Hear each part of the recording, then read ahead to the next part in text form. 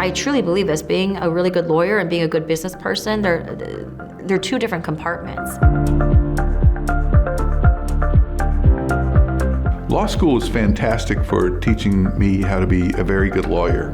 Law school was not there to teach me how to do business. Getting the clients that I want to represent and not necessarily getting everything that comes through the door just because I need to pay the bills. But I didn't know how to attract clients. I didn't know how to run a business. I didn't know how to count numbers or make the finances work. In existence where the firm controlled me, I didn't control the firm. And I was looking for help, and that's how I found How to Manage. One of the most valuable things I think I learned right away at How to Manage is I am not a lawyer who happens to own a business. I'm an entrepreneur who happens to practice law. I don't want to reinvent the wheel. I don't want to make a bunch of mistakes. So I want to do this the right way, and I heard great things about HTM. And I also talked to other lawyers that were members, and they all told me about, how great it was for them. I could tell they were sincere and authentic about it. That really, really helped me to make that decision. And I could look around at all the people that were having success and talking about their success and verifying with them that the information was real, that this wasn't just a story, that people were really changing their lives because of the program. I interviewed 5 different coaching programs or coaches before choosing How to Manage a Small Law Firm. Not a lot of the other coaching programs, at least not the ones that I talked to, had such a strong community. It's not just the staff. It's not just the people we're paying to support us. It's the people who are paying HTM as members of the community. It's the people that have all joined in to what we call very affectionately the bubble. They're like-minded individuals, and the conversations that we do have are of such a different caliber than the lawyers you meet generally in a bar meeting. You can hear other people's success stories and their failures and how they got past those failures and how they got to their successes. And you're able to see people and talk to people who are going through the same things you're going through, or they have had the same problems that you're experiencing. And everyone has been so helpful. They don't hide information. They don't say, oh, you're the competition, I'm not gonna give you this thing. They share absolutely everything. They're entrepreneurial law firm owners that own, multi-million-dollar law firms, down to just some that just started. They're making no revenue. Some of them are just $100,000, $250,000. So I can talk to someone who's way above me where I'm at, but also I think even more important for me personally is I can talk to people that are now where I was. They're genuinely there to help you, and you want to make sure that you return the favor to them. I know that it was extremely important to me that anytime I come to an LQM now that I find somebody with a new member tag and I talk to them, because I wanted the same for myself, and I did get that. I have over 400 sources that I can go to at any time that I need to, that I can get information to solve whatever problem that I have. So I'm not alone. It's not competitive. It's not coming from a place of, oh, you outperformed me. It's truly a special environment where everybody cares about the growth of the other firms. My mentor, who's a member of HTM, who convinced me to join, she has the same practice area I do in the same exact town I do, and yet there was no sense of competitiveness. She wanted me to succeed and to grow my practice through this. We're taught to either not talk about numbers or lie about numbers or be ashamed of numbers, and I can remember being so proud of that $5,000 bump in gross revenue that I'd accomplished during boot camp, and immediately upon hearing these 1.2 million and 2.5 being ashamed of it. And the bubble said, no, that is as awesome as you think it is. Like, they celebrated $5,000 when they are bringing in, $150,000 a month. It can be a little intimidating at first, especially because you're meeting so many different attorneys with different practice areas all across the country. But I remember feeling extremely encouraged by the fact that when I heard about other people's success stories, I was like, wow, how is that even possible? I mean, this is not coming from HTM. These are coming from members who are telling their stories. And that really encouraged me. And that was a huge selling point for me, because I realized that, wow, if these people can do it, why can't I do it? And this is a repeatable system. They coach so many members across the nation in all different areas of the law. and they use the same systems to grow their practices. Now, in my case, it's actually even more proof that I was able to join this program, take my firm to 1.6 million. I started a second entity, a second law firm called the Estate and Probate Legal Group, and using these same processes and systems, I've now grown that firm to about $400,000 in its first 3 years. And it seems to be working because when people were coming up to the mic, they were saying the same things that were happening to their practice areas and their businesses all across the country. I increased my revenues in 2021 by almost 50% over 2020. I've doubled my revenue for the year. We made $1,900 this past year. So we broke the $1 million barrier. 2017, 2.5, 2018, 3.5, 2019, 3.5, 2020, 5, and we're gonna close 7 million this year. One, you can't help but be impacted by people doing 90-day look-backs and say, wow, in the past month, we made more than we've ever made before. And my understanding is that that's not atypical.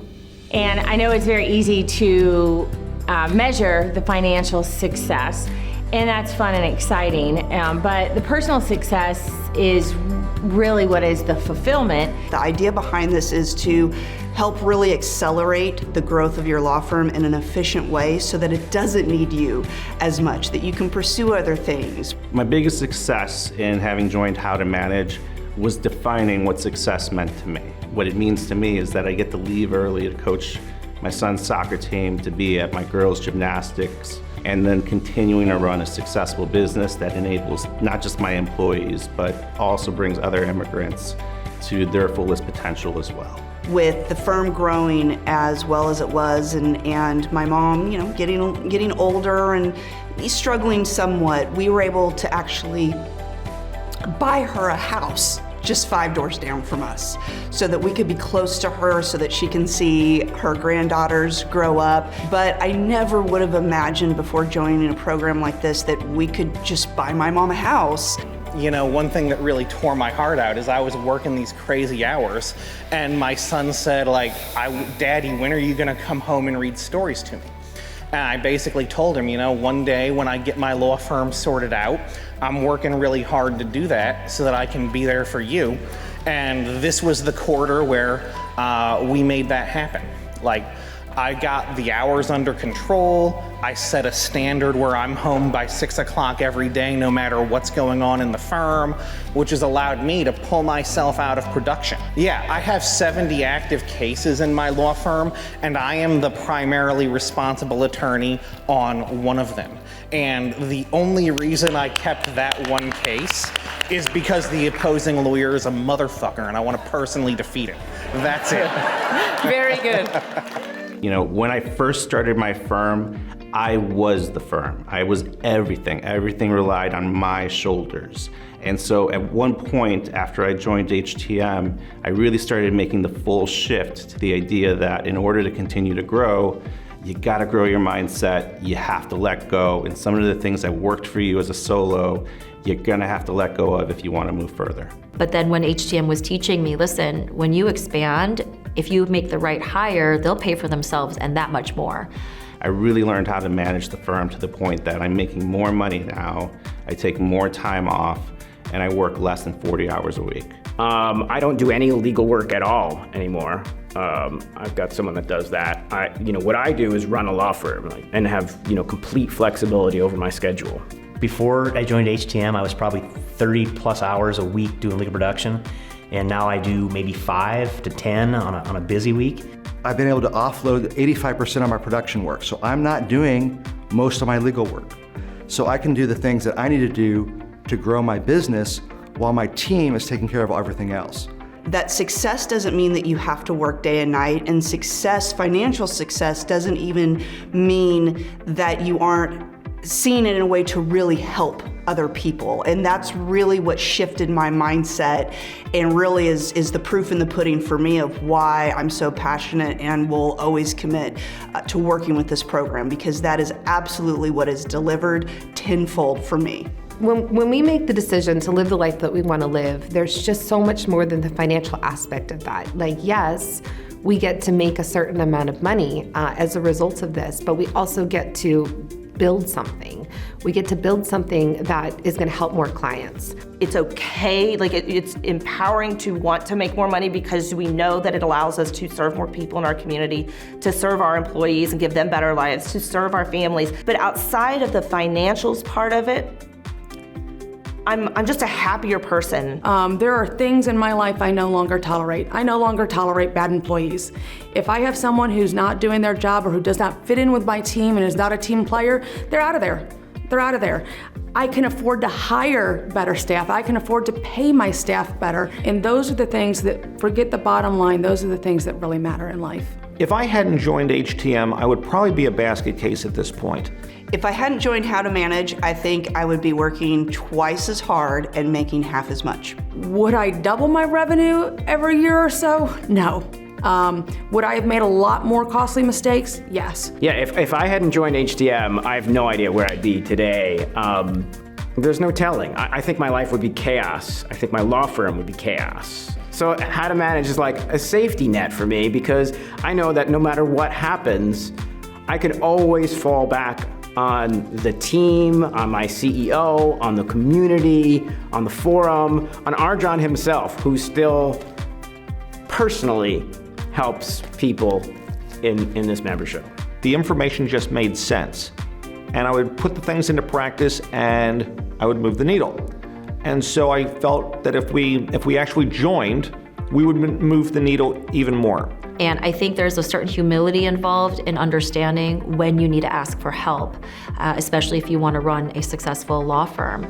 So an important aspect of being successful in the How to Manage program, I think, is being able to accept influence, being able to understand that you don't know it all and you could probably really use some help.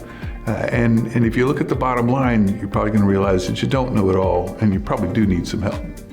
Any tool that we can put in our toolbox is going to be so valuable, and you don't need to struggle and, pretend that we're smarter than everybody. You get out of it what you put into it. They provide all the tools. It's like somebody cooking a gourmet meal.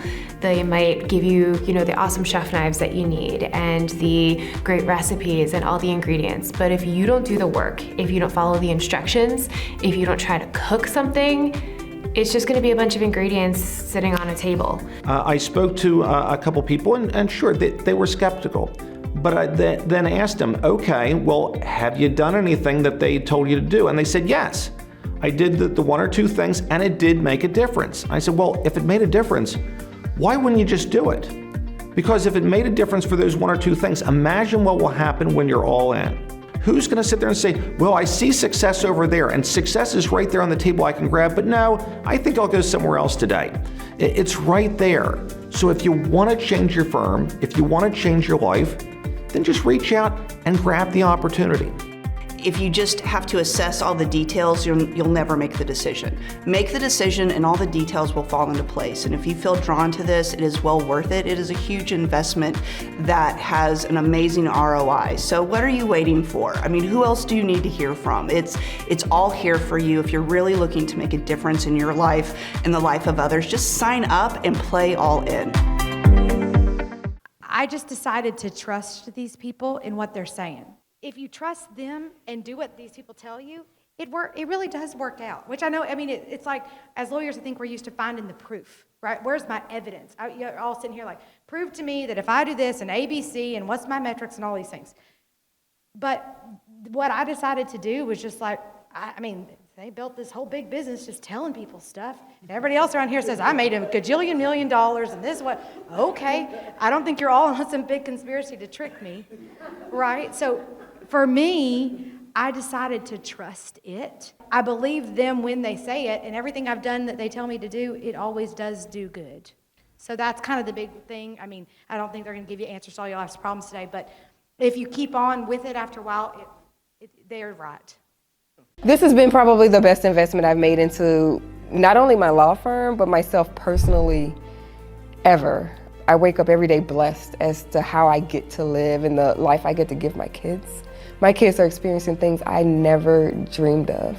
We've had our best month ever while I was on maternity leave. I'm still on maternity leave. I started and ended 2020 on maternity leave because I had 2 kids in 14 and a half months. HTM helped me build the infrastructure, put the team in place, make a maternity leave plan so that I could do that and focus on the important things, building and bonding with my brand new babies. I had huge money mindset issues before I joined HTM. I didn't have a team before I joined HTM. I had a receptionist who was my everything girl. She did paralegal work, answered the phones, administrative things. Now I have, our director of first impressions. I have 3 attorneys who do all the billing.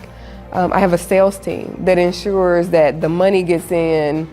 I can continue to focus on managing the business and not worrying about the next client that we're signing. No program is some magic jelly bean that's gonna rocket ship you to success.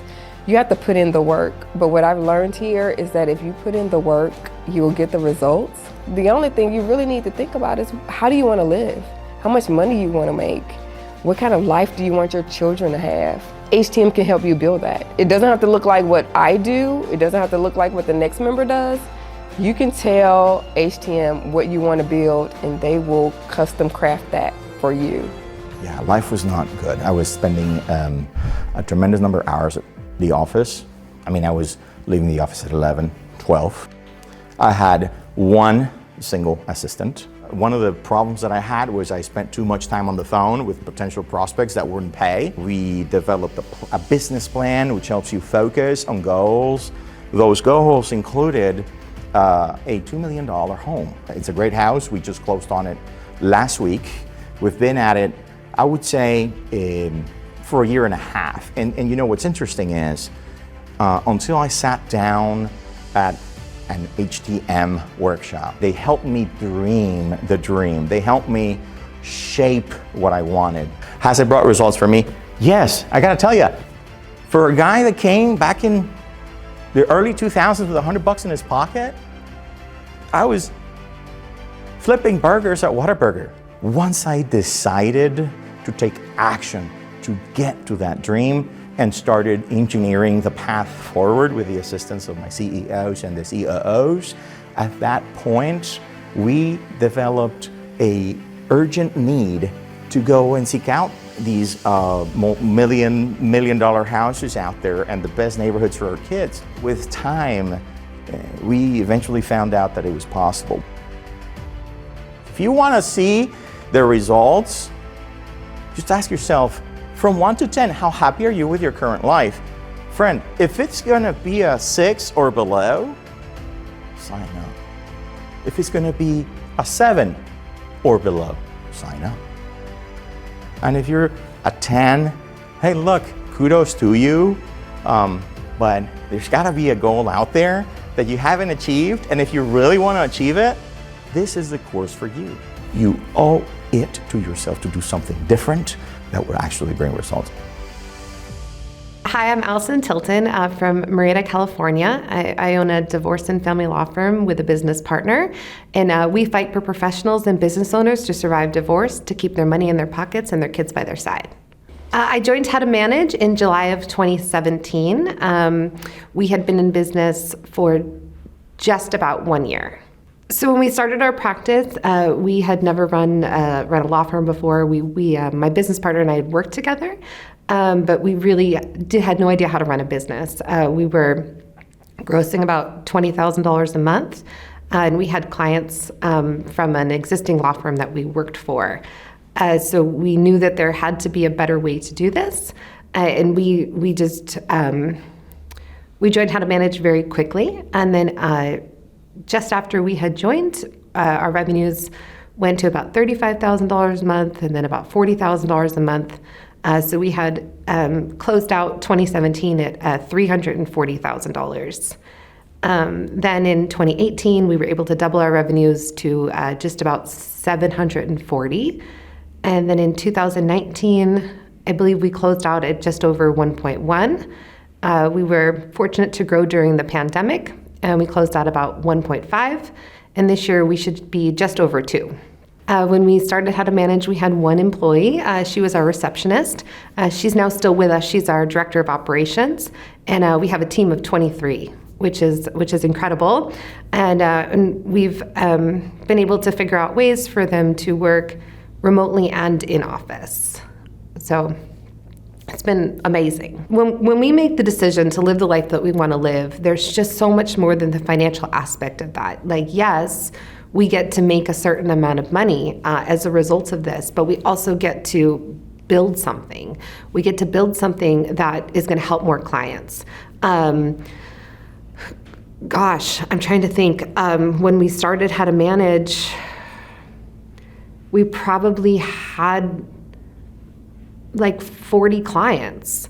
That means that was only 40 people that we were helping. Right now we have 240 open cases, and that's just so many more people that we get to help, and we get to help them find financial freedom in their divorce. We had one employee, like one family that we were helping live, and now we have 23. And I get joy knowing that we get to help them achieve their goals and help them do everything that they want to do. And it's not even that. We moved into bigger office space, which means that we get to. It seems silly, but now we have a janitorial staff, so now we get to help people there. And we have more marketing vendors, and everything just grows. And there's just so many more businesses that we get to interact with, so many more referral partners that we get to give referrals to. Money doesn't make life better. It just, some of the things that we need to do, it just makes it a little bit easier to do them. I didn't struggle with joining How to Manage. I knew that I needed something, but I know from talking to a lot of people that it is a struggle to make a decision. And I guess my advice is don't fight yourself on it. Recognize that there's resources and there's people, and that even though we're really smart lawyers and we could be excellent lawyers, we don't know anything about running a business. And while any tool that we can put in our toolbox is going to be so valuable, and you don't need to struggle and pretend that we're smarter than everybody. You just believe in yourself, because you can achieve anything that you say that you want to do. I was one of those many people who saw the ads instantly after COVID reared its head, and I was freaking out thinking, what am I going to do with my firm next? Admittedly, my firm was having problems before COVID. We managed to become a 7-figure law firm in 2019, and we were very excited about the growth and success, but the reality is that I was effectively broke. I was taking home less than 10% of our revenue, and despite making over $1 million in revenue, very little of it was ending up in my pockets.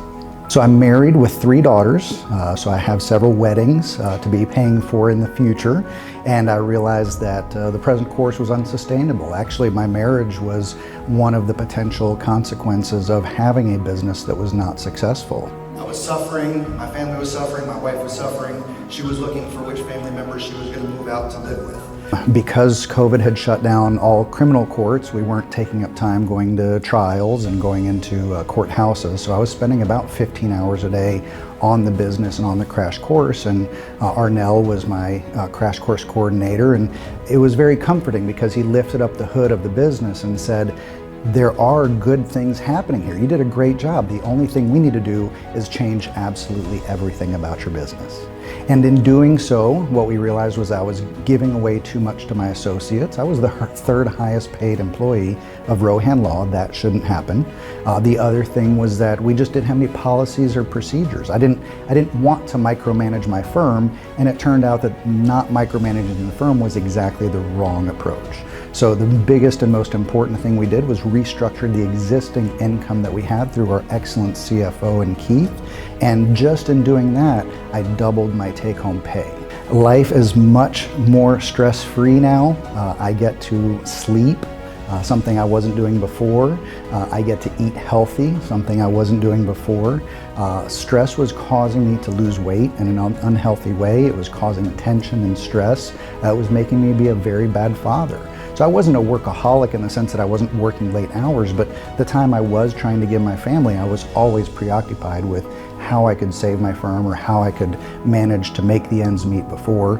Now I have financial security, and so that time I do dedicate to my family, including taking a half day off every Friday now, is dedicated playtime and dedicated stress-free time that I can enjoy spending time with them. My name is Christy Zlakis. I'm the founding attorney of Z Family Law in Rockville, Maryland. We create new beginnings through family law matters. I joined How to Manage a Small Law Firm in July of 2019. My law firm was approximately 6 months old at the time, so we were a lot of raw material for How to Manage to work with. I decided to start my law firm because I had a really clear vision of how I wanted my clients to be treated. I spent years, literally from the time that I was 14 years old, working in customer service. I started working at a small pastry shop, and then I worked in clothing and big department stores, and even a small mom and pop embroidery store. And every single time, customer service was the number one thing. I then read a book called Raving Fans. Some of you may have heard about it, and that's how I wanted my law firm to be. I wanted my law firm to be the kind that when people came to us, they were customers for life. They felt supported the entire time through their family law matter. They felt like they could pick up the phone and have someone to call, that we could help them with everything from finding a new home to figuring out what to do with their childcare situation. All of those pieces that go into creating a new life. And when I started Z Family Law and realized, oh, I need policies and procedures, and I need to figure out what a balance sheet is and how to make that work. I realized I was a little in over my head. I knew the whole practicing law part, but running a business was brand new. I interviewed 5 different, coaching programs or coaches before choosing How to Manage a Small Law Firm, and there were a number of things that stood out for how to manage a small law firm for me. So there were 3 things that really mattered to me. The first one is I knew that I would have associate attorneys working with me. And it is really important to me that when you're a team, you're in a boat, and when the boat rises, you all rise. I felt a lot of the other coaching programs, and I'm not going to name them, but they took more advantage of their staff and their team.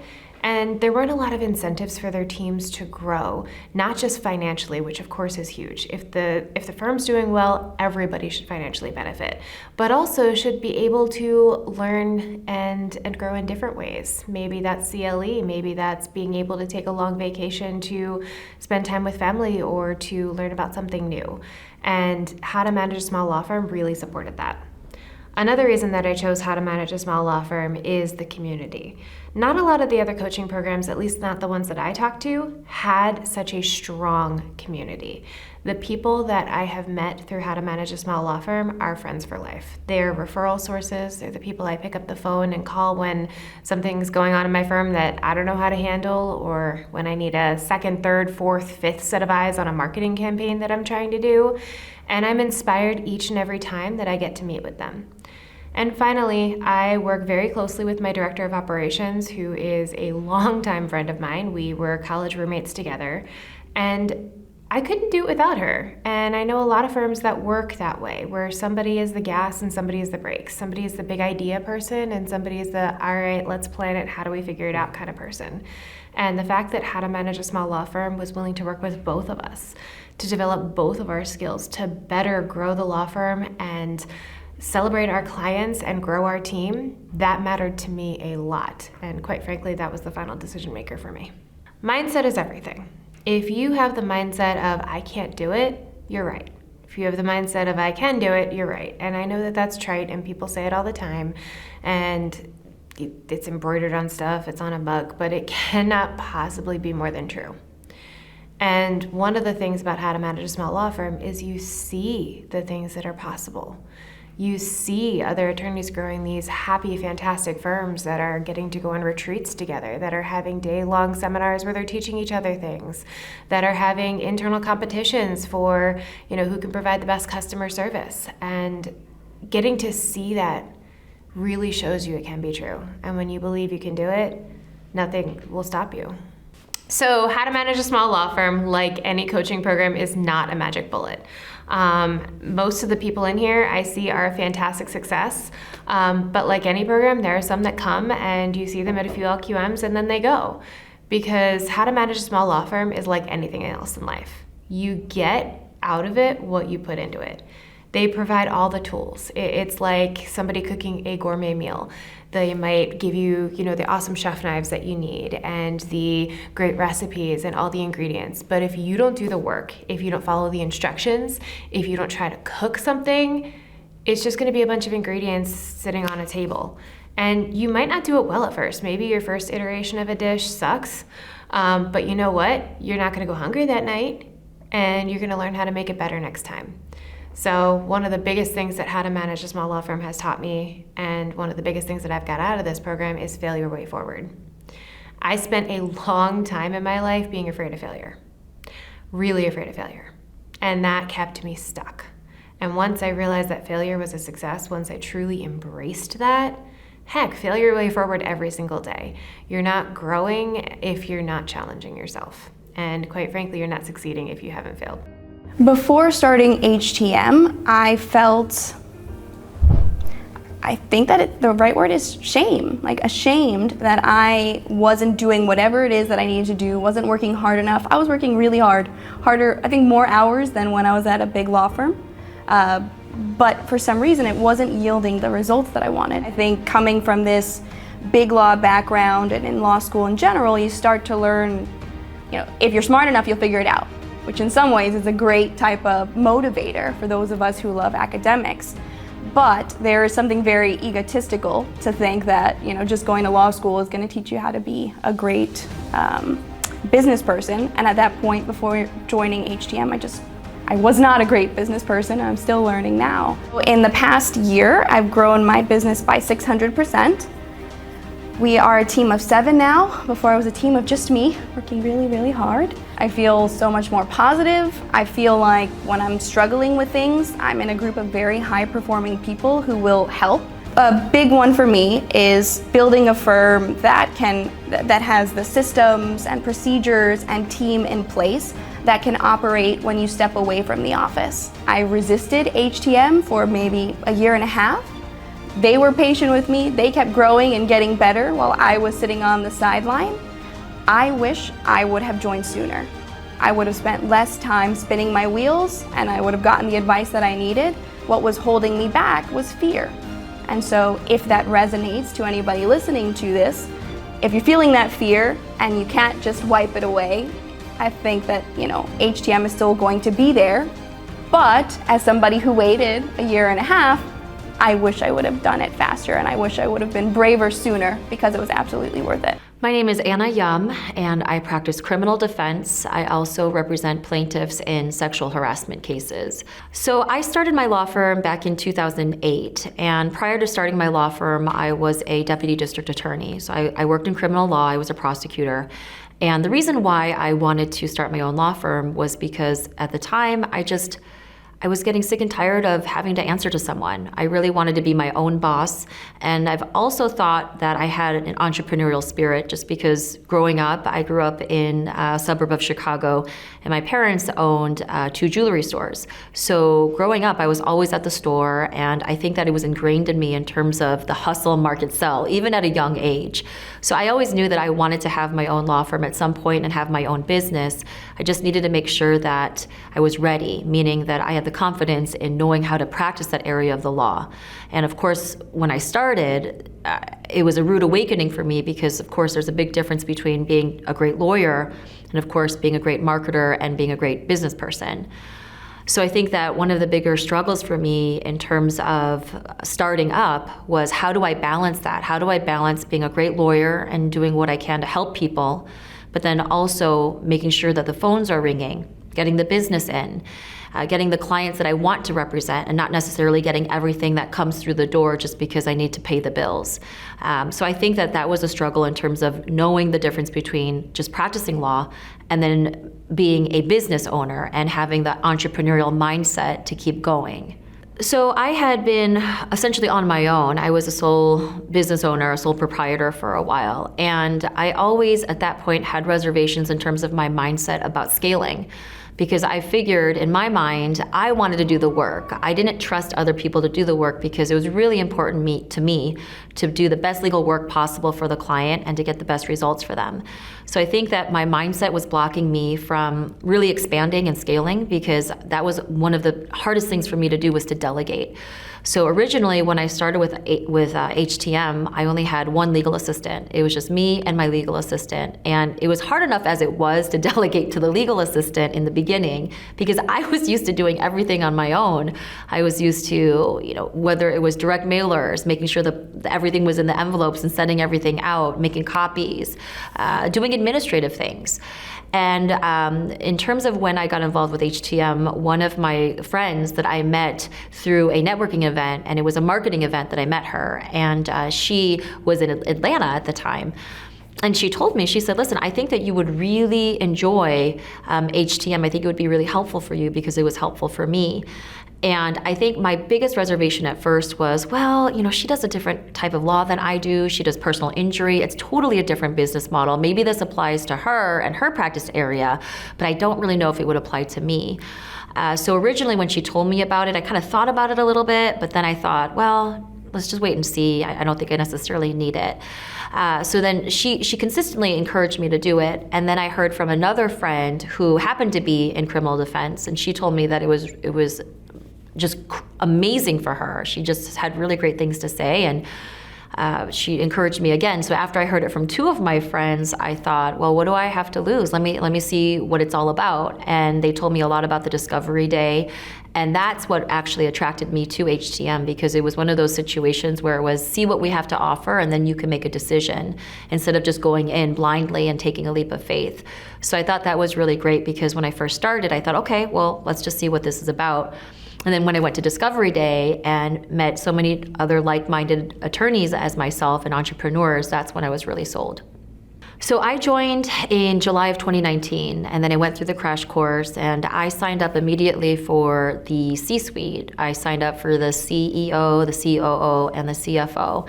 And I remember going through the crash course, and my crash course instructor, Stephanie, telling me, and she was encouraging me, and I'll never forget this. I remember her saying, Anna, if you want to get to the 2 million mark, if you want to get to that point next year, this is the mindset you're going to have to do, and these are things that you're going to have to implement in your business. And I just remember thinking to myself, yeah, that's pie in the sky dreams, 2 million, okay, sure. But when she planted that seed, and then the more coaching I got and the more lessons I learned in terms of the policies, the systems, the procedures, different marketing avenues, different ways of selling, different ways of expanding, and really changing my mindset, that's when it really became a reality for me. Because I think the biggest changes I've seen having joined HTM is my mindset. My mindset has grown tremendously. And a lot of that, of course, has to go with my fear. Fear of failure, fear of not getting it done, fear of expanding and not being able to afford my staff. But then when HTM was teaching me, listen, when you expand, if you make the right hire, they'll pay for themselves and that much more. And so when I started really going up against that mindset challenge and really overcoming that, and I still struggle with it, I think everyone does, but once I started really accepting that this could be bigger, I went from, and I remember Stephanie telling me, right now you have one assistant who wears 5,000 different hats. And so she told me, you really need to start growing and getting other people to fill in those hats, because then that'll make them more efficient, because that's what their job descriptions are going to be about. So I went from having one assistant that first year, and then we grew. I ended up getting a paralegal, I got a legal assistant, I ended up hiring my associate, and right now we're growing. I have the same people from when I first started. I also have brought my husband on board, and he's also an attorney, but he's my director of operations and marketing. And I'm planning on bringing another attorney on board. Hopefully, it's my law clerk, and she's waiting for her bar results. And so I'm still expanding. And that's what's so great, is because the sky's the limit now. And I've expanded my plant, meaning the office, to the point where now we're going to have many more offices so that I can keep building. So I think that's been the tremendous the tremendous changes I've seen in terms of my mindset, and not just my mindset, but implementing, because you can think it all you want, but if you're not executing, if you're not implementing, then it doesn't matter. And so those are the biggest things that I've seen, and I've seen a lot of success since I've joined. Right. So my revenue has definitely changed significantly. Before I joined HTM, I was making a decent amount. I think before I joined, I think it was $750,000. And so then after the first year, so 2019 is when I started, and then I saw a little bit more of a change finishing up in 2019. Then going into 2020, COVID hit, and I thought to myself, 2020 is going to be the year that I break that $1 million barrier. I want to just break it. And then I got so discouraged because I thought to myself, how am I ever going to meet that? How am I going to break that 7-figure barrier in COVID, especially in my industry, which was criminal defense? And then I started thinking to myself, stop feeling sorry for yourself. How are you not going to make it? You have to make it. Failure is not an option here. And we hustled, and I marketed and I sold. And thankfully, by the end of 2020, we hit $1 million, which I was so excited about. That was a huge accomplishment. And then right now, with the track rate that we're going for 2021, we're going to double that. So our revenue is expected to go 100%, which I'm just ecstatic about. I can't even believe it. My biggest regret was not joining or finding out about HTM sooner, because I had created our law firm in 2008, and I didn't join until 2019. And so I just thought to myself, wow, had I known the things that HTM has taught me back then, I may be in a completely different situation now. It's never too late is my advice. It's never too late, and I just think that joining HTM was one of the best decisions I've made in terms of my legal career and my career as an entrepreneur. I honestly don't know where I would be without the guidance of HTM. The coaches have been significant. I can't tell you that I make any kind of business decisions without talking to my coaches. And it's been instrumental. It's truly been instrumental, because I really always prided myself in being a really good lawyer and doing the best I could for my clients. And I think there's a certain humility involved in understanding when you need to ask for help, especially if you want to run a successful law firm. And that's where I was. I thought, okay, I can do the legal stuff. I really need help in terms of running my business and living the life that I want to live. So all those things that HTM taught me during the Discovery Day, it really just resonates with me even now, because that was the whole purpose. It was, I didn't want to work harder, I wanted to work smarter. And not just for me, but my family, and as a mother, spending more time with my kids, as a wife, spending more time with my husband. So if there's any encouraging advice I can give, is to just take that leap of faith, because it'll be so worthwhile. And I don't have any regrets. Like I said, the only regret I have is that I didn't join sooner. And especially with Discovery Day, when they told me this, if you don't like it, here's your money back. And so that for me, it was a no-brainer. It was a no-brainer. And then when I was there, I was like, okay, I'm going to try it. But I really think that if you are going to try it, you should commit 100%. Because what's the point of going through this process and going through and paying the dues and paying what you have to, unless you're going to go all in? And that was the mentality I had. I said, if I'm going to do this, I'm going all in, because otherwise it would just be a complete waste of time and a waste of money. It is a lot of work. It's a lot of hard work, a lot of discipline, a lot of changing your mindset. But if you commit to doing that hard work, you won't see failure. You won't. You'll succeed in so many ways that you can't even imagine. Oh, life has changed drastically from a year or even 2 years ago. I would have never thought of owning my own law firm. I worked for other lawyers and just assumed that's what I was going to do for the rest of my life. And then about 16 months ago, my appendix burst. And I was laying in the hospital bed, and my 2 minor children were at home. Absolute panic when they're like, you're having emergency surgery. So that moment, my life changed, and I do estate planning. I plan for incapacity. Maybe not have planned the best for my own incapacity. So a dear friend of mine was like, open your own law firm. And I was like, oh, I can't do that. I don't know how to do that. I don't know where to begin. And today, I have been in practice for a year, and I have exceeded revenue goals. And like I said, have a plan for where I'm going. So I looked at the financial commitment, and I'm like, $1,500 a month is huge. But I talked to my dad, who's a very successful businessman, and he said, you're gonna have to take steps. You've never run a law firm before. Yes, I have a million degrees, and I have a CPA, an MBA, my JD, and my LLM. None of this taught me how to run a law firm. So the success stories absolutely inspired me. So today, when I was listening to everybody, I'm like, that's going to be me next year. That's where I want to be. I have my plan to increase revenues by 50%, 150%, and then 300%. And I heard today, I can do that. With the help of HTM, I can make that dream happen. So if you are teetering, just make a jump, make a leap of faith, believe in yourself, and be all in. So I'm Samuel Doncaster. I am the founder of Fraud Fighters Law Firm. We help people get their money back when they've been cheated in real estate deals, and we are operating out of Phoenix, Arizona. No, I would say my law school education was purely doctrinal. I think that's pretty common. So they don't teach you how to market, they don't teach you how to sell, they don't teach you how to hire the right people, they don't teach you how to plan for physical plant, they don't teach you financial controls. They do teach you that the bar will whack you if you don't handle your trust account right, but they don't even teach you how to avoid getting whacked by the bar. They just tell you need to figure it out. And frankly, I think a big part of the problem is so few lawyers know that even like lots of law school professors, they don't teach it because they don't know it. So I think my initial misconceptions about mindset were that people wanted to treat mindset as a substitute for taking action. And so I would look at people talk about mindset and I would be like, that's bullshit. You've got to take action if you want to get something done. Thinking about it ain't going to do anything. And then once you actually study mindset for real, you kind of realize there's a lot of emphasis on taking action. But the trick is if you get yourself thinking about the right things in the right way, you're going to keep on taking the action you need to take. At least in my life, the thing that really held me back in my law firm was fear. And the fear was stopping me from taking action.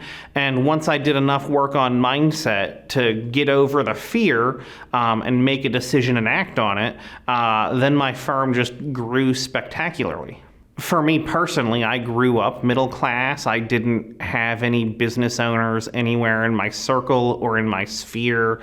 And the concept of growing a business was just so completely unfamiliar that you feel that fear because that's the way your subconscious mind tries to stop you from taking new action. I mean, I'm not even sure if there was a particular thing in mind. I mean, some of the things that I thought about in terms of fear were my firm's going to sink and I'm going to be homeless. Or I'm going to look like an idiot because I tried to do this and it didn't work. I think those two were really the big, and I was afraid that if we had a significant loss, my family would be disappointed in me.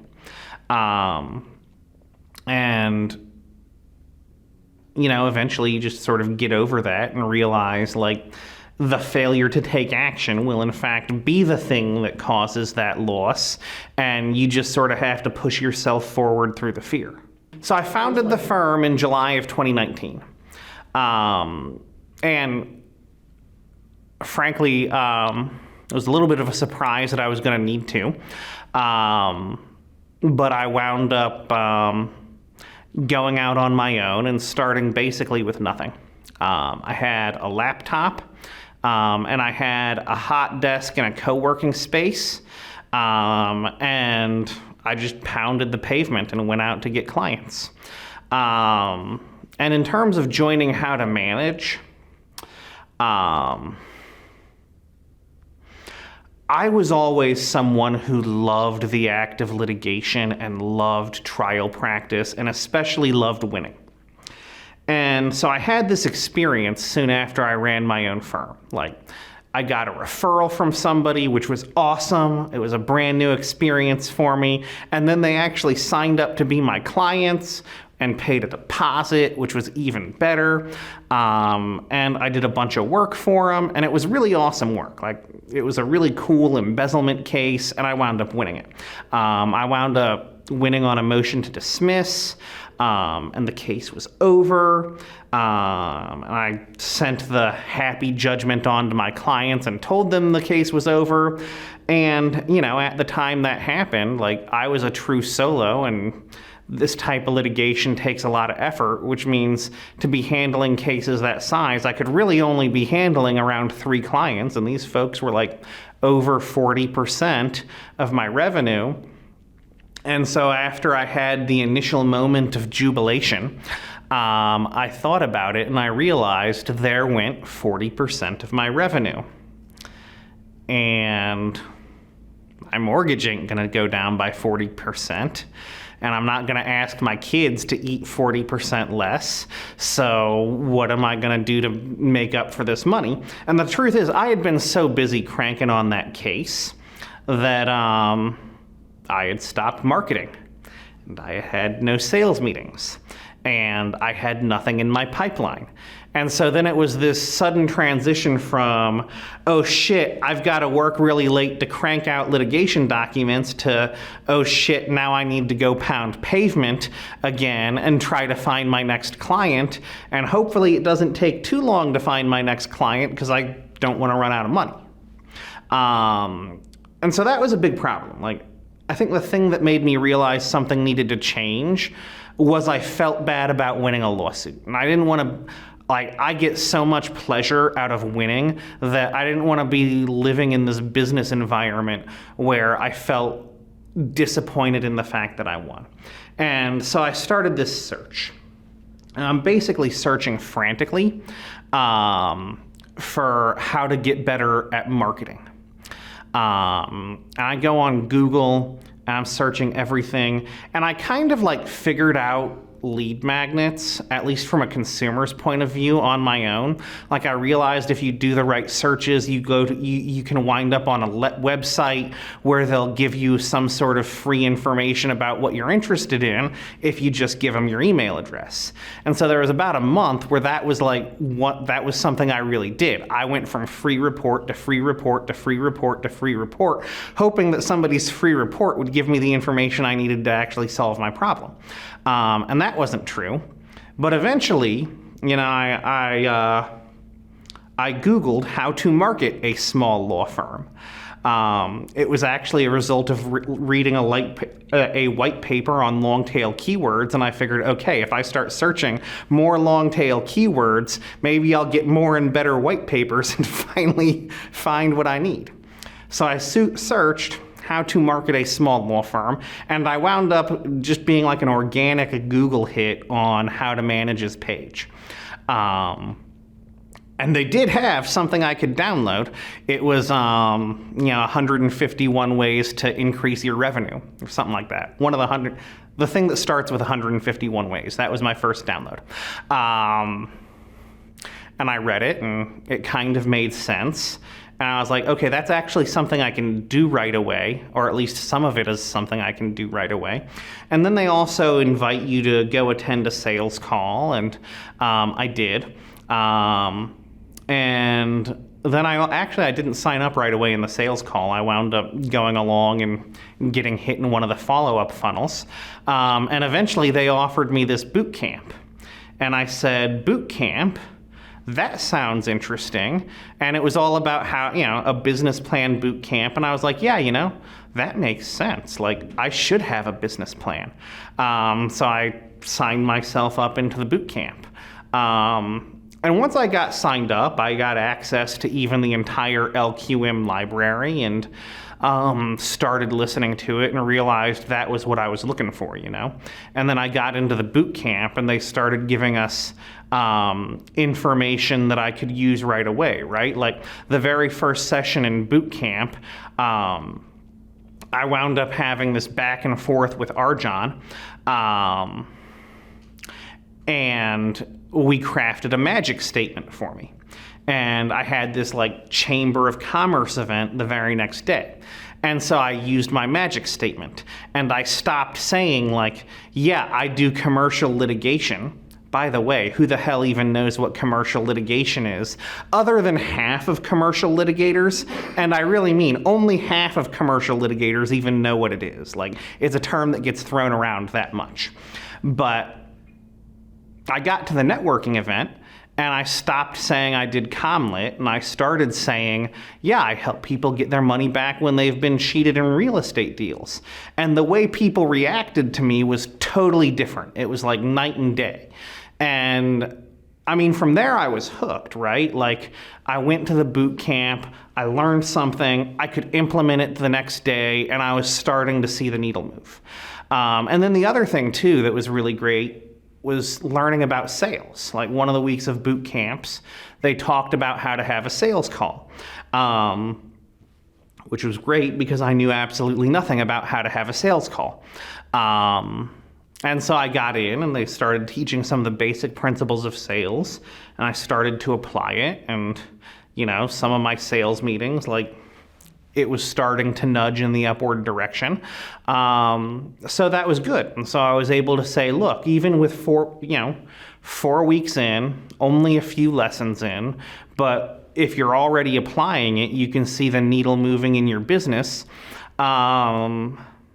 And so for me, that was enough, right? I knew that I needed more of that. And so I wound up going out in January 2020 in Phoenix, and I signed up. I would say everybody should attend an LQM in person. It's just like nothing that I had ever experienced before. I mean, you've got this massive room full of very successful people. And by the way, they're all like really nice, and they all want to help each other out. And they're all happy to share information with each other. And I remember when I was a brand new guy and I was like asking everybody for information, and they all gave it to me. And, you know, now that I've been here for a couple of months and had a little bit of success, like, there are even newer people coming in and asking me about stuff, and I'm giving it to them too, because that's kind of just the way things work in the bubble. So the boot camp was basically a 4-week crash course on things that are going to help you grow your business. And so we learned about how to craft a magic statement, and I started applying that right away. And I noticed people reacted better to me at networking events. And you learn how to sell. And I started applying that, and I got better at converting the leads I was getting. You learn about making gas calls and how you can basically pick up the phone and call everybody and continue to follow up with them and get sales out of that. And so I did that. You know, that was actually one of the commitments I made to myself, was I was going to do enough gas calls to talk to at least 10 people a week every week for that first quarter that I was in HTM. And I got business out of it. And it wound up being like $30,000 out of business just based on picking up the phone and talking to folks, and it didn't cost me any money. Yeah, I mean, frankly, one of the first times I felt like I found what I was looking for was when I read Arjan's manifesto, because frankly, I knew How to Manage was kind of a big company. And so when they sent me like this statement of vision and values, I kind of expected it to be like some boring corporate thing. But I had just signed up for the boot camp, so I figured I'd like read it anyway, or at least skim it. And then you get into the very first few pages and they talk about truth and how important truth is. And truth is reality, and reality is truth. And if you're going to run a successful business, you need to be basing your decisions on truth. And I was like, wow, you know, this guy's speaking my language. These people really care about truth. So I think that was part of it. Another thing too, when I joined in the January 2020 LQM, it was all about low cost and no cost and low tech and no tech marketing, which was exactly what I needed when I was sitting on a $116,000 law firm. And we learned about how to do gas calls and how to do networking and how to build a marketing plan, how to build a marketing plan that doesn't require any marketing spend, because frankly, I had a low enough amount of money that it was really just better for me at that time to be marketing with sweat equity. And I did it, and it worked. And then I got really deep into the sales training. I was applying it, And I started measuring my conversion rate, which is another thing everybody should be doing, and I could track it going up as I spent more and more effort on the sales training. You could track the conversion rate going up and up and up and up and up. And so I was like, yes, this is what I need and what I've been looking for.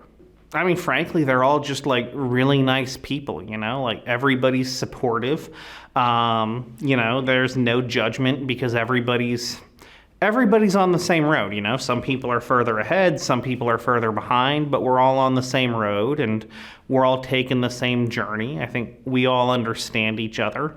And it's just great to be in a group of people where folks are actually making their lives better. As a member, they have a library of prior trainings they've done, and you get access to it through a phone app. And specifically the ones on sales have been a massive value to me.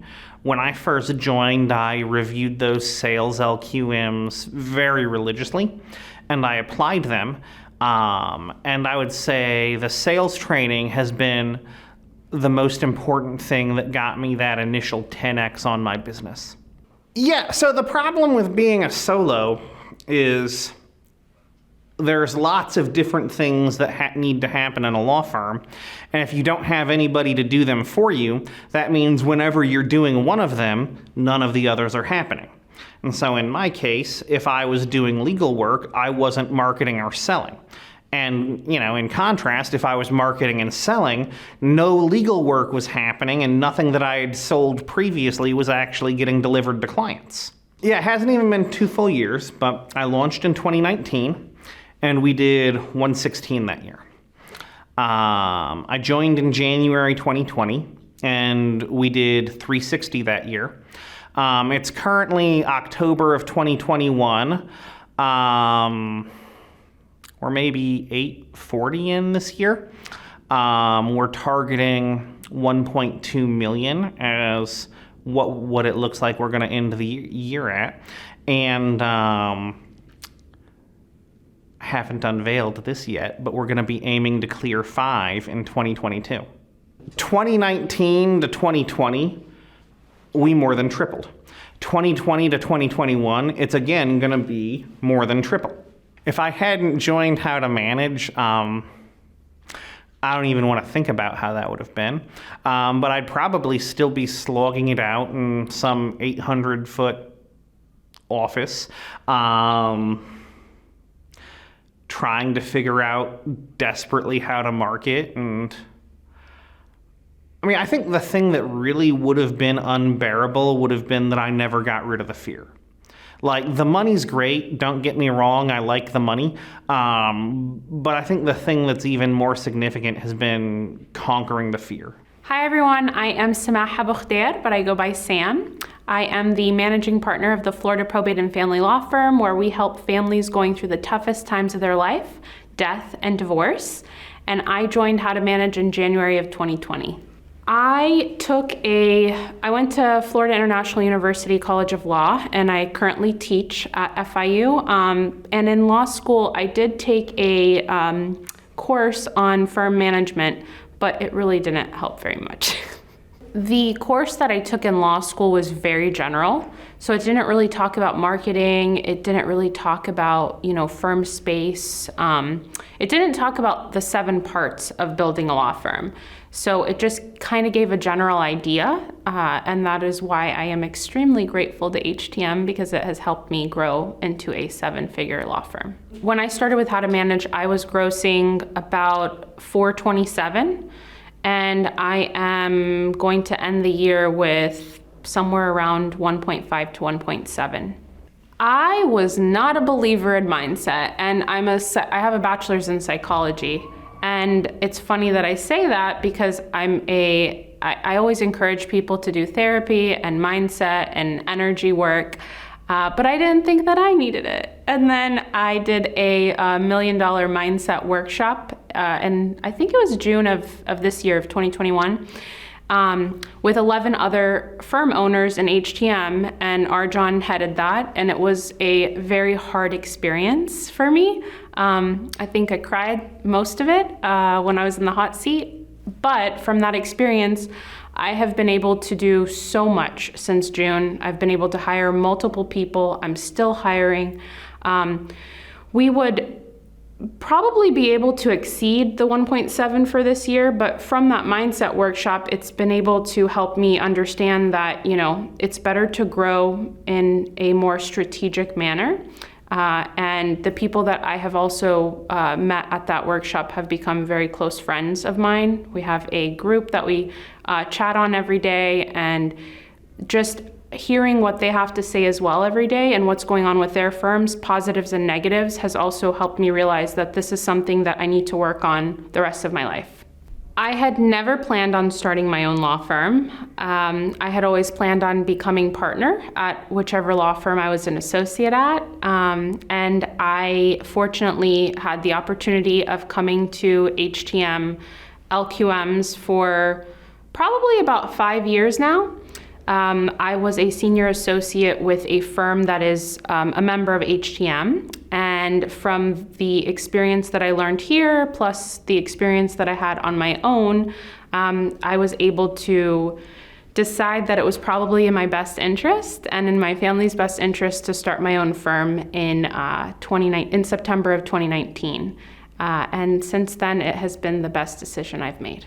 I have never gotten up at the mic at any LQM because that's not me. But I always think about what people are saying, and I always think about my 90-day look back and what I've been able to achieve every time I come to an LQM. And I have been able to grow tremendously since I've joined HTM. And I've also been able to buy my first house. I've never lived in a house. We didn't grow up with much growing up. And so to be able to buy my first house last year has been an amazing experience. It's a house that I did not think that I would be able to afford. It's a little uncomfortable talking about. Money always is. But I am renovating that house, and I am also thinking of buying a building for the law firm, which is also kind of strange because that's not something that I saw myself doing. I'm able to support my parents, who are both now retired at a younger age, and I'm also able to save more money. I'm also able to provide a life for my team, my employees, that they didn't have before, which is extremely important to me. And I'm able, most importantly, to create a culture and an environment at my firm where people are happy to come. And I know that sounds cheesy, but it's the truth, and that's what makes me the most happy. If I hadn't joined How to Manage, I don't know where my business or life would truly be, but I also know that I am an extremely hard worker. I've always been, even as an associate prior to HTM. I know that I push myself, and I know that my fiance also pushes me. He's also a law firm owner.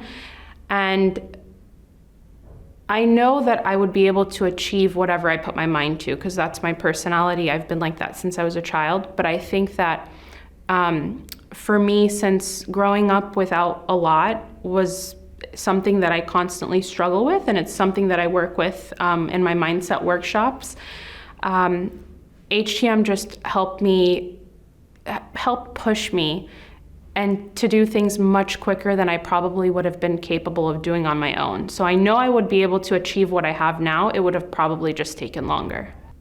So I was just recently given a buddy, a new member that just joined last night. And I met other people. And what I told them last night, and what I tell people when I speak to them on the phone, or when I tell them about how, the firm is growing, is that fear will always hold us back. And fear still holds me back to this day.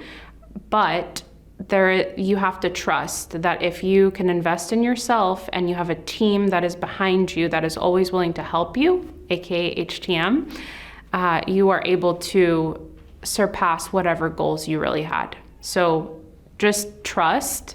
It's a blind trust, and I know that sounds crazy, but if I could go back in time, I probably would have joined earlier. My first LQM was in San Diego. I think it was in July of 2016, if I'm not mistaken. And I thought Arjan was a crazy person. I think he likes me. I like him. But it was a lot. It was a lot because he's a big personality and he has a certain way of speaking. And it's not for everyone, but the important part is you take the messages that he's trying to portray on stage and also the messages that he has one-on-one with you. And if you're able to listen and to take notes and to be able to implement these things when you get back to your firm, you will do really well. So the biggest resource as an HTM member that comes to mind is my C-suite. And also Tanya Music, who is the reason I joined HTM. I didn't say this earlier, but I came for the $1,000 business plan workshop that was being advertised on Facebook. And I saw it on my Facebook and I thought, why not? So I came and I walked out in a moment of frustration, and Tanya saw me and asked me why I wasn't a member yet, and she convinced me to do it even though I was really afraid of the financial commitment. And she has been a constant person who has pushed me in the right direction, as well as my C-suite that I can call on at any time, and I know that they're going to respond and help me. So I remember when I joined in January of 2020, it was right before the pandemic, and I was deathly afraid. I already knew a lot of people because I had been coming for years, but it's different being a member and it's different becoming a new member as well. So I know that it was extremely important to me that anytime I come to an LQM now that I find somebody with a new member tag and I talk to them, because I wanted the same for myself, and I did get that.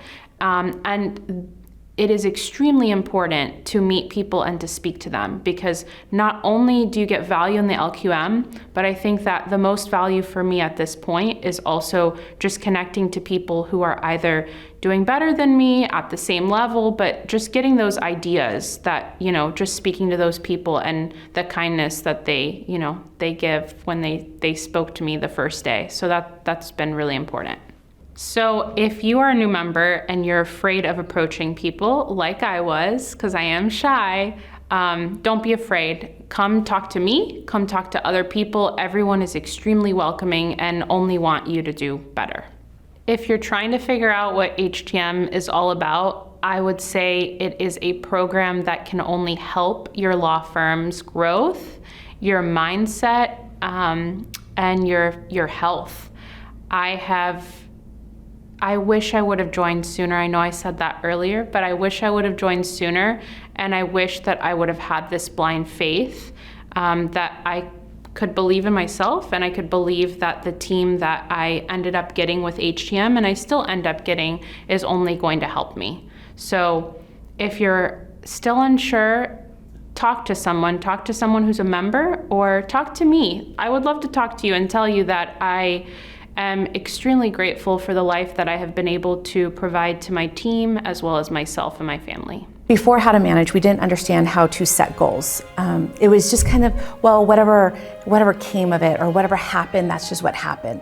It was almost like, okay, let's see what happens. We take a vacation, but you're not really, because you're like, oh, check that email, okay, call the office. You know what, I just need to talk to this client, or you know what, I didn't get this out, I just gotta do that. And then be the whole vacation, and you come back and there's the pile of work, so you pay for it for another week. Now it's just not like that, because our team, they know what to do. And so we can go on vacation and enjoy it. And then when we come back, there's not piles and piles of stuff. It is so much nicer, so much better. What I would say to people who are hesitant about whether to join or not, one, it's incredible.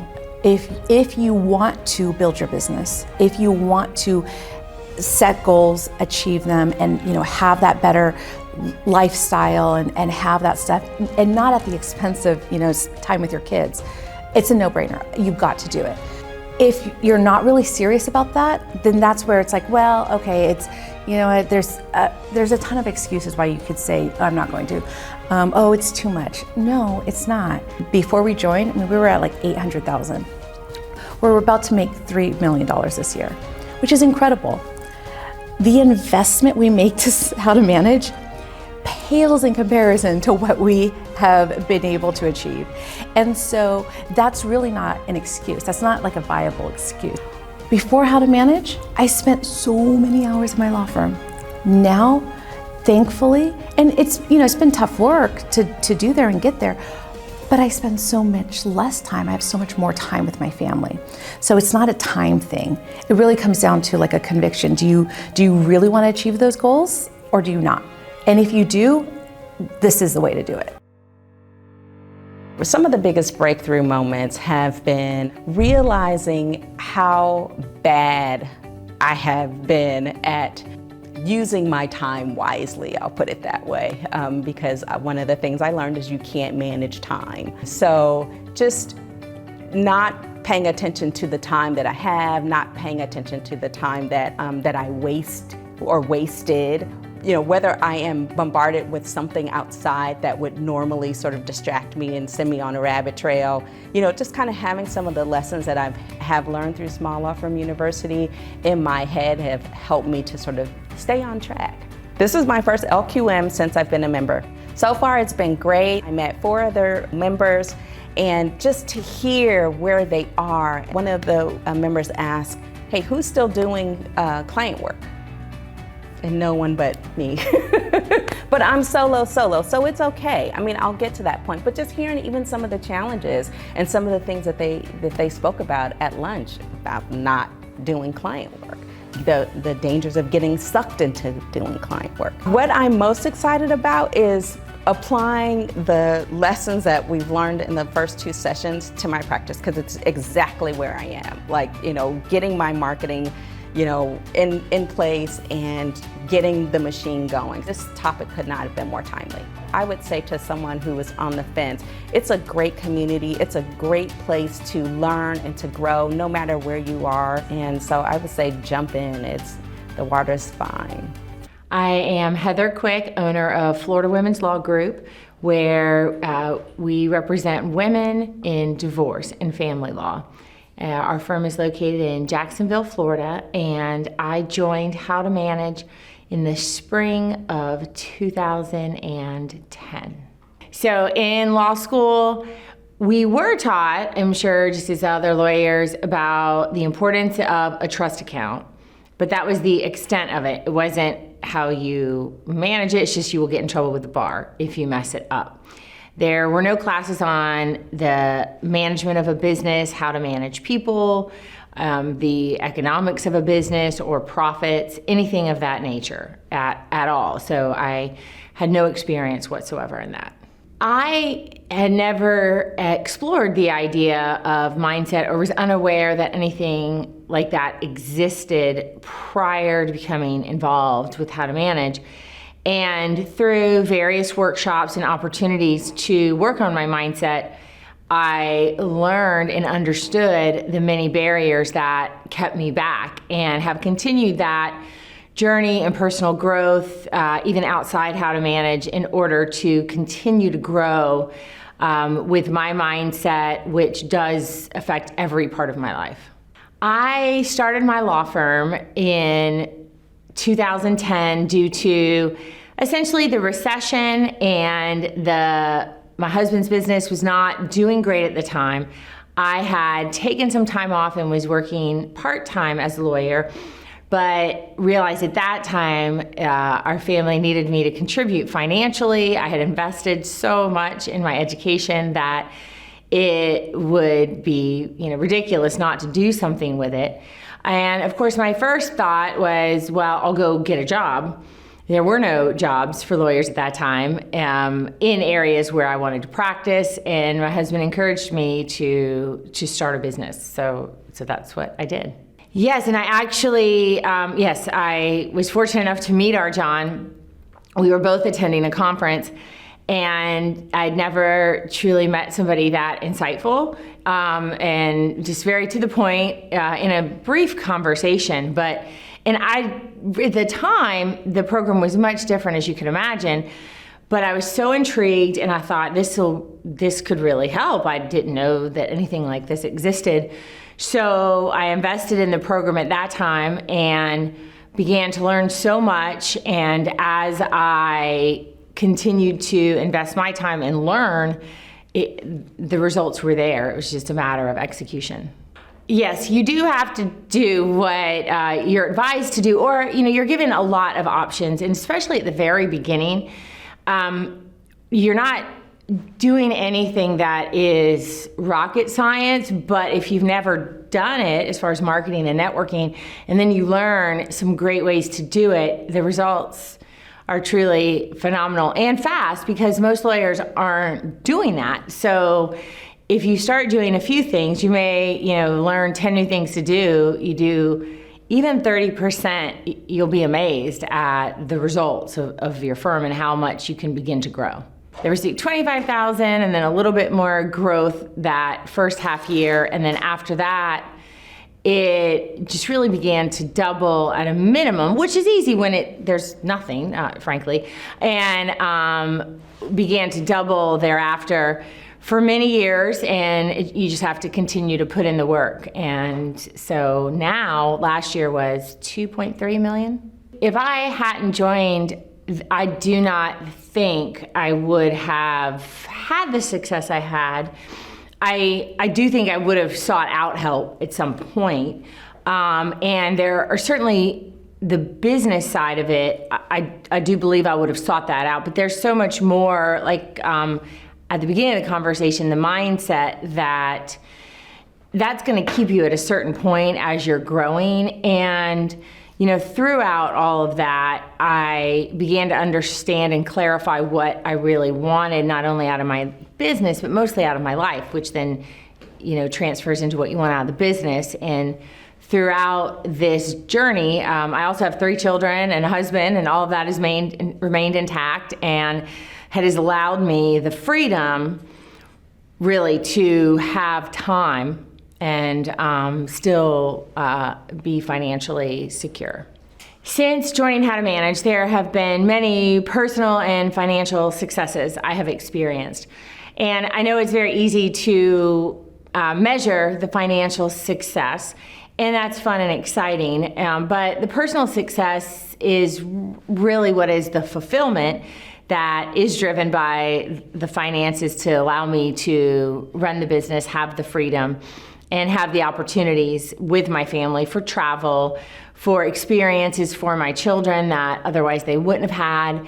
And I really just, the time, now I have a daughter in college, it wasn't really an issue as to the cost of that, or another child in boarding school, and it's the thought that, okay, this is coming up. It's not as scary because the money may be there in the bank, or I do know how to earn it and how to essentially create the situation that isn't as scary anymore. So, as I said previously, it's just having the time and having still a successful marriage, successful children. I have a great staff. I love my staff. They're so fun. They work so hard for me, and even when I'm not there, sometimes they work harder knowing that I need that time to be with my family or to be here to work on the business. So all of that has really been a great success, and to have people work with you, for you, and to achieve not only my goals but theirs is a great success. You don't have anything to lose by joining, but you have so much to lose by not. And I've seen so many people, and they wait and they wait, because I've been asked over the years. I tell them exactly what to do, which is call How to Manage and try it out. And then they wait and they've wasted years. Now they may finally come join, but your time, that's what we all have, that is very definite. And it seems that if you have an opportunity to really grow your business and grow personally, which can be scary, but it's certainly worth it. And I would encourage you to take that step, even if you are afraid, and you're not going to have a guarantee. I mean, I guess there is a guarantee, but it does depend on you. So you should really just do it if that's, if you want more out of your business and life, then this is what I would suggest you do.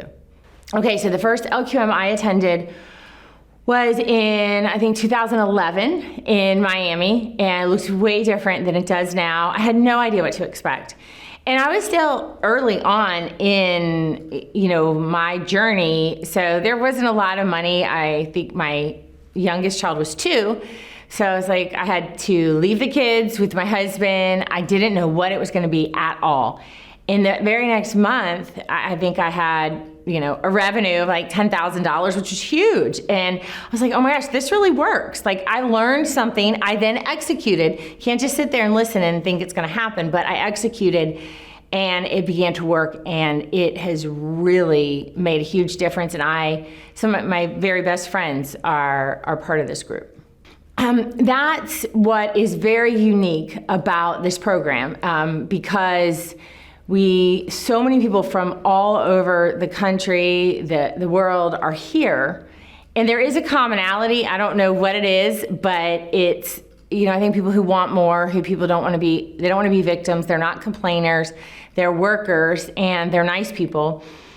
And over time, sometimes it can be intimidating, the big room for the meeting, but there's small workshops, you get to know people, and truly 2 of my very best friends are women in this program, and they don't live in my city, but we, and usually when we're together, we might talk about business, but we also talk about life and our kids, and I truly cherish that, and I'm so thankful that I've had that opportunity to be in a community where they're like-minded individuals, and the conversations that we do have are of such a different caliber than the lawyers you meet generally in a bar meeting and at your local networking functions. Hey, my name is Mario Godoy. I am the owner and founder of Godoy Law Office.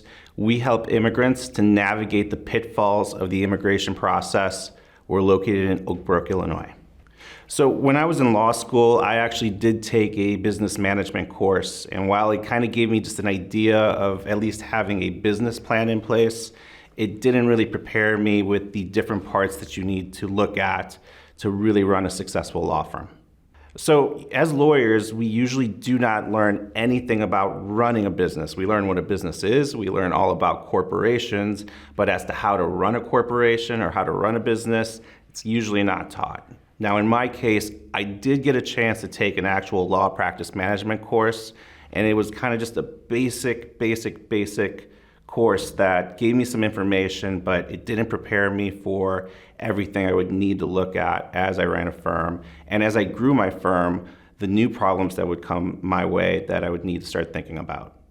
So mindset is one of the biggest things that you need to work on in growing your business. I would say that getting past the first $1 million in revenues is really about changing who you are and learning to let go of certain things. And so part of that is developing your mindset, and also just knowing that it's something you continually need to work on.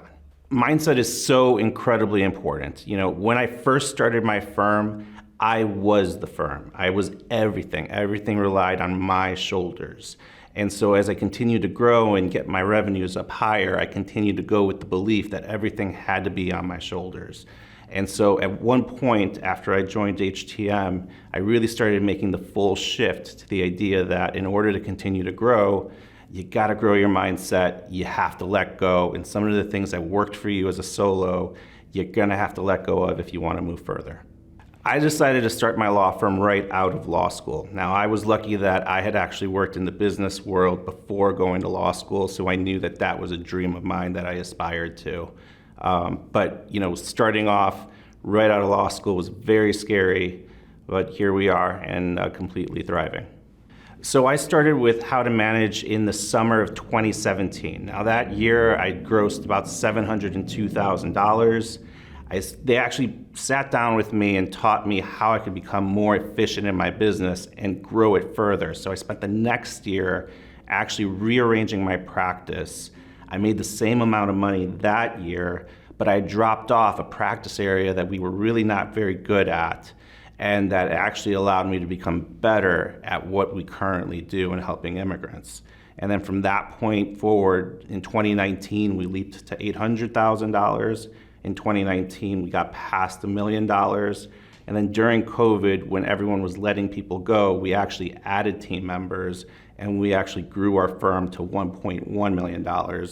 And we're gonna do about 1.6 this year. So I'm so thankful for having found the How to Manage community. I think that having started the firm and having been moderately successful up to about 600,000 was something that was great, but I was moving at like a snail's pace, and it was a really hard $600,000 to $700,000 that was completely on my shoulders. I was hating life. I was working probably about 55 to 60 hours on a weekly basis. And by working on the systems and working with my CEO, my COO, and my CFO, and attending the classes, I really learned how to manage the firm to the point that I'm making more money now, I take more time off, and I work less than 40 hours a week. My biggest success in having joined How to Manage was defining what success meant to me. And success at that point, what it means to me is that I get to leave early to coach my son's soccer team, to be at my girls' gymnastics practices, be at home whenever I need to be at home, spend the mornings with my wife or out on the walk with the dog, and then continuing to run a successful business that enables not just my employees, but also brings other immigrants to their fullest potential as well. So if you're on the fence on joining, I gotta tell you, you gotta sometimes bet on yourself. And this is a repeatable system. They coach so many members across the nation in all different areas of the law, and they use the same systems to grow their practices. Now, in my case, it's actually even more proof that I was able to join this program, take my firm to 1.6 million. I started a second entity, a second law firm called the Estate and Probate Legal Group, and using these same processes and systems, I've now grown that firm to about $400,000 in its first 3 years. So at my first LQM, it was a very gut-wrenching moment because I had to make a decision there as to whether I was going to bet on myself. And so I think that, having gone through that and then meeting the members, and I think one of the key things at attending these live quarterly meetings is that you see the proof in the pudding. When you're in your own environment, chances are, if you're listening to this video, you're probably already the shiny penny in your environment. Now imagine coming to an actual quarterly meeting when you're surrounded by other shiny pennies that not only give you ideas or give you guidance on how to run your own business, but that become your friends afterwards that you can refer to at any time in between the meetings. And so now coming to the LQMs is like coming to a homecoming every 3 months. Having worked with Arjan Robbins and his team has been such a privilege in my life, especially working with Arjan. And when he's on stage, he makes sure that he leaves no person behind, and he likes to stick around and make sure that someone actually understands the concept that is being taught. And often enough, just by watching him teach that lesson, even if you're sitting in the audience and not part of the actual conversation, you actually end up learning a lot more on your own as well about something that you might apply later in life. And one of the neat things I think about Arjan and the entire team that he did was that when COVID started, he made it a huge, important fact to get together as a group to meet with every one of his members virtually and to help lead us through that COVID pandemic, and which that allowed us to go back to our own firms and lead our employees through that pandemic. And that was something that was not part of the program. It was not something that we paid for. It was something that he thought was very important, and that's why I will always vote for HTM. The really great thing about How to Manage a Small Law Firm is that not only can you get the help from the CEO, COO, and CFO program, but as you grow, as your business grows, what worked for you at one level will not work for you at a different level, and you're going to have to go out and find a new knowledge base or find a new vendor that's going to be able to help you. And one of the things that they've done that's been really great in How to Manage is that they've created an entire ecosystem of different services that can help you grow your firm. There's the video thing, with Jimbo, and there's the bookkeeping that doesn't suck to help you master your numbers as you're going through. And I've participated in a number of those different programs that they've had in place, and I've always found value in everything that I've done. We are on track to do $500,000 in revenue this year, which was about twice what I thought we'd be at this time last year when I opened my firm. So, quick question. Yeah. Third quarter, you expect to be your worst quarter, and it wasn't. Why? We just doubled down. We made nurturing existing relationships the number one priority. Calls. Gas calls. That's it. That's it. I mean, it's a mindset Did you change. just say all you did was gas calls? Yeah. Congratulations. Thank you. And in December, our John was talking about gas calls. So I was like, end of December, I had 2 clients when I started, heard his, and I ended up with like 6 additional clients. Since December of 2018, with what I deposited last week, I've seen 150% growth in my firm in 10 months. That's amazing. I can't hide. I can't, just run away and not have my calls. I've got to do it, and I've got to be able to show growth. I attended several Chamber of Commerce events, made over 30 gas calls in a month. Last year we got $500,000. This year, I think we're going to do about $720,000. So, the bigger you are, the more money you're leaving on the table. If I sit back and look at our closing rate, and we did 2.3 last year, our closing rate was about 50%. That means we left $2.3 million on the table. How could we not be here? It's all about closing. It's all about sales. If you want your numbers to be better, whatever those numbers are, you need to be doing this workshop and the Dragon workshop, because you're never going to get to where you need to be without being absolutely fearless. And you will learn to be fearless here. Fine-tuned and really tweaked our gas call script for calling cold leads that didn't hire us or calling prior clients. And then we also took the time to really go through our intake system, because we discovered when we were calling people all these holes in our intake, instead of being like, later we're going to take care of that, we took care of it today. So we feel awesome about that. Yes. And we closed $57,600 $57,000 in 3 days. in 3 days. And you've got how many appointments booked? Total about 8. Yeah, about 8 to 12, somewhere in there. 'Cause we With took an care average of some value of today. how much? 5,000 each. The last 90 days have been great for me. I surpassed my 2018 gross revenue, and I'm on track to break the 7-figure mark for 2019.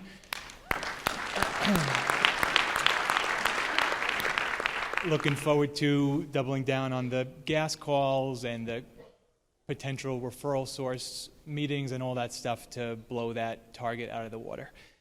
I went to the sales experiment workshop, and I had brought my new intake specialist. In any event, I started calling clients from 4 years ago, and what I did is I went through, because I do divorce and family law, I went through their matrimonial settlement agreements and realized that the kids are now in college, and now they're going to have to redo their child support, or their alimony ended, and now child support's an issue. So I started doing the timeline and calling those people, and I got like 5 new clients.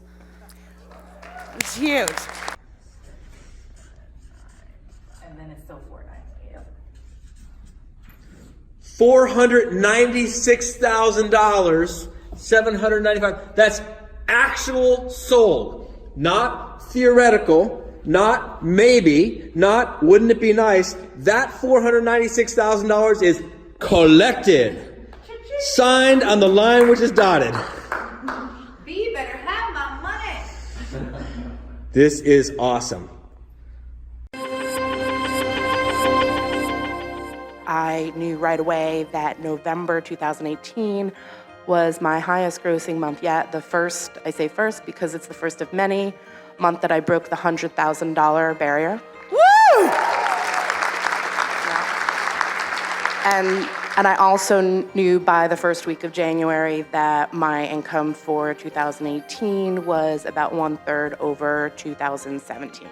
We grew 38% from Q4 to Q1. And then my practice grossed $1 million, which was a goal. So. I finally sat down and started writing out numbers. So every time I had a weekly call with Arnell, he'd say, "What's your number?" "Oh, let me look it up, let me look it up." And by the time I came around in November to actually knowing what they were and meeting with my wife and getting that ironed out, sure enough, the end of the month, we hit the number. And then we hit the number again the next month. It actually exceeded it. And we're on pace to hit the number again in January. So there's some magical shit about writing it down and knowing it. I'm a believer.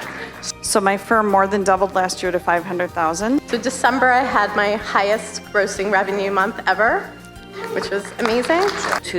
In the last 90 days to my 2 best months ever. I met my 2018 goal and exceeded it by $1,100, and that was on December 28, which was a little tight. And the growth in revenue was 139% over the prior year. I've decided that it's okay for me to actually put myself and my needs first as a priority. What that led to is 65% growth over the last quarter. We got our taxes filed, and then I got the here's what you owe, and between federal and state it was $40,000, and I had $41,000 in a tax account. Financially, our Q1 numbers are in, and we are now on track to make 2019 be our best year financially in the history of the law firm. So we're on pace to do that. We increased our revenue by 126%. Well, let's put it this way. We're on track to do twice as much as we did last year, trending for $1.4 million. Finally went from a firm that was in the first quarter for 2018 making an average $35,000 gross to $70,000 gross per month. Divorced, turned 40, scheduled a date to put my dog down, wrecked my Jeep, and got stepped on. In spite of all that, I refused to use my line of credit as a crutch this month, and I billed and invoiced, and I deposited 5 times what I've ever deposited in January. Another member started her practice roughly the same time I did. She was in the same building, and I went to her initial open house, and it was an office about the same size as mine, 6,800 square feet. Within 2 years, she was doing a $50,000 build out into a bigger office, and I want to know what happened. Like, what's the magic pill? So it took me a couple weeks to get on her calendar. We went to lunch, made small talk, and I finally said, hey, so what are you doing that I'm not? And she says, I'm going to send you an email, and there's going to be a link there, and somebody's going to call you, and you have to make a decision. That's as far as she went. So I was certainly intrigued. So I got the email, clicked the link, was sent some materials from How to Manage, looked at the videos, it really intrigued me, and then about 2 weeks later I got a call from somebody from How to Manage. It was very interesting. He asked me, what I wanted to do, where my firm was at, and then told me that he needed my credit card number and I was going to Vegas. And on top of that, if I didn't join up, they would give me some money for some of my incidentals, and I thought, well, heck, why not go to Vegas? If I don't like it, I'm going to get a couple bucks and have a trip. And so that's what got me involved with HTM. Once I went to Las Vegas and I went through Discovery Day, I had a pretty good idea that I wanted to join before I actually got there, but once I got through the discovery process, it was a no-brainer for me. My wife was with me, and we made the decision to join, and 2.5 years later, here I am. Since I've joined How to Manage, the first year, my gross revenues went from $225 to $550, and then the second year from $550 to $770. In this month, we'll do $250,000 this month. What would I say to somebody that's on the fence of joining How to Manage? I tell them to go to Discovery Day. It doesn't cost them anything, and just check it out. And then I tell them, about my successes and where I was at from a personal standpoint, a financial standpoint, from a practice standpoint. And I think a lot of my friends I've had these conversations with have certainly seen the changes. To not at least check it out is a huge disservice to yourself and your family. So I started my firm in 2010. And by 2017, I was ready to just focus on the business. But so much of my time was spent on client cases that even though I had other attorneys and other staff, I spent the majority of my time taking care of the clients, which of course is the #1 priority. But I knew I needed more time, and I wanted more time to spend on the business. I enjoy marketing, I enjoy networking. I wanted to do that. I knew that I needed more time managing now that I had a staff.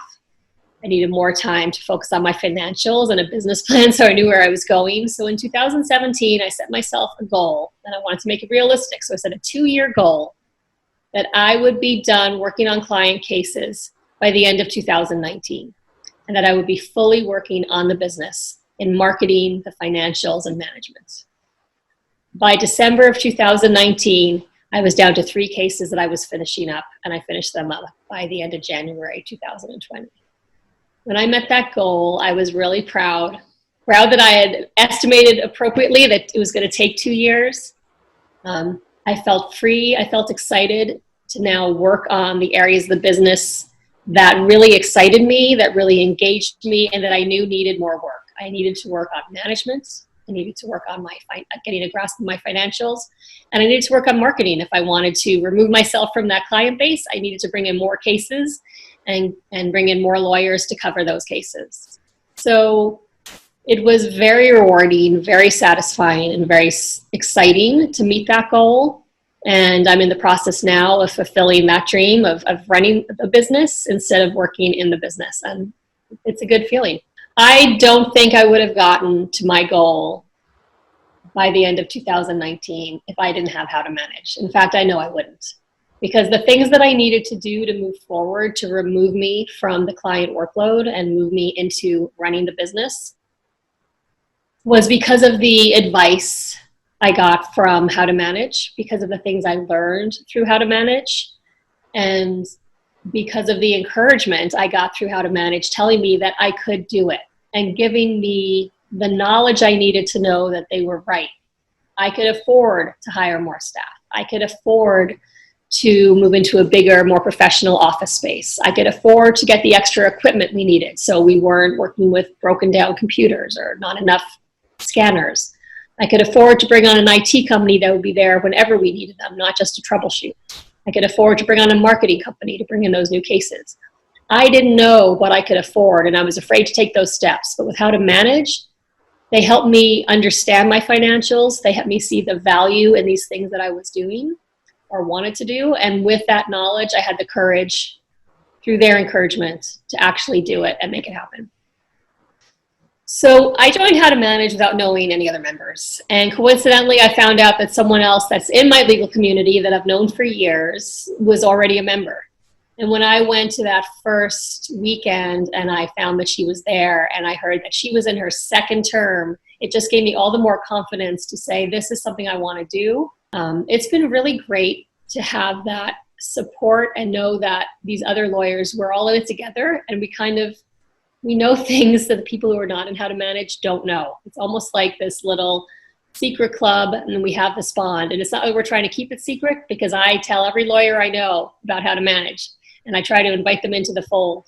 So it's really nice to have that community of like-minded lawyers, not to even mention the support we get from our CEO, our CFO, and COO. That community is really the backbone now of my management, because I don't make big decisions without talking to them first.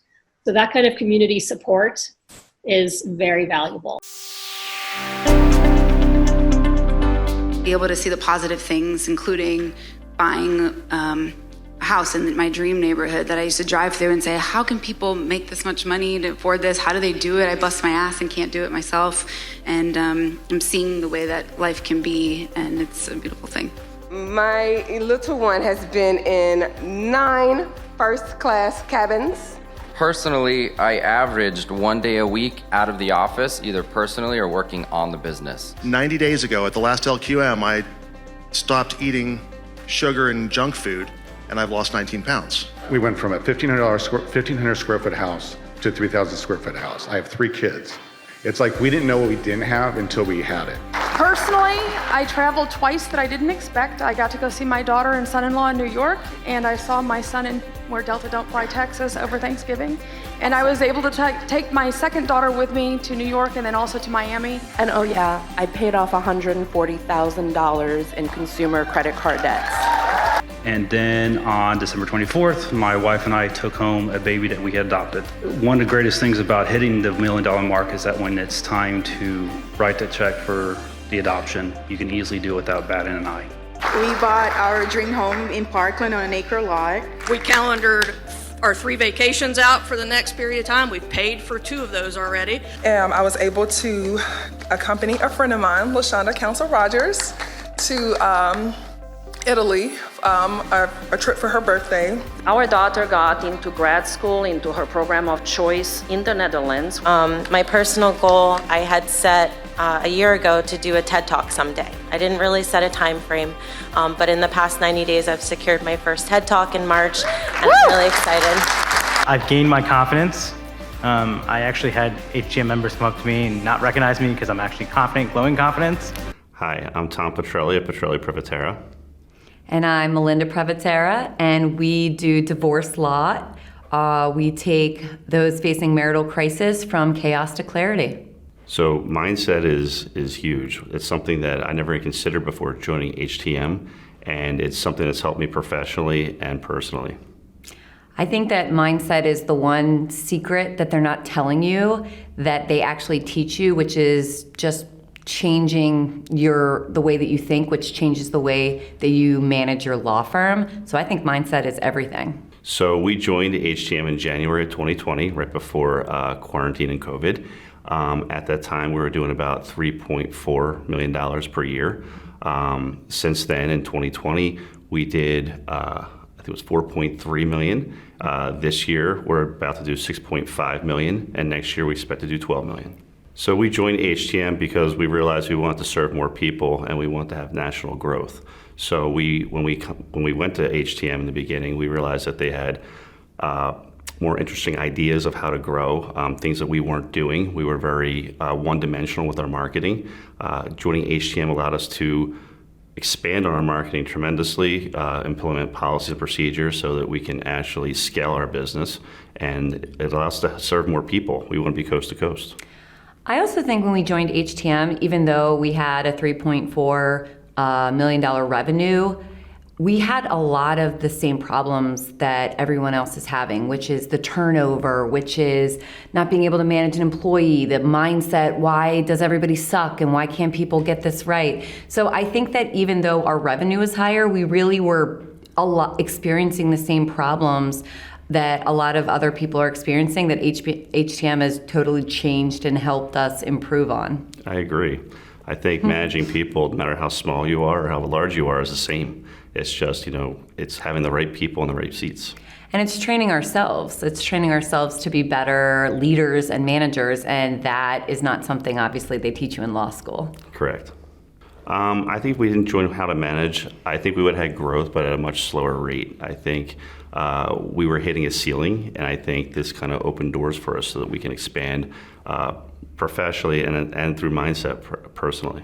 Yeah, I think if we didn't join, I think we would stay in the same negative triangle of toxic relationships, both professional and personally, and accepting sort of the victim mindset. I think part of joining has really changed the way that we view ourselves and the business and what we want from it. Yeah, and I'd say the only thing that really scares me is being stagnant. I'm not scared to grow. I think growing is important, but staying stagnant scares the hell out of me. Well, I think being partners, HTM has really helped because we weren't really on the same page. We thought we were, or we were communicating very poorly. And again, with the mindset and Arjan and Erica, I think a lot of them have helped us elevate and change the way we think, because we were joking earlier that I wanted to prove how right I was, and he wanted to prove how right he was, and both of them just proved how wrong we were both. Exactly. Yeah. So I think that it was important. It really helped our partnership grow and evolve and not just try to be right. And at one point, Arjan said, do you want to be right or do you want to be rich? And we're both like, we want to be rich. Don't hesitate. I think for a lot of the people that I've seen join, the biggest hesitation has been the cost. Mm-hmm. And there's not a dollar figure you can put on anything that you would learn here. I think that the tools that Arjan and Erica and Oscar and everyone gives everyone here is invaluable. I think that it's really about making an investment in yourself. And the number one problem lawyers have is we don't think we're worth it. We don't think we're worth our hourly rate. We don't think that we can afford to invest in ourselves. But by not investing in your professional growth and also your personal growth, you're really showing you don't value yourself. So when I went to the first LQM, and I was actually not in the, I can't remember if it was a boot camp or whatever it was in the beginning. When I finally joined and went inside the actual,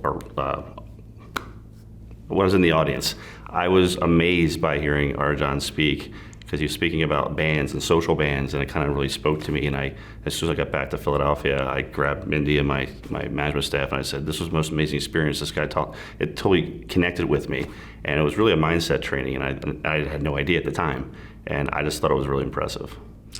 The first LQM I went to, I thought everyone was crazy and that they were drinking Kool-Aid and they were running to the front of the stage to see this person speak on stage, and Arjan's wearing his crazy shirt, and I'm just like, what is happening here? And it was awesome. And one of my favorite things, I think, was watching Arjan talk to people in a way that you aren't used to. He was challenging every word you said, and he was really holding you accountable, and he was demanding that you explain why you thought a certain way. And nobody in the real world does that. So it was a really awesome first experience to see that. I think that's one of the best parts of HTM, is being able to mingle and speak to people who are on your level. I've learned things from people who are solos just starting out and just joining, and I've learned things from people who have $50 million law firms. I think everyone has a different view and they have different things to bring to the table that just add to the value. And one of the things you'll find that differs from outside the bubble or out in the real world is people here truly care about your business plan and why you think that way, and they want to help you, and they want to really give you what they know. It's not competitive. It's not coming from a place of, oh, you outperformed me. It's truly a special environment where everybody cares about the growth of the other firms. I think the most valuable resource is the workshops. I think you get so much value from being in a workshop where they're intense. These are intense workshops. They demand you to show up and hold yourself accountable, and the follow-up from that. So again, you're really investing in you wanting to change whatever particular workshop is about. So that's where I would say. I think the workshops are really valuable. I do. The workshops kind of force you to get things done and to kind of prepare yourself to learn whatever the topic is. For me, I think the Iron Sharpens Iron mastermind groups are probably by far the best value. We go into these groups, 15 law firms, and we kind of expose everything. We talk about everything and anything, whether it's embarrassing, not embarrassing, whether it's good, bad, and we basically get the feedback of our peers, including Arjan. So I think that's the most amazing part. Before How to Manage, we didn't understand how to set goals.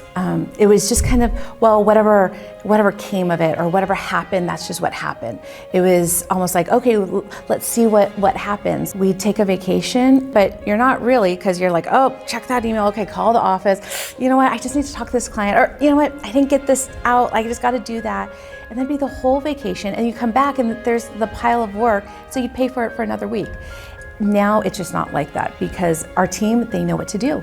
And so we can go on vacation and enjoy it, and then when we come back, there's not piles and piles of stuff.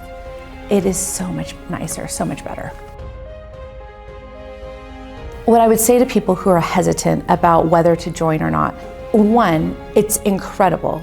If you want to build your business, if you want to set goals, achieve them, and have that better lifestyle and have that stuff, and not at the expense of time with your kids, it's a no-brainer. You've got to do it. If you're not really serious about that, then that's where it's like, well, okay, it's there's a ton of excuses why you could say, I'm not going to. Oh, it's too much. No, it's not. Before we joined, we were at like 800,000. We're about to make $3 million this year, which is incredible. The investment we make to How to Manage pales in comparison to what we have been able to achieve. And so that's really not an excuse. That's not like a viable excuse. Before How to Manage, I spent so many hours in my law firm. Now, thankfully, and it's been tough work to do there and get there, but I spend so much less time. I have so much more time with my family. So it's not a time thing. It really comes down to like a conviction. Do you really want to achieve those goals, or do you not? And if you do, this is the way to do it.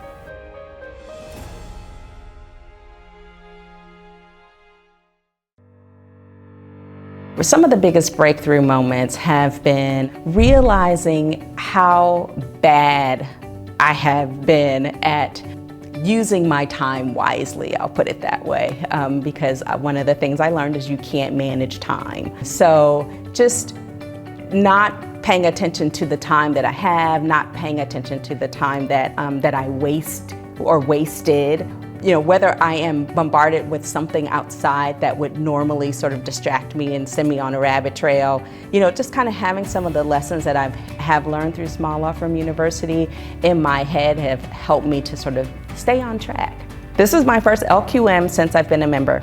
So far it's been great. I met 4 other members, and just to hear where they are, one of the members asked, hey, who's still doing client work? And no one but me. But I'm solo, so it's okay. I mean, I'll get to that point. But just hearing even some of the challenges and some of the things that they spoke about at lunch about not doing client work, the dangers of getting sucked into doing client work. What I'm most excited about is applying the lessons that we've learned in the first 2 sessions to my practice, because it's exactly where I am. Like, you know, getting my marketing, you know, in place and getting the machine going. This topic could not have been more timely. I would say to someone who is on the fence, it's a great community. It's a great place to learn and to grow no matter where you are. And so I would say jump in. The water's fine.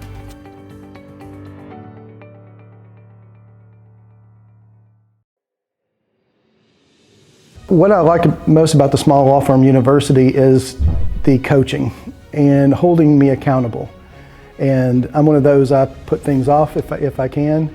And I also like it because you have 12 weeks of going through it, and then it's stepping you through the process. And to me, it felt sort of like having a mini MBA. I'm learning the things that I need to grow my law firm, and being able to have that weekly call, and in my case, talk to James and be able to either on that call or email him at any time and be able to get information back on my homework that I'm doing. I've literally probably made more in the last 3 months than I probably made the last year.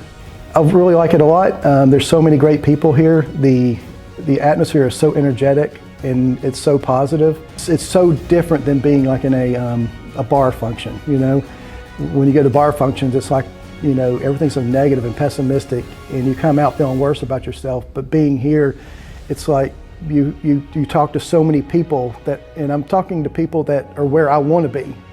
And so I can see, okay, it can happen. It's happened to them, and they're so willing to help you. You know, everybody is so giving of their knowledge and information, and they're willing to help you get to where they're at. And it's just really great. I love it. If you're on the fence about joining How to Manage a Small Law Firm, my thing is to just jump in. As I said, I should have done it 8 years ago. You know, I looked at it then, and I'm literally in the same spot I was. And I've just been making excuses after excuses, and that's one of the things. I'm ready to move to the next level, and I know I can't do it on my own. And with the help of How to Manage and, you know, people in this group, you know, I know I'll be able to do it, and it's going to take me and my family to better places.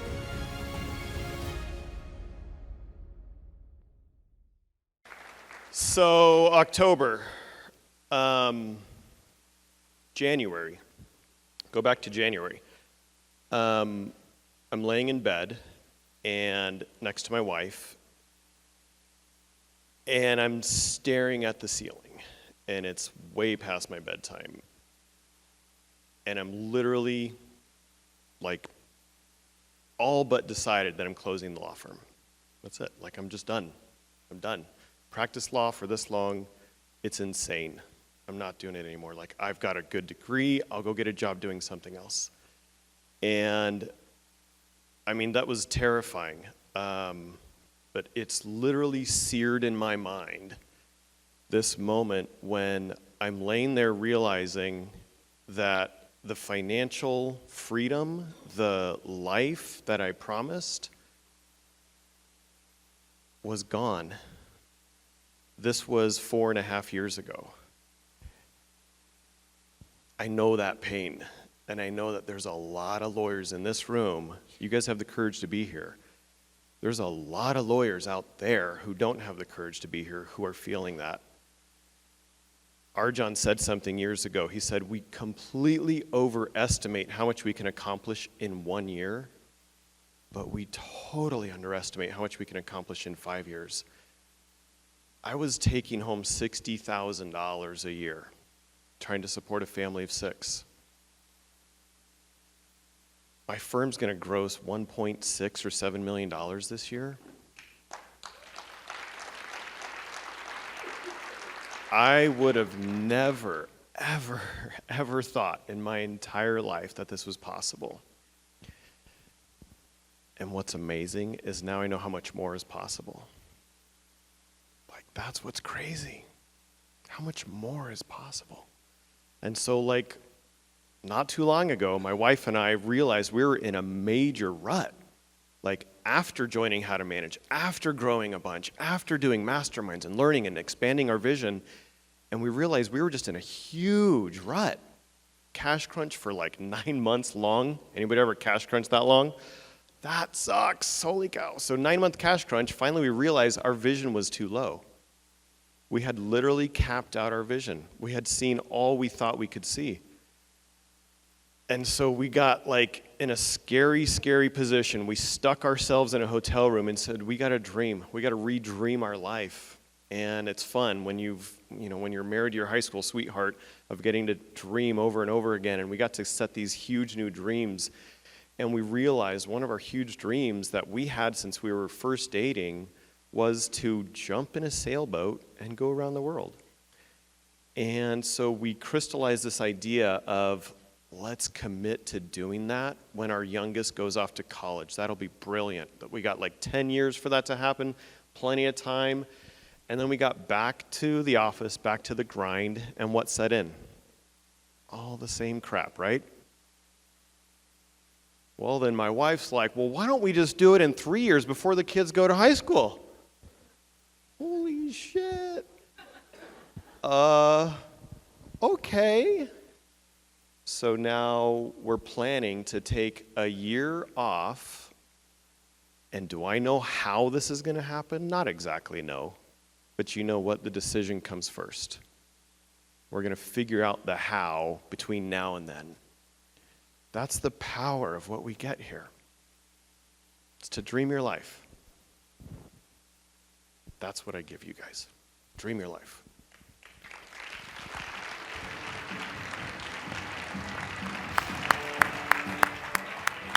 Personally, I traveled twice that I didn't expect. I got to go see my daughter and son-in-law in New York, and I saw my son in where Delta Don't Fly, Texas, over Thanksgiving. And I was able to take my second daughter with me to New York and then also to Miami. And so that we went from a $1,500 square foot house to a 3,000 square foot house. I have 3 kids. It's like we didn't know what we didn't have until we had it. It's like Lynn's happy, my kids are happy. I actually made more money, a lot more money than I did in 2018. My little one has been in 9 first-class cabins. Broke the $1 million barrier in December as well. And then on December 24th, my wife and I took home a baby that we had adopted. One of the greatest things about hitting the $1 million mark is that when it's time to write the check for the adoption, you can easily do it without batting an eye. We bought our dream home in Parkland on an acre lot. Our daughter got into grad school, into her program of choice in the Netherlands. I've gained my confidence. I actually had HTM members come up to me and not recognize me because I'm actually confident, glowing confidence, which is great. Personally, I averaged 1 day a week out of the office, either personally or working on the business. My personal goal I had set a year ago to do a TED Talk someday. I didn't really set a time frame, but in the past 90 days, I've secured my first TED Talk in March, and I'm really excited. And literally, I went and got the car anyway, and I got every fucking feature I wanted. And I drove that car back to the office, and I got a call from my associate that we had just had a huge settlement of like $400,000 come in.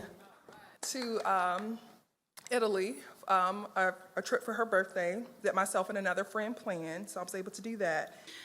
Be able to see the positive things, including buying a a house in my dream neighborhood that I used to drive through and say, how can people make this much money to afford this? How do they do it? I bust my ass and can't do it myself. And I'm seeing the way that life can be, and it's a beautiful thing. Second thing is 90 days ago at the last LQM, I stopped eating sugar and junk food, and I've lost 19 pounds. One of those moments where I was like, why are we doing this? This is crazy. I should just go get a job. And I'm happy to say this has been our best quarter ever. We had 2 months where we met our numbers and exceeded them, which was really awesome. And we've hired 2 new employees who seem to be rock stars. So things are definitely on the up and up. And I've lost 10 pounds. So. But it has made a world of difference. I've calendared going to the gym, Mike. I've lost 5 pounds since the last LQM. We calendared our 3 vacations out for the next period of time. We've paid for 2 of those already. And oh yeah, I paid off $140,000 in consumer credit card debts. In reality, it helped me realize that there is no magic pill, right? In any part of my life. But it also did something that I didn't expect. It elevated my standards, right? Both as an owner of my business and in my life, right? And it, not just for me. So my wife plays a huge role in the firm. She's at every event that I go to, she comes along with, and we've elevated our lives as a couple. We don't deal with bullshit from people anymore. My wife was a serial coal shopper, had to have 50 items, probably spending the amount of money that you could go and buy 1 item for, right? So instead of buying the cheap, going to the dollar store and buying something that's crap, going to break in 2 weeks, we'll go buy it from a store that will have a better quality item. So there's that standard that's changed. But in terms of my firm, it's also gotten me to look at things differently. In the sense of now I would think of, if I had to spend $10,000 on something before, I would say, holy shit, I got to spend $10,000. Now I can sit down and spend $20,000 or $30,000 and look at it as it's not a big deal. It's going to take me this number of clients to get that back, which when you look at things that way, it makes life a little bit easier. You don't feel so stressed spending the money when you have to spend it, which is a huge relief. And I want to say the absolute biggest thing was I did a mastermind that made me come to the realization that I need to stop listening to everybody's advice and taking it to heart. Because what it was doing was it was fucking with my head, and it was causing my wife and I had tension because I was hiding the fact that the firm was sinking. Right, because I was so embarrassed. And then, the other great part of it is I made a ton of friends in the legal community. I kind of tried to stay isolated because I didn't like a lot of the attorneys in my area where I was working. So it's given me a lot of benefits, more than I would have ever expected. Some changes that have occurred in my life is, so I've been able to go and drop off my daughter at school and pick her up from school every day. Not something I think I could have done before, because if I let everything kind of could have imploded, because the firm was relying just on me, right? So that was one benefit. We've paid down a ton of debt personally and in the business in the last year, because now I've got the skills to manage the money better. Our life is starting to look a little bit better. We see the light at the tunnel, where we sit down as a couple and look at the figures of our business. My wife gets a report every first of the month, show what we did last month. It makes the fights that were occurring over money not occur, because now she sees what's going on. She could see why I was so stressed out one month, or she could see where my embarrassment was occurring in the past. I was very embarrassed about the fact that my firm was not producing the money I needed it to produce for my family. So she was able to see all those things. We do things as a couple now. When it comes to spending money, we don't think as much as we used to. So one of the greatest things that happened in 2020 is I put myself on payroll. So I'm automatically making more money than I was in previous years, because I wasn't paying myself consistently in previous years, right? So what I do now is I get paid every 2 weeks. I get the same salary as another attorney in the office. But the benefit I get is I get profit distributions, right? Nobody else in the firm takes profit distributions because nobody else owns it. So our income probably this year, I'm going to be at 75% more than last year. So last year, I think we made like $25,000 take home. This year already we're at $75,000 or $80,000. So it's a big jump. And we're in October, November, and December. We already have our projections, and it looks like we're going to be even. I should be able to take home another $30,000 or $40,000 this year. So look at it from last year, making 25,000 take home to 140, right? If I did the math right, somewhere around there. It's a big difference. I'm Angela Jones of Brighter Day Law, and we help people. We provide hope and help to families walking through dark times. I wanted to get up and brag on my staff. Last time I got up, at the last quarterly meeting, I had doubled my staff right before we came, and I brought Shelley with me to Dragon Training, and Shelley has just taken over our intakes. Really consultations. We were both kind of hesitant to do it, but she has taken over, and I think she has about a 90% conversion rate at this point. We had gotten a little behind in terms of monthly conversions before she took over, and we recalculated the number that we needed to have, and she made it a goal to get all of them by the time we got here, and which was 10. I think we've got 11, and there's 12 on tap for the end of this. So, and the other thing is, my staff are all sitting over there. I came over here because the line was shorter, but yeah. That's quite a bit of staff. That's where they are. They're over there. So I'll be at the October quarterly meeting. For the end of last year, I set a goal to take a fishing trip, take a month out, take a fishing trip. I'll be leaving here to go to Alaska. I'm Angela Clank from Beach Cities Estate Law, Trust and Estates Law Firm in Redondo Beach, California. My success over the past 90 days, we have taken our revenues that were kind of stagnant around $30,000 a month. We just hit our highest month ever last month at $78,000, and the month before, right around then. My take-home pay has doubled. Like, I had gone from months where I wasn't even taking any pay, and then for a while I was at $10,000 a month. Now I'm at $20,000 a month. I hired a managing paralegal this past quarter who is amazing and who is really keeping me on task and keeping the other people on the team on task. But even better, that this has allowed me to move into the house of my dreams. I live now in Palos Verdes, California, with a view of the entire Santa Monica Bay, all the beach cities going up, see the lights of all the beach cities going up and down the coast. We see the sunset over the beach. We have a huge patio where we can entertain. We've already had a bar association event at our house. And it's my absolute dream come true, because I used to sit at one of those beaches looking up at Palos Verdes and say, one of these days I want to live there. And now I do. So super excited. Congratulations. Angela, before you leave, just a little bit of context. How many years have you been in business, and what happened before joining HTM?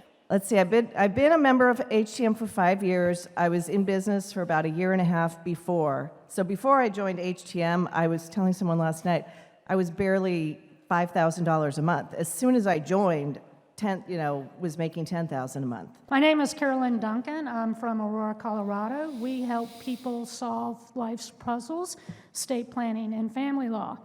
I just joined last year, did the boot camp, had a big crash and burn coming back, and last LQM I said, I'm going to stand up and say something. And the fact that I'm third is unbelievable for me, okay? So I had my biggest month ever in December where we broke 30,000, and then got January, February, March, I'm like, what am I doing wrong? Well, the last 3 months we have broke 30,000 each month, and we're so close to 40. That's just huge. That's awesome. There you go. Christina McKinnon from sunny South Florida. I'm in the Miami, Fort Lauderdale area, and we help unhappy couples get out of bad marriages so they can secure their futures. In the last 90 days, we brought in about $500,000 worth of business. and that is the result of me doing. Did you say 500,000 in the last 90 days? Worth of business. Whoa. So certainly I had to make 3 new hires to certainly bill on that. Yes. It's sitting in trust. And I'll be totally out of the production in September. I brought on a second associate, a litigation paralegal, and a billing clerk. So it's given me a lot more confidence and freedom. I have convinced my husband as well to bring on a house manager at home so he can no longer be our house manager and take care of everything at home because mommy works so much. And I will be bringing on an executive assistant as well at the office. Congratulations. And Christina, hold on. What was the total of gross revenues in 2020? 2020, we did just under 600, so we were at 592 in 2020. This year will be somewhere around 1.2. Connie Kaplan from Fort Lauderdale, Florida. We help immigrants everywhere make the United States their permanent home. Today we're going to talk about the cash crunch. Okay. So the dreaded. It is positive because continuous cash crunches, I have become immune to them at this point, I think. But what I learned from them is the numbers matter and that I have to watch the numbers and know my numbers. And while I am pretty good with my numbers, I pick up on mistakes easier and I can make decisions that do not necessarily come from the heart, they come from my head, and the head is where I see the spreadsheet. So yeah. So I learned how to navigate that. I learned how to know my marketing, where my marketing spend is, what's my ROI on that, and my average case value. Which led me to 2 biggest months ever, the biggest I have ever had, and I have been a member for 4 years. One of them was $87,000. So that was awesome. And also, the revenue year to date so far is 4 times what it was before I joined HTM the entire year. So we are about 8 times what it was. Congratulations, huge. And I'm determined not to cancel my next 3 vacations that I booked. My name is David Feeks. I'm the owner and founder of the Parents Estate Planning Law Firm in Acton, Massachusetts. We help parents protect the people that they love the most. For the last 4 months, March, April, May, and June, we have run 6-figure months all 4 months in a row. Yay! While turning over more than 50% of our staff. And I'm an 8-year member of How to Manage. And in April, I made almost in a month what I made the year before I joined HTM. So. Whoa, congratulations. Congratulations. Doug Rohan of Rohan Law in Atlanta, Georgia. We help you recover at Rohan Law. We help you recover your dignity, your health, and most importantly, money for our personal injury and criminal clients that we serve.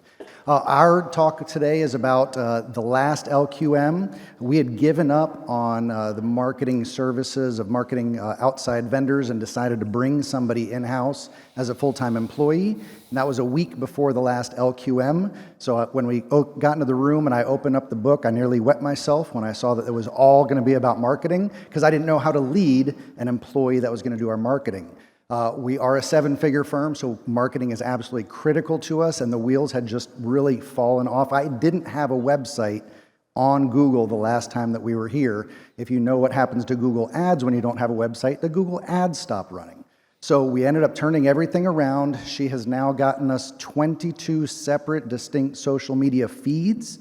For those of our brothers and sisters, hermanos y hermanas que habla español, if you would check out our new website that just launched this week. My Spanish grammar is not strong, so please tell me everything that's wrong at rohanlawpc.com. But now it's my turn to give back to the bubble because we've gotten so much. If you take out your pens, write down the name SEMrush, SEMRUSH.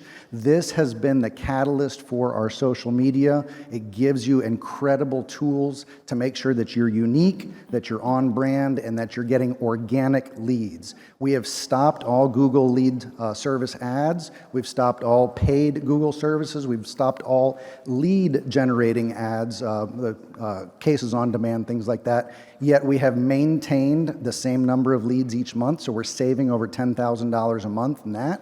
Has your gross revenues gone up at all? It has remained stable, but my net revenue has gone up by $10,000 a month, and I'm not spending on ads. It's all organic now. The last and most important part is that our conversion rate has gone from 5% to 7% to now 15%, so my staff is wasting less time on bad leads. So I strongly encourage you to really focus on those organic leads. The next step will, of course, be to double our revenue, so we'll talk about that in 90 days. Thank you. Jeff Hodson, founder of the Family First Firm. We're an elder law firm in Orlando, Florida. Probably the big achievement of the last quarter is something that we just narrowly missed in Q1, which is we generated over $1 million in revenue in one quarter in Q2. Which is pretty exciting. Our highest case value, I think, was $22,000. So we're pretty fucking busy with a lot of low-paying cases. But that was pretty fantastic. We actually surpassed it enough that we ended up over $2 million for the first 2 quarters of the year, which was very exciting. Personally, I joined Francisco in the Taycan Club, and I'm going to tell you, I never was a car guy before, and now I drive like such an asshole. I don't know that I'm proud of that, but it's just a fact.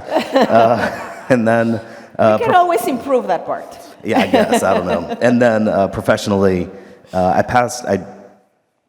It's a story we don't have time for, but ultimately I took and passed my Series 65 and opened a wealth management arm of my law firm, and clients are eating it up. It's amazing. So it's going to be just an extra kind of side hustle legacy thing that I think is going to be wonderful. So that's it for me. Congratulations. Hold on, before you leave, what was the previous highest? You said you're in 2 million, but what was the previous highest? For what? For the quarters? Previous quarter, we were at 950 for Q1 of this year. Jennifer Hargrave, we help good people in broken marriages in Dallas, Texas. And so sometimes life happens, and I just want to say how thankful I am to HTM. I attended a mastermind in June, which was phenomenal with amazing people, and I'm so thankful for that opportunity. I came home, and Monday morning, my mother was supposed to begin, her second round of chemotherapy. And instead, she went into hospice. And on a dime, I got to devote all of my time to being with her at her bedside and walked with her for 2 weeks to be fully present. And there have been other times when life has happened and I didn't get to be present, when my babies were born and I was in labor and still texting and messaging and worrying about clients. But because of the processes and procedures, and because of Sky, my firm administrator, and because of the team and our coaches and everything that was put in place, I was able to be fully present. And that is the gift of time that I would not otherwise have had. And the other thing was the mindset training that allowed me to know that in this saddest of moments my whole entire life, I knew to look for the opportunity to experience life at a depth that has truly transformed me. So I've been gone for a month, just finished the leadership training with Erica, and I'm going to head back into the office on Tuesday, a completely different leader, different person, and I'm very thankful. Thank you. Shor Kapoor from Connecticut, and we help buyers get into their dream houses with less stress. My biggest success the last 90 days actually occurred in the last 90 hours. I got a text from my staff saying, "How does it feel to know that the firm ran without you this week?" Well, huge. Well, it starts with, it was a huge kick in the face because I'm no longer needed. But then it also, But that's a good thing. Yeah, when I, now thought... you can actually do all the things that we just discussed for the last 3 days that you need to do. Exactly. When I thought about it, it was a great success. We've done month over month, having the biggest month of our career, or of the firm's history.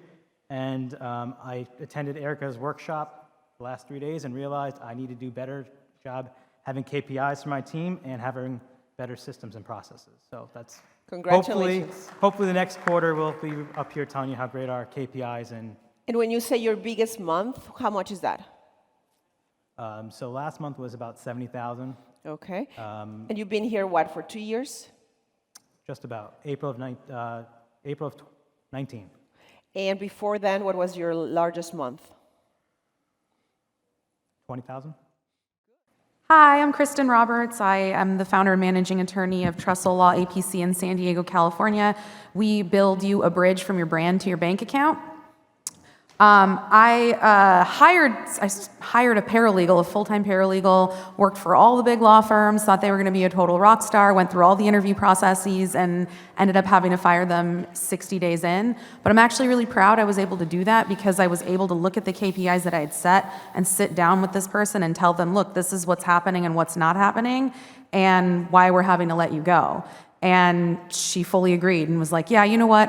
I don't want to work here anymore either. And I said, okay, see you later. But it didn't end up doing anything to the business. We ended up having the best month ever still, and we continue to roll with those best months ever. So I didn't have, normally when I lose somebody, I have to pull back on the work, and I don't have enough people in place to keep going, and it normally keeps me up at night, and it didn't. I just said, okay, see you later, and we just kept rolling, and 2 new employees ended up falling into my lap that came to me and was like, we want to work for you.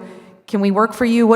Can you give us an opportunity? We'll do anything to work with you. And I was like, okay. Yes. So that was, and they actually end up making more money for the firm because they're attorneys as opposed to paralegals. So it ended up working out. I was able to take a 10-day vacation completely unplugged in the woods, away from everything. I didn't even have to check my email, so that was amazing. This first 6 months of 2021, we did about the same amount as we did in all of 2019. I am on a run rate to break over 600,000 for the first time ever. I joined in 2018 when I was 13 weeks pregnant, and all I wanted to do was take a maternity leave. Yes. And I was able to take 4 completely uninterrupted months off, which I desperately needed. And so we increased our average case value by over $1,000, and we rolled out a new package that's $10,000 more than our average case value. Whoa. And we're building out the marketing funnels around that. So that's coming in, and I hired a marketing officer. I also hired somebody to help me build out one of the digital products that we're creating. So I'm no longer afraid to spend money in order to make it because I have all of those numbers. My name's Linda Leeser from San Antonio, Texas. We shepherd parents through divorce and custody battles so they can focus on the well-being of their children. I have been with HTM now a whole 90 days. Yay! So I don't have great professional growth, but I do have great personal growth because of this program. I went from 90 days ago wondering when I would be locking the firm's doors to now I will be a $1 million firm.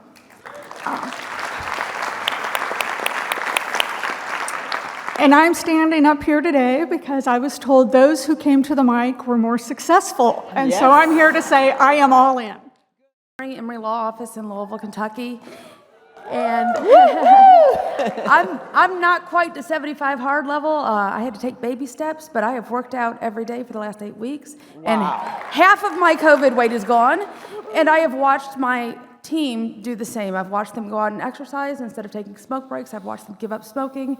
Our water has increased. Many of you know that at the beginning of COVID, I had an associate leave who tried to take my team, who tried to take my clients. And I decided I was not putting up with that, and I fought back. And in the last 60 days, we won, in no small part from documentation. So document everything. It does make a difference. I feel like I'm the alpha group for this LQM because in the last 90 days, my entire C-suite sat me down and said, you need a mental adjustment. You need to pay your staff better. You need to pay more to get the staff that you need in. And that was hard because our numbers were not where I wanted them to be. They were not on budget. And so we sat down and we created a base plus bonus plan for nearly every person in my organization. The ones that aren't quite there yet, that's because we haven't made it that far, but we have plans for that. And it is based on them performing their KPIs so that I don't have to yell. I don't have to be a mean person or a hard person, but when they grow, I grow. When I grow, they grow. So I'm super excited about that. And better yet, on Wednesday, after my daughter and I arrived, we're getting ready for dinner, and my associate insisted on FaceTiming me. Texting wouldn't work, phone call wouldn't work, had to FaceTime me. And when the reception wasn't great, he said, no, I need you to put on Wi-Fi, and I need you to FaceTime me. I have to see your face. Rolled my eyes a little bit, because he calls me a lot.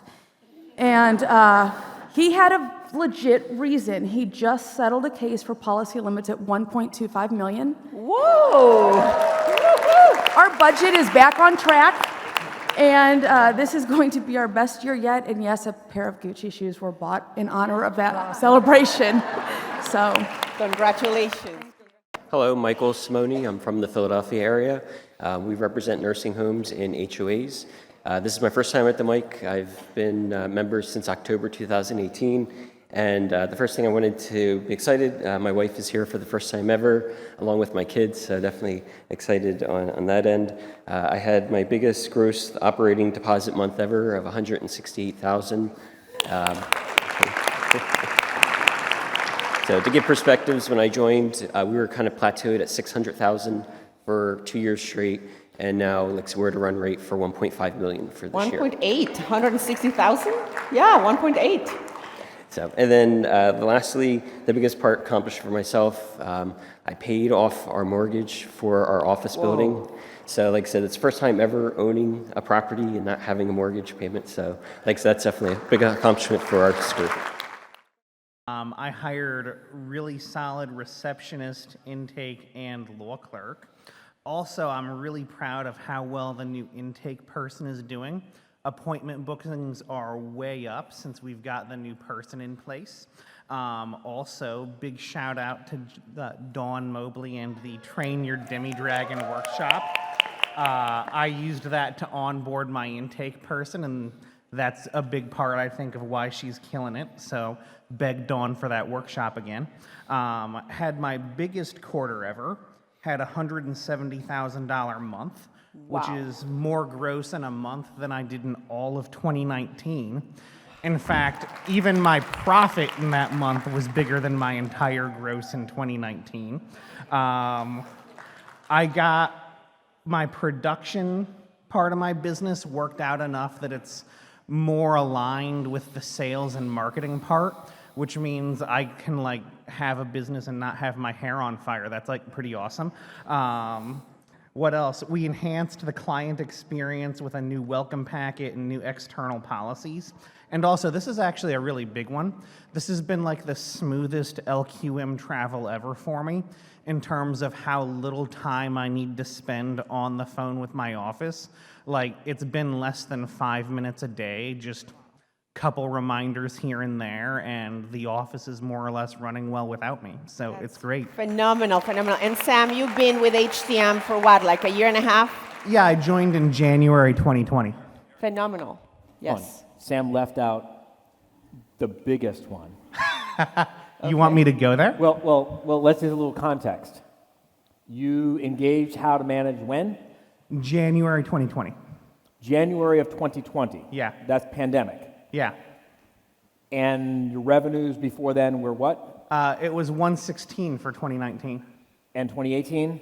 I didn't have a business. Okay. I was still an associate. And in 2020? 360. So like triple? Yeah. And currently on a run rate of? Over $1 million run rate. 175,000 per month. Almost 2 million. How far ahead were you able to think and plan and commit, let's just say, back then? Not very far at all. That was actually terrifying for a number of reasons. It was terrifying because I felt like I didn't know what was going to happen. I was also like much more afraid about money. And for those of you who have been around for a while, you'll notice that Sam is usually first up at the mic. He's usually first at the back to go to a workshop. He's always playing all in, right? And because of that, he has scooped all of you, and he has taken what you now have missed out on and are about to be really fucking pissed off and disappointed. So why don't you share? So Sam is no longer thinking a day ahead. He's no longer planning and strategizing a week ahead. He's no longer planning and strategizing and committing a month ahead or a quarter ahead. Sam has kicked all your asses for the very simple reason that he just started planning and thinking further ahead because he actually has more confidence in his business now than he used to. And Sam has secured a certain superstar to come work at his firm. Oh my God, she said yes? In 2020. She said yes. In 2020. 2022. 2022. How'd you like to have Stephanie come work at your firm as an intern after her first year of law school?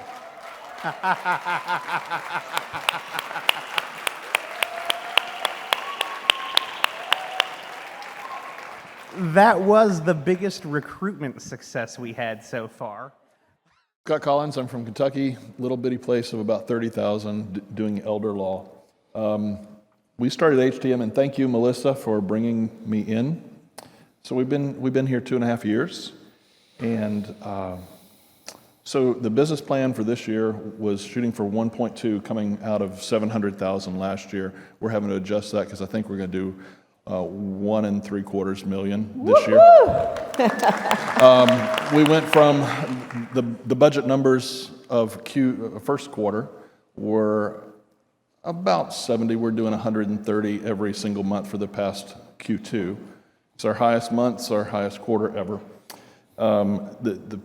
The staff is constantly bragging to the new staff people about our quarterly meetings for the staff. You can't miss this thing, it's amazing. They're asking me for the executive assistant hire to happen quickly so I can be there for more leadership. They just love the culture of the firm. It's amazing. It's cool to see your staff brag and ask, just like Bill said, hey, give us more work, do more sales. We love what you're doing, even though we're working at 200% capacity. I told you it worked. Yep, it works. We've opened our second location, took my wife on her dream vacation to Hawaii. I bought my first new car ever, not that I just don't care for new cars, and when we did that, we did it without even caring about what the price point was. Just pick the damn car you want, and that went. I've taken not that I recommend this, but a vacation every single month for the past 4 months. Whoa, awesome. And that was last week for my dad's 75th anniversary father-son trip with my brother. It was beautiful. Cool. And I've also done them with my grandchildren, so I'm actually having time with my family again. And I know I look young, but I do have 11 grandsons, so. Whoa, congratulations. Take that. My name is Bill Bly, and I have a law firm called the Maine Criminal Defense Group. We help good people in bad situations avoid serious criminal consequences. So there's actually been a lot, especially when I hear other people, I'm like, wow, there's another reminder of something we did, which is amazing to me. Number one, we bought a building. We purchased that building July 13th. Not the one we talked about, the first one, another one. We bought a different one, yeah. Oh, you And good. it was a long journey, a lot of struggles, a lot of uncertainty. But we started that process in August of last year when my landlord said, well, you should have negotiated a new HVAC system into your lease. That's why you don't have air conditioning and heat in the back. And I said, do I look like a fucking HVAC contractor to you? He said, but if you renew your lease for 4 more years, we'll replace the system. Oh my God. So I turned to my lovely wife and I said, okay, we'll think about it. We said, fuck you. And we went out and said, we're going to fucking buy a building. Fuck these people. We'd been there 13 years. So that was how much they cared about us. Yeah, we're going to send them a thank you card when we move out in September. But that was big. There's been some real mind shifts, I think, which has really helped with Erica's Beast program. But one of those mind shifts was that we can't charge for a consult. So we came up with an idea of doing a strategy session because I was getting burned out from doing just free consults over and over and then people not retaining me. So we started charging $500 for my time. We've gone from probably low 30s closing rate to 90+% closing rate. We've seen a massive increase in income. July was $176,000, which was $25,000 higher than our biggest month ever, which I called the purple unicorn because I never thought we'd see it again. And right now we're at $186,000, and I think this is what we're going to be maintaining, which is a $2.5 million run rate. And that was because of a mindset shift. We had our best half of year ever. 800,000 is what we hit for the first 6 months, and we're going to blow it out. I mean, I'm really pushing to break 2 million this year based on our run rates. Congratulations. We've doubled our college savings to $32,000 a year for our kid. I'm thankful I only have one, but we can at least afford to send him to college. I started late on that. We brought in 2 new hires, a new associate who's been great, a new paralegal started 2 weeks ago. We started a bonus plan for our attorneys, and I get to harp on it when Tom says to me, I just don't know if I can do it. I go, Tom, this is all about, look, I'll step off the gas, but somebody else is going to be making that bonus. No, don't step off the gas.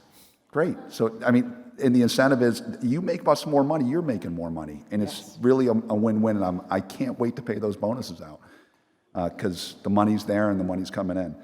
And finally, on a personal note, personal/professional, I had a trial, and it was a big trial. It was a very stressful trial where my client was facing up to 30 years prison on multiple sex counts. And it was the best fucking thing ever was to get a motion to acquit on 5 out of those 6 counts when the state rested. And that just means one thing. I out-lawyered that motherfucker. Hi, I'm Allison Tilton from Murrieta, California. I own a divorce and family law firm with a business partner, and we fight for professionals and business owners to survive divorce, to keep their money in their pockets and their kids by their side. I joined How to Manage in July of 2017. We had been in business for just about 1 year. So when we started our practice, we had never run a law firm before. My business partner and I had worked together, but we really had no idea how to run a business. We were grossing about $20,000 a month, and we had clients from an existing law firm that we worked for. So we knew that there had to be a better way to do this, and we joined How to Manage very quickly, and then just after we had joined, our revenues went to about $35,000 a month, and then about $40,000 a month. So we had closed out 2017 at $340,000. Then in 2018, we were able to double our revenues to just about $740,000. And then in 2019, I believe we closed out at just over 1.1. We were fortunate to grow during the pandemic, and we closed out about 1.5. And this year we should be just over 2. When we started How to Manage, we had 1 employee. She was our receptionist. She's now still with us. She's our director of operations. And we have a team of 23, which is incredible. And we've been able to figure out ways for them to work remotely and in office. So it's been amazing.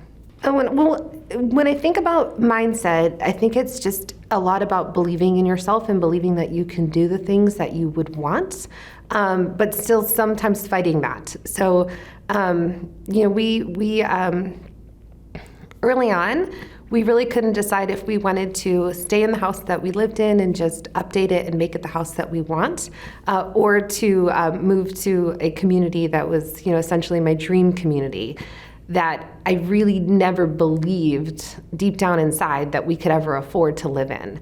And then I started to do some mindset work, and I had done, it was called, it was Intro to Mindset. It was a mindset shower. And that was just so eye-opening to go back and really think about some of the stories that we tell ourselves and the things that hold us back. And it was at that point that I decided that I was gonna live in this dream community that I didn't think was possible at one point. And I had heard either at that workshop or another workshop, to go kind of test drive this and go see some of these things and decide if that's really what you want. And just a little bit after that, I had found just this unbelievable property in this community. And I thought, hey, we can do this. And then I realized we can't do this yet because there are so many other costs associated other than a mortgage. But that really got me going on I can set this goal. We can create a business plan that would give me what I need to achieve. And we can create a business that can really service the life that we want to live. And what day is it now? Just 3 days ago, I closed on my dream home, and we're going to be moving in. And it's still really surreal, and just so humbling that we can do anything that we say we want to do.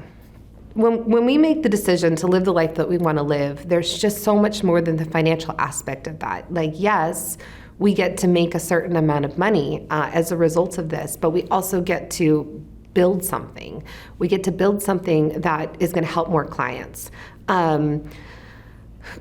Gosh, I'm trying to think. When we started How to Manage, we probably had 40 clients. That means that was only 40 people that we were helping. Right now we have 240 open cases, and that's just so many more people that we get to help, and we get to help them find financial freedom in their divorce. We had one employee, one family that we were helping live, and now we have 23. And I get joy knowing that we get to help them achieve their goals and help them do everything that they want to do. And it's not even that. We moved into bigger office space, which means that we get to. It seems silly, but now we have a janitorial staff, so now we get to help people there. And we have more marketing vendors, and everything just grows. And there's just so many more businesses that we get to interact with, so many more referral partners that we get to give referrals to. And money doesn't make life better. It just, some of the things that we need to do, it just makes it a little bit easier to do them. I didn't struggle with joining How to Manage. I knew that I needed something, but I know from talking to a lot of people that it is a struggle to make a decision. And I guess my advice is don't fight yourself on it.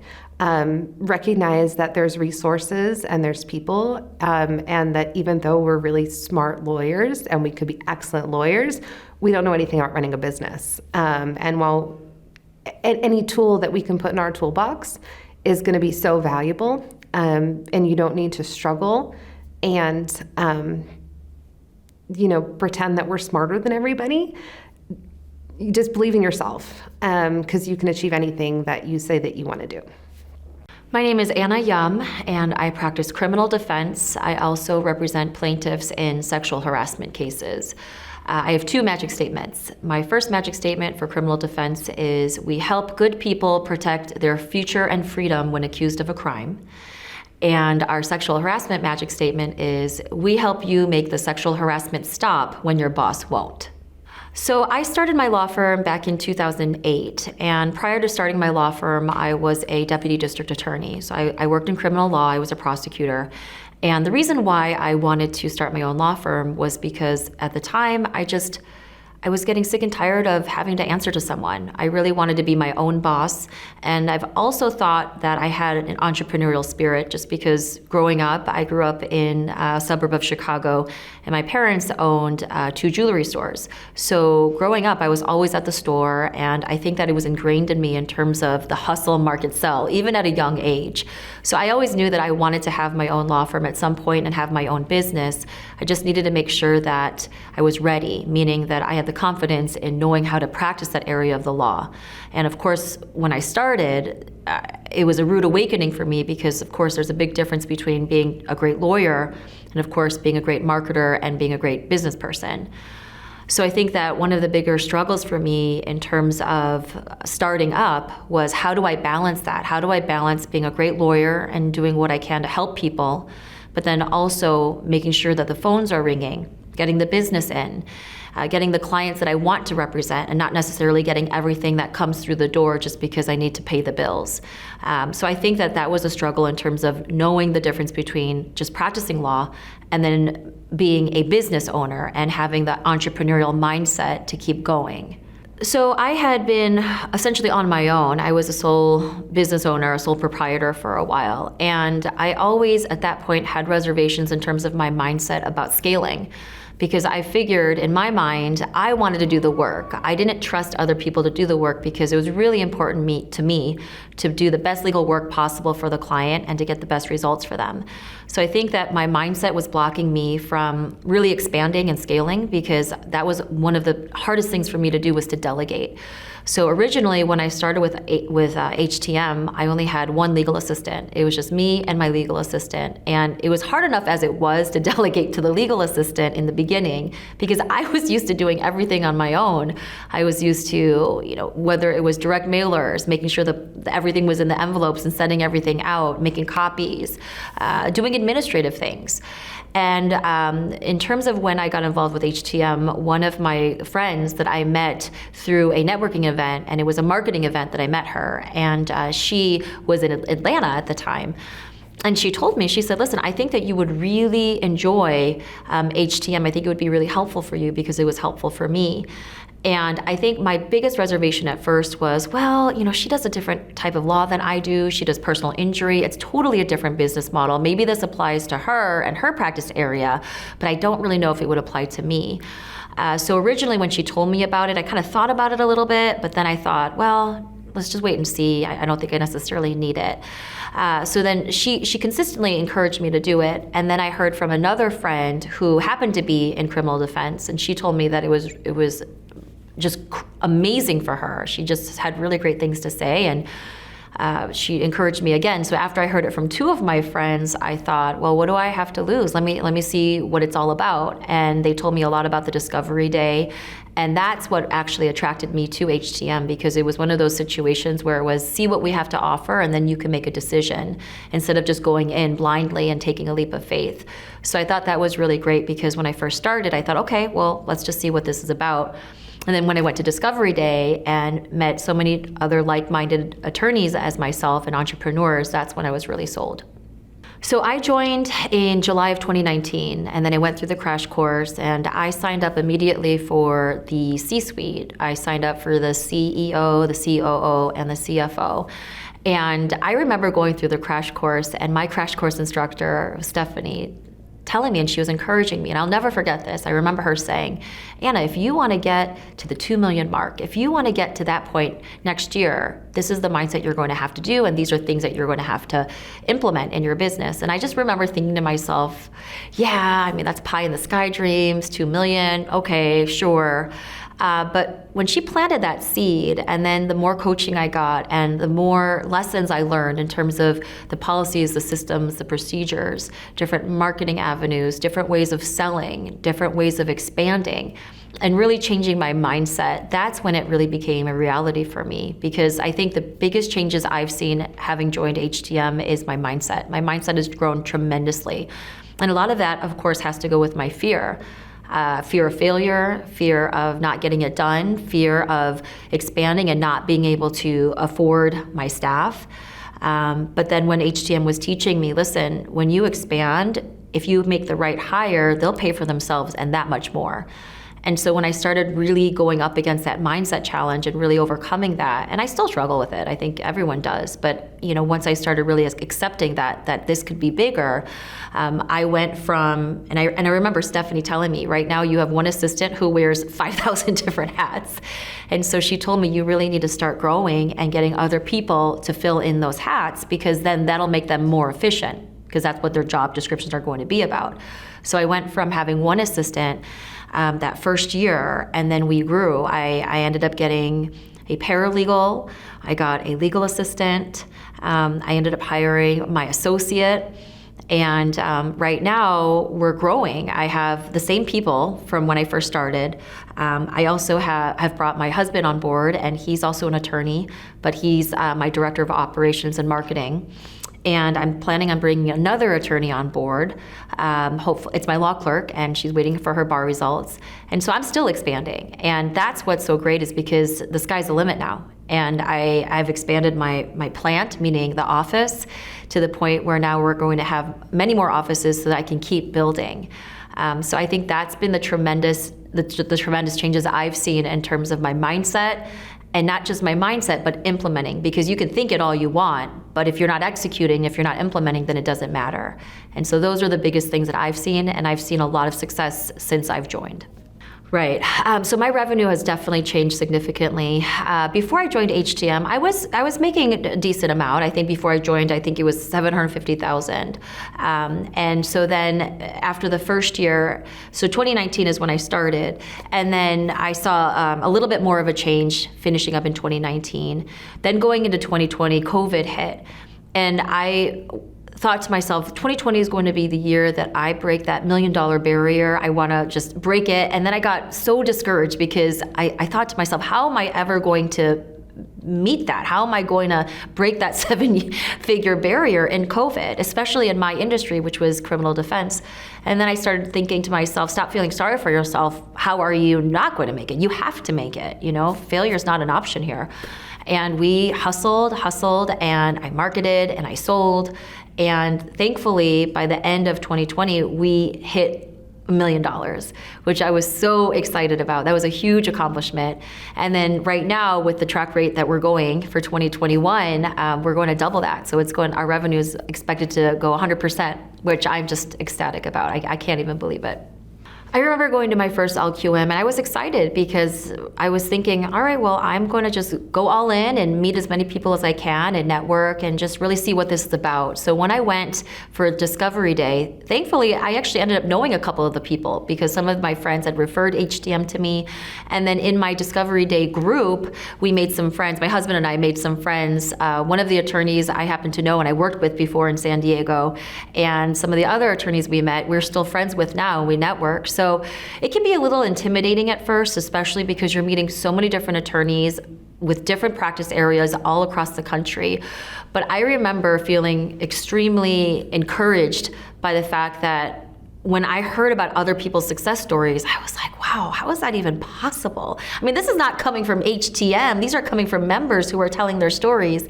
And that really encouraged me. And that was a huge selling point for me because I realized that, wow, if these people can do it, why can't I do it? They have a set system here, and it seems to be working because when people were coming up to the mic, they were saying the same things that were happening to their practice areas and their businesses all across the country. So that was huge for me, and it was very encouraging for me to think this is something that I can do. And I just left, I remember leaving extremely motivated. My husband and I were just, okay, what's going to be our business plan? What are we going to work on next? And I can't tell you how thankful I am about the LQMs because it's really the networking that I think is so valuable.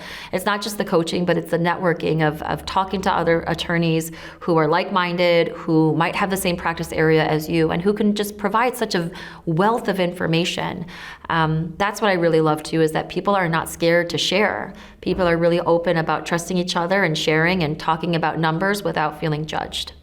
I think from a business perspective, the HTM LQMs are so valuable because you're always thinking about different ways to move the needle. And business owners have different visions, and we have different struggle areas and different areas that we excel in. And just by virtue of having some coffee with another member or having a lunch with some other members or going to dinner, just sharing what things work for different businesses, I think has been extremely helpful too. In fact, I met a couple that is really successful in their practice area that's similar to my practice area, and they were so open and so honest about what works for them. And I'm shaking my head because I think that's what's the camaraderie that's so great about HTM, is that everyone does feel like they can share. At least my experience has been that people feel like they can share without feeling as though they're expecting anything in return. It's really a genuine interest in helping others and paying it forward, and obviously garnering information that's helpful for them on their end too. Frankly, the first time I thought about quarters was through HTM. I've never even thought about quarter one, quarter two, quarter three, or quarter four. So when my friend had referred me to HTM, she was talking about these live quarterly meetings. I said, what's a quarterly meeting? What is that? And she told me about it. And she told me about how everyone was really encouraging with each other and just helpful in terms of sharing business information. And that's what's so great about it, is that it's not even talking about the law. It's not talking about how to be a better lawyer, so to speak. It's really about the business, which that's where I needed the most help with, because I truly believe this, being a really good lawyer and being a good business person, they're two different compartments. And if you can find a way to conflate them together, I think that's what drives a successful practice. And so when I thought about quarters before, frankly, I didn't even think about it. But now having gone through LQMs and having been a member for the last 2 years, that's exactly how I think. These are my quarter 1 goals, these are my quarter 2 goals, quarter 3 goals, and quarter 4 goals. My biggest regret was not joining or finding out about HTM sooner, because I had created our law firm in 2008 and I didn't join until 2019. And so I just thought to myself, wow, had I known the things that HTM has taught me back then, I may be in a completely different situation now. It's never too late is my advice. It's never too late, and I just think that joining HTM was one of the best decisions I've made in terms of my legal career and my career as an entrepreneur. I honestly don't know where I would be without the guidance of HTM. The coaches have been significant. I can't tell you that I make any kind of business decisions without talking to my coaches. And it's been instrumental. It's truly been instrumental, because I really always prided myself in being a really good lawyer and doing the best I could for my clients. And I think there's a certain humility involved in understanding when you need to ask for help, especially if you want to run a successful law firm. And that's where I was. I thought, okay, I can do the legal stuff. I really need help in terms of running my business and living the life that I want to live. So all those things that HTM taught me during the Discovery Day, it really just resonates with me even now, because that was the whole purpose. It was, I didn't want to work harder, I wanted to work smarter. And not just for me, but my family, and as a mother, spending more time with my kids, as a wife, spending more time with my husband.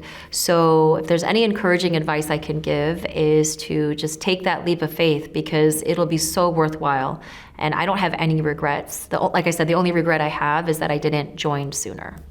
And especially with Discovery Day, when they told me this, if you don't like it, here's your money back.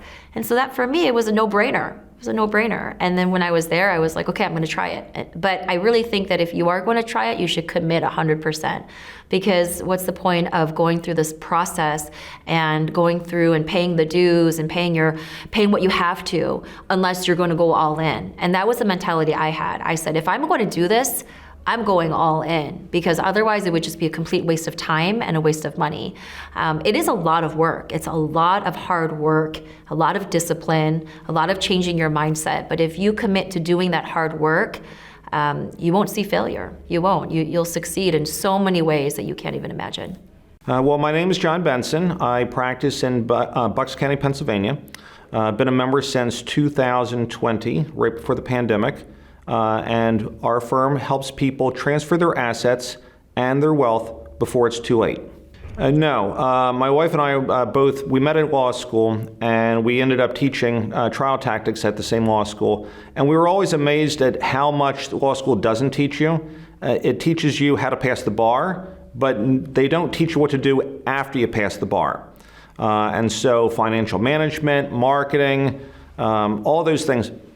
There's no course like that in law school for you to take. Mindset is everything in this. You have to play all in. I do speak to people every now and then, and they'll say, gee, I moved the needle just a little bit. And then when you start talking to them, you find out that they only implemented 1 or 2 things. If you play all in, you're going to move the needle a lot. But mindset is really going to be what drives you through this thing. I didn't have any particular beliefs about, growing the law firm or it being a particular size. I had beliefs about what I could get out of the law firm. And I had beliefs that I wasn't getting as much out of the law firm as the law firm had to offer at the time, regardless of what income level I was at. We were always kind of struggling. We had been around for 15 years. We had a good amount of clientele. And we were making some money, but we weren't making as much money as we could. We weren't as profitable as we could with the particular clients. And it always seemed to be a struggle. It was a struggle either to get clients through the door, to get the clients to retain, if they paid, to get them to continue paying and to not be in arrears. And we just never knew how to move the needle to the next level. We knew that the next level was possible. And we had done some homework. We knew a little bit about marketing, and I had a finance degree, so I knew a little bit about finance. And we knew how to be public speakers because my partner and I were district attorneys, so we knew how to talk to the public. So doing those little things, we already knew, but what we didn't know is how to tie it all together. It was like there was something hanging out in the air that you could kind of see, but you couldn't grasp. We had always been kind of kissing the $1 million level. And so right before we had joined, the year before, 2019, we had done just a little over $950,000.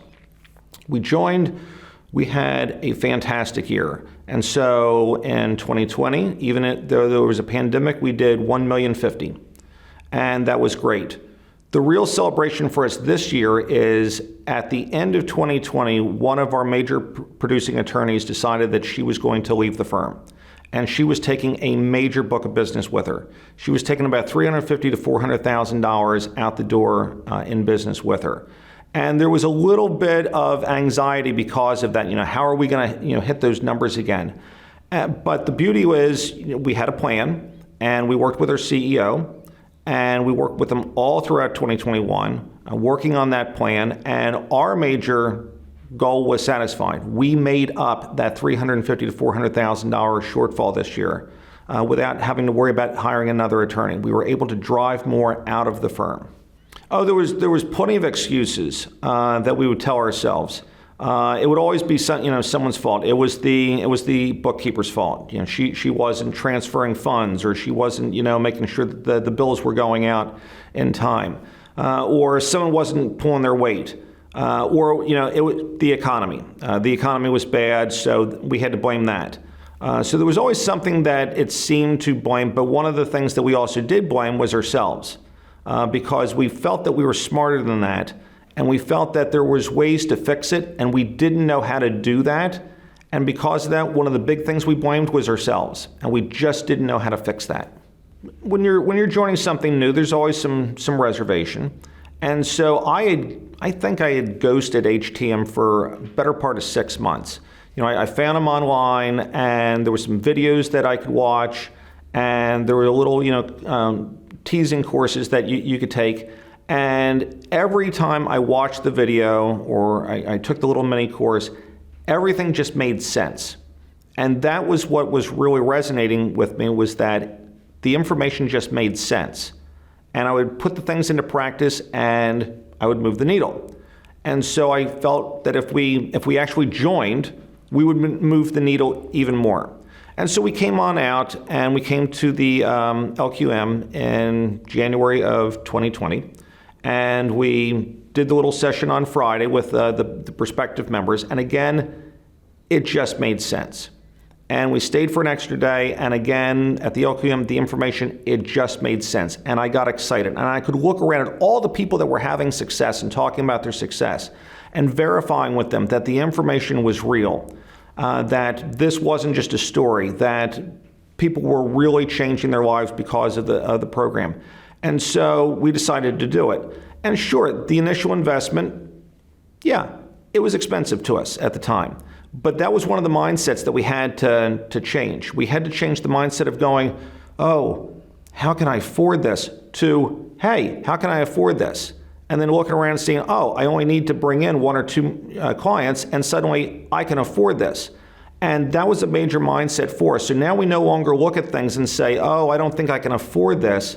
Now we look at it and say, how can I afford this? And that made a huge difference in our lives. If I hadn't joined HTM, I would probably be a basket case at this point. We joined, for us, it was at the right time. It was January 2020. The pandemic really took hold of the country in March. And yeah, for the first month or so, I panicked. We were sitting at home. We were trying to figure out how to work virtually. We were worried, what's going to happen with the clients? How are we going to serve them? What's going to happen when they run out of money? How are they going to be able to pay us? And we would get on these various calls that HTM put together, and I saw people from all over the country who were in the same spot we were. And they had ideas that maybe we didn't, and we had some ideas that maybe they didn't. And we were able to share those things and implement those things.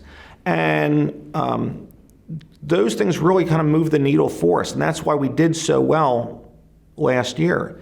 So with the pandemic, HTM really saved us. I don't know if the firm would have survived without it. And that allowed us to continue into this year. And then again, we lost the attorney this year, and there was a moment of panic, but I had someone to talk to. I had my CEO that I could talk to.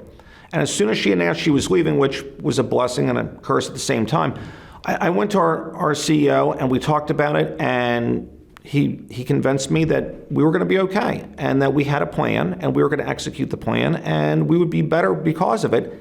And we were. So between those two things, I don't know how I would have survived it without a HTM. So it meant a lot to me. Sure, the HTM bubble is amazing. We're meeting virtually every month, sometimes every week, and you're able to see people and talk to people who are going through the same things you're going through. They are on the same path that you're on, or they have had the same problems that you're experiencing, and everyone has been so helpful. They don't hide information. They don't say, oh, you're the competition, I'm not going to give you this thing. They share absolutely everything. They share their successes. They share their failures. They help talk you through the bad times. They help celebrate you during the good times. They're genuinely there to help you, and you want to make sure that you return the favor to them. So we are always sharing information, whether it's about marketing or financing or how to bring a client in or how to retain a client, or how to just run the firm better. There is not just one person you can lean to. While my CEO is invaluable and has a wealth of information, I have over 400 sources that I can go to at any time that I need to, that I can get information to solve whatever problem that I have. So I'm not alone. I've got 400 people standing alongside of me. The CEO is a little add-on that you choose. I highly recommend it for anybody because again, if you want to move the needle all the way, you have to be all in. And one of the things you do is you bring in a CEO, someone who has a wealth of experience, not only in being an attorney, but they bring in a wealth of experience as being someone good at finance, someone good at marketing. They have MBAs, they're JDs. They are experienced, and you are working with them all the time. So with my CEO, I meet with them at least twice a month for 30 minutes at a time. I have one 90-minute deep dive session a month, but that's not all. I've got his cell phone, I've got his email, and there isn't a time where I can't just go and text him or email him, and he will respond right back to me and we'll work a problem out, or if I need to talk to him for something extra or something just popped up, it's never a problem. I can reach him usually within an hour, and we can work whatever problem there is out. And so having that source with you is invaluable. And it's not just the schedule that they give you, it's all the time. So if there's a problem today, I can find them today. And I don't have to worry about waiting until next week for the problem to resolve. We met last night during the reception. And I said to the CEO, okay, we're looking to hire a new attorney. I met with the attorney this week. I know what she's looking for in the way of salary. Help me figure out how to make this work. And he said, hey, not a problem. I got a calculator up in the room. If you want, we can work on it right now. And it was that type of response that allows me to be responsive to my law firm every single day. The one thing I would tell people if you're on the fence about joining HTM is then just do your homework. Look at the videos that are available for you. Talk to the people that are available for you. And make your own conclusion. But I think you're going to see when you watch the videos, when you do the homework, when you talk to the people, it's going to make sense. And if it makes sense, why wouldn't you do it? I spoke to a couple people, and sure, they were skeptical. But I then asked them, okay, well, have you done anything that they told you to do? And they said, yes. I did the one or two things, and it did make a difference. I said, well, if it made a difference, why wouldn't you just do it? Because if it made a difference for those one or two things, imagine what will happen when you're all in. Imagine what happens when you come to the LQMs. Imagine what happens when you're talking to the people every week. Imagine when you're getting the training. My biggest problem with HTM is I don't have enough time to implement all the things that they have to implement. There's various calls, there's various programs, and I would love to continue doing those things. And I don't have time because I'm doing the 500 other things that they allowed me to do and taught me to do. And so this isn't a program where you pay your money and maybe you see a few things. This is something where you spend the money, and there is so much that they can do for you. There is so much that you can learn. You don't have enough time in your day for it, and that's a wonderful thing. I'm going to be able to be learning things 5 years, 10 years from now from this organization and continuing to improve on things. So if you're a little bit skeptical, watch a couple of the videos and then try a few things that they told you to do. And if it makes sense, you would be crazy not to do this. Who's going to sit there and say, well, I see success over there, and success is right there on the table I can grab, but no, I think I'll go somewhere else today. It's right there. So if you want to change your firm, if you want to change your life, then just reach out and grab the opportunity. The LQMs are amazing. When I leave the LQM, I am so energized because I've just been in a room of people with the same mindset that I have, that all want to succeed, that are all succeeding. And so you leave the LQM and you have this almost this binder of information that you can take back to your firm and you can implement. And you're just so excited to implement it because you know you've had success before. You can't wait to see the success you're going to have when you implement these things. And so that Monday when I get back into the office, I am energized. I am ready to do some business. I am ready to transform my life. I'm ready to transform my firm. I'm ready to transform the lives of my partner and our attorneys, and I'm ready to transform the lives of our clients. And so the LQM is amazing. Now, during the pandemic, hey, we couldn't meet, but we met virtually. And doing that was fantastic. Nothing stopped because of the pandemic. The program kept going on. It didn't miss a beat. And so for a number of times, yes, we met virtually, and that was great. But when you actually come to the LQM, now you're playing all in, because I was finding when I was watching it virtually, I wasn't participating as much. I wasn't getting as much that I could get out of it. And that was, the only fault that was for was, the pandemic. The pandemic, made it that way. But now that we can get back together, I was so excited to finally return to the LQM. It is amazing. We're meeting in just about 2 hours from now, and I can't wait. And I know that I'm going to be tired at the end of the day. I know I'm going to be tired on the plane ride on Sunday, but I'm going to be so energized because I'm going to be bringing things back to implement to the firm that I don't even know about, that I can't wait to use. No, the LQM really is almost like a show production. Everyone's waiting right outside the doors for the doors to open, and when the doors open, people are literally running through the doors trying to get the best seats, trying to get up front to get the information. And then it really is a show from that point.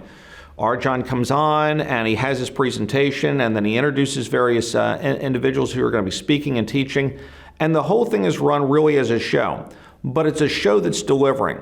And so, no, you're not going to just get a sales pitch, because we're all here for the same thing. You don't have to sell us on anything, so there's no sales pitch. What the LQM is it is going to be specifically focused on a particular area that you can improve on your practice. It's usually one of the 7 main parts of the firm. And so maybe one time at the LQM, it's going to be all about marketing. In fact, the first one I went to, it was all about marketing. And from the very moment that it started, we were getting information that we could receive. The very first slide that came on was 151 ways that you can market the firm that you hadn't thought about for low cost or no cost. And so they're always giving you information. And each LQM is focused on a particular area of your practice. So it's not about a sales call. It's not about a sales production or anything like that, because we're all here for the same thing. We don't need to be sold on anything. What it's designed to do is to help you implement one of these 7 areas of your firm and make it better.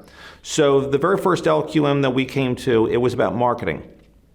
And the whole goal of it was how to learn about low cost, no cost marketing, which was fantastic for a firm like us because we didn't have a ton of money, so we didn't have a ton of money to put in marketing.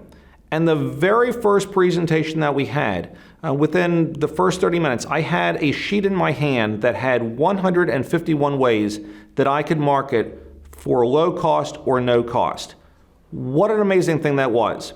And the rest of the LQM continued delivering on that message. And so the entire LQM was focused all around just marketing.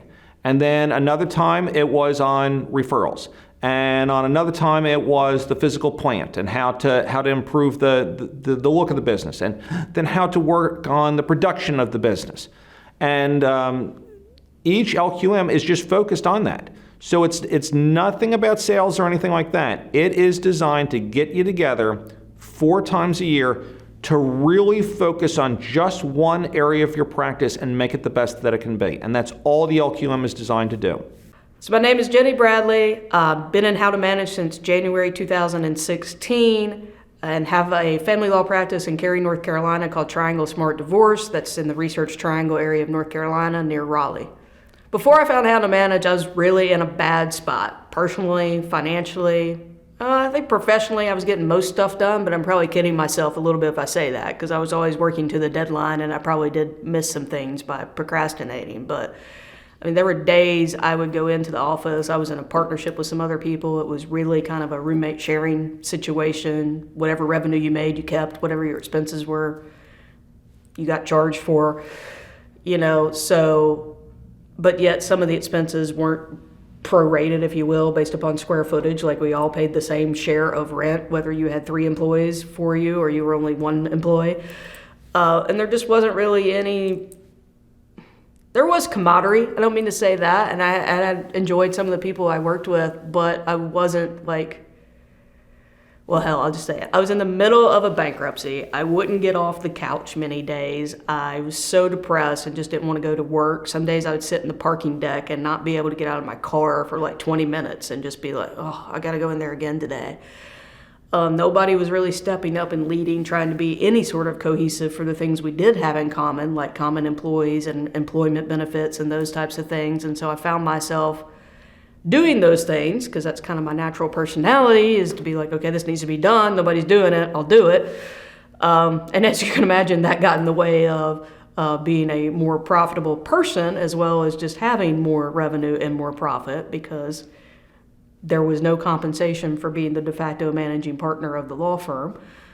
In 2015, 16, for sure, I was kind of bitter with my partners. Now I understand that through a lot of mindset work and even some therapy, that's on me. How I let them make me feel and how I did what I did and had some resentment and had some bitterness and had some frustration, I allow them to do that to me. And so I've done a lot on trying not to blame other people for the way I feel, because that's really only the one of few things you can actually control yourself, is how you feel and how you think and the choices and the decisions you make. And so it just got to the point where I was like, this is the decision I've made.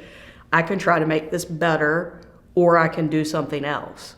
My wife didn't want me to do something else, because she's like, you're depressed, you're in the middle of a bankruptcy, how the hell are you going to do something else? Like, we've got to try to make this better. Around about that same time, I saw like a webinar that the local bar association was putting forward, where HTM Coach was doing a Know Your Numbers webinar, and I was like, crap, I don't know any of this stuff. And they say you need to know this stuff in order to start running a successful business. Business of law was something we never learned in law school. They didn't tell us how to do marketing, how to do sales, how to manage people, any of those things. I can break down a case for you and brief it like a mofo, but I can't tell you the things I don't know how to do. And some of those things you learn by doing, understand that, but you didn't even get the baseline knowledge in law school. So saw the Know Your Numbers, went to our I'll call it office manager. She was also a bookkeeper. I was like, hey, I need to know these numbers for me. And she's like, well, we don't track this stuff.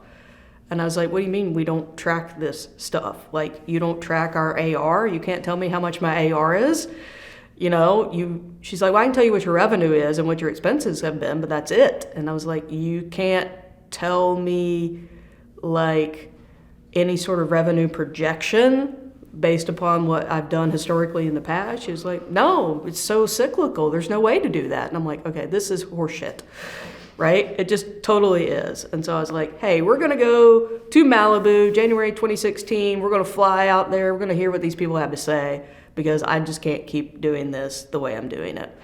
So when we went to Malibu, my wife and I was still working in that partnership. She's a paralegal in that partnership. And she was like, hey, we're going to go, we're going to learn some stuff, you're going to implement this, you're going to stay in this partnership, and we're going to figure out how to do this better, make more money, get some help, scale, do some things, and all those types of things. But we're not going to join this group, because that's just ridiculous. You don't have that kind of money to spend every month, and when we're going out there because it's a money back guarantee. Like, you'll get money towards your flight. We don't join. You get your deposit back, et cetera, et cetera. Her ideology was, we're going to go out there. We're going to hear what they have to say. There's no way in hell we're joining. We're going to get our money back, and then we're going to have a weekend in Malibu.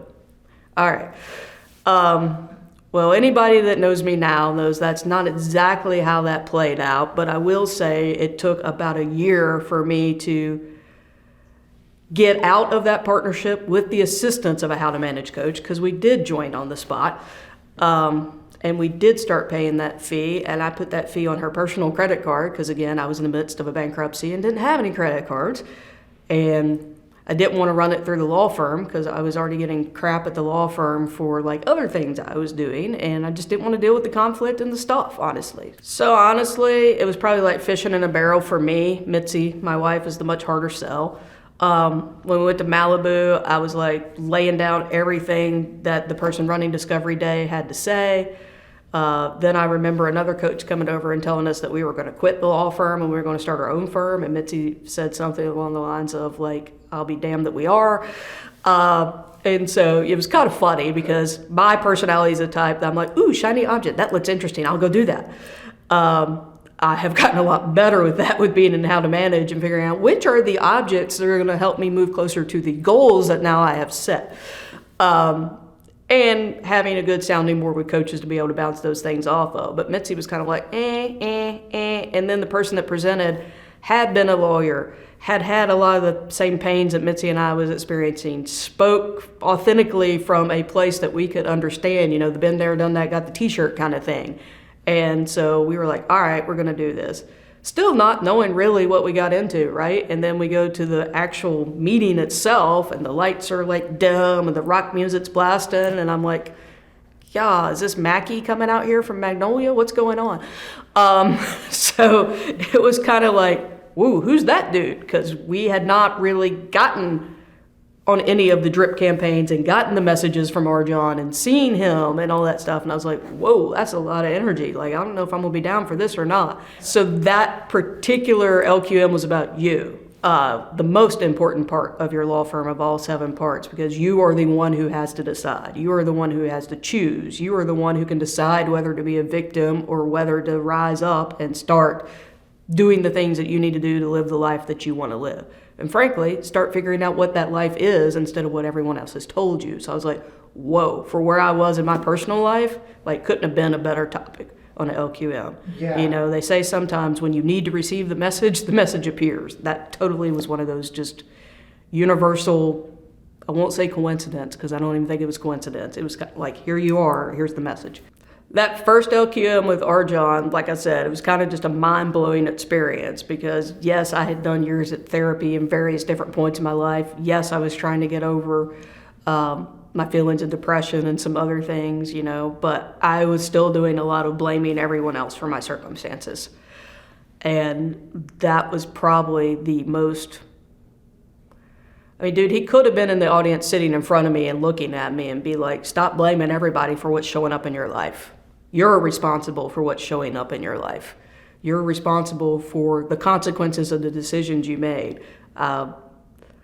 It's not that I don't know that causes lead to effects, but that was probably the first time I actually thought about it in a business way, about how everything going on in my personal world was showing up in my business and leading to effects I didn't want, and I was the only one that had the power to get different effects by changing what I was doing and changing the causes. And I was like, damn. Now, as I said, I'm still a little bit of a slow learner, right? Because it took over a year for me to get out of my partnership and start another law firm.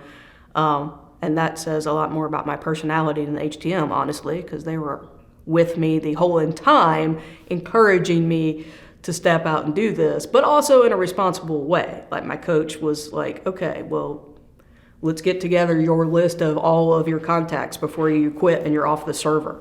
Let's figure out where you're going to go. Let's look at the rent. Let's crunch the numbers. You know, let's get something that you can grow into, but it's not going to be your forever home. But you can't start off at 5,000 square feet when you only have yourself as an employee, you know? But let's do what we need to do to get you to where you need to go, to have a plan. and a roadmap to get there. And that was invaluable for me. There's so much content that we get from How to Manage. I can say that there's not been anything I've participated in that I haven't gotten value out of. And it's like picking your favorite animal. Like, I can't tell you what was the best thing. I will say that I am, despite someone who didn't know any of their numbers in 2015, I now know a ton of my numbers. I'm a spreadsheet nerd. I love to pivot data all day long and look at trends and look at this and look at that, and hooking up with our CFO and being able to actually say, like, yes, these are the trends. They are going in this direction. It makes sense for you to be in, you always should be sourcing for good people to hire in your company that fit your culture and can do the job. But we can definitely tell by these numbers where there's going to be an expansion point that you're going to break your intake person, because now they're getting 200 calls a month, and 6 months ago they were getting 100 calls a month. Probably spend a little bit too much time analyzing my numbers for some people's liking, but I super enjoy it and think that's where it's at. So, and that's been something else that Arjan has said multiple times, right? Like, you got to have a dashboard. You can't go driving somewhere and not have, well, in this day and age, a map, a GPS, a dashboard to tell you whether you're getting ready to red line, whether your gas tank's empty or you need to charge your car, whichever the case may be, all those things. And so if you're just going through life with like, hey, I'm going to live day to day and whatever comes my way is going to come my way and I'll figure it out, like, whoa, no wonder I was stressed and depressed, right? Because it was all out of control, and there's things I could have controlled that I wasn't, because I could have been measuring things. Totally. Like, I wasn't even tracking revenue before. So I went back in time after I joined How to Manage and was like, I'm going to historically write down the years that I was a W-2 employee at places, what was my W-2 income. Then when I became a partner in 2005, what was my revenues, et cetera, et cetera, et cetera. So 2016, when we joined, my 2015 revenues were $200,000. My 2016 revenues, doing a little bit of the How to Manage stuff, but staying in that partnership, were $300-something thousand. First year I opened the law firm, $650-something thousand.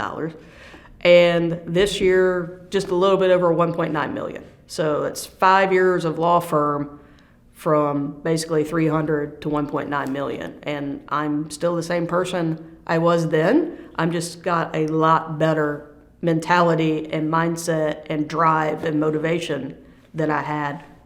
I think what's most surprising to me is, like, being a kid from blue-collar Tennessee with parents who didn't go to college and being the first person to go to college, and then I was a lawyer. It was like, gee, I kind of sort of thought I was special and I was going to be a lawyer, and that's how I defined myself, and I was going to do this and I was going to do that, and I was going to, keep people from self-sacrificing themselves in horrible, rotten relationships that weren't serving them and all those kinds of things. And then I was like, whoa, in order to grow this business, to help the number of people that we want to help and to employ more people and to get out of these financial place I have allowed myself to get into, I've got to step away from practicing law and be the person who puts my DNA all over this law firm and sets the standards and sets the forms and does the templates and does the policies and procedures. Yes, definitely with help of my wife, who left that other law firm 3 months after I did and joined me in the practice, but not, for lack of a better word, like, you just had, or phrase, I guess I should say, I just had to get out of my own way and realize that, like, I couldn't do it all. Like, Arjan told me to read the book E-Myth, and I was like, oh, wow, that's really telling. Like, you can't sweep the floors, clean the kitchen, make the food, take the orders, deliver the food, and do all that other stuff, and A, not burn your ass out, and B, you can't reach the number of people you want to reach to help the number of people you want to help. I mean, everybody wants to talk about the revenue numbers. Those are impressive. What's more impressive to me is what we've been able to do with the profit that we've generated. Like, our son wanted to go to college in the University of British Columbia in Vancouver. And I'm like, oh crap, how are we going to afford that? Like 2 years ago when he started talking about it. And I was like, oh, I need to help this many more people. I need to do this many more divorces. And look, there's the money. As opposed to my parents who said, well, you can go to University of Tennessee at Knoxville and live at home because we can't afford anything else. Like, we never told him we can or can't afford whatever. We're like, where do you want to go? And we figured it out, and houses aren't a thing to me. Like, I'm still living in the same house I bought when I was in law school or right after law school. But traveling is a thing to me. So, like, we've had not as many with where we find ourselves right now in the world and still in the endemic pandemic, but we've had opportunities to travel and do things I haven't done before. And then probably the best part of how to manage for me, you asked me this and I didn't answer it well enough because I said I couldn't choose, or like choosing between your favorite animals. Honestly, is the community. Like, I love Our John to death. I love the coaches to death. I love the framework that we get and the guidance we get. But some of just the conversations in the hallway of people who are business owners whose business happens to be a law firm and they are selling legal services instead of the bunch of lawyers that you hang around with at your local bar association who are all bitching and whining and moaning about the economy and the pandemic and this and that and this, and they never see an opportunity in anything. All they see is a problem. And you don't have that here in How to Manage. And if you do, you won't have it for long because somebody will call you on it. My advice to anyone that's on the fence about joining the How to Manage is, how has what you've been doing worked for you? And if it's not working for you and you don't find yourself living the life you want to live, providing the things for your family you want to provide for, doing the things you want to do, having the things you want to have, being the person you want to be, then you owe it to yourself to invest in yourself, which is what this program really is. I got to stop looking at it like an expense. And I did it too. I went to Malibu and I was like, oh God, this is so expensive. How are we going to afford this? Okay, so we invested $24,000, I guess, our first year with How to Manage, and my gross revenues were $100,000 more. And that was stuck in that partnership still that I allowed myself still to be stuck in. Another thing I'd say is just stop looking at it like an expense. And that's easy for me to say sitting here now, right? In 2016, I went to the thing. Like I said, we were going to go out there and get our money back. And I was like, where the hell are we going to come up with this $2,000 a month? This is crazy. Me now would tell me then, stop looking at it like an expense. It is an investment in yourself. It is an investment in growth. We spent something around the neighborhood of $25,000 in the first year. We made $100,000 more in revenue. So that's a 4-time return on investment.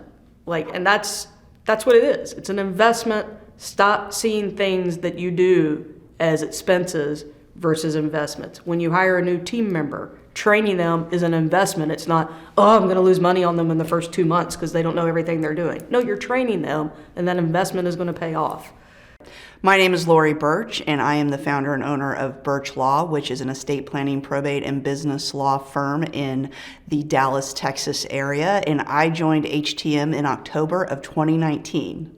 Yeah, I started my practice in 2005, and I actually found a pretty quick success. Had a knack for it, really connected with my clients, and took on a lot of different leadership roles with business organizations, and found myself getting very, very busy, to the point where over time things were getting really, really out of whack, just systems and procedures, and I was working like a dog. And then I had this crazy harebrained idea to run for Congress. And when I ran for Congress in 2018, it was very eye-opening to me that having to run a law firm full-time and do something else like that full-time, it just wasn't manageable. And at the same time, we were starting a family, and I realized after the congressional run had wrapped up that if I really want to pursue things outside of my practice, that this practice has got to run more efficiently and more without me.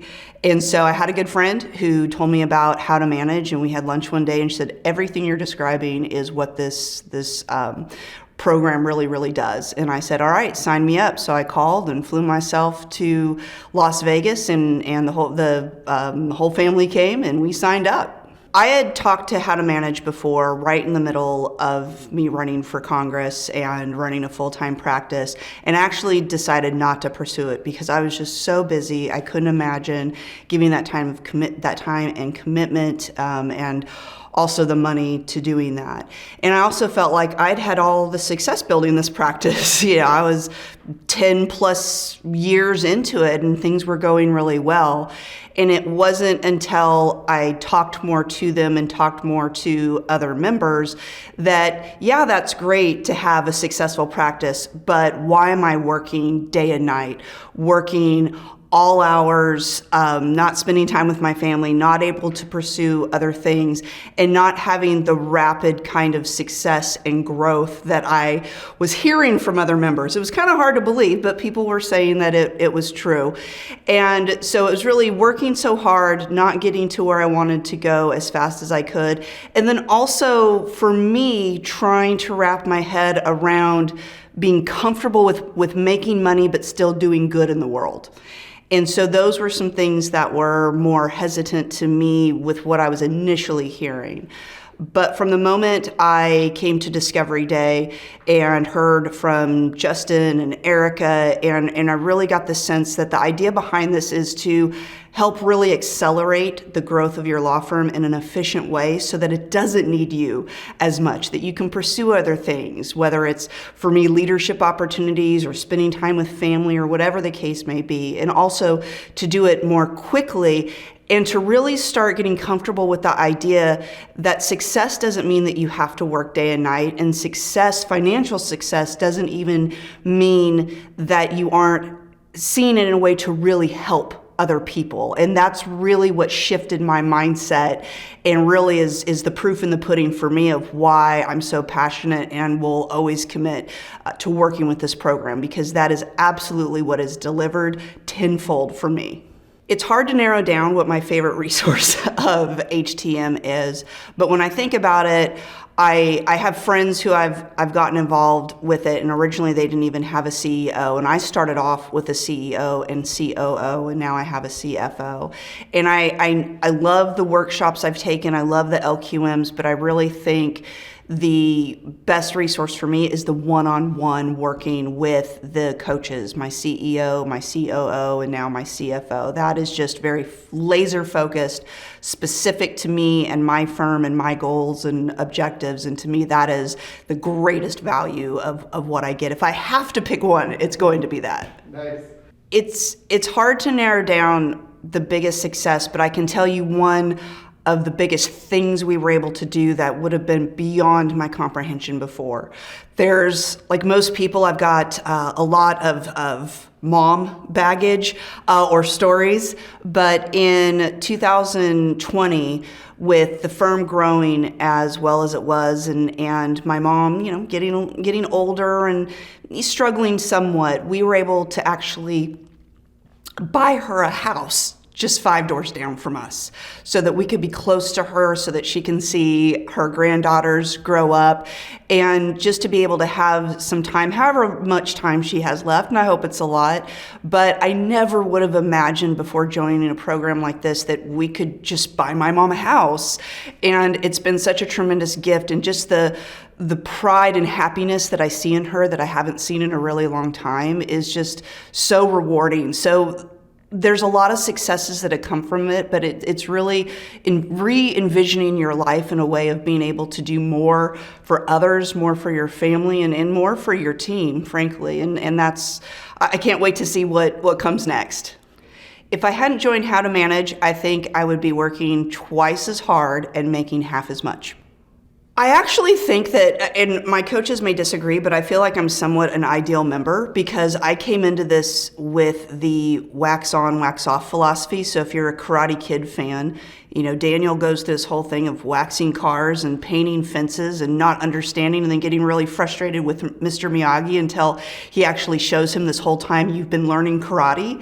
So I told them that whatever you tell me to do, I'm going to do it. And I'm going to treat this as wax on, wax off. And if you say that this is what really helps grow your practice and expand your horizons, then I'm all in. And I've always played all in. So I think I've probably, compared to a lot of other members, have been not very resistant and very open. And I have all the metrics and numbers and really the success to show that it works. So we started in October of 2019. We closed out that year with gross revenues of just over $500,000.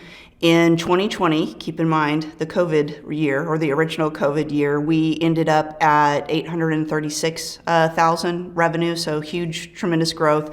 And then in 2021, we closed out the year over $1.3 million. We are shooting for a goal of 1.7. I worked hard with my CFO with that, and we probably could be more aggressive than that, but we also are trying to do a balance of not breaking the capacity of my team and maybe looking at some efficiencies and focusing on the team and what they can do, and myself as well, because I still am trying to get to that elusive self-care regime and routine that I really am craving. So that's what we're going for, is about 1.7, but there's a chance we might blow by that. Anybody who's on the fence about joining, you know, with anything, it's not going to work unless you play all in and you work it. So if you're not going to commit to something, then don't waste your time, don't waste their time.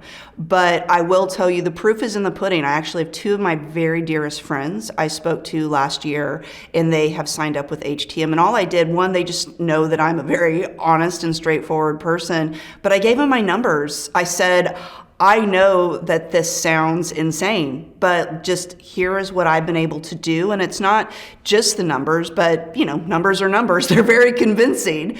But also just telling them the story about being able to buy a house for my mom, telling them about some of the things that we've been able to think and do and grow, and the different team members I've been able to bring on, and how that helps me with the hiring and the HR and just the policies and procedures and figuring things out. I mean, it's all there for you, but I have found in life that if you just have to assess all the details, you'll never make the decision. Make the decision and all the details will fall into place. And if you feel drawn to this, it is well worth it. It is a huge investment that has an amazing ROI. So what are you waiting for? I mean, who else do you need to hear from? It's all here for you. If you're really looking to make a difference in your life and the life of others, just sign up and play all in. Hi, I'm Marjorie DeLima. My law firm is Fate and DeLima. We're located in Maryland, and I joined HTM in March of 2021. I joined HTM first because they had a very soft sell. I was getting hard sells from all these other types of business or law office, administration, whatever companies, and HTM had a soft sell and said, if you can do this program for 3 days for $97 and see how you like it, see the method, see what we're talking about, and if you don't like it, you get your money back. And I promise you it's no problem to get your money back. So I did. And of course, after that was boot camp, and after that was a crash course, and I've been with HTM ever since.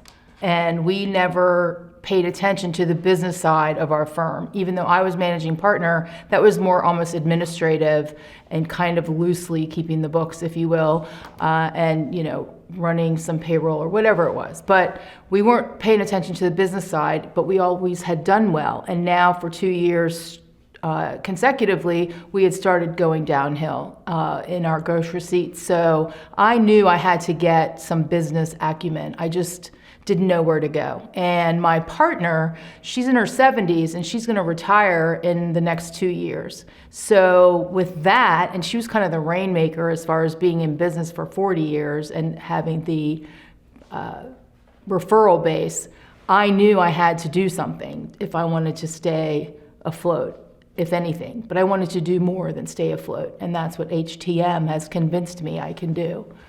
I actually knew another person in HTM. I didn't know she was in HTM. She was a much younger lawyer than I was, but I had watched her grow and knew she was doing something, knew she had a coach or something. And then I saw her in HTM and I was like, that's what she's been doing. So she's been my barometer of success, basically, because she's been very successful with HTM. No, I did want to ask for help. My partner was, she was very like, we don't need that. They don't know us. We don't need a coach. We know what we're doing. And I'm like, you know how to run a case. You know how to litigate. You know how to deal with your clients, but we don't know how to do the business. And no one's doing the business. And eventually there is no business. So I need help. And I just did it. I mean, kind of with or without her blessing. And now she's blessing, so.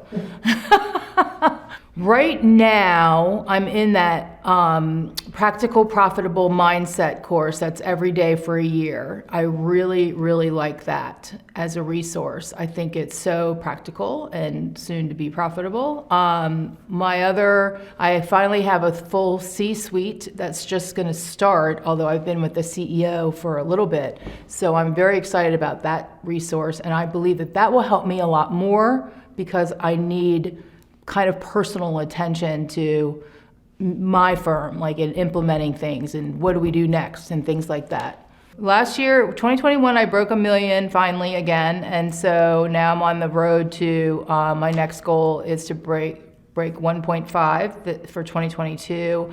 We have a lot of implementation to do that we're trying to get done, and I'm hoping the COO is helping with that. My goal is to get my marketing and advertising in line, because right now it's not, and to get much more organized with what we're doing in the office and more streamlined, and then hire some different positions that we've never had, like a billing specialist. And eventually a dragon, which maybe you'll learn later what a dragon is, because it's a secret. If I hadn't joined HTM, it's not quite a year, it's less than a year ago, I don't believe that we would have hit $1 million again. We had hit $1 million through previous years, but the last two is when we dipped substantially, and we hit it again this year, putting some of the, whatever HTM has taught me, put it into place.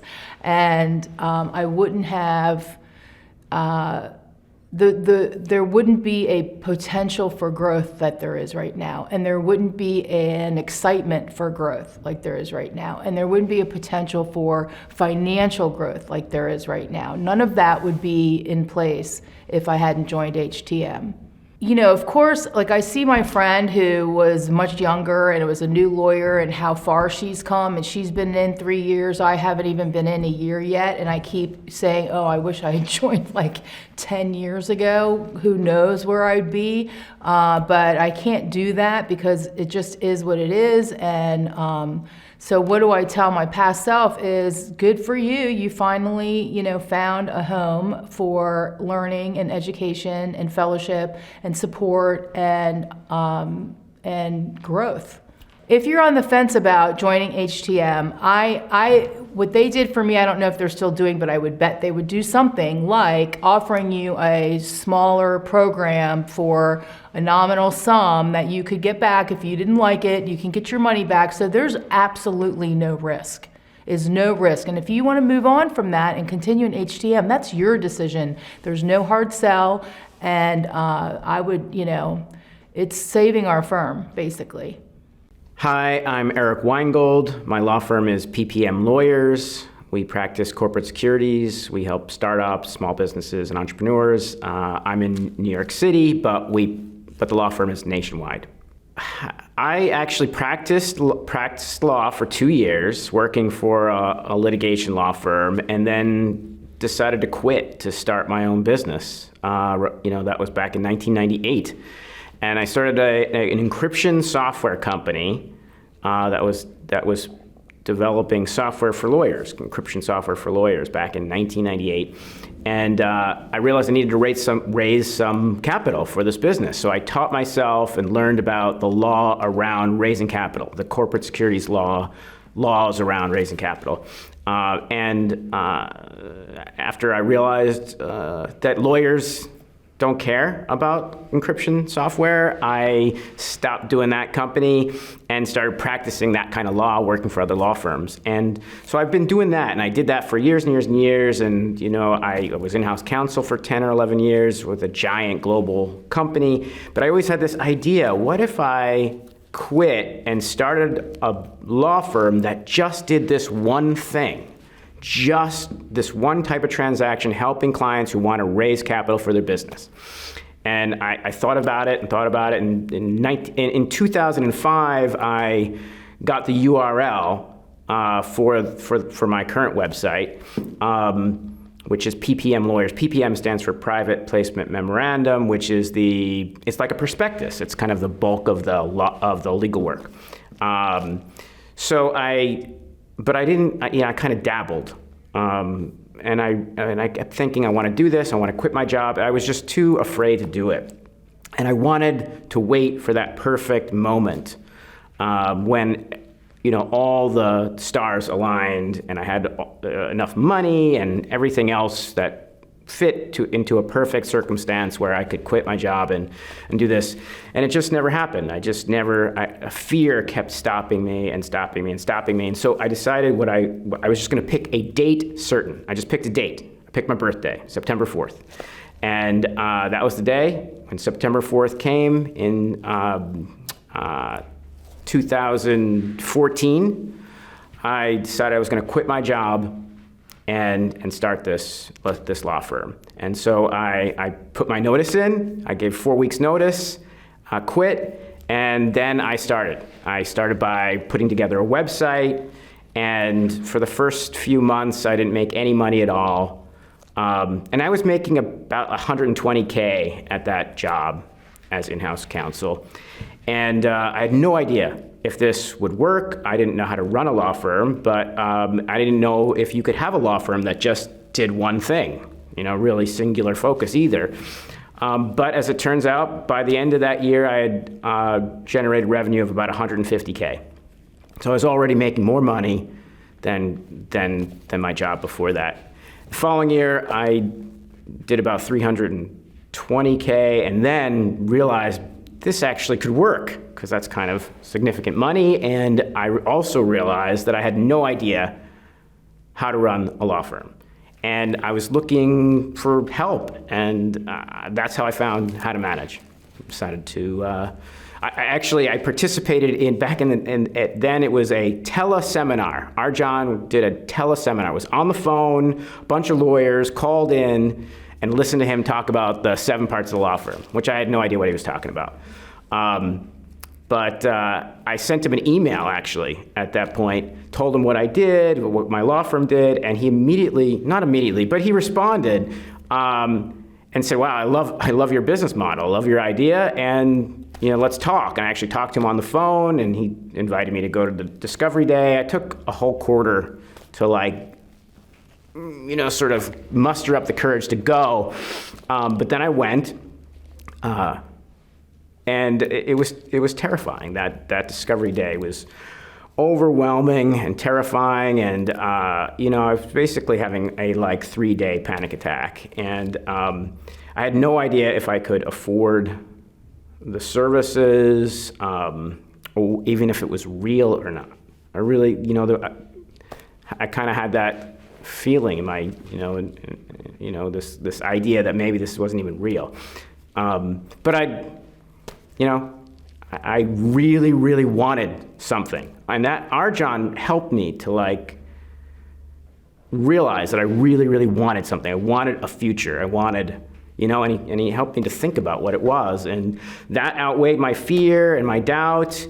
And I just pulled the trigger, and that was back in 2017.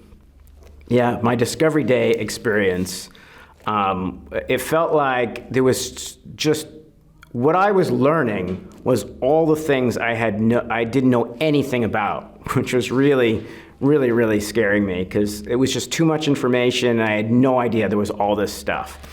And I also talked to other lawyers that were members, and they all told me about, how great it was for them. And I could tell they were sincere and authentic about it. And that really, really helped me to make that decision. Yeah, and in 2017, we were running around 300 something. I was doing all of the legal work, and was absolutely convinced that no one could do that work as well or better than me, if at all. And so that's where I was at in 2017. This year, 2021, we'll do a little over $1 million. I don't do any legal work at all anymore. I've got someone that does that. What I do is run a law firm. I manage and think about marketing and take calls and have complete flexibility over my schedule. And I live in a much better apartment. I have a Maserati, and don't really have to worry about money too much, but still have big plans for growth. Yeah, if I hadn't joined HTM, I have no idea where I'd be today. I'd probably would have floundered around, wasted a ton of money trying to figure out how to do whatever it is that I figured out thought I needed to do. There's no telling. I think my life would be chaos. I think my law firm would be chaos. I think I would feel much less supported. That's one of the really, really important things to me about how to manage is it doesn't matter what happens. Anything could happen. So how to manage is like a safety net for me because I know that no matter what happens, I can always fall back on the team, on my CEO, on the community, on the forum, on Arjan himself, who still personally helps people in this membership. Yeah, I mean, the community at How to Manage is really wonderful. From the top down, there's a no assholes policy. So everyone here, pretty much, is a good person and is easy to talk to. And that's really, really, really cool.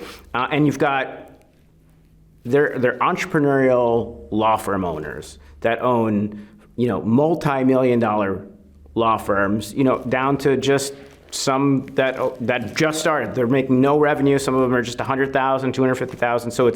So I can talk to someone who's way above me where I'm at, which is great. I can get a lot of advice and guidance. But also, I think even more important for me personally is I can talk to people that are now where I was, and it really makes me feel good to be able to help someone else and to actually give advice to someone else because of everything I've learned and where I've grown. Yeah, I mean, I've come to every LQM that they've had since I started, and there's an entire team of people here, and most of them I don't know. But I can tell you that everyone that I've gone to, I can get help from any one of them, even if I don't know who they are, what their names are, and they'll come right up to me and answer questions and talk to me and go out of their way to try to help me. I've talked to members of the team about what I do, and they're like, oh yeah, I think I know a guy who could be a good contact for you and help you grow your business or send you referrals. They just do stuff like that as if it's their job. And I guess it is. And my CEO now, and I've loved all the CEOs I've had. They kind of changed them up over time, and the one I have now, it's fantastic. And he's a really cool guy. He's really easy to talk to, and I feel very supported. I have a CEO. I've had one from the beginning. I'm on the wait list for COO. I had a COO. For a little while, and then I canceled it. And now I want one again, and now I have to wait for it. So I'm really hoping to get that soon. And I don't have a CFO yet, but that's definitely something I wanna have eventually as well. It's still my law firm. I still run it the way I want to run it, right or wrong, good or bad. I still do what I want with it, right or wrong, good or bad. And my CEO is there to help me think things through, give me information that I don't necessarily already have, and just, be supportive. And let me know when I come up with stupid ideas or potentially stupid ideas as well. And I want that. I want someone to say, that doesn't sound right to me. Because if I have people just saying, yeah, do whatever, that doesn't really help. Yeah, $1,500 a month is a lot of money. It's a lot of money no matter who you are. It's a lot of money. And it definitely was. I had no idea if I could even afford it back then. I've never regretted a single dollar that I've spent with How to Manage because I just keep making more money. And it's not just that. It's that it's potential. I know that I can keep making more money if I keep using How to Manage, the services that they provide. That's how it works for me. I spent 1 year, and they have a lot of these workshops. In addition to everything else, they have these sort of specialized, focused workshops you can pay extra for. 1 year, I spent $50,000 just on workshops. I was on a plane every single month for the entire year going to a different workshop, and I've never regretted a single dollar that I've spent there. I don't miss a single dollar. I just keep generating more revenue. I am Heather Quick, owner of Florida Women's Law Group, where we represent women in divorce and family law. Our firm is located in Jacksonville, Florida, and I joined How to Manage in the spring of 2010.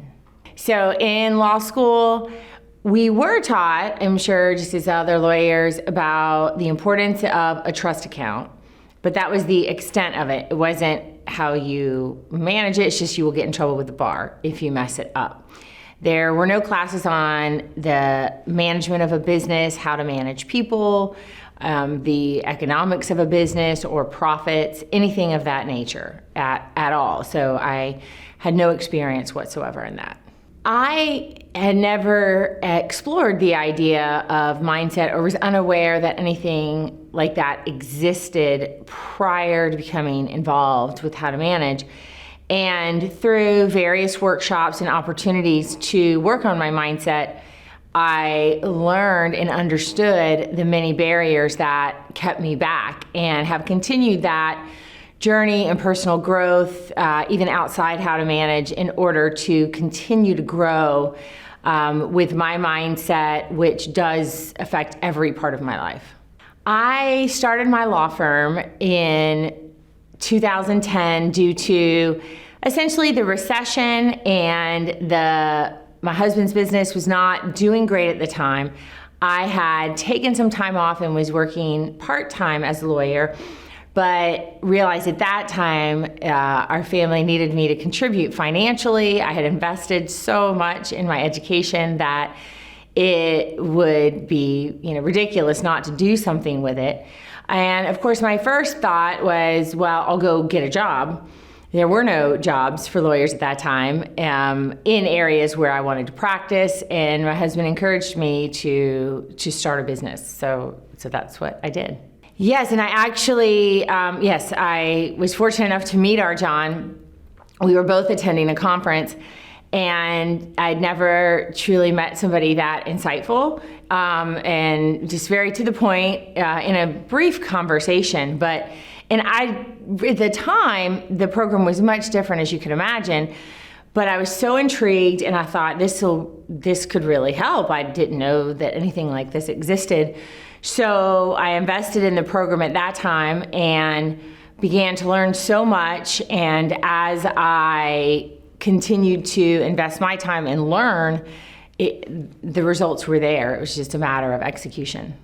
Yes, you do have to do what you're advised to do, or you're given a lot of options, and especially at the very beginning, you're not doing anything that is rocket science, but if you've never done it as far as marketing and networking, and then you learn some great ways to do it, the results are truly phenomenal and fast because most lawyers aren't doing that. So if you start doing a few things, you may, learn 10 new things to do. You do even 30%, you'll be amazed at the results of your firm and how much you can begin to grow. They received $25,000 and then a little bit more growth that first half year. And then after that, it just really began to double at a minimum, which is easy when there's nothing, frankly, and began to double thereafter for many years, and you just have to continue to put in the work. And so now, last year was 2.3 million. If I hadn't joined, I do not think I would have had the success I had. I do think I would have sought out help at some point. And there are certainly the business side of it, I do believe I would have sought that out, but there's so much more, like at the beginning of the conversation, the mindset that's going to keep you at a certain point as you're growing. And throughout all of that, I began to understand and clarify what I really wanted, not only out of my business, but mostly out of my life, which then, transfers into what you want out of the business. And throughout this journey, I also have 3 children and a husband, and all of that has remained intact and has allowed me the freedom really to have time and still be financially secure.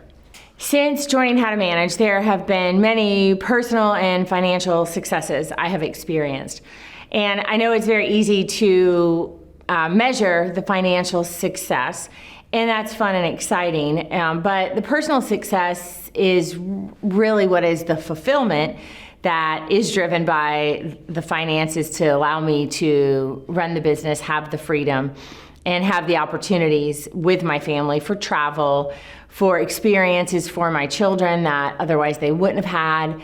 And I really just the time, now I have a daughter in college, it wasn't really an issue as to the cost of that or another child in boarding school. And it's the thought that, okay, this is coming up. It's not as scary because the money may be there in the bank, or I do know how to earn it and how to essentially create the situation that isn't as scary anymore. So, as I said previously, it's just having the time and having still a successful marriage, successful children.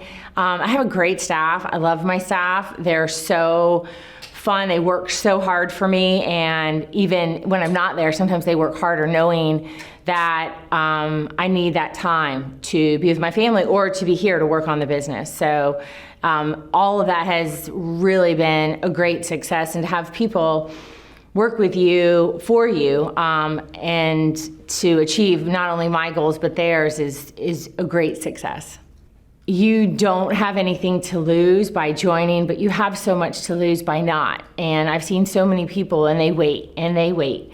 Because I've been asked over the years, I tell them exactly what to do, which is call How to Manage and try it out. And then they wait and they've wasted years. Now they may finally come join, but your time, that's what we all have that is very definite. And it seems that if you have an opportunity to really grow your business and grow personally, which can be scary, but it's certainly worth it.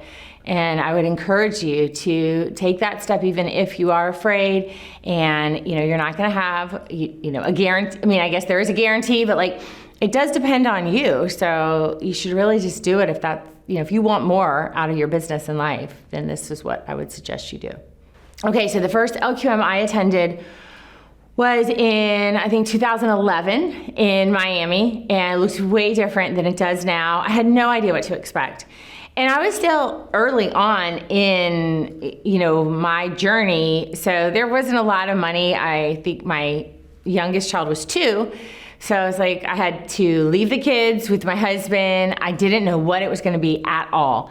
In the very next month, I think I had, a revenue of like $10,000, which was huge. And I was like, oh my gosh, this really works. I learned something, I then executed. You can't just sit there and listen and think it's gonna happen, but I executed and it began to work, and it has really made a huge difference. And some of my very best friends are part of this group.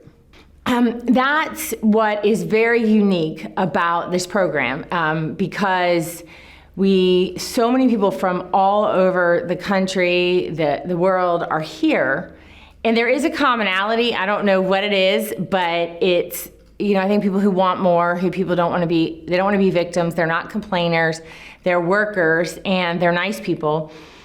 And over time, sometimes it can be intimidating, the big room for the meeting, but there's small workshops, you get to know people, and truly 2 of my very best friends are women in this program, and they don't live in my city, but we, and usually when we're together, we might talk about business, but we also talk about life and our kids, and I truly cherish that, and I'm so thankful that I've had that opportunity to be in a community where they're like-minded individuals, and the conversations that we do have are of such a different caliber than the lawyers you meet generally in a bar meeting and at your local networking functions. John Benson, Penglase and Benson. We are located just about 50 miles north of Philadelphia, and we joined in January of 2020.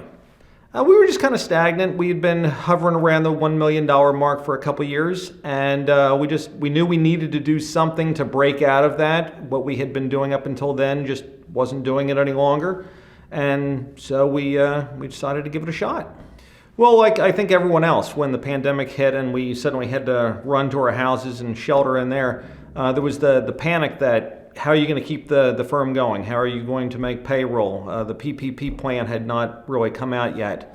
And so there was a lot of unknowns. And it was the perfect time for us to be involved in how to manage, because we had joined 3 months earlier. We had been assigned our CEO. We'd already had several sessions with the CEO.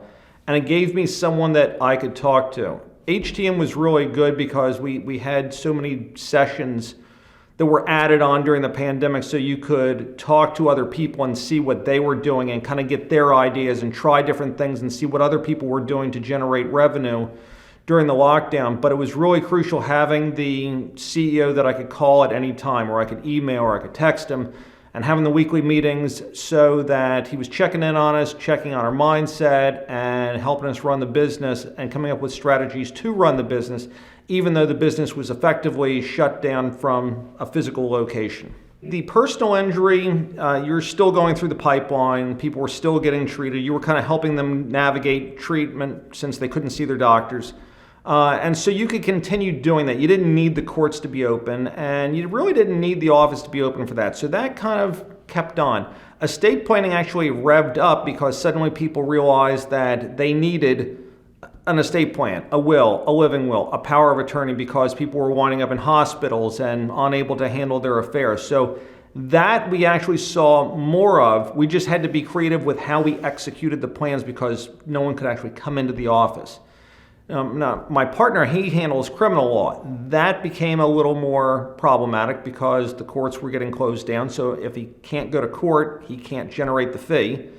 Police were stopping all their activities, so no one was getting arrested. And if you're not getting arrested, you don't really have a criminal practice.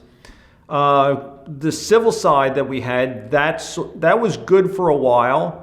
There was a lot of pipeline work in there before you got to trial, and you couldn't go to trial because the courts were shut down. So we had things that were going on, and HTM was really good because we bolted on a bankruptcy practice. We didn't do bankruptcy practice prior to the pandemic, and it allowed us to pivot our criminal section over to bankruptcy. And that way we had something to do. We had another avenue that we didn't have before to drive revenue in or get prepared for the wave that was going to come. I almost didn't work with how to manage because I was worried what my partner would think about the program. We have different mindsets.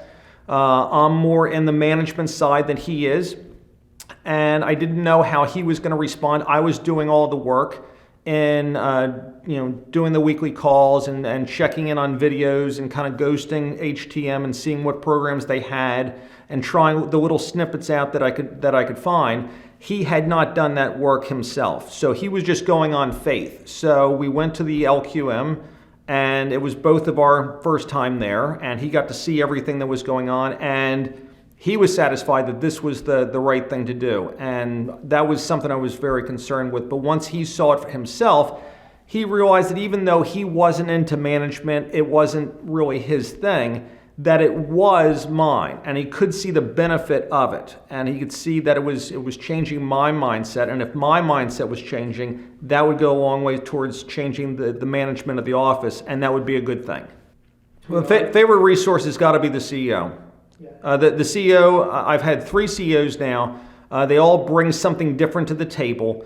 I don't know what I would do without them. I have relied on them so many times to email them, to text them, to call them, to have our weekly meetings with them. They see things that I don't see. They know things I don't know. It's an additional resource for me. I don't know where I would find that stuff. You'd have to go and research it, but to research it, you have to know what the problem is. Whereas here, someone's coming on in, they can spot the problem that you didn't even see, and they can help you come up with a solution that you didn't even know. The biggest success, I think, is just the continual growth. Even in a pandemic, we saw a 16% increase in growth. So that's just the steady growth that we have is probably the biggest change that we see. We were able to add growth even by removing a partner. We had a partner who had about $300,000 worth of business every year. They left, and we had the confidence to go on without them, and we were able to replace the income that they brought in. If I hadn't engaged HTM, I don't think I would have survived the pandemic. I was so frightened by it when it first came in, almost paralyzed for a couple days, and that talked me over the hump. And I got to work, and even though it was in a different environment and I was doing it a different way, and I was having to rely on different things, it stretched me, it caused me to grow, and it allowed me to face the pandemic without really being fearful of it. Whereas I think if I didn't have HTM when we had shut the criminal practice down, I don't know what we would have done at that point. I would just say, look, you don't know what you don't know, and HTM does know what you don't know. And I would say just trust it. I tell everybody, if you go, talk to a couple people, watch a couple of the videos that they have, and just see if it makes sense. If it makes sense and if it moves the needle, why wouldn't you do it? You absolutely would. So just try it, and if it makes sense, just keep on going.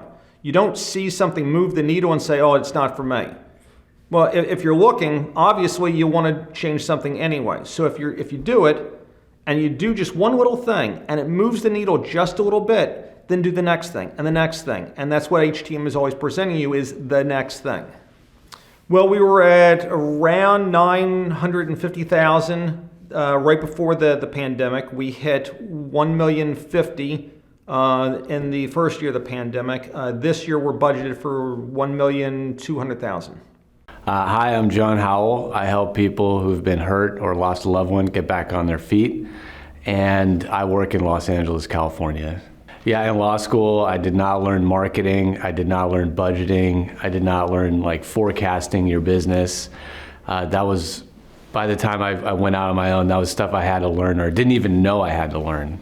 Sure, mindset, that was another thing I had no clue about, the whole concept of mindset and how to manage and being around people who have a real positive, growth-oriented mindset has been eye-opening and very helpful for me. Totally. I mean, for over 10 years, I was a lawyer, like a litigator. So all I did was just take depositions, go to court, things like that. And then when I decided to go out on my own, the whole entrepreneurial side and trying to run a business was so foreign to me. That's why I reached out to HTM. Yeah, there were a lot of excuses I told myself. The cost, I mean, it was a lot for someone who just started a business to take on. Also, there's just concerns about whether it's going to be worth it, what I'm going to get out of it, what exactly am I getting. So I started in January 2020. March 2020 was the pandemic. Everything kind of shut down. And that was my first year of practice. So that first year I only made like $80,000. This year I'm on track to make $400,000. And I think it's a lot of it's got to do with the help I'm getting from HTM. I think it's hard to say because there's so many variables, but sitting down, working on budgeting, hiring somebody, focusing on the mindset and handling more cases on my own and not trying to bring people in to help me, and just being very aggressive on key performance indicators, like what's going to move the needle forward. Those are things that helped me, and HTM taught me. Particularly, I'd never done budgeting before or forecasting, or my coach at the time was really pushing me to hire somebody, so I did, and that freed up a lot of time for me to do things that only I could do.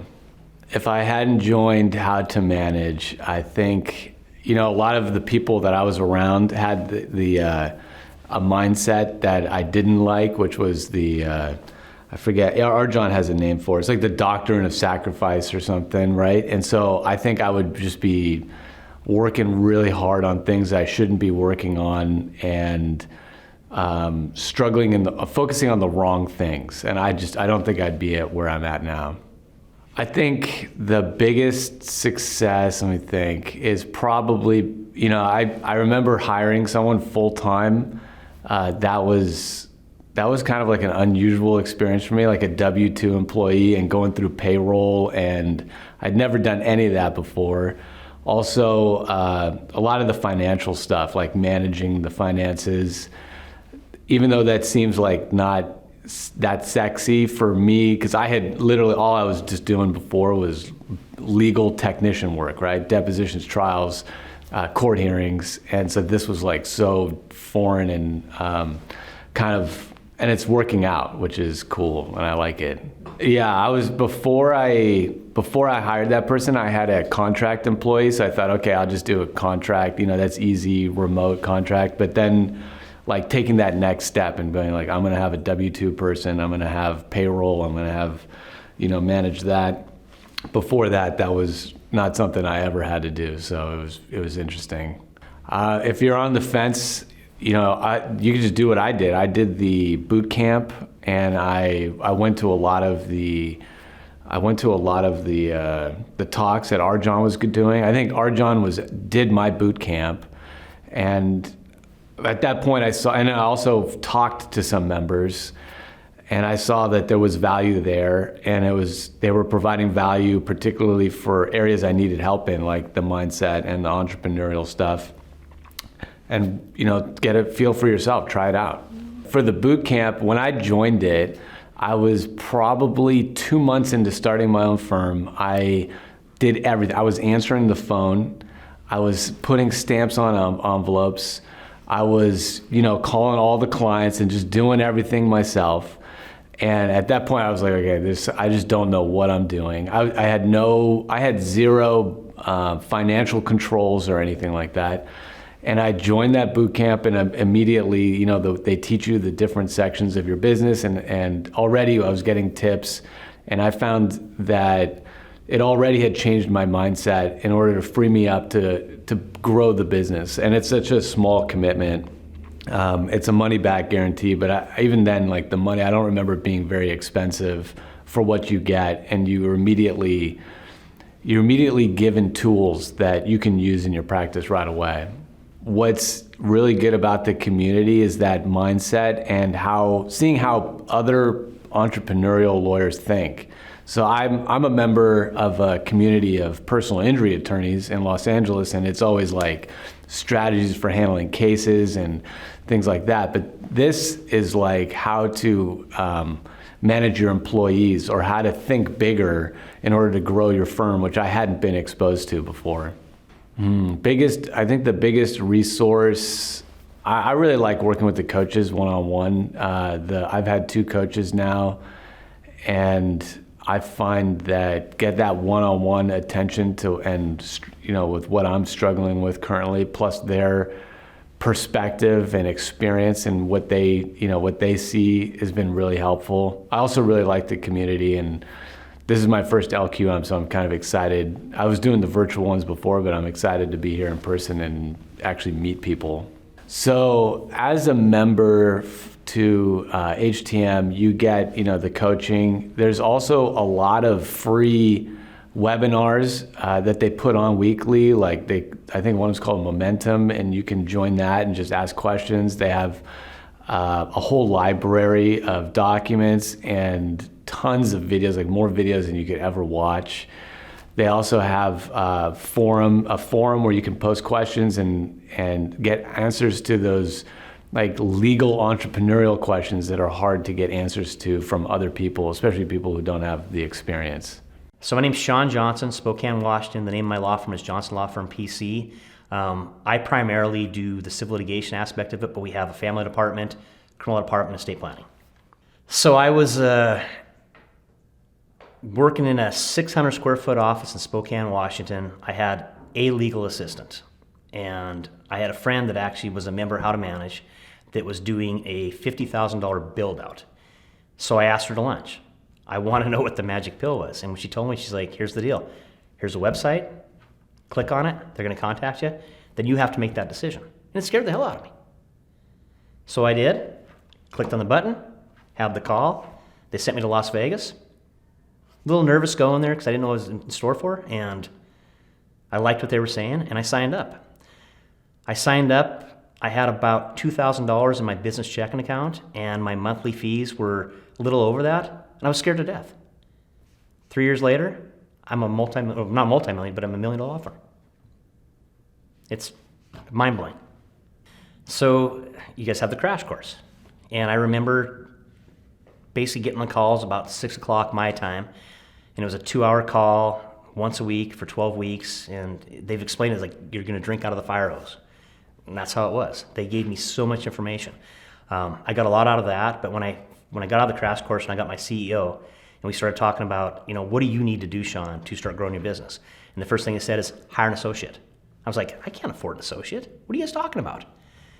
But I crossed that, what they call the terror barrier. I hired an associate, and all of a sudden, at that point, for the first time in my life as an entrepreneur, I realized that people are not overhead, they're profit centers. And as soon as I did that, I hired another one. Then I hired a paralegal. And it was like right now, I was talking to one of my friends, Jay Marson, who's out of Boston, does estate planning. And he was telling me, do you get nervous or are you scared when payroll comes up? It can be uncomfortable if you get in a little crunch, but realistically, every time I write those checks to my staff, I'm writing those checks because they're giving me 4 or 5 times return on investment every month, month in, month out. When I signed up for the Discovery Day, it was about 5-6 weeks before we actually went to Vegas. And How to Manage provided me with so much content to kind of get me prepared for a decision that I was going to have to make later. Because when you sign up for them, it's not like you're in. You have to basically pass their muster, so to speak. You like them, they like you. If, the no asshole policy, right? If they don't think you're a fit, they're not going to allow you to join. And so for me, was that there was a hesitation. I think that How to Manage did such a good job of preparing me for that Discovery Day. I kind of knew what to expect when I got there. And I was talking to my wife about this. And once I actually got there, I had almost 95% made the decision I'm going to join. And then I had the Discovery Day. I listened to what HTM had to say. It was a no-brainer at that point. Again, scared to death because I couldn't afford the first month. But within 3 months, I was seeing return on investment already. Probably the biggest surprise I ever had with How to Manage was I was dealing with a problem employee, and I got a call on my cell phone, and it said R. John Robbins on it. And I was sitting with my wife. It was 7 o'clock Pacific time, so it was 10 o'clock Eastern time. And this thing comes to my phone, and it says R. John Robbins. My wife says, oh, who from HTM is calling you and why? So I walked outside, I took the call, and it was R. John Robbins. And he cared enough to call me when I had a problem. I felt like a frickin' rock star when that call came in. Because I assumed it wasn't R. John. I assumed it was somebody from How to Manage. Didn't know why they were calling, but I was going through this thing with an employee, and I thought, well, somebody at How to Manage gives a shit enough about me to give me a call at 7 o'clock at night to maybe check on me. Well, it wasn't just somebody. It was R. John Robbins, the head of the corporation, and he gave me good advice. And it was like, I walked back into the restaurant me and my wife were at, and she said, who was it? I said, you're not going to believe this. It was literally R. John Robbins. Now I have his cell phone number. Who does that? You know what I mean? I get a lot. So I just got CFO services about 3 weeks ago, but CEO and COO services, particularly the CEO stuff when the pandemic was happening. And I was telling you earlier, had I not had How to Manage at that point, I'd probably be bankrupt, divorced, and have a criminal record. But because of How to Manage, not only did I not lay off people, I doubled my staff. And it's pre-pandemic, I was probably doing 25 hours of production, and now I'm at 5. Because I listened to my coaches and said, you need to hire more people for this reason. And I was scared to death to do it. But they were right. And I'm here, a year and a half later, and we've grown by 50, 75% every year since I've joined. Absolutely. So when I started with How to Manage, 2016, my gross revenues were 225. 2016, 226, which kind of surprised me. They're so close. But I was stagnant. I was stuck, right? And then I joined How to Manage. I went from 226 to 550, 550 to 770, 770 to 1.1 million. And this year, our plan, we're going to try to do 1.6. And another thing I think is important to talk about is the year I did 1.1 million, I had 100% staff turnover. Had I not had How to Manage, I would have went from the 770 probably back to 500 without question. And but my coaches, they talked to me, they talked me through it. And right now, because of the pandemic, as far as human resources, there's a lot of turnover. But right now, when people, when they say they have to leave, and I don't like to see them leave because they're, I consider them part of our business, our family. Without How to Manage, I'd have panicked and said, I'm folding up tent, I'm done. But with How to Manage, it's like it's the next person up. Okay, this is unfortunate, this person's leaving. But go out and find another talented person and keep that train rolling. And that's what we did. Before I joined HTM, I was probably 30 plus hours a week doing legal production. And now I do maybe 5 to 10 on a busy week. And it surprises me that other people do not take advantage of this resource. Because for me, obviously the growth in revenue is amazing. Love it. But to be able to go to the lake on a Wednesday and not come back till a Monday with my kids and my wife and not worry that, because I'm not there, we're not making money. No, our marketing's working. We've got the right people in place. And I'm hoping to be out of legal production. I was telling you earlier, 3 years from now, 6 months. I mean, that's a realistic goal right now. And without having the coaching I've had through How to Manage, it would have never happened. I had a law firm that I worked for. I was a partner in Montana. And I've seen partners, they work till their late 60s, and when the day before they retire, they're still doing 35 hours a week of legal production. And I'm sitting here, 30 years younger than they are, saying I'm out in 6 months. Without that coaching, I wouldn't even know that was a possibility. And by the way, on top of that, instead of working 30 hours a week, now I'm working 5, and my revenue since I've joined How to Manage has went up 300%. I've got a great story for this. So when people ask me about my law firm, and I founded it in April of 2014, but I tell them, I said, that's when the law firm was founded, but my law firm was born in October 18, and it was born because I joined How to Manage. Like I said, I'm a walk and talking billboard for this company, absolutely. But could I talk to my previous self, if I could give myself one piece of advice, it would have been to seek out that member that turned me onto this 4 years earlier.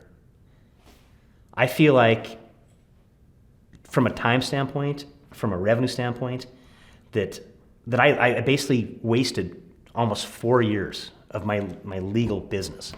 When I had my discovery call, I was talking to them and they were telling me, what do you want to do? How do you want to do it?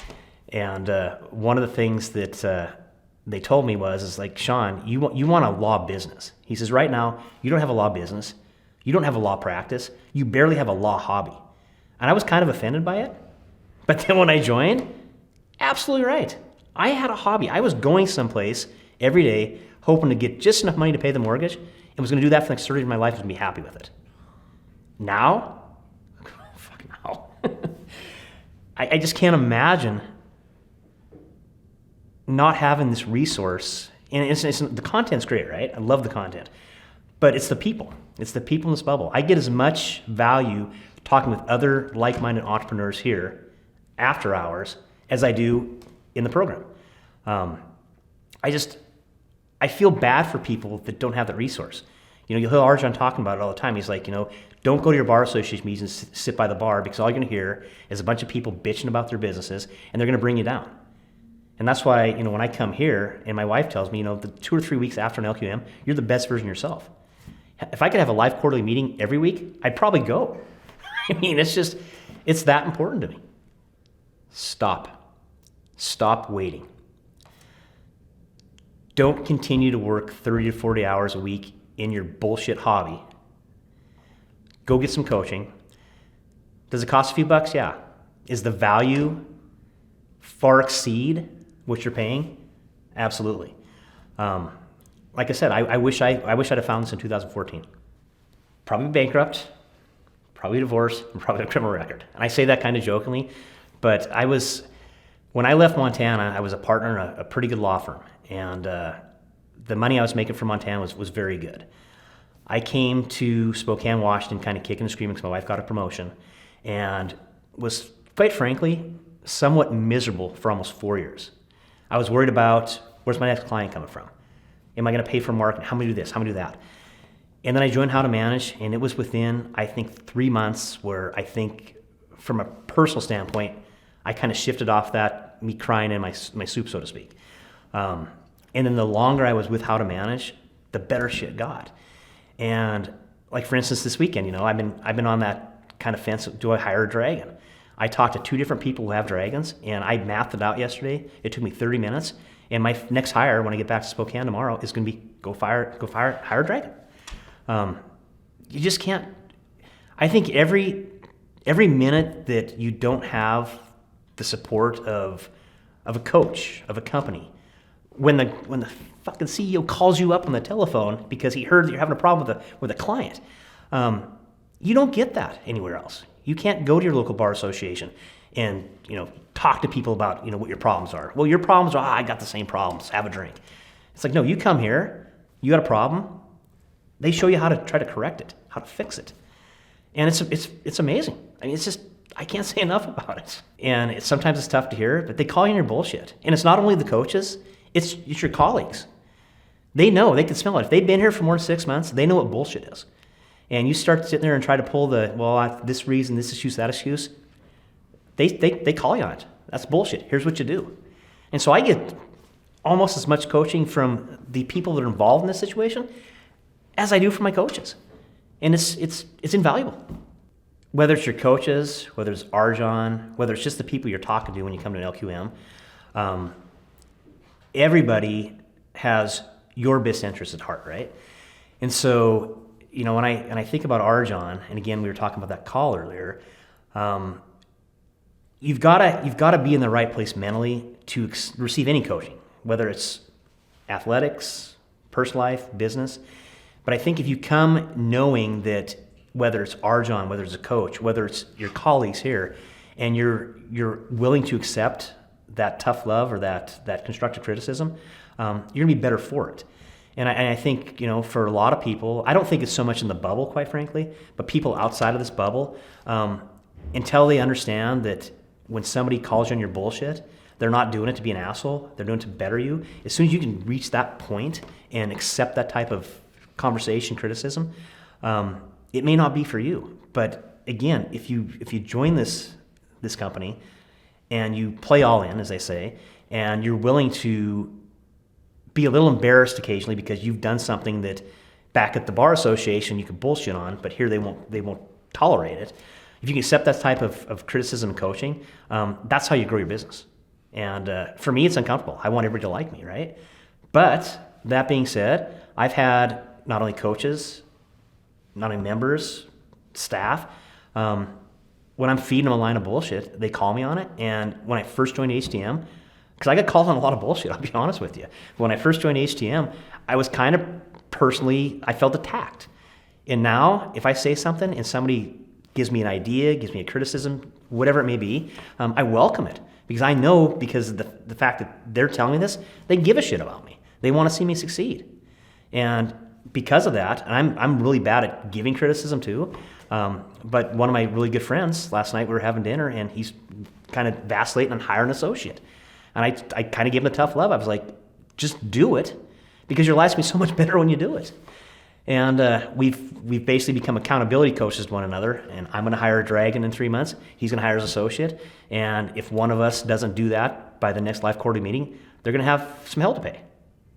I'm hoping I'm the one giving the shit if it happens, but I really hope that we both do what we're supposed to do, and then we'll just go out and have dinner again and talk about how much money we're making. One of the things about HTM, and sometimes, you know, it's painful to write the checks when you're doing workshops or other things, right? But then you think about what you get out of it. I took an introduction to mindset with Erica Ferenzi, it was last year, and I spent 3 days with her and 40 other people in this room, and I actually made 40 new friends that trip, people I still see at LQMs I talk to, and it was life-changing for me. I realized that, you know, for the 4 years before I joined HTM, I was an excuse machine. And I literally blamed all the problems in my life on the fact that I left Butte, Montana in 2013. And I went to that class and I was like, that's bullshit. You know, when I left Butte, I didn't think better was possible. I thought every hour I worked after I left Montana, I was thinking, how much money am I leaving on the table? I'm no longer doing my retirement. I'm no longer doing this. I'm no longer doing that. And I did that for 4 years. And then I joined HTM, and it was like the bulb clicked, right? And it was hard at first. I mean, it sucked writing those checks. But all of a sudden, I saw the return on my investment. And all of a sudden, to go from, like the first year even, I crossed $500,000 my very first year, and I thought, God, it don't get any better than this. And they're like, hold my beer and watch this. And then we go to 770. Hold my beer and watch this. Now $1.1 million. My goal this year is $1.6 million. I did $1.1 million with 100% turnover. It just, if I didn't have HTM when that turnover happened, holy shit, I'd probably be bankrupt. I would have freaked out. I'd have told my wife, I got to go find a real law job now. I'm now going to work 50 hours a week instead of 5. Like, life is over for me. But with my coaches, when I have turnover now, and I hate losing people, especially good people, but I don't freak out. I say, okay, next man up, next woman up. Let's go replace them. Let's go hire somebody. I wouldn't have had that before HTM. It's just a fact. Because I've got 2 friends in Spokane that are exceptional attorneys, exceptional. That are basically at my run rate as a partnership where I'm as a solo. But they're still sitting there working 30 to 40 hours a week in production because that's where their mindset's at. If you're going to be a lawyer and you're making $1 million, you got to work 30 to 40 hours a week. And I tell them, it's like, but you don't. Go hire that associate for $75,000, $85,000, $100,000. Take your production from 30 to 40 to 10 to 15. Then hire the second associate and do 5. Hire the third associate and be out of fucking production. I joined in October 18, right? If Correct Pullman Akebe, my old law firm, would have called me in September 18 and said, here's your job back, I couldn't have got out of Spokane, Washington fast enough.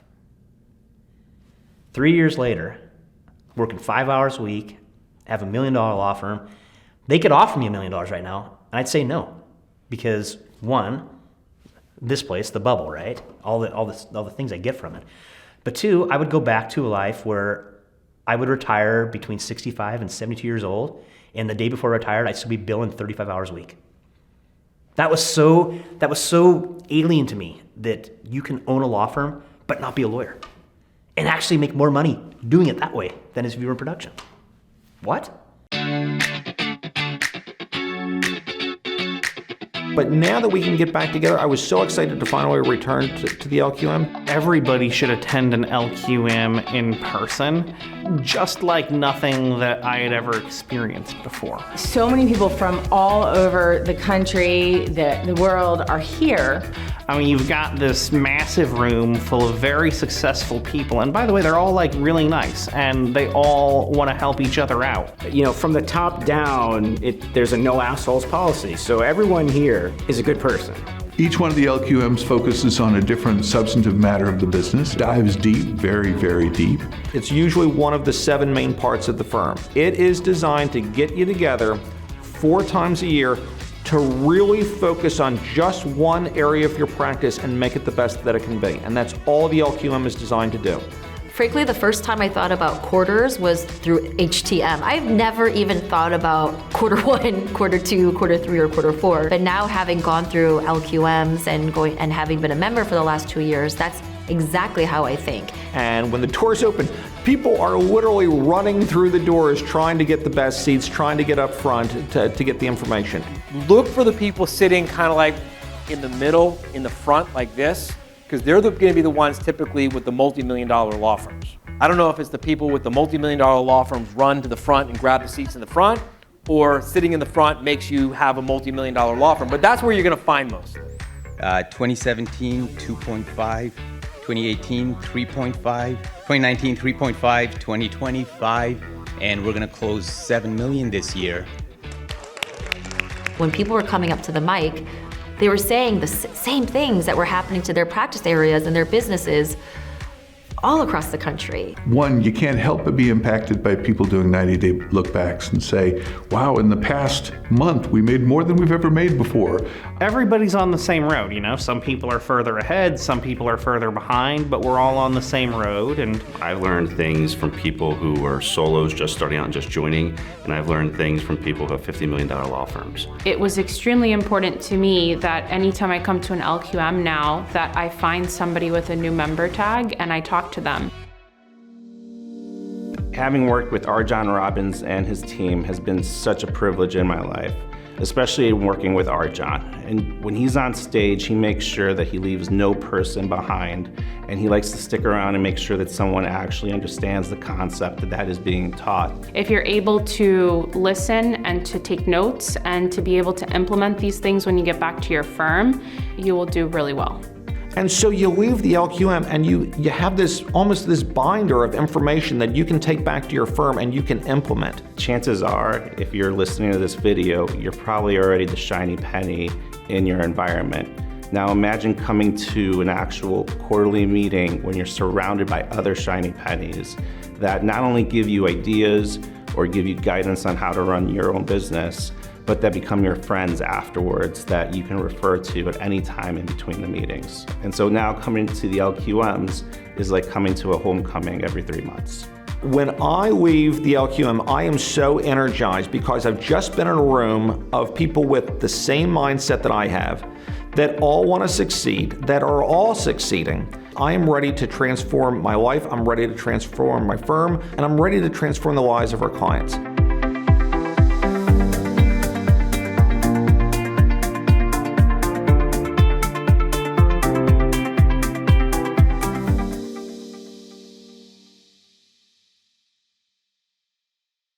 Hey, my name is Mario Godoy. I am the owner and founder of Godoy Law Office. We help immigrants to navigate the pitfalls of the immigration process. We're located in Oak Brook, Illinois. So when I was in law school, I actually did take a business management course. And while it kind of gave me just an idea of at least having a business plan in place, it didn't really prepare me with the different parts that you need to look at to really run a successful law firm. So as lawyers, we usually do not learn anything about running a business. We learn what a business is, we learn all about corporations, but as to how to run a corporation or how to run a business, it's usually not taught. Now in my case, I did get a chance to take an actual law practice management course, and it was kind of just a basic course that gave me some information, but it didn't prepare me for everything I would need to look at as I ran a firm. And as I grew my firm, the new problems that would come my way that I would need to start thinking about. So mindset is one of the biggest things that you need to work on in growing your business. I would say that getting past the first $1 million in revenues is really about changing who you are and learning to let go of certain things. And so part of that is developing your mindset and also just knowing that it's something you continually need to work on.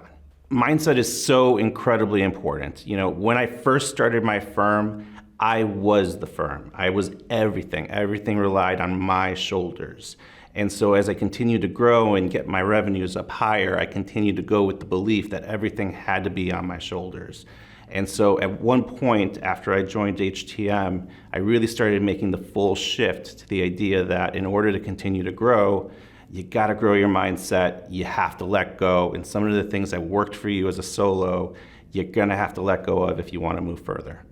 I decided to start my law firm right out of law school. Now, I was lucky that I had actually worked in the business world before going to law school, so I knew that that was a dream of mine that I aspired to. But starting off right out of law school was very scary, but here we are and completely thriving. So I started with How to Manage in the summer of 2017. Now that year I grossed about $702,000. They actually sat down with me and taught me how I could become more efficient in my business and grow it further. So I spent the next year actually rearranging my practice. I made the same amount of money that year, but I dropped off a practice area that we were really not very good at, and that actually allowed me to become better at what we currently do in helping immigrants.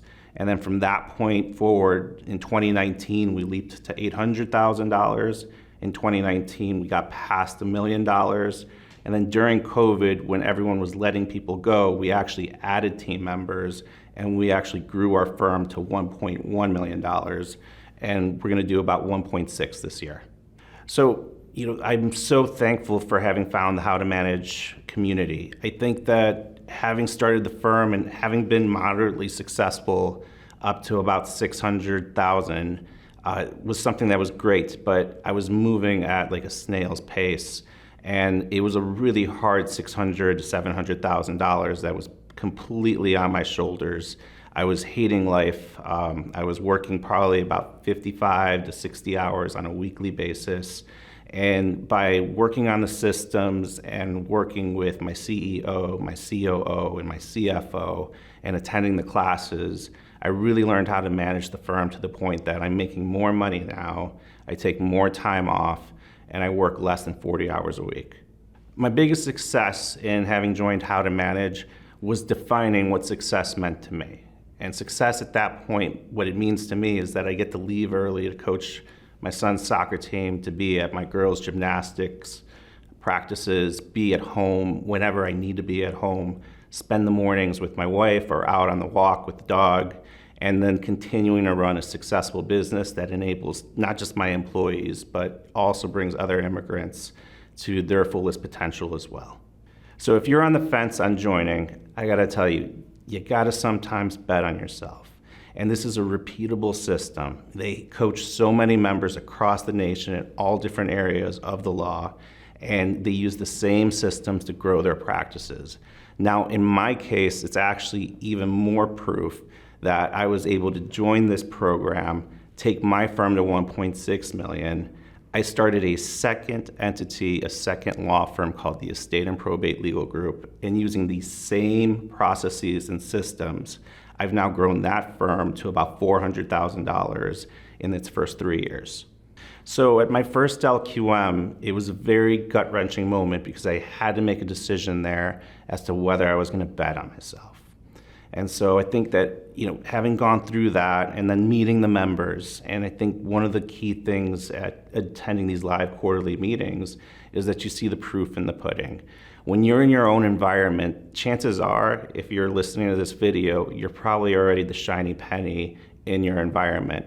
Now imagine coming to an actual quarterly meeting when you're surrounded by other shiny pennies that not only give you ideas or give you guidance on how to run your own business, but that become your friends afterwards that you can refer to at any time in between the meetings. And so now coming to the LQMs is like coming to a homecoming every 3 months.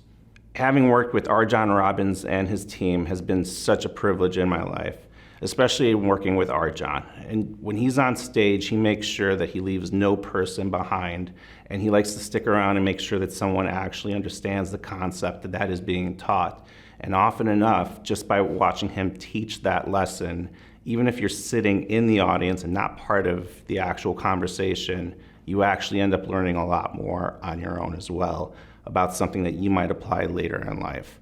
And one of the neat things I think about R. John and the entire team that he did was that when COVID started, he made it a huge important fact to get together as a group to meet with every one of his members virtually and to help lead us through that COVID pandemic, and which that allowed us to go back to our own firms and lead our employees through that pandemic. And that was something that was not part of the program. It was not something that we paid for. It was something that he thought was very important, and that's why I will always vote for HTM. The really great thing about How to Manage a Small Law Firm is that not only can you get the help in the CEO, COO, and CFO program, but as you grow, as your business grows, what worked for you at one level will not work for you at a different level, and you're going to have to go out and find a new knowledge base or find a new vendor that's going to be able to help you.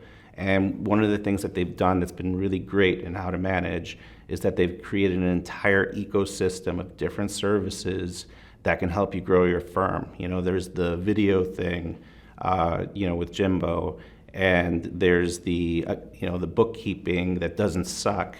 to help you master your numbers as you're going through. And I've participated in a number of those different programs that they've had in place, and I've always found value in everything that I've done. So I'm Melissa Emery. I'm the owner of Emery Law Office in Louisville, Kentucky. We represent people who are injured through the negligence of others. So even though I learned some business skills working on my MBA, when I got to law school, it was a different story. I learned a lot about the law, how to interpret the law, how to think like a lawyer.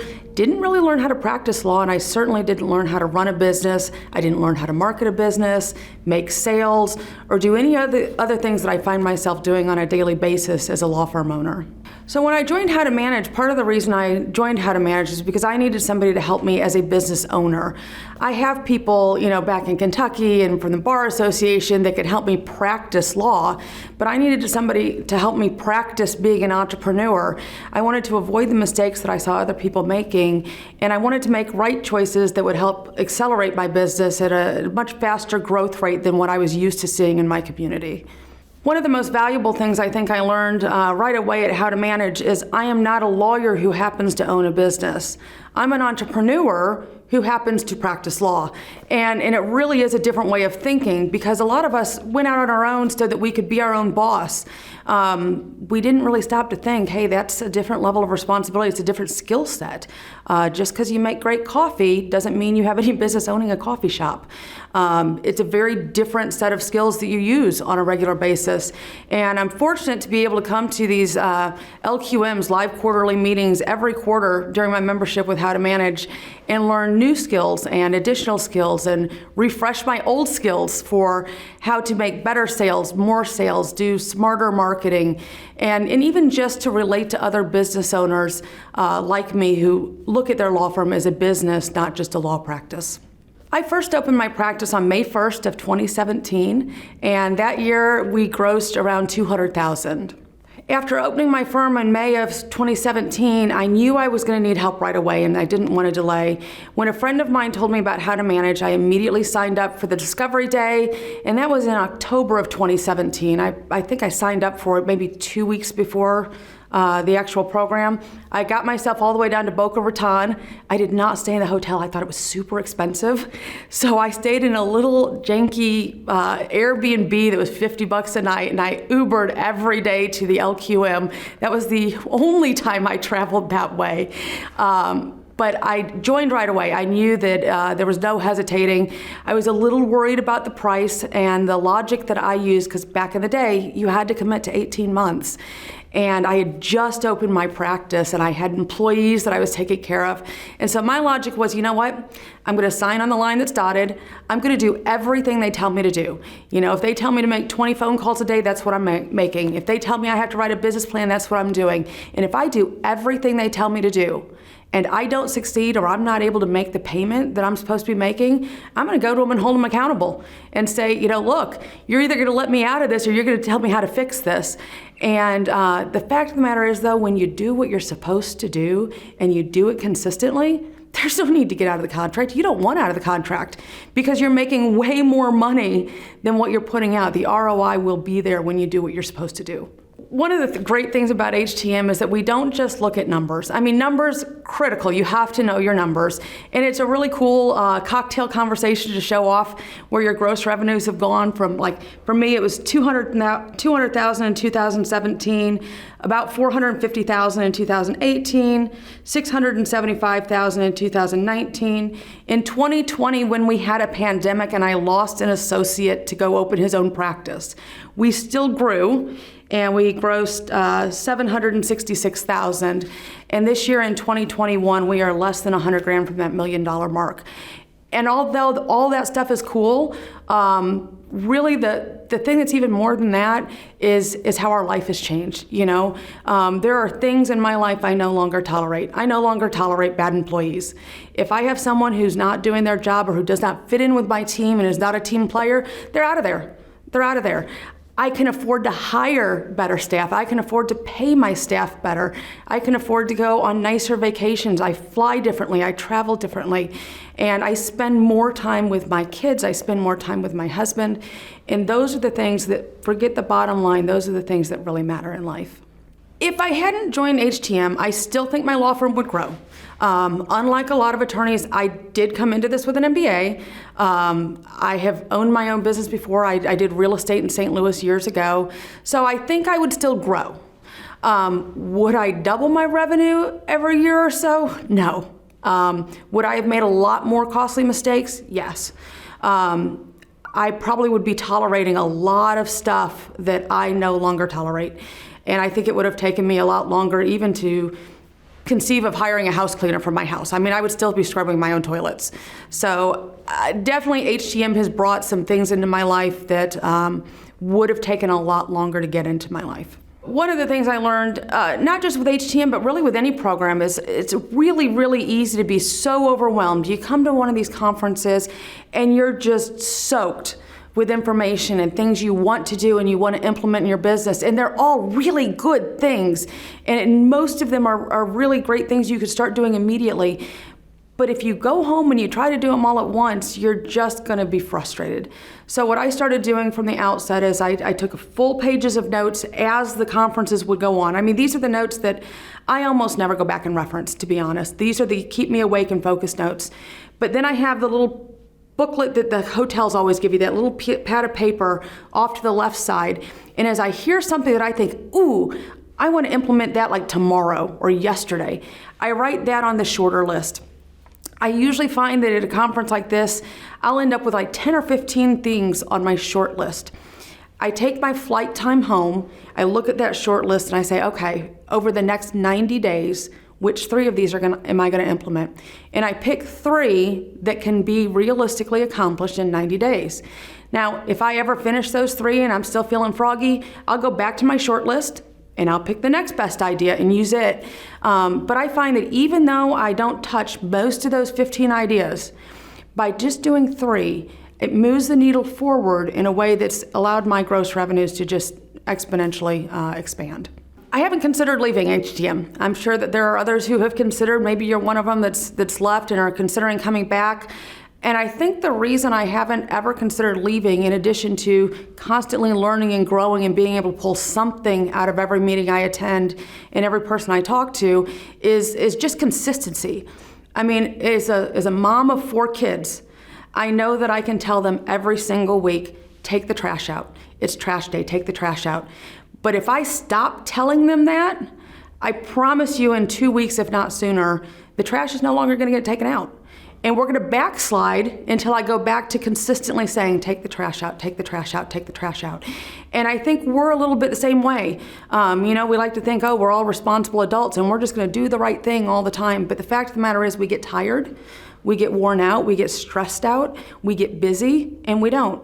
And by being in HTM, I have coaches, I have 3 coaches, that will consistently say, did you do this? Did you do that? Where are we on this? How's that business plan coming? And it's just that extra little push of accountability that allows me to be consistent. And it's that consistency, I believe, that allows us to succeed. I knew when I went out on my own that despite the advice that I was getting from others of keep overhead low, and by that what they really meant was let all the phone calls go to your cell phone, meet your clients at Starbucks, don't have any expenses. God forbid you have an employee, they're going to be outrageously expensive. I knew for me personally I couldn't do it that way. I had to have staff because they help motivate me, I help motivate them. So I started my firm with a paralegal. But I needed more than a paralegal. I needed somebody who was doing better than me in their firm so that I knew I had people that I could aspire to. I had people who could advise me of what to do and what not to do. And so that was one of the really great things about how to manage is right away, even in my first 12-week crash course, I met people with bigger and better firms than I had at that moment, and their willingness to help me, their willingness to answer questions and take time, whether it was at a live quarterly meeting or even once we got back home, if I had a question or a concern or just a really bad day with a team member, I could call any of the people I knew at HTM and I knew that they would stop and help me. And if they couldn't stop at that moment, they would schedule a time to stop and help me. I had coaches that helped me through every little hurdle I had. I look back now and some of those emergencies probably weren't so much emergencies, but they didn't treat it that way. You know, they stopped what they were doing and they helped me, and they would give me a policy and procedure to get me through it and walk me through it. Then they'd circle back and follow up with me. And it's that ability to reach out, not just to your competitors or to people in the same area as you, but to reach out to people all across the country and ask for advice. The other beautiful thing is when I have clients call and say, hey, I had a friend in Dallas and they're going through a divorce. Do you know somebody? The answer is generally yes. Yes, I do. And so I'm able to help more clients because of this community as well. So I know that things have changed a lot in the years since I joined How to Manage. We still have a discovery day here where you could come and learn about how to manage and the services they offer and get advice for things you could immediately implement in your business to make more sales, have more clients. But back when I joined, you basically put $1,000 down to come to something and you weren't sure what it was. I just knew because somebody I had met said, you've got to try this out. And so it was a money-back guarantee. So if I got here and I decided this was not for me, they were going to give me my $1,000 back on the spot, and they reimbursed like up to $500 worth of my travel expenses with proof of receipt. And I would just enjoy the rest of the weekend in Florida, right? But I got there, and what I got was valuable content. I didn't just learn at Discovery Day what How to Manage does and the services they offer. They immediately gave me ideas that I was able to go home and utilize. For example, one of those ideas is the concept of a gas call. You know, what's a gas call? It's a give a shit call. It's a I didn't make up that name, but it's the where you call your clients or former clients not because you're trying to get something from them, but because you're trying to show them, hey, I genuinely care about you. Beyond your case, I care. How's your life going? Is there anything, since your case that I can help you with? Oh, your daughter's getting married. Do you need the recommendation of a florist? How can I help you? And we went back to the office and we made a whole bunch of those calls, and we did it in part because we do care, and in part because we were building our newsletter list. I was a brand new business owner, and I will tell you, 2 weeks later, sure enough, picked up 7 new cases. And when you are a brand new business owner, 7 new cases is a really big deal. And so that paid for the $1,000 right then and there, several times over. Michael Maneely with the Maneely Firm. We practice all family law all around Georgia, all around the world, but in particular, it's international family law. We've been with How to Manage since July of 2019. Law school is fantastic for teaching me how to be a very good lawyer, a very good trial lawyer in particular. Law school was not there to teach me how to do business. So I can't fault the law school for that, but I didn't learn any business in law school. Yeah, mindset is a critical issue, mostly because I think Arjan hits on this very well, the suffering lawyer idea. And a lot of the folks that I practice with, a lot of competitors, a lot of colleagues, all suffer, and myself, suffer from a suffering lawyer kind of a mindset, to where we're in service to the public at large and we're supposed to just kind of slog through. And so the mindset shift to say, we do this excellent work, we provide this excellent product, we make these substantial changes in our clients' lives, should then yield a very comfortable life. That is the mindset shift that Arjan brings to the table. Yeah, the excuses that I told myself were probably first and foremost that this was normal. The business that you were suffering through. The big firms were the guys that made all the money and had the comfortable lifestyle, and all the rest of us just tried to work for $1 because our clients could only afford so much. And frankly, we only deserved so much. And that was the big excuse that I told myself. We were looking for something to make a quantum shift. Been practicing for over 30 years at that point and beating our heads against a wall, not getting any farther, and we just needed something to move us out of the space that we were in, and How to Manage wound up being the answer to that question. It seems to me that How to Manage has 2 components. One is certainly the mindset, and that is an important component, but the other component, which is equally essential, are the business nuances, the practical things that you need to know. For example, the financial reports you need to review. Who knew? They didn't teach me that in law school. And so these very important business substantive shifts that you make are the key to turning the practice to we're just trying to slog and get by to we're having a very comfortable living, we're doing tremendous work, we're having a very positive impact upon a larger, broader swath of society.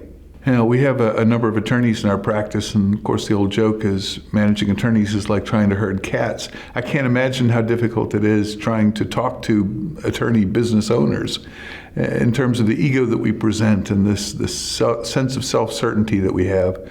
So an important aspect of being successful in the How to Manage program, I think, is being able to accept influence, being able to understand that you don't know it all, and you could probably really use some help.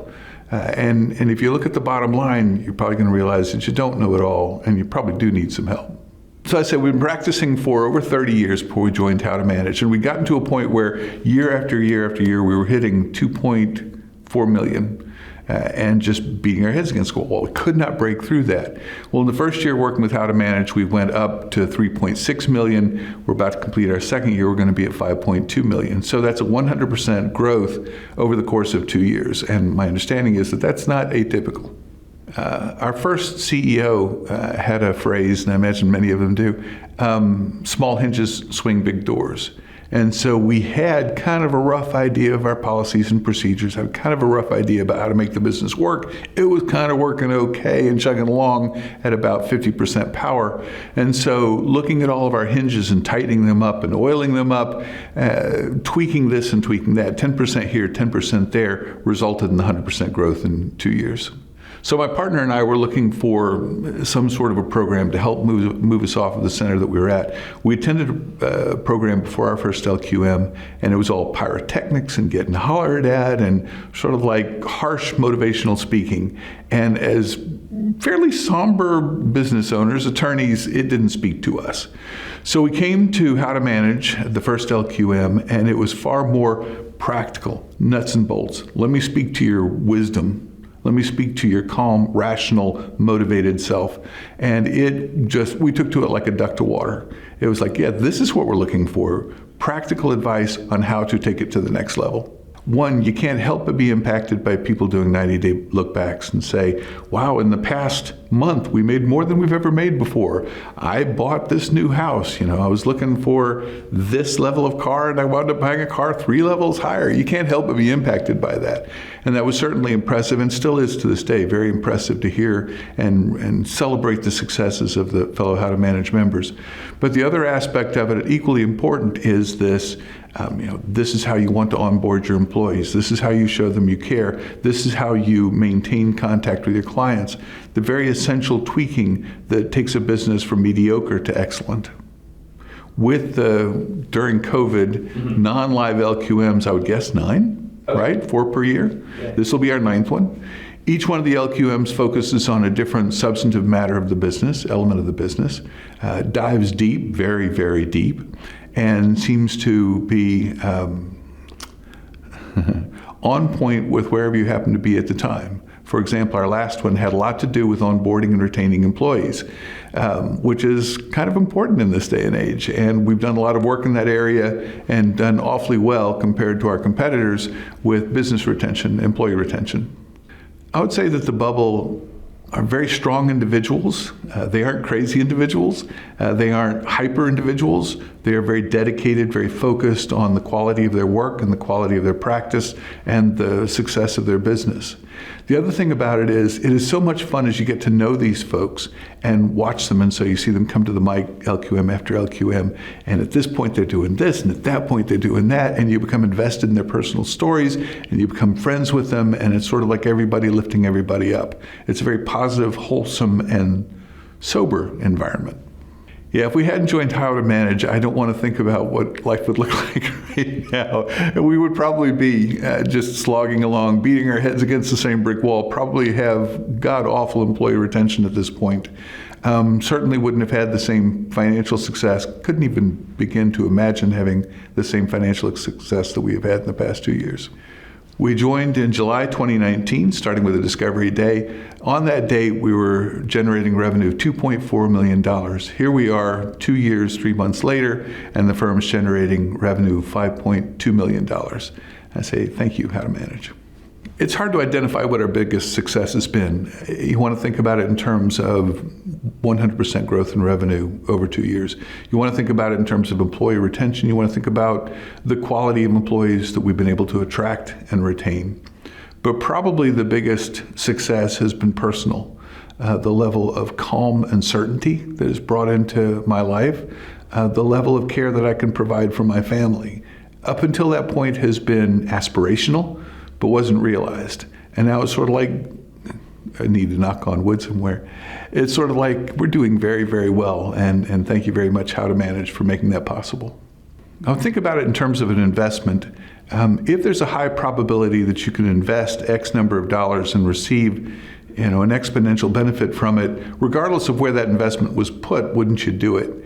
And so if you were to take a year to go all in, as they like to say, How to Manage, and just get really invested in it, and you look at the amount of money that you're spending and getting into the program, which right now seems significant, but when you get to the end of that 365 days and you're saying, I made a 200, 300, 500, 1,000% return on investment, you're going to say, okay, that was money well spent. And so what I would say to the people on the fence is, do you think you're worth it? Because if you're worth it, you need to invest in yourself, and that means you need to invest in this program.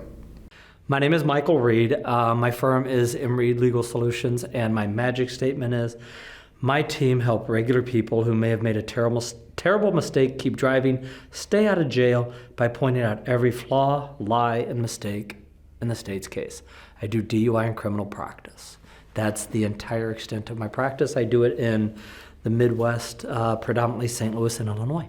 Emotional story, so forgive me, we talked about it. My wife had passed in 2016, and I was ungodly complacent. Please forgive me. I was ungodly complacent. I had basically stagnated. I'd lost her. She was my partner in crime. She was my best friend. I'd actually known her and been with her for over 30 years. When she passed, it's like, why am I still doing this? I literally didn't have a why. I didn't have a purpose anymore. We were supposed to grow old together. I was going to build my practice and go from there. We were going to retire and travel and grow old, bald, and toothless, sitting in the rocking chair on the porch. And then she had the audacity to go and die on me. At that point, I didn't know what to do. I didn't have a reason. A good friend of mine, Kim Benjamin, had been trying to get me to come to a small law firm for well over 3 or 4 years. And I finally, due to a very good friend of mine, I decided, she basically called me on the carpet. She's like, you're going. I've paid for it. You're going. And I came and I reconnected with James, who I'd known from St. Louis, and a couple other people that I really knew. And I started to get that fire again. I had been at $250,000 and I'd been grunting it through. When I lost my wife, I lost the paralegal who had been with us for over 15 years. And it was me. It was down to just me, and I was doing everything. I was the chief cook and bottle washer and busboy and the bartender and the owner, and I did it all. And I was just running in circles with one toe nailed to the floor. When I got here, and I told everybody just this past that these guys helped with a mind shift.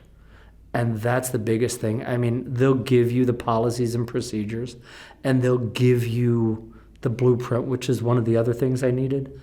But they helped me reshift my focus. They helped me reshift my mind to it's possible.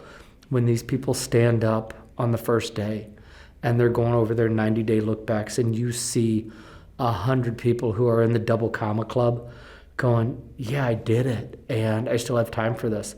Today, there was the one gentleman who just bought a $10 million home. And he's like, I did it, and these guys helped me. It lit a fire under me of it's possible. I forgot to even believe in that part of myself. That, I mean, I write the book on DUIs in Missouri, and there are attorneys there, but I'm the guy that they come to. I'm the guy they refer to. And it's a situation where it's like, I lost that fire and belief in me.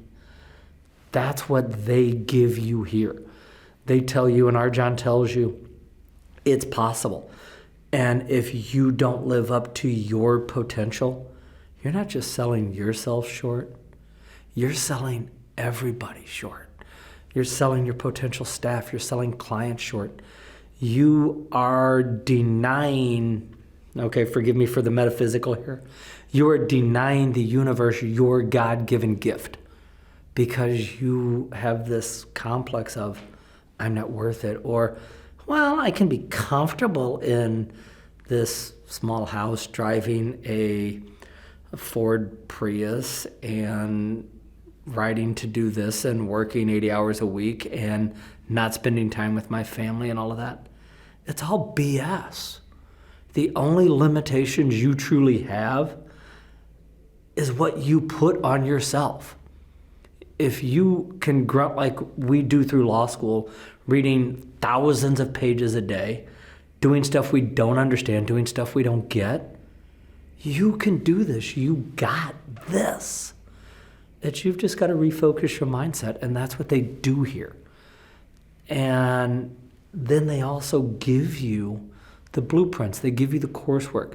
They give you the motivation as well, because you see all these people who've done it before you. It's not BS. You actually see the cold, hard facts. Small Law Firm University, and I was blessed, and I'm going to give him every shout out I can.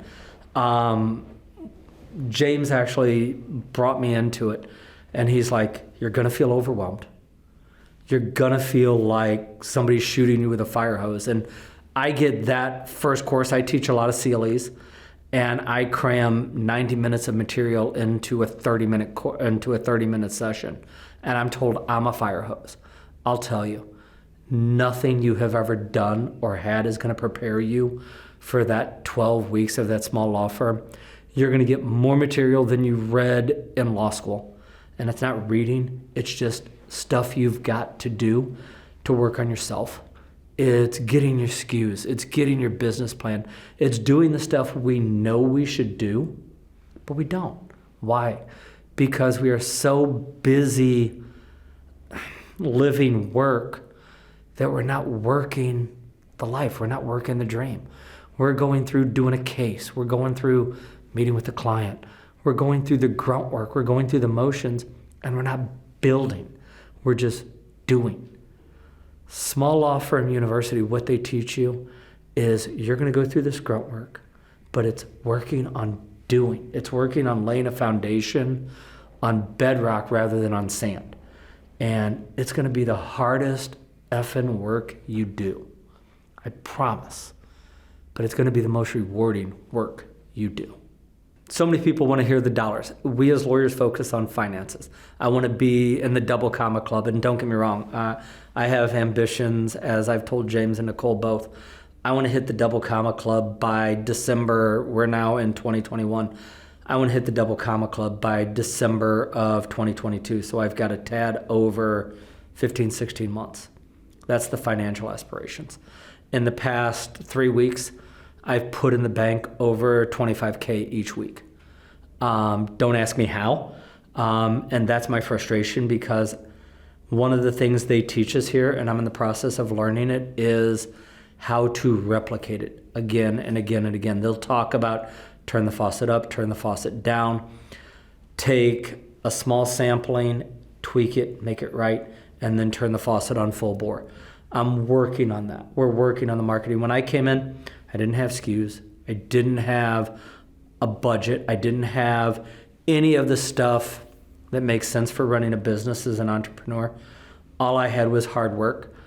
And so what we're doing now is we're taking it a step at a time. We're doing, okay, here's a marketing plan.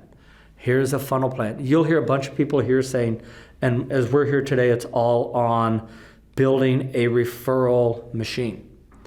That is no cost, low cost, filling your pipeline with money.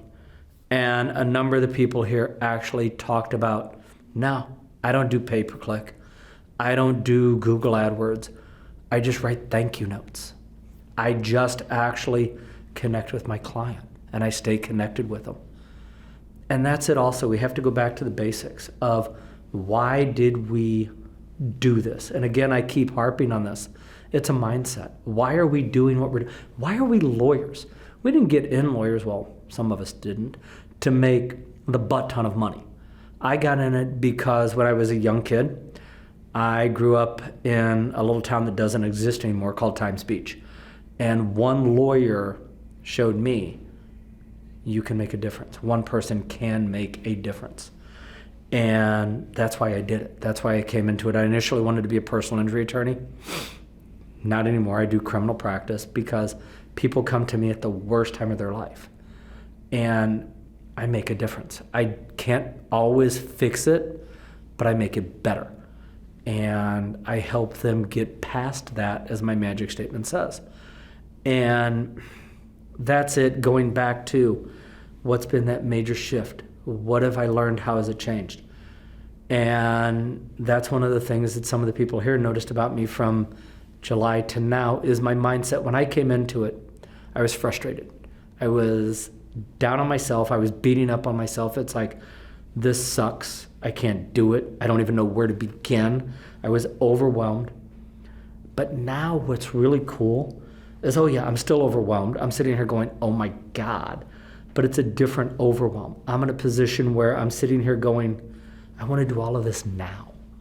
I want to be 12 months down the road now. And my overwhelm, my frustration is I'm not there. I see it now, and I know it's going to happen now. And my frustration is getting from here to there. That's the biggest change that these guys help with, is they give you permission to dream big. Not only do they give you permission to dream big, they tell you you have an obligation to dream big. And more important than that, you have an obligation to then work your ass off and make it happen. As Arjan will tell you, cut all the excuses, get your head out of your ass, and grunt the work. Because at the end of the day, you're gonna grunt the work to make 100,000. And there's not a difference between grunting the work to make 100,000 or grunting the work to make $1 million or grunting the work to make 10 million. The difference is, and it's literally after you make that first goal, whatever it is, and I don't care if you're at 100,000 shooting for $500,000 or shooting for 200,000 or you're at $500,000 shooting for $1 million. Once you hit that goal, what you will feel, what you will learn, is it's all rinse and repeat. That's it. That's the magic statement that if I could convey anything, it's believe you can get from where you're at to that first goal. And don't set that goal small. Set it big. Small dreams, Tony Robbins has a saying, small dreams do not ignite passion in men. Dream big.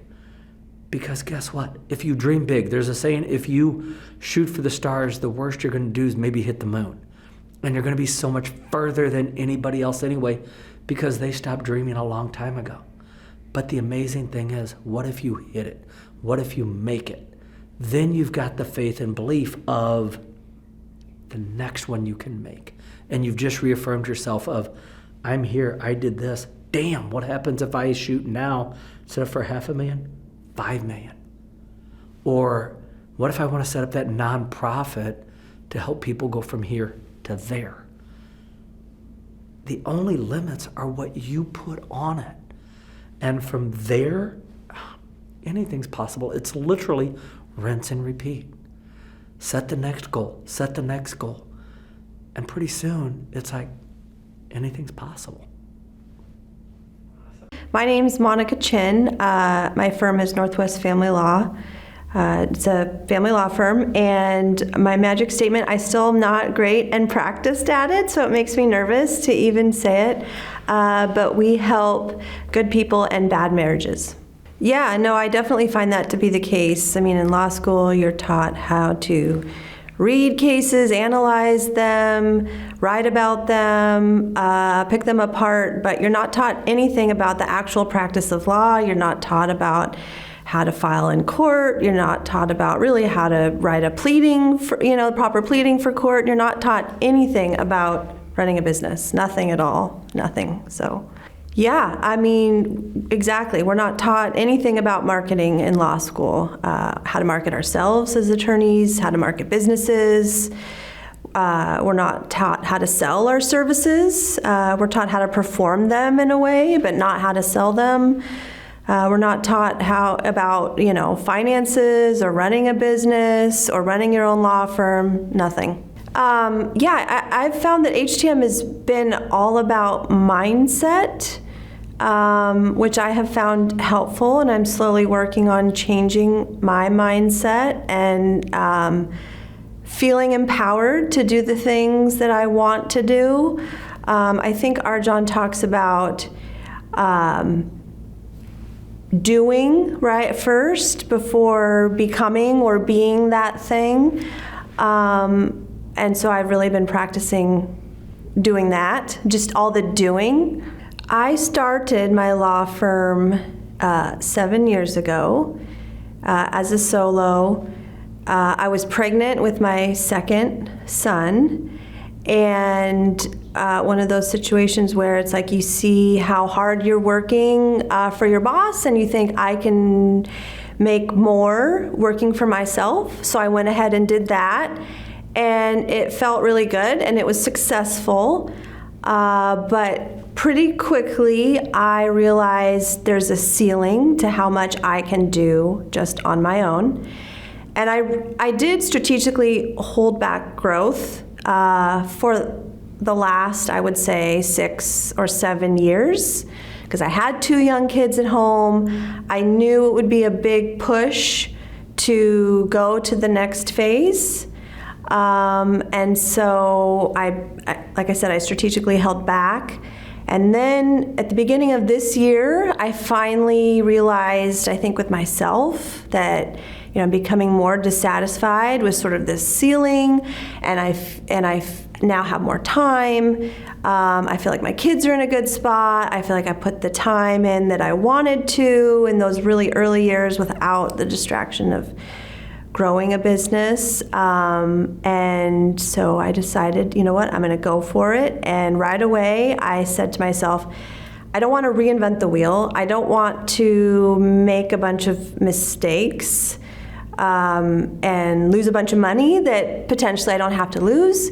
So I want to do this the right way. And I heard great things about HTM and signed up with first the boot camp, and then did, I think it's a small law firm university or something like that, and did that for the 12 weeks and just moved out of that this summer. So I started HTM end of April. I actually had some personal issues, experienced a loss in my family that kind of set me back for a few weeks, but really got into the course in May. And I've already seen huge results.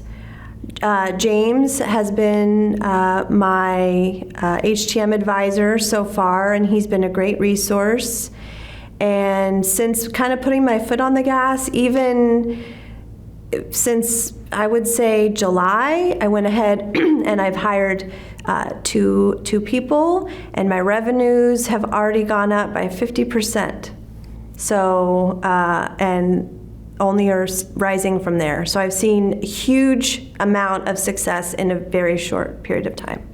So I joined HTM officially 6 months ago, and since then, in the short amount of time between then and now, I have hired 2 full-time staff members, and I've seen my revenues grow 50%. I definitely see myself staying in the HTM community for the foreseeable future. I would imagine at least years, I would say. And at this point, the sky's the limit in terms of where I see myself going. I'd like to hire, at least in the next year, probably 1 to 2 full-time attorneys and additional staff to support them. I would say my advisor has been the most valuable thing. I did just get assigned a CEO, I think they call it, and I haven't met with him yet. That just happened this week. So I'm excited for that. And I've also spent hours listening to previous LQMs while in my car, and I think that has been a huge resource and just motivating every day. I don't listen every day, but a few times a week. My practice advisor is awesome. I've found everybody to be really responsive, really invested. When I've bragged about my successes to my practice advisor, he is really excited for me, genuinely. He cares.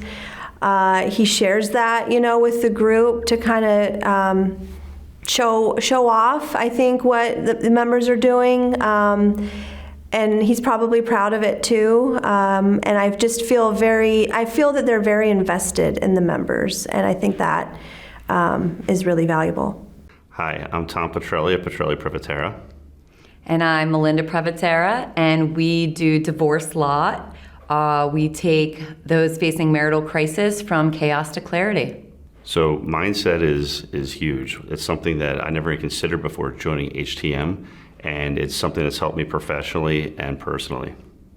I think that mindset is the one secret that they're not telling you that they actually teach you, which is just changing the way that you think, which changes the way that you manage your law firm. So I think mindset is everything. So we joined HTM in January of 2020, right before quarantine and COVID. At that time, we were doing about $3.4 million per year. Since then, in 2020, we did, I think it was 4.3 million. This year, we're about to do 6.5 million, and next year we expect to do 12 million. So we joined HTM because we realized we wanted to serve more people and we want to have national growth. So when we went to HTM in the beginning, we realized that they had more interesting ideas of how to grow, things that we weren't doing. We were very one-dimensional with our marketing. Joining HTM allowed us to expand on our marketing tremendously, implement policies and procedures so that we can actually scale our business, and it allows us to serve more people. We want to be coast to coast. I also think when we joined HTM, even though we had a $3.4 million revenue, we had a lot of the same problems that everyone else is having, which is the turnover, which is not being able to manage an employee, the mindset, why does everybody suck and why can't people get this right? So I think that even though our revenue is higher, we really were experiencing the same problems that a lot of other people are experiencing that HTM has totally changed and helped us improve on. I agree. I think managing people, no matter how small you are or how large you are, is the same. It's just, it's having the right people in the right seats. And it's training ourselves. It's training ourselves to be better leaders and managers, and that is not something, obviously, they teach you in law school. Correct. I think if we didn't join how to manage, I think we would have had growth, but at a much slower rate. I think we were hitting a ceiling, and I think this kind of opened doors for us so that we can expand professionally and through mindset personally.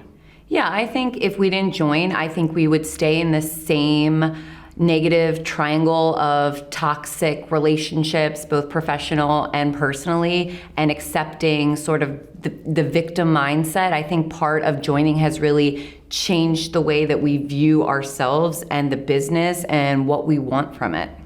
Yeah, and I'd say the only thing that really scares me is being stagnant. I'm not scared to grow. I think growing is important, but staying stagnant scares the hell out of me.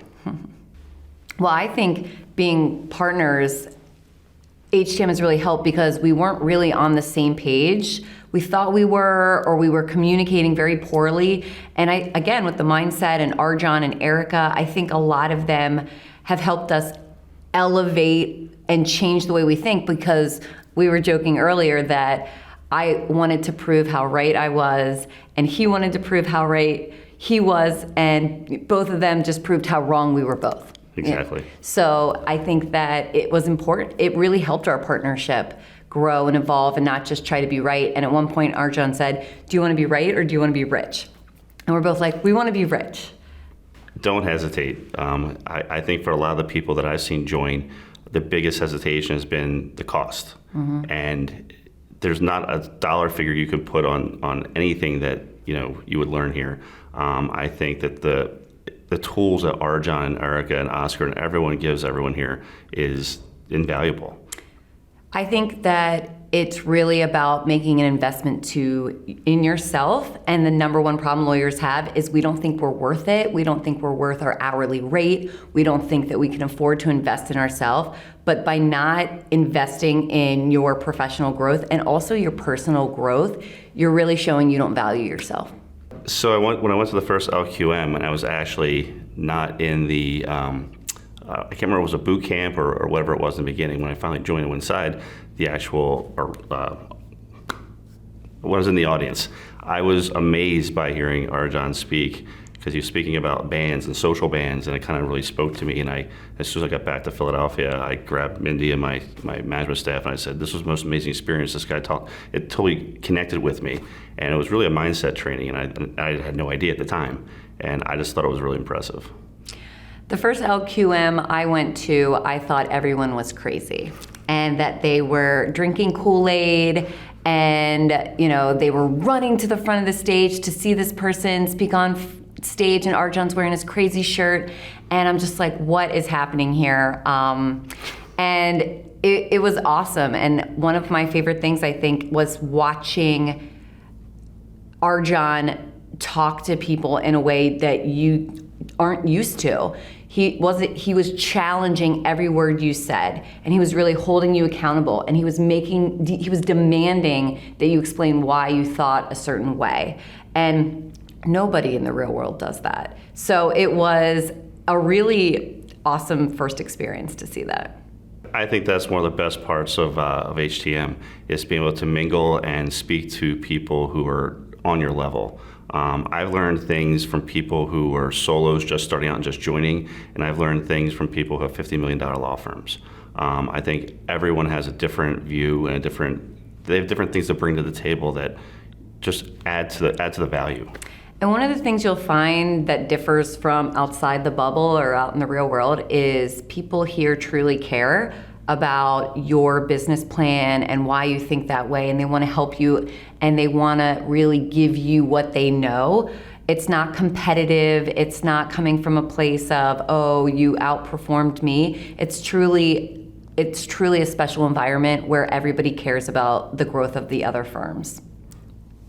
I think the most valuable resource is the workshops. I think you get so much value from being in a workshop where they're intense. These are intense workshops. They demand you to show up and hold yourself accountable, and the follow-up from that. So again, you're really investing in you wanting to change whatever particular workshop is about. So that's where I would say.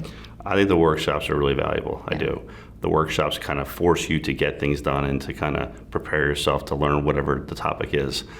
For me, I think the Iron Sharpens Iron mastermind groups are probably by far the best value.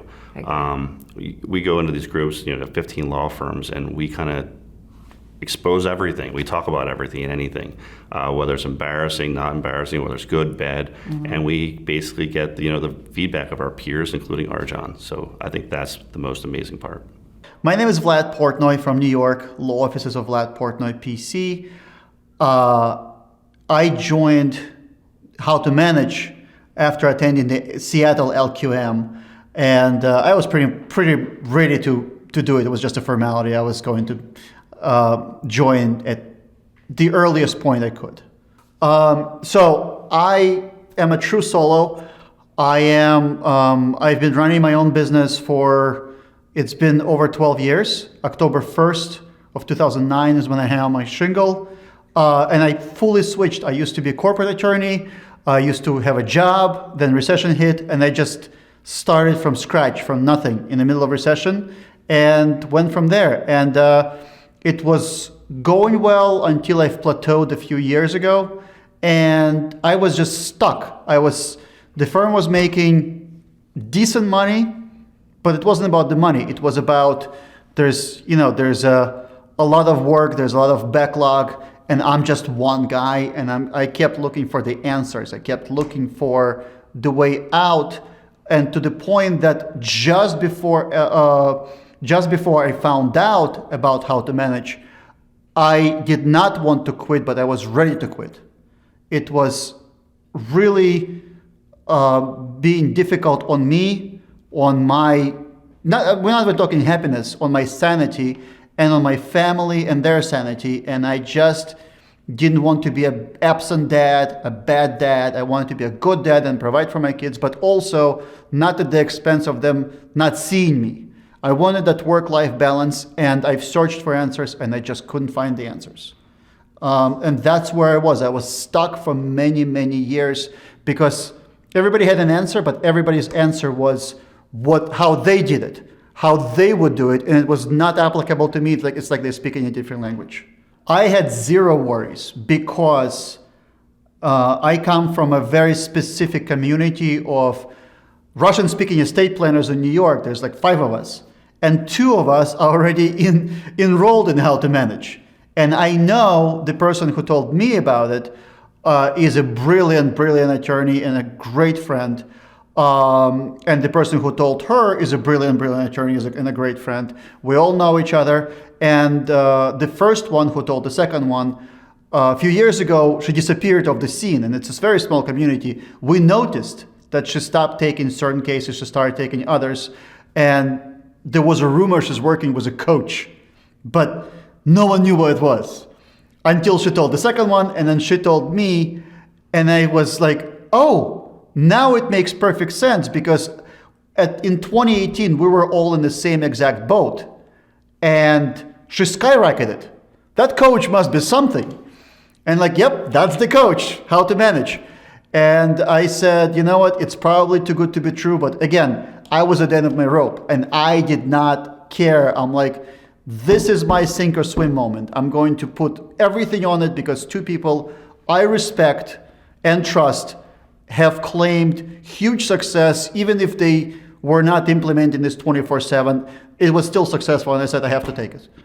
I think that you guys are not charging enough for the membership because, yes, it's a price tag, and yes, there's a lot going on, but being a part of HTM, getting the support, getting the advice, getting the support of the community, getting the camaraderie has saved me exponentially more on psychologist bills.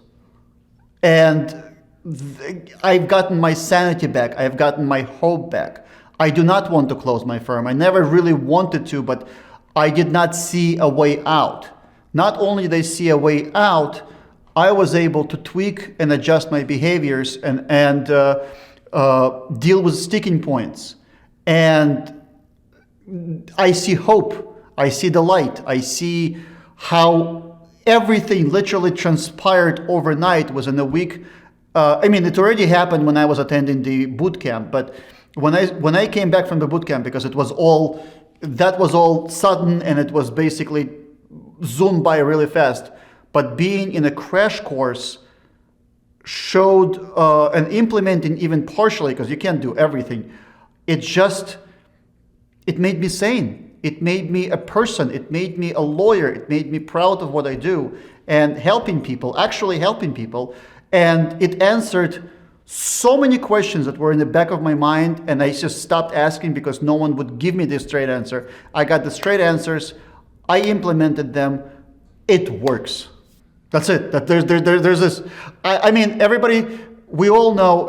Arjun says everybody gets there different. Don't ask other people how they did it, because it's not going to be helpful to you. It's your personality. It's your life. It's your geographical position. Whatever it is. But the point is, somehow there is enough for every type of personality and background to go around that you just pick what you want out of it, and it works.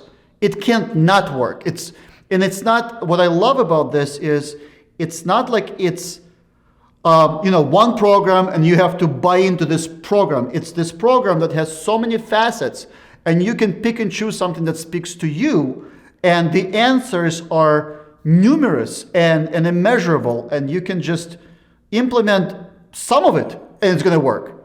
So it's a no-brainer. I was sold before. I'll tell you when I was sold. Well, first of all, my friend who introduced me to LQM, that I was already, we went out for a drink, and it was already 2 days after the boot camp started. So I only joined in the week 2, and I had to do homework for week 1 and week 2. And I had all this backlog that was not addressed at the time.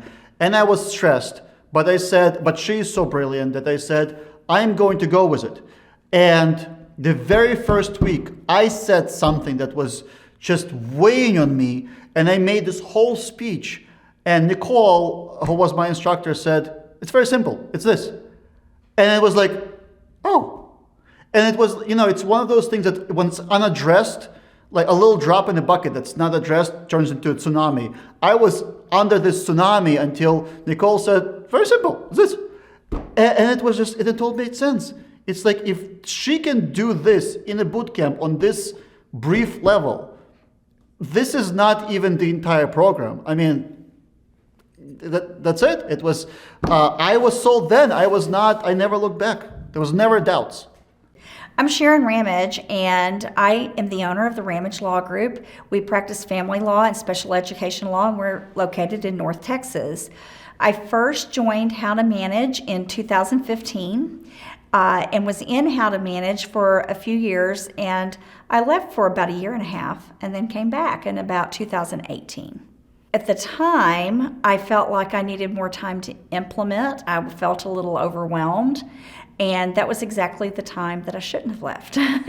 And so what I did is I left How to Manage and I stalled out. I'd hit my 1.3 million mark the year before, and I told myself the story that I was just gonna go back and re-review everything and further implement, and that didn't happen. And I was just at that stage where I needed to break everything, change everything I was doing to get to the next level, and I didn't do that. So I kind of stayed stagnant for a few years, and then I came back in around, I want to say it was either 2000, I think I came back in early 2019, and came back just coming to quarterly meetings for a while, but then I eventually came back up to my full C-suite of services that I really need, and then we've grown exponentially since then, and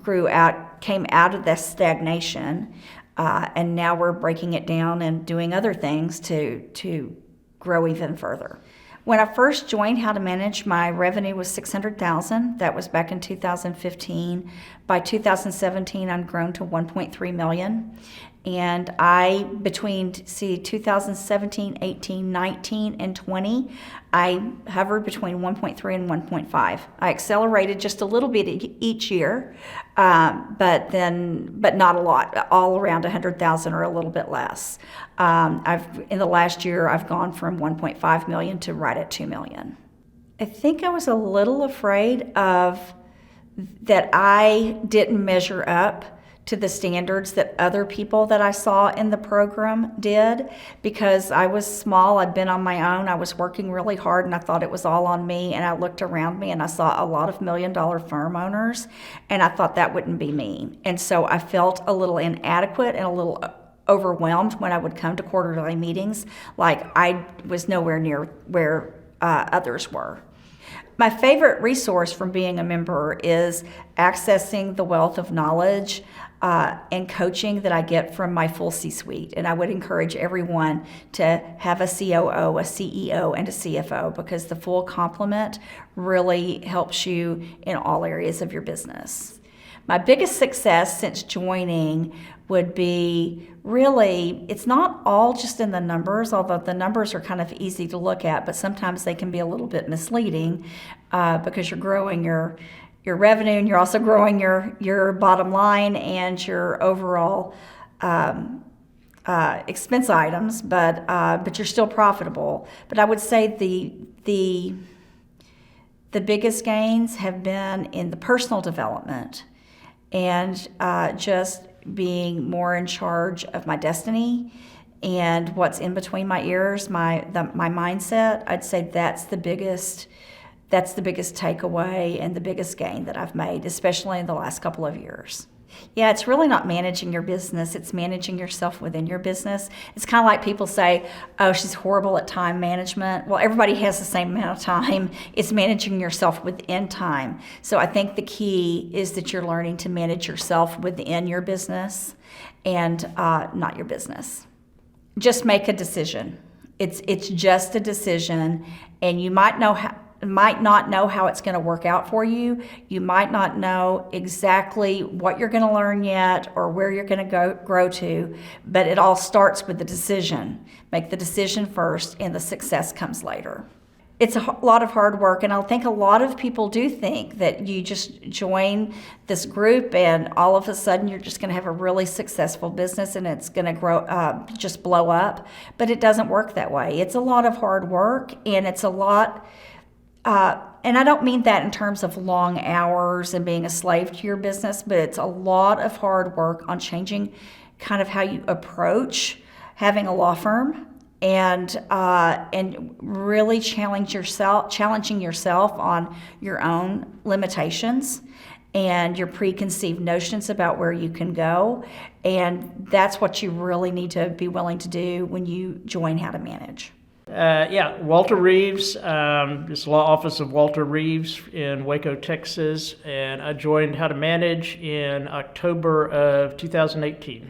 I mean, when I joined, I've been a lawyer for a really long time, since 1980. Did fairly, I've been comfortable, did fairly well, but my income and my revenue just was sort of flatlined. And really had been stuck in the same place for as long as I can remember. Fluctuated a little bit up and down, but really not too far in either direction. Yeah, I was looking for something I've always sort of been looking for coaching and marketing, and I've sort of always been looking for help. I spent a lot of time looking, not a lot of time doing. But yeah, I was looking for something, and probably looking for that elusive silver bullet to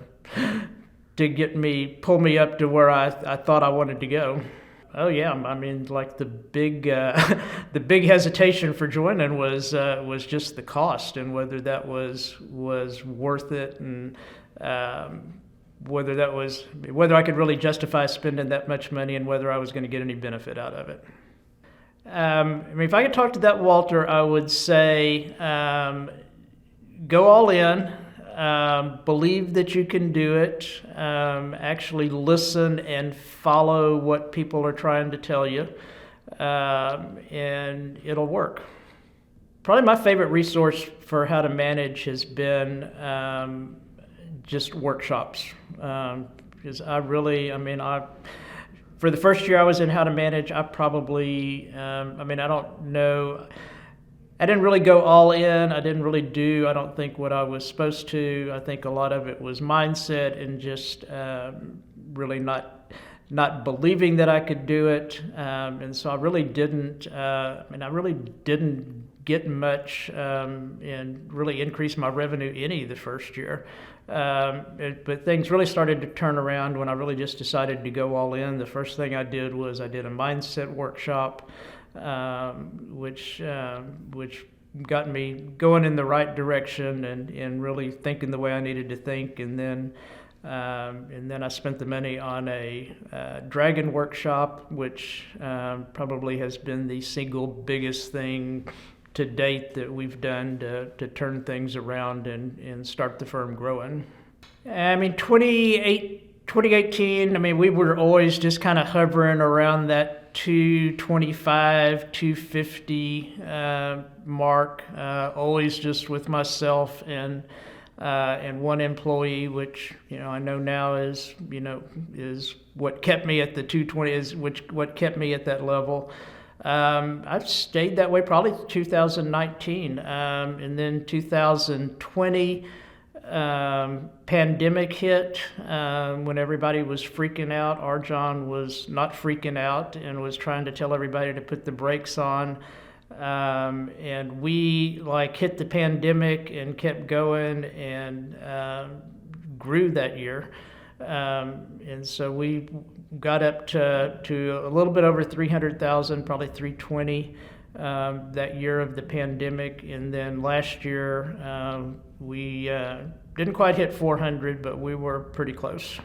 Hoping for 650 for 2022, so big jump. You really, if you spend enough time at HTM, you kind of learn, or you kind of see that there's, if it's not happening, it's because of you. I mean, you see so many people doing it that after a while, even for people that are as hard-headed as I am, I mean, you just, I mean, you figure if they can do it, I can too. I mean, it's not just like a one-off and somebody just gets lucky and like hits a big case or like hits a lucky streak. I mean, it's people consistently in every single practice area just pulling out these huge numbers. And I mean, the more you see it, the more you kind of, you can do it. I mean, if I hadn't joined How to Manage, I mean, I don't have any doubt I'd probably be the same place, 225, 250. I mean, I was capped out pretty much at what I could do. Working a lot, doing most of the work myself, and I mean, I don't know. If I hadn't joined How to Manage, I mean, I might have even. I don't know what would have happened during the pandemic. I mean, most people that I know around in my area, most people just kind of closed up and went home, and we stayed at it, and that's why we grew, because we picked up the business that everybody else was just wasn't around to take. I mean, if you're on the fence about joining How to Manage, I mean, first you got to make the decision about whether you really want to go all in and do what they tell you to do. And if you are and you really want to grow your firm, I mean, my advice is jump in. I mean, it works, and if you want to grow your firm, you're going to be able to grow your firm however much you want it, if you just listen and follow the advice and take advantage of the resources. Hi, my name is Ron Berglund. I'm from Minneapolis, Minnesota. I'm the founder of Berglund Law Office. Up until joining HTM, it was a one-man operation pretty much. My magic statement is that we help clients create customized estate plans for optimal results and a stress-free future. We started out, it was just me. I had my son helping as my legal assistant, but that didn't work too well. So when I joined HTML, I got a complete game plan and realized, really what I needed to do to grow the firm. So I recently had 2-3 big accomplishments just in the past several weeks. I hired my first employee, an experienced legal assistant, which required that I get a different office space set up. So now I have an office that accommodates my legal assistant and has a private office for me. And we have an adjoining conference room that we can use when we meet with clients. I have all the work assignments from the 12-week crash course, so I'm plenty busy. And at least now I know what to do. Because one of the problems that I have always talked about with law school is they don't teach you any of this. They teach you how to think like a lawyer, and that's pretty much it. You absolutely have no training in how to operate a business, and that's what HTM provides. So when you sign up to be a member, one of the first things you do is experience the 12-week crash course. They tell everybody, and it's true, it's like drinking from the fire hose. So each week, in my case, we had a 2-hour Wednesday night Zoom. Each week there was homework, and each week they cover a different really key topic.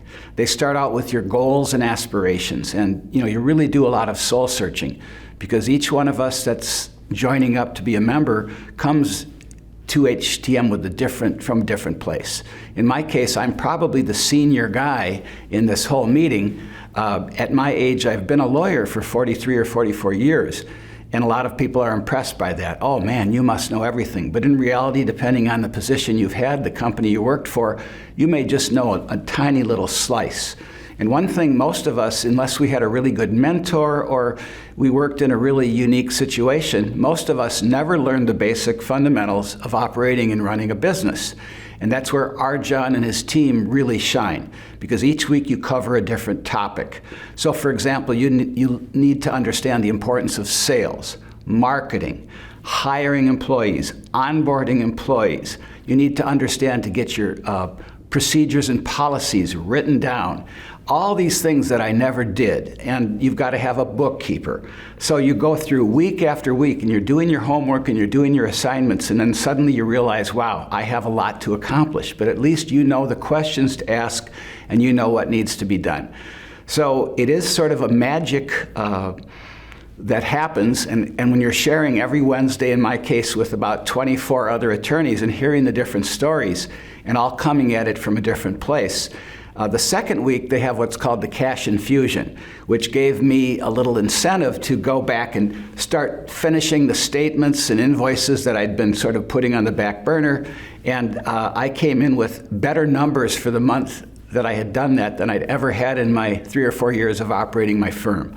So they have you setting goals, and one thing they talk about a lot with the program is that you want to double your revenues the first year that you're participating in the program. And I have a goal of doing that, so my plan is to go from doing a gross revenue of about $120,000 to, in the year 2022, doubling that, which is pretty ambitious, but I really feel confident by adding people, by training and onboarding my staff, and then learning how to market, I can actually do it.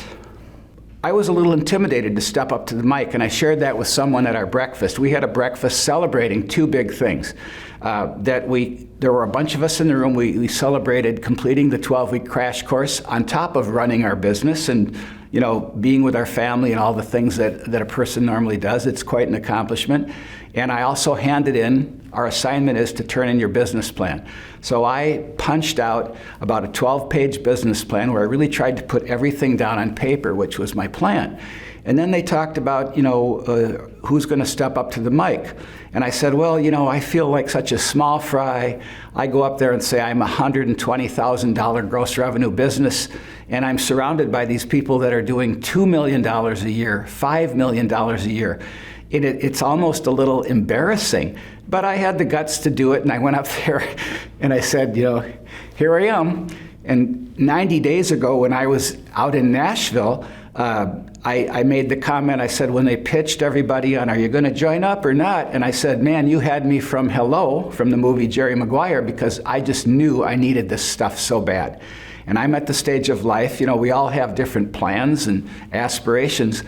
And mine is to do a lot of international travel in the next decade. And to be able to do that and to go to countries where I have been, like Peru and Ecuador and Belize and the Philippines, I either have to close my operation down and just say, I'm going to live off Social Security and live very modestly, and I don't really want to do that, or I have to grow. I have to go big or go home. So when I joined up with HTM, I'm all in, and that's what they tell you. You either have to be all in or else just forget about it. And it's really exciting. It's just a heck of a lot of hard work, but it's enjoyable work. And so I finally hired my first person. She's a legal assistant. She's experienced. And I echo what Arjan said in one of his audios. He said, when I was going to hire my first employee, and think back, I don't know how many years that was, but now here's Arjan with this big successful company with a ton of employees. And he said, when I was going to hire my first employee, I was scared shitless. And I'm thinking, that's exactly where I've been, because I do have the benefit of having a lot of years of business and practice as an in-house counsel for a small company, worked with a big company years ago, so I have a wide variety of experience. And I've just seen lots of employee turnover. Pretty consistently through my career, I see these executives don't even know what onboarding means, little or no training, little or no procedures and policies written down. So all these basic principles that HTM teaches you are what I wasn't seeing. So it's kind of like, wow, it's been a revelation to me. And so it really is inspirational to see that I can do this too. I just have to keep my head down and just keep working and working the plan. And I really feel confident that it'll happen for me too. During the weekend, I've I've chatted with a number of young people, and I've said, man, if I could have had this opportunity as a young attorney, but you know, you can't go backwards, you can't do it. From my perspective, as long as I stay in great shape and, you know, stay in good health, I have a long road yet to plow. In America, you know, we're sort of taught, oh, you know, like my father retired at age 60. They make judges retire at age 70. And I don't know who makes those rules, but as long as you stay healthy mentally and physically, my grandfather made it to age 99. So I figure for me, that's like 30 more years. And as long as I love what I'm doing, and I do have to stay in great shape, because if I want to be hiking, you know, go again to Machu Picchu and climb those mountains, you've got to be in shape. But you've also have to have the time and money to do that. And with HTM, we have the possibility that I can be in some international destination, and you know, everywhere you go, you can hook up to the internet and you can check in on how things are going at the office, and I can really achieve my dreams. Even at the age where most of my friends and associates and former classmates are retiring, I'm like, if you love what you're doing, why retire? And I've always loved being a teacher. My favorite job as a young person all through college was teaching swimming, lifeguarding, and I taught a little at college and university, and I love teaching, and that's what you can do, because when you hire people, you have to teach them, you have to onboard them, you have to train them. The other thing I love to do is public speaking, and I love the fact that with my estate planning focus and probate and whatnot, a little bit of real estate, I can put on seminars, and I've been doing these for quite a while, but kind of on a small fry level. But to be able to say, wow, I keep reading on the internet that 60-some% of Americans don't even have a basic will. So it's like, I want to figure out a way to reach those people. And like Arjan says, to make more money, you don't have to have million-dollar cases like some big personal injury case. You just help more people. So even if I do modest estate plans for middle-class people, which makes me feel great, because you get these people all squared away who otherwise are, you know, and Prince is my poster child. We're both from Minneapolis, and he died a multi-millionaire without even a basic will. So if I can just give these people the basic fundamentals and then send them to my staff to prepare their documents, what a great way to do it. You know, you're helping people, you're making money, you're giving people jobs, and then you still have enough time that you can travel, and then you can speak. It just sounds like the best of all worlds to me, and only possible because of the teaching that I'm learning here with HTM. So if an attorney called me and said, you know, one of my buddies said I should join up, you know, and I was given your phone number, what do you think? I would say, well, of course, depending on where you're at in your career, we all come from a different place. But I said with utter conviction, I can say that I think for so many of us, you are going to absolutely love this, and you're going to force yourself to carve out the time from whatever else you're doing, because this time is just going to be so valuable to lay all those basic fundamentals that if you're like me, you certainly never learned this in law school. And maybe you're like me, that you never had a really good mentor teaching you all the ropes. And I mean, one of my good buddies majored in business. And he's like, I didn't even know this stuff. You know, and I was a business major. Now, I was a political science major, so I certainly didn't. But I think almost anybody, whatever your practice has been, if you plan on hanging up a shingle or starting a small firm with a buddy, whatever it might be, you need these basic fundamentals. Just like if you're going to play for, you know, back in the day when they talked about the Green Bay Packers. And, you know, they had, Vince Lombardi was a legendary coach. And guys like that always stress the fundamentals in football, blocking, tackling, you know, and if you don't have those fundamentals, I think it's the same with a law practice, you're going to struggle. And Arjan and his team will point out that the average attorney doesn't make that much money. And the average growth rate, I just heard yesterday, is about 5% a year. So when you come to the HTM LQMs, and you're seeing all these people that have doubled their revenues year after year. And one of the gentlemen yesterday was kind of complaining about being only at $7 million. I wonder what planet I'm on. And it's reality, it's true, it can happen to you. You just have to work the program. But, you know, a lot of people are too lazy, or they just, you know, they have other priorities, and that's fine. But if you want to be successful, I would tell you without even any hesitation to sign up. Hi, I'm Alex Rubin, owner of Rubin Employment Law. and we get employers and employees to stop fighting so everyone can get back to business. I started with How to Manage in 2011, left that same year, 8 months later, and then came back in 2013 and have been here ever since. So I started my law firm in 2010, and then 6 months later I joined How to Manage, and it was June 2010, and January 2011 I joined How to Manage, and I felt like I didn't have time to implement everything. I said, okay, I need a break so I can implement everything, not realizing that what I really needed was the constant coaching so that I would implement. But anyway, worked with a different coach for a period of time, ended up working part-time for another firm that wasn't working out. And something, as Arjan does with everybody, he kept in touch, and I kept reading all his emails, and on my own, I decided to go to Philadelphia when I saw the LQM was going to be there. Unbeknownst to me, I called up and I spoke with, and I can't remember who it was, but whomever I spoke with, I signed up for it. And then I get in the mail an envelope filled with dollar bills all ripped up. Like, you're throwing your money down the toilet if you don't come to the LQM. I'm like, well, I already signed up. I'm coming. When I joined How to Manage, I had just started my firm 6 months before. I knew about How to Manage shortly after I started my firm because I was, combing the internet for any guidance, any advice. I had been practicing law for about maybe 15 years or so, 14 years at the time. Worked for large firms, small firms, but had never run my own firm. So I was really looking for guidance. And the reason I didn't join sooner was, again, it was the money. My mindset around money was scarcity at the time because I'd made good money when I worked in a firm. And then all of a sudden I didn't. I was starting my own firm and there wasn't a lot of money coming in, and we were cutting back on our household expenses, less expensive vacations, not eating out as much. And I felt like, well, I can't spend all this money. And at the time it wasn't that much. It was a fraction of what it costs today. Of course, the programs weren't as robust as they are today. That was my attitude. But somehow something switched in my mind, and I said, I got to do this. I need this. I need to do this, and that's going to benefit me in the long run. There are a lot of benefits to the program and a lot of avenues through which you can benefit from the program. The one that I find the most valuable, I think, is my C-suite. When I say my C-suite, I mean I have a CFO, a CEO, and a COO. I haven't taken the plunge for the CMO yet, Chief Marketing Officer, which is a new one.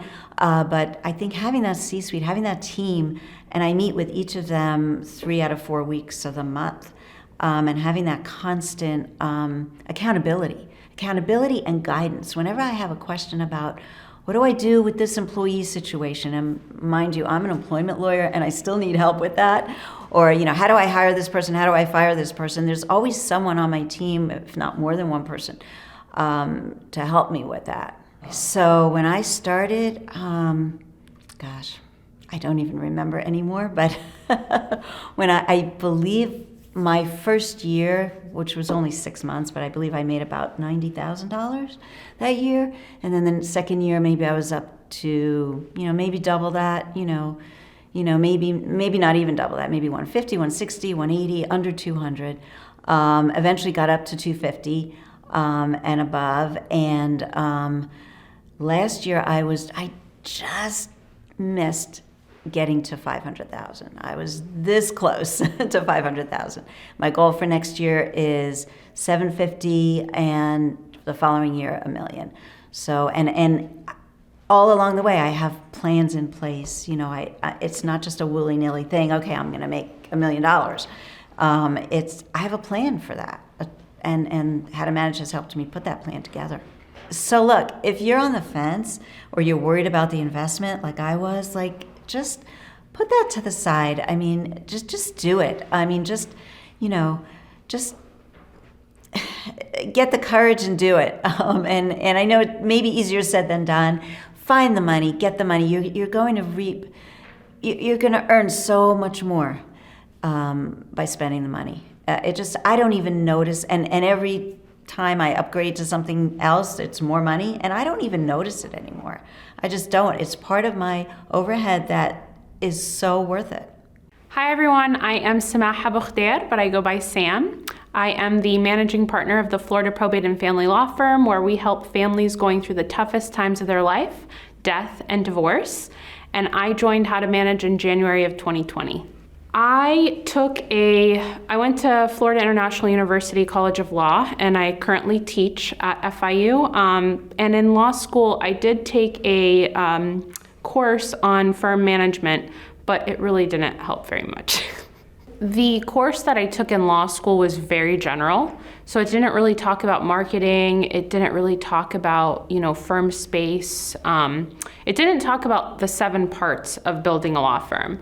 So it just kind of gave a general idea, and that is why I am extremely grateful to HTM, because it has helped me grow into a 7-figure law firm. When I started with How to Manage, I was grossing about $427. And I am going to end the year with somewhere around 1.5 to 1.7. I was not a believer in mindset, and I have a bachelor's in psychology. And it's funny that I say that because I always encourage people to do therapy and mindset and energy work. But I didn't think that I needed it. And then I did a $1 million mindset workshop, and I think it was June of this year, of 2021, with 11 other firm owners in HTM, and Arjan headed that, and it was a very hard experience for me. I think I cried most of it when I was in the hot seat, but from that experience, I have been able to do so much since June. I've been able to hire multiple people. I'm still hiring. We would probably be able to exceed the 1.7 for this year, but from that mindset workshop, it's been able to help me understand that, it's better to grow in a more strategic manner. And the people that I have also met at that workshop have become very close friends of mine. We have a group that we chat on every day, and just hearing what they have to say as well every day and what's going on with their firms, positives and negatives, has also helped me realize that this is something that I need to work on the rest of my life. I had never planned on starting my own law firm. I had always planned on becoming partner at whichever law firm I was an associate at. And I fortunately had the opportunity of coming to HTM LQMs for probably about 5 years now. I was a senior associate with a firm that is a member of HTM. And from the experience that I learned here, plus the experience that I had on my own, I was able to decide that it was probably in my best interest and in my family's best interest to start my own firm in September of 2019. And since then, it has been the best decision I've made. I have never gotten up at the mic at any LQM because that's not me. But I always think about what people are saying, and I always think about my 90-day look back and what I've been able to achieve every time I come to an LQM. And I have been able to grow tremendously since I've joined HTM. And I've also been able to buy my first house. I've never lived in a house. We didn't grow up with much growing up. And so to be able to buy my first house last year has been an amazing experience. It's a house that I did not think that I would be able to afford. It's a little uncomfortable talking about. Money always is.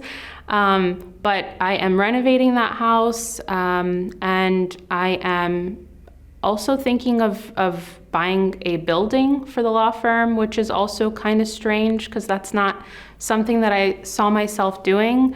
I'm able to support my parents, who are both now retired at a younger age, and I'm also able to save more money. I'm also able to provide a life for my team, my employees, that they didn't have before, which is extremely important to me.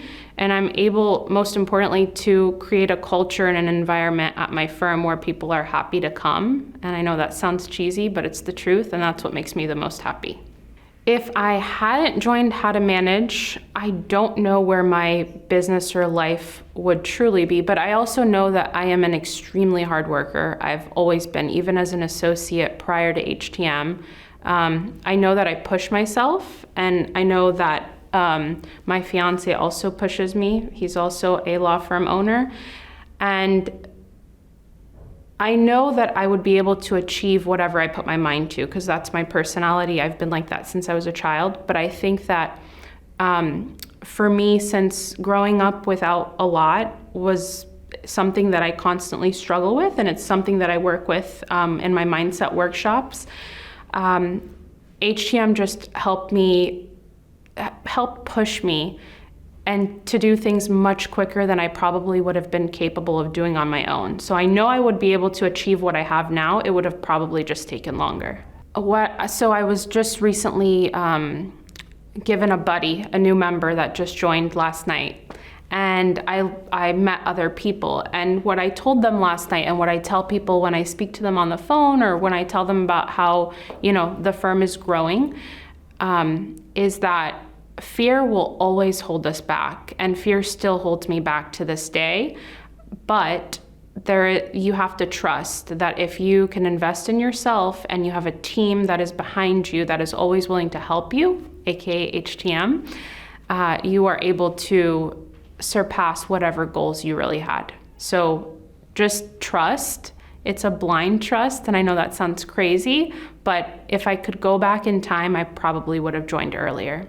My first LQM was in San Diego. I think it was in July of 2016, if I'm not mistaken. And I thought Arjan was a crazy person. I think he likes me. I like him. But it was a lot. It was a lot because he's a big personality and he has a certain way of speaking. And it's not for everyone, but the important part is you take the messages that he's trying to portray on stage, and also the messages that he has one-on-one with you. And if you're able to listen and to take notes and to be able to implement these things when you get back to your firm, you will do really well. So the biggest resource as an HTM member that comes to mind is my C-suite. And also Tanya Music, who is the reason I joined HTM. I didn't say this earlier, but I came for the $1,000 business plan workshop that was being advertised on Facebook. And I saw it on my Facebook and I thought, why not? So I came and I walked out in a moment of frustration, and Tanya saw me and asked me why I wasn't a member yet. And she convinced me to do it, even though I was really afraid of the financial commitment. And she has been a constant person who has pushed me in the right direction, as well as my C-suite that I can call on at any time, and I know that they're going to respond and help me. So I remember when I joined in January of 2020, it was right before the pandemic, and I was deathly afraid. I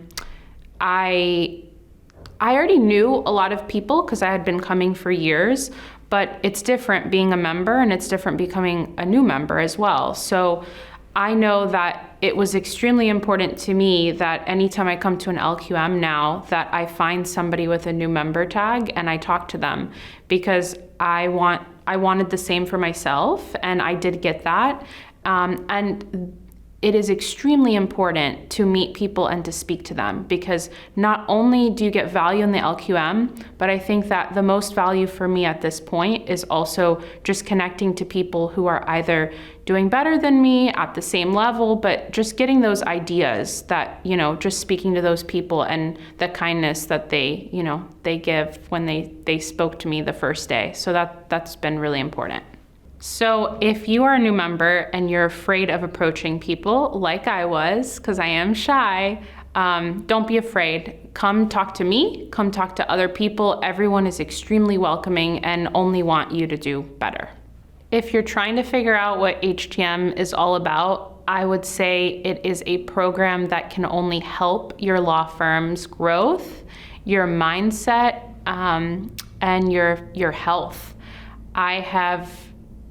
I wish I would have joined sooner. I know I said that earlier, but I wish I would have joined sooner, and I wish that I would have had this blind faith, that I could believe in myself, and I could believe that the team that I ended up getting with HTM, and I still end up getting, is only going to help me. So if you're still unsure, talk to someone who's a member, or talk to me. I would love to talk to you and tell you that I am extremely grateful for the life that I have been able to provide to my team as well as myself and my family.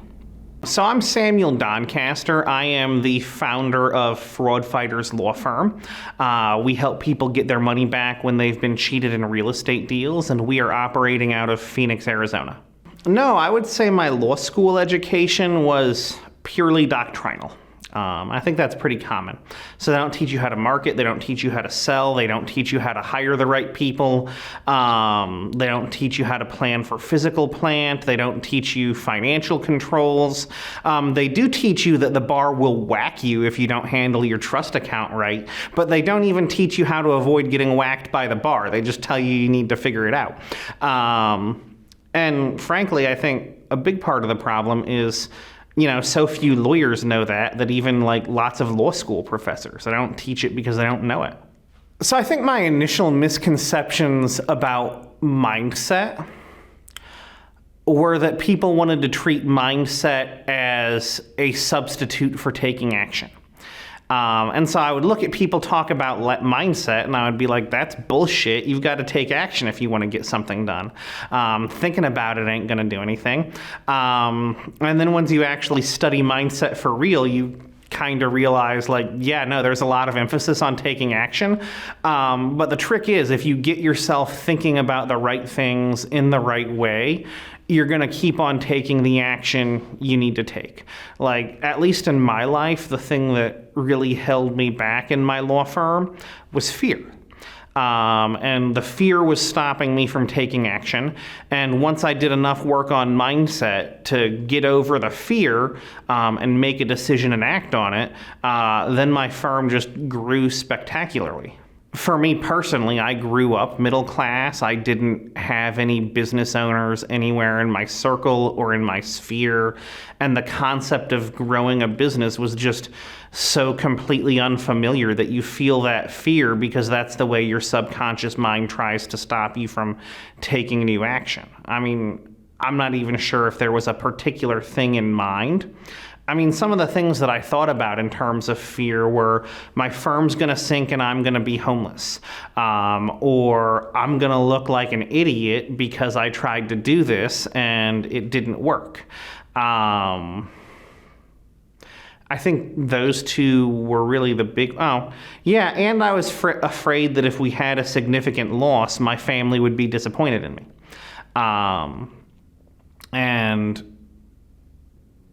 Eventually you just sort of get over that and realize, the failure to take action will in fact be the thing that causes that loss, and you just sort of have to push yourself forward through the fear. So I founded the firm in July of 2019. And frankly, it was a little bit of a surprise that I was going to need to.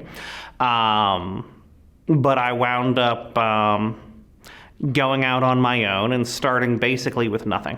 I had a laptop, and I had a hot desk and a co-working space, and I just pounded the pavement and went out to get clients.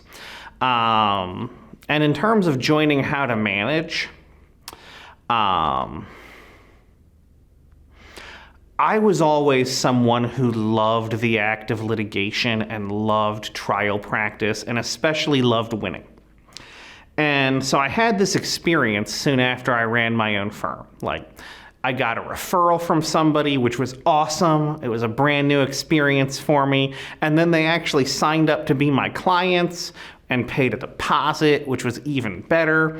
And I did a bunch of work for them, and it was really awesome work.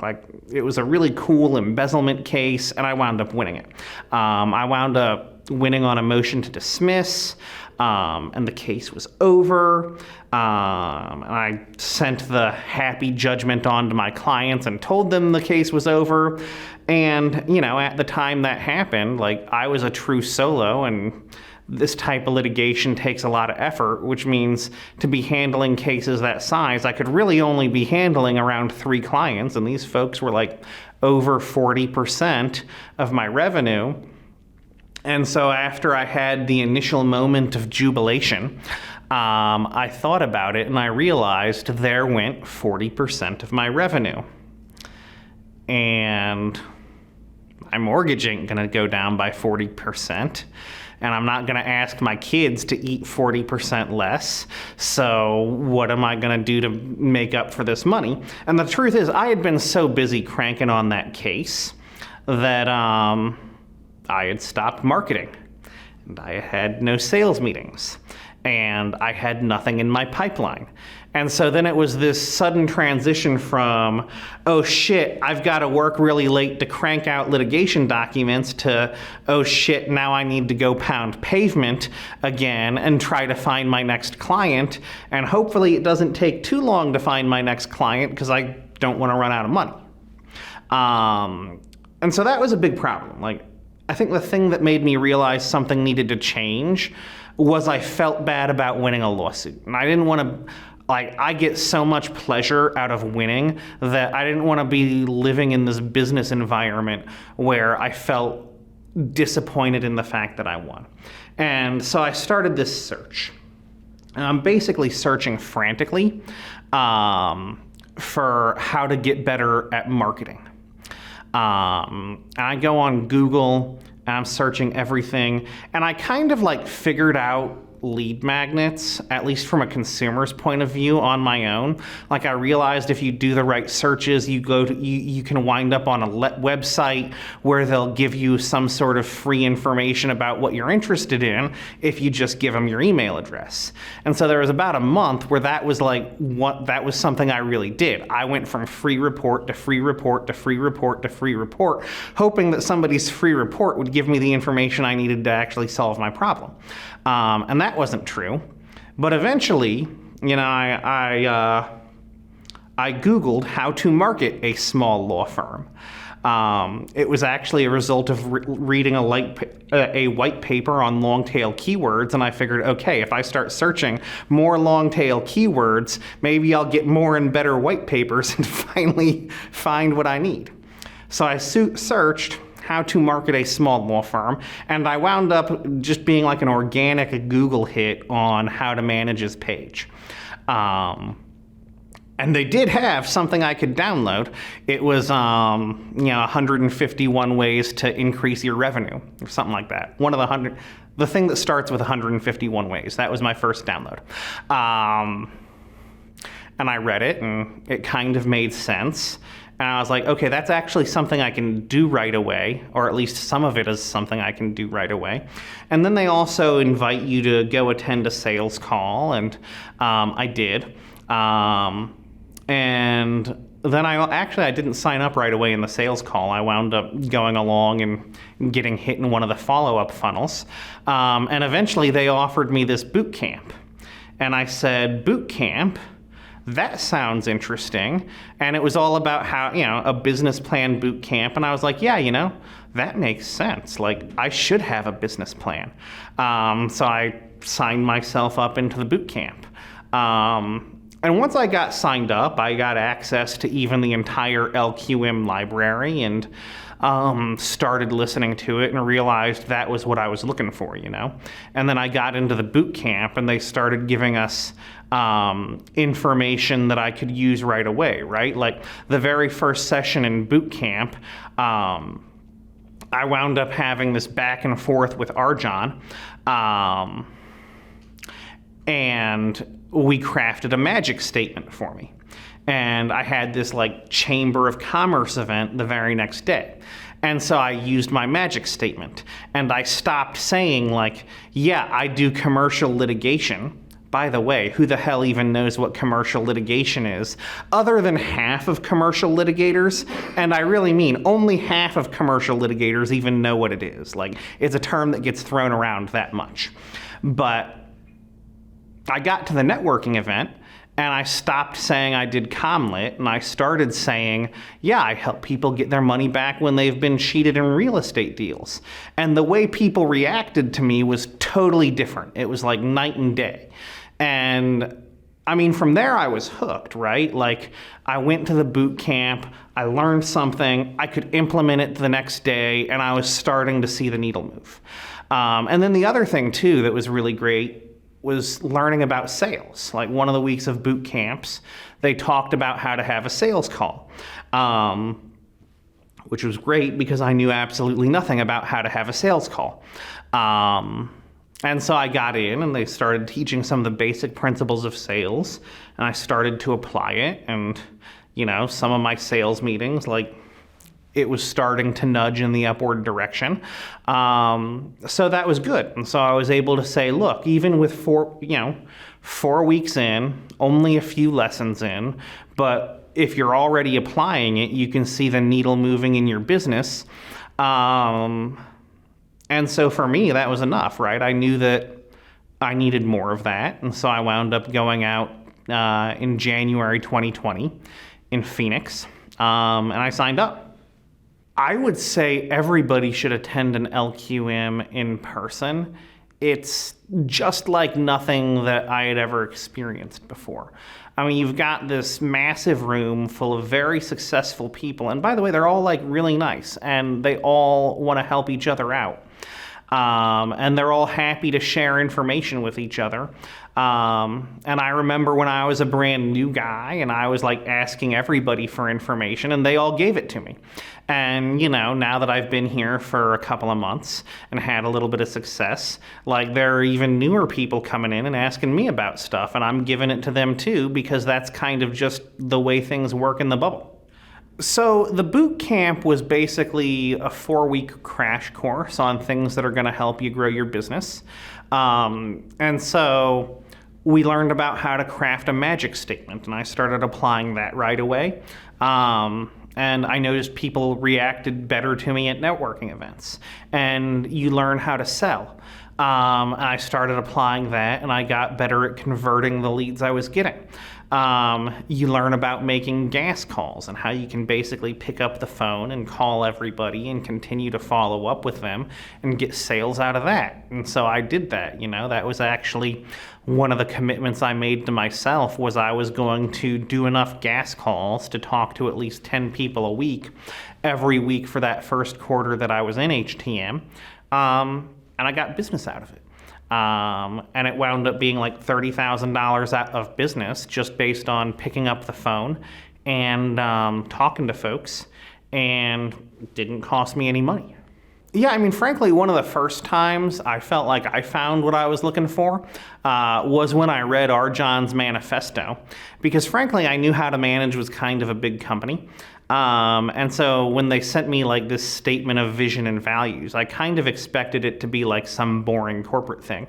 But I had just signed up for the boot camp, so I figured I'd like read it anyway, or at least skim it. And then you get into the very first few pages and they talk about truth and how important truth is. And truth is reality, and reality is truth. And if you're going to run a successful business, you need to be basing your decisions on truth. And I was like, wow, you know, this guy's speaking my language. These people really care about truth.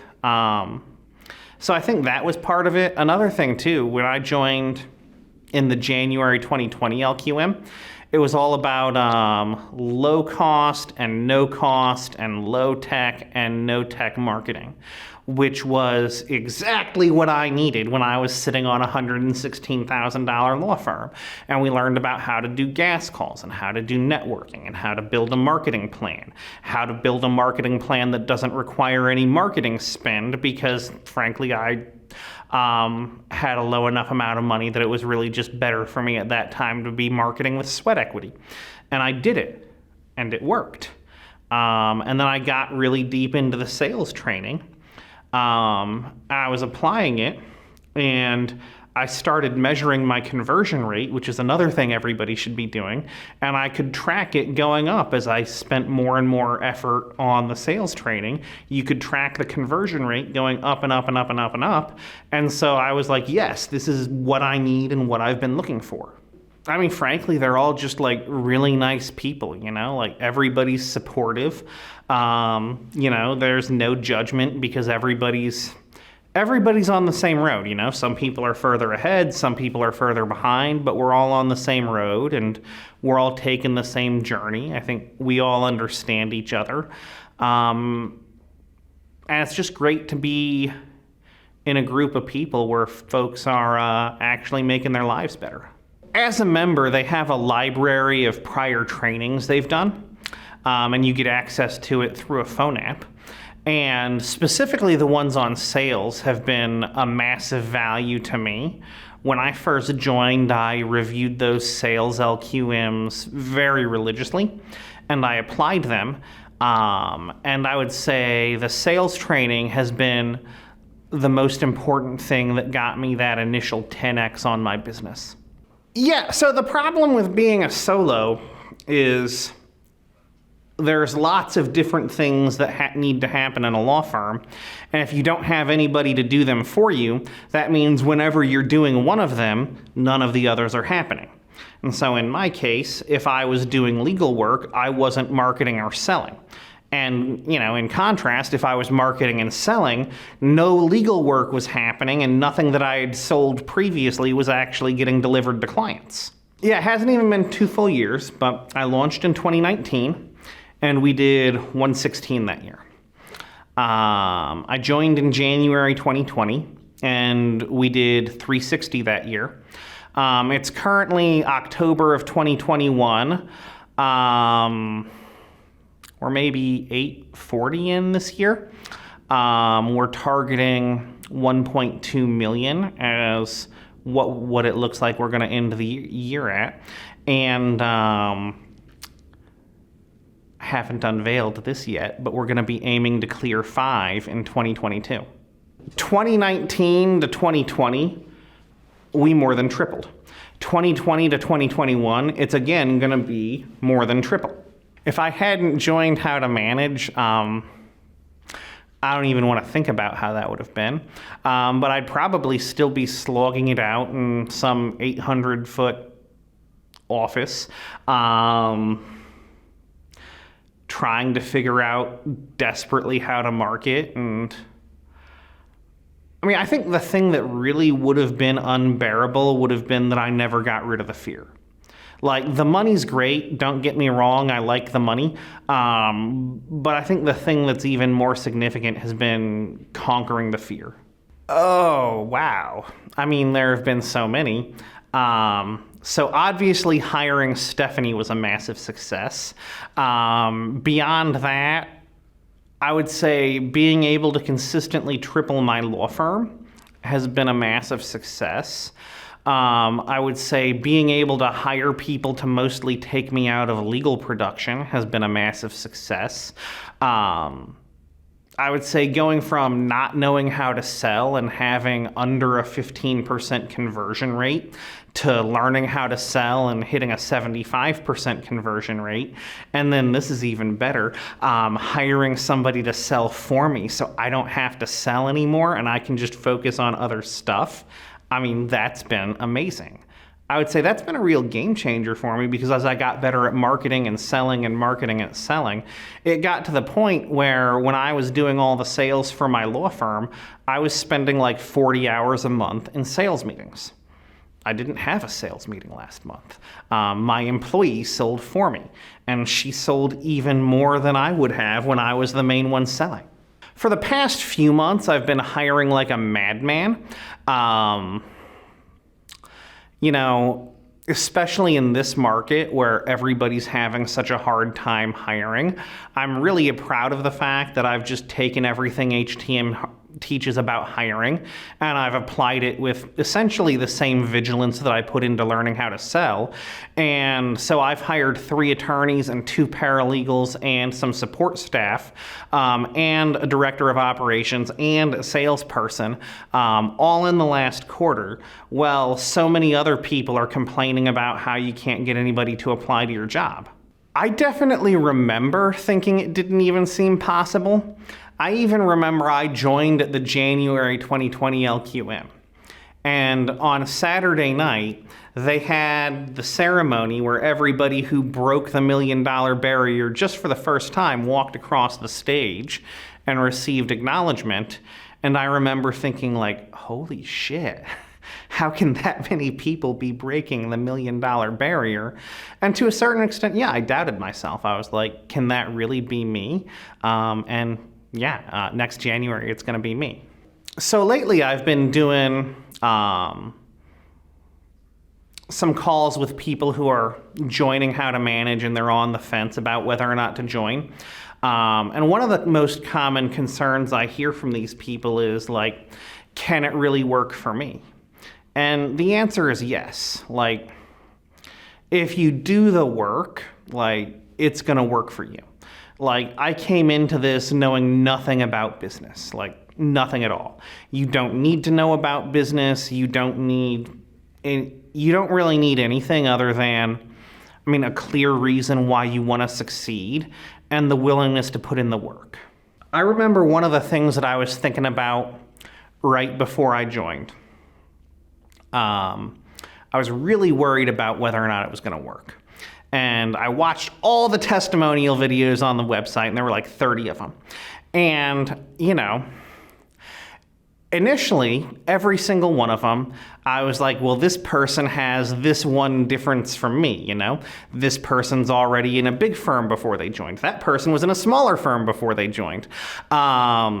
This person's in a different practice area. This person's in the same practice area, but a different part of the country. Nobody's exactly like me. They don't have a testimonial from anybody who's a clone of me. Therefore, every single precedent they're citing is distinguishable. But then I thought about it a little bit more, and I was like, they've got a pretty good amount of stuff covered.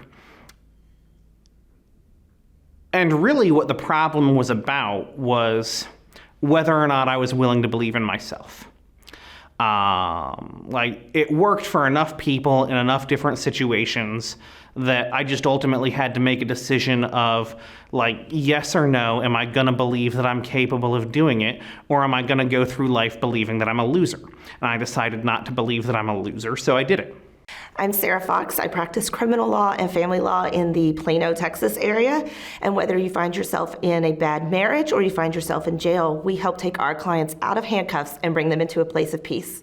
So I've been practicing law for 11 years next month, and have started my career as a prosecutor and then always worked for someone else in the criminal defense arena. Then COVID hit last March, as everybody knows, and I was home and my daughter was home, and it was a really transformative experience for me to realize that throwing myself into my career and working for the man, as I say, had kept me from being the kind of mom that I want to be.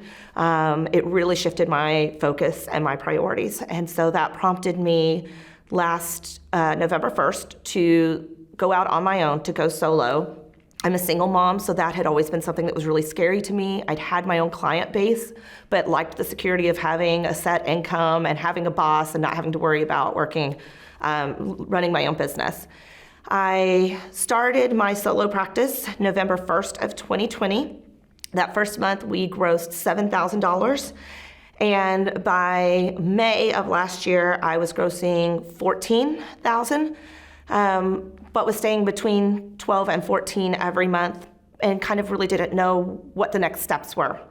So an HTM member who has served as a sort of mentor of mine started giving me the spiel about HTM and took me to several meals where she tried to convince me to sign up. I finally signed up for the boot camp in June of 2020. And in that month alone, just from the mindset changes that took place during boot camp, I grossed $20,000. I did absolutely nothing different in my practice other than dive into the mindset. And so that was enough to sell me when I came to the LQM in July to sign up and decide I was gonna go all in. So Erica and Justin both led the boot camp, and Erica talked a lot about the doctrine of sacrifice. And I was raised that whatever gifts God gives you, it's your responsibility to use those for the betterment of your community. I think that, coupled with being a woman and a mother, it's important to give back to your community, but we often find ourselves trapped in this, I'm not doing what I'm supposed to do for my community unless I'm sacrificing myself, right? We sacrifice ourselves as a mother. We sacrifice ourselves as women to work harder to be able to be seen as credible as men in the legal community. And so Erica really helped me transform that mindset to one of empowerment, that I've been practicing this long, my resume spoke for itself, and yet I still thought I had more to make up for before I could value my services the way they deserve to be valued, value my time the way it deserves to be valued, and to see my career as an opportunity not just to serve my community, but to serve my family as well. And I think in the past, I'd always seen it as an opportunity to serve my community and to serve whoever I was working for. I was serving them, not my family. And that mindset, just that month alone, led me to do things such as I stopped negotiating my flat fees. It is what it is, and if you can afford it, great, and if you can't, this isn't a good fit for us. I stopped offering payment plans, and more people just paid the full amount up front. Just walking in with that paradigm changed my relationship with potential new clients without doing anything else to my business. It changed how I valued my time. I would say through the last 4 months that I've been involved with HTM, I work more than I've ever worked, but it is more intentional work, and it is work that I can directly see the benefits from. It's changed. So I said that I started my firm so that I could have more time with my daughter.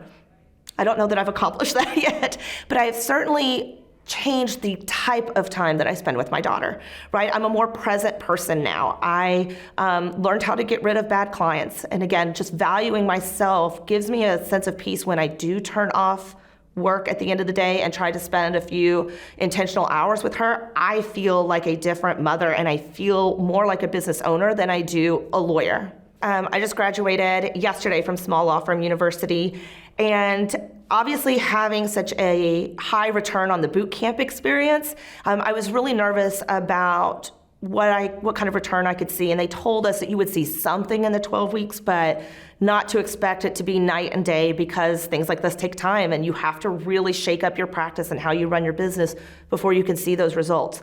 I came out of the first LQM after boot camp with a goal to continue that $20,000 mark every month through the quarter. And I didn't meet it. I hit like 18 one month and I hit 17.5 the next. And my next big hurdle, according to my practice advisor, was that I needed to hire staff, right? It was just me, I was true solo, and I was drowning. But again, as a single mom who doesn't have another income to rely on if this blows up in my face, that was a really terrifying financial commitment for me. Again, also going back to that doctrine of sacrifice, I was also really afraid of becoming responsible for another person and their job security and their finances. And so again, going back to a lot of that mindset, but adding in now the components of writing out SKUs and really crunching the numbers and seeing how someone can help not just take things off your plate, but actually help you grow your revenue, can be profitable for you if you will make that financial investment, finally made me take that leap. It was very ironic or serendipitous, I guess, that the LQM I had attended focused on how to recruit, hire, and retain superstar employees.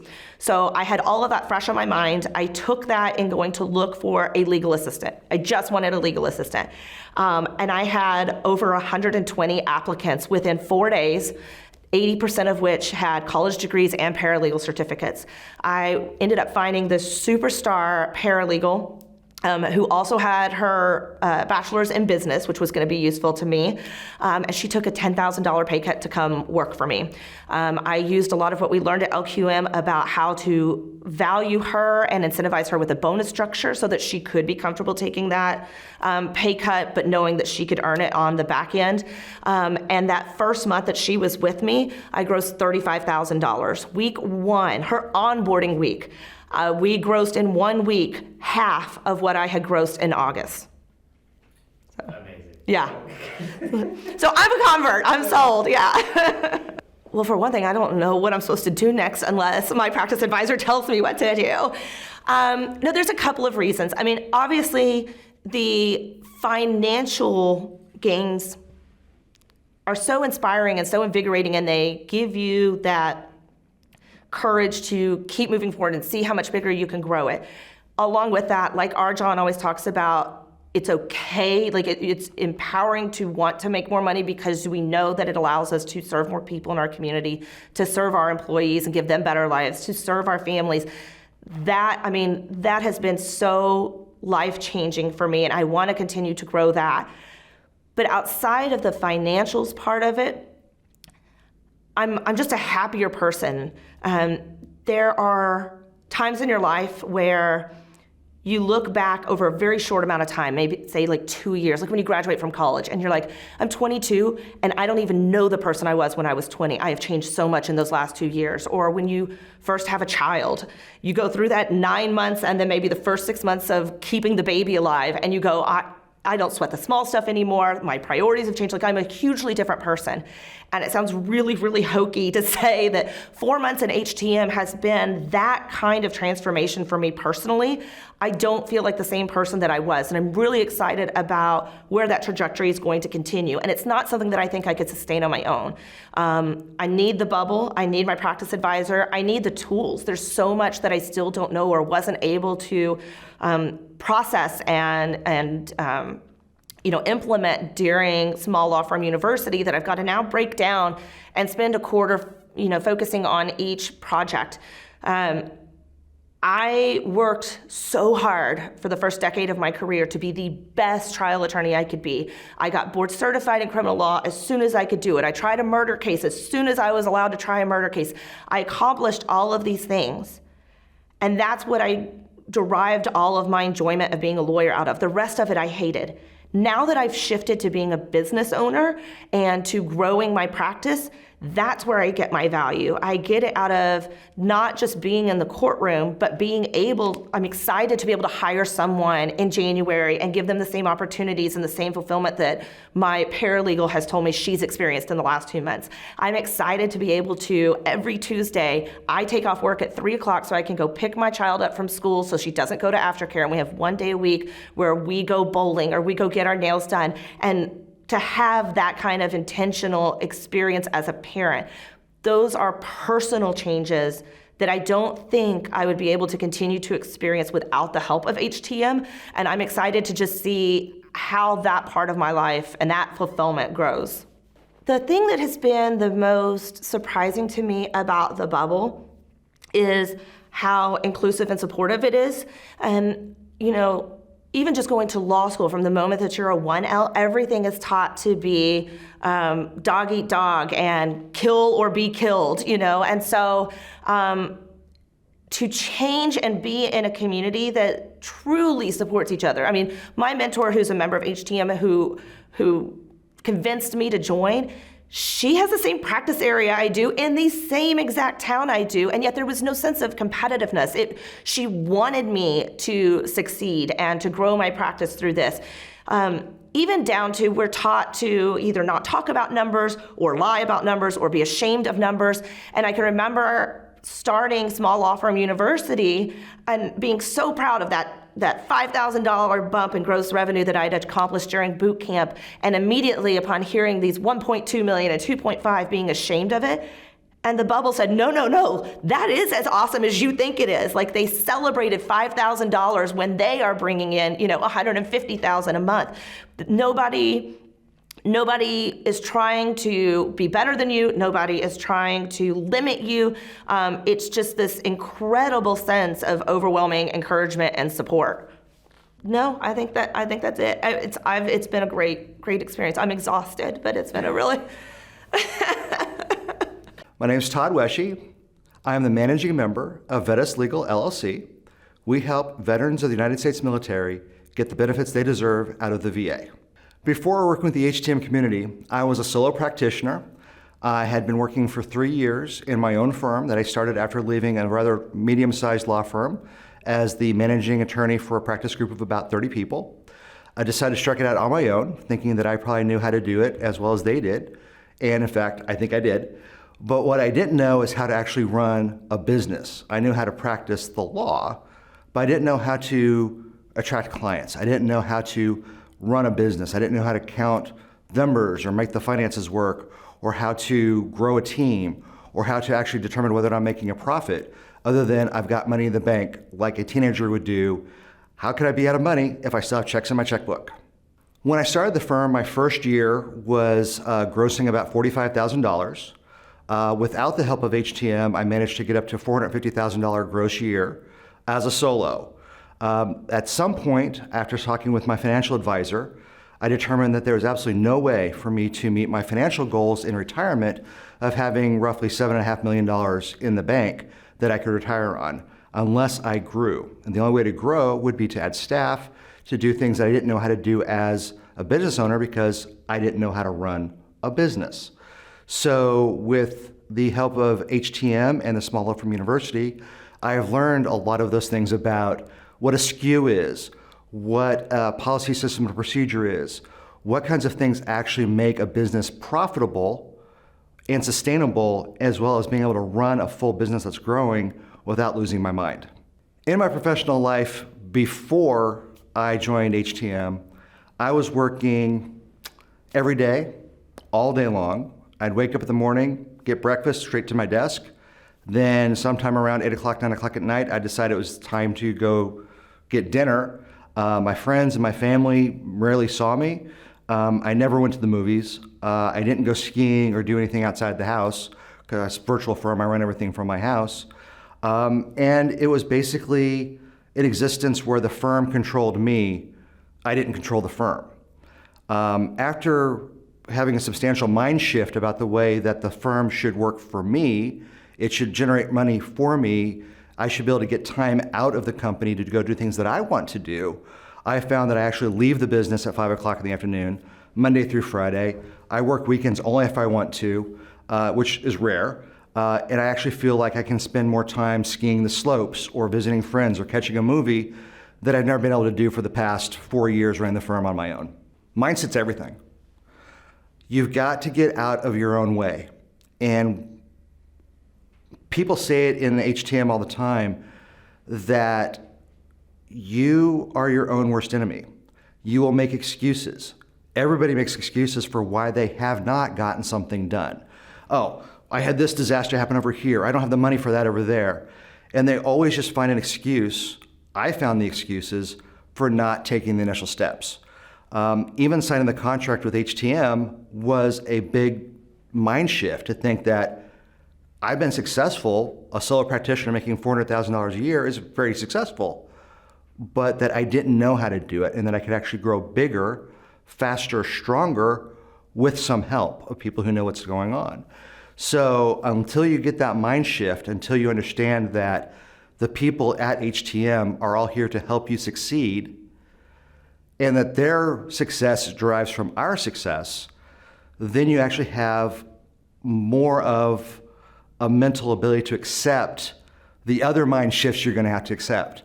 That it just is constantly changing the way you view all your preconceived notions. It's always changing the way you view the world around you. Sometimes it's as much as changing the people you actually have around you, from the people who drag you and pull you down to the people who are going to help lift you up. When you sign up for a Small Law Firm University, you get a practice advisor, somebody who will be able to work with you, interface with you, learn about your firm, learn about where you're at in the building of your firm, your revenues, your clients, your intakes, your goals, your wants, needs, desires, your staffing, how many processes and procedures in place, what kinds of revenues you're generating. Those kinds of things will help build the initial idea of what classes would be the most beneficial for you to take the next step. It might be building a systems, policy systems procedures. It might be learning how to build a business plan. And for me, I'd ran the firm for 4 years without a business plan. And I'm sure I'm not the only one who's done that. So to sit down and actually realize, hey, I can actually document the business plan, document my goals, set timeframes for when these things will be done, and be held accountable to my business advisor or my practice advisor to make sure these things get done. And it's not just you doing it on your own. They give you templates, they give you classes, they give you videos, they give you one-on-one help sessions if you need them. You get at least one 90-minute session with you, just your practice advisor, talking about your practice, as well as weekly group sessions where you can talk about the wants, needs, and desires, the conflicts, the difficulties that everybody in the program is having simultaneously, and you can all work with each other and be inside the bubble, which is where we all help each other get better at what we're doing. The one thing I did not appreciate when I joined HTM was the value of the community of people who are part of HTM and part of the Small Law Firm University. It's not just the staff. It's not just the people we're paying to support us.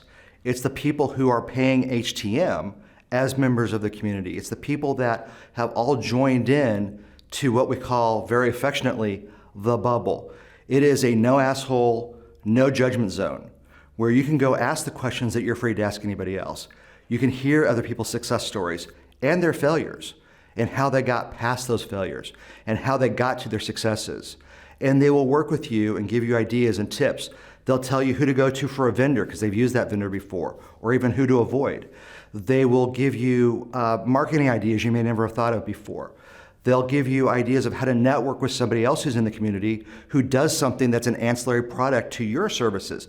You might do product A and they do product B, and you can network with each other and refer cases to each other. It's just amazing the kind of support and community, and really, we are our own little, you have to say it's a bubble. Inside this bubble, you get all the support you could possibly ever want, and then some. And it's not always support you want to hear. Sometimes it's the hard truths. But it's the hard truths that you don't want to hear that cause you to grow. And you have to make a decision when you hear it. Do I do something with that, or do I stay stagnant where I'm already at? And the bubble, if you need help getting over that stagnation, to make that decision, to make that change, the bubble is here to help you make it. Doing it alone, I was alone. I had nobody to bounce ideas off of. I didn't know how stressed out I was. I did, but I didn't. Comparatively speaking, HTM and the number crunching and the practice advising that I got gave me the confidence to hire an associate. So I'm no longer a solo. Gave me the confidence to realize that my finance was good enough to hire an assistant. So now I have 3 people in my firm where 8 months ago there's just me.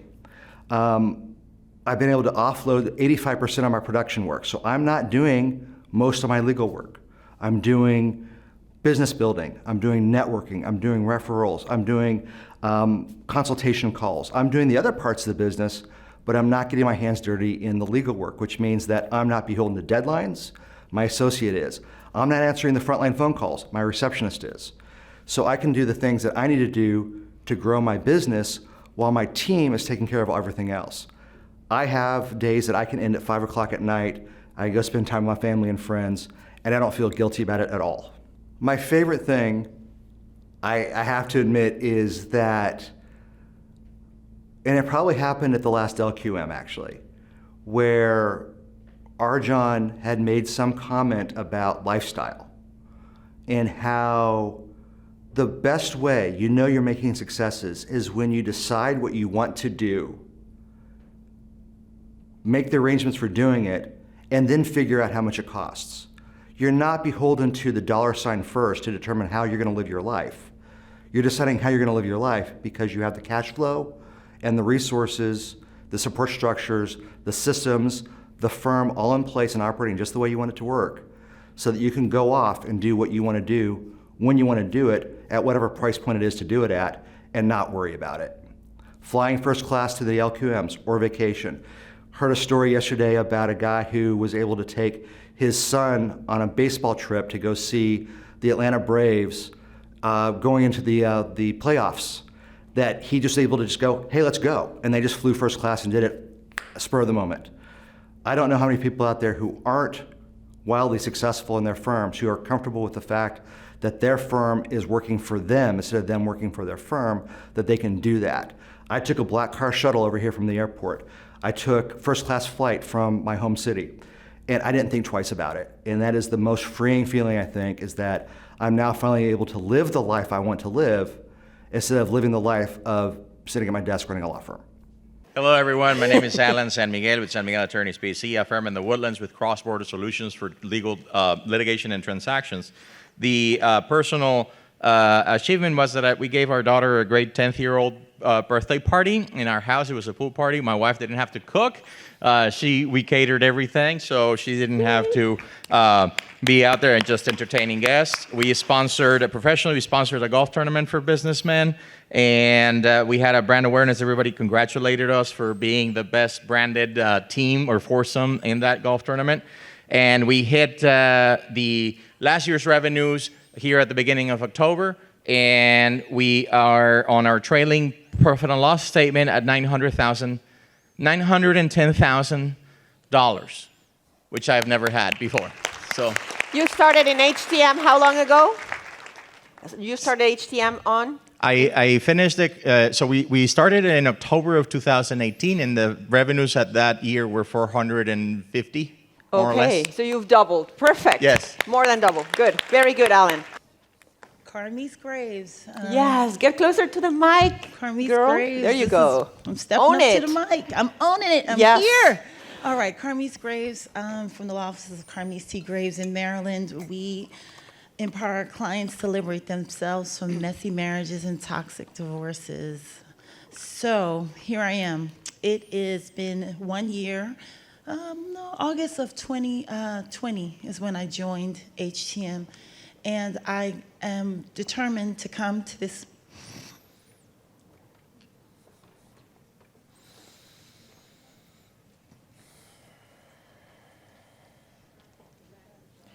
Let her cry. It's okay to cry. Just breathe. Well, that is the amount of effort. That is the amount of all inness I have been putting into this journey. And I'll tell you, when I first, we started when in the pandemic, we were on Zoom, and I started Crash Course, and I would hear the numbers, the 1.2 millions and the 3 millions, and I was quite intimidated to be in the presence of such successful entrepreneurs. But as the journey unfolded and I started to experience the sheer work that it takes to build these firms, I really am more in awe and admiration for the hard work it really takes. And for me, it has been such an amazing journey because it is about mindset and it is about getting out my way. And I have stand in the face of my fears, and I have been showing up and breaking through. Each month has been a record month since I've started. The growth that I've experienced, thank you. I'll just tell you, the growth that I've experienced throughout this process, and Arjun always said, he said to me, Carmise, work on making causes. Make your causes, put your head down, make your causes.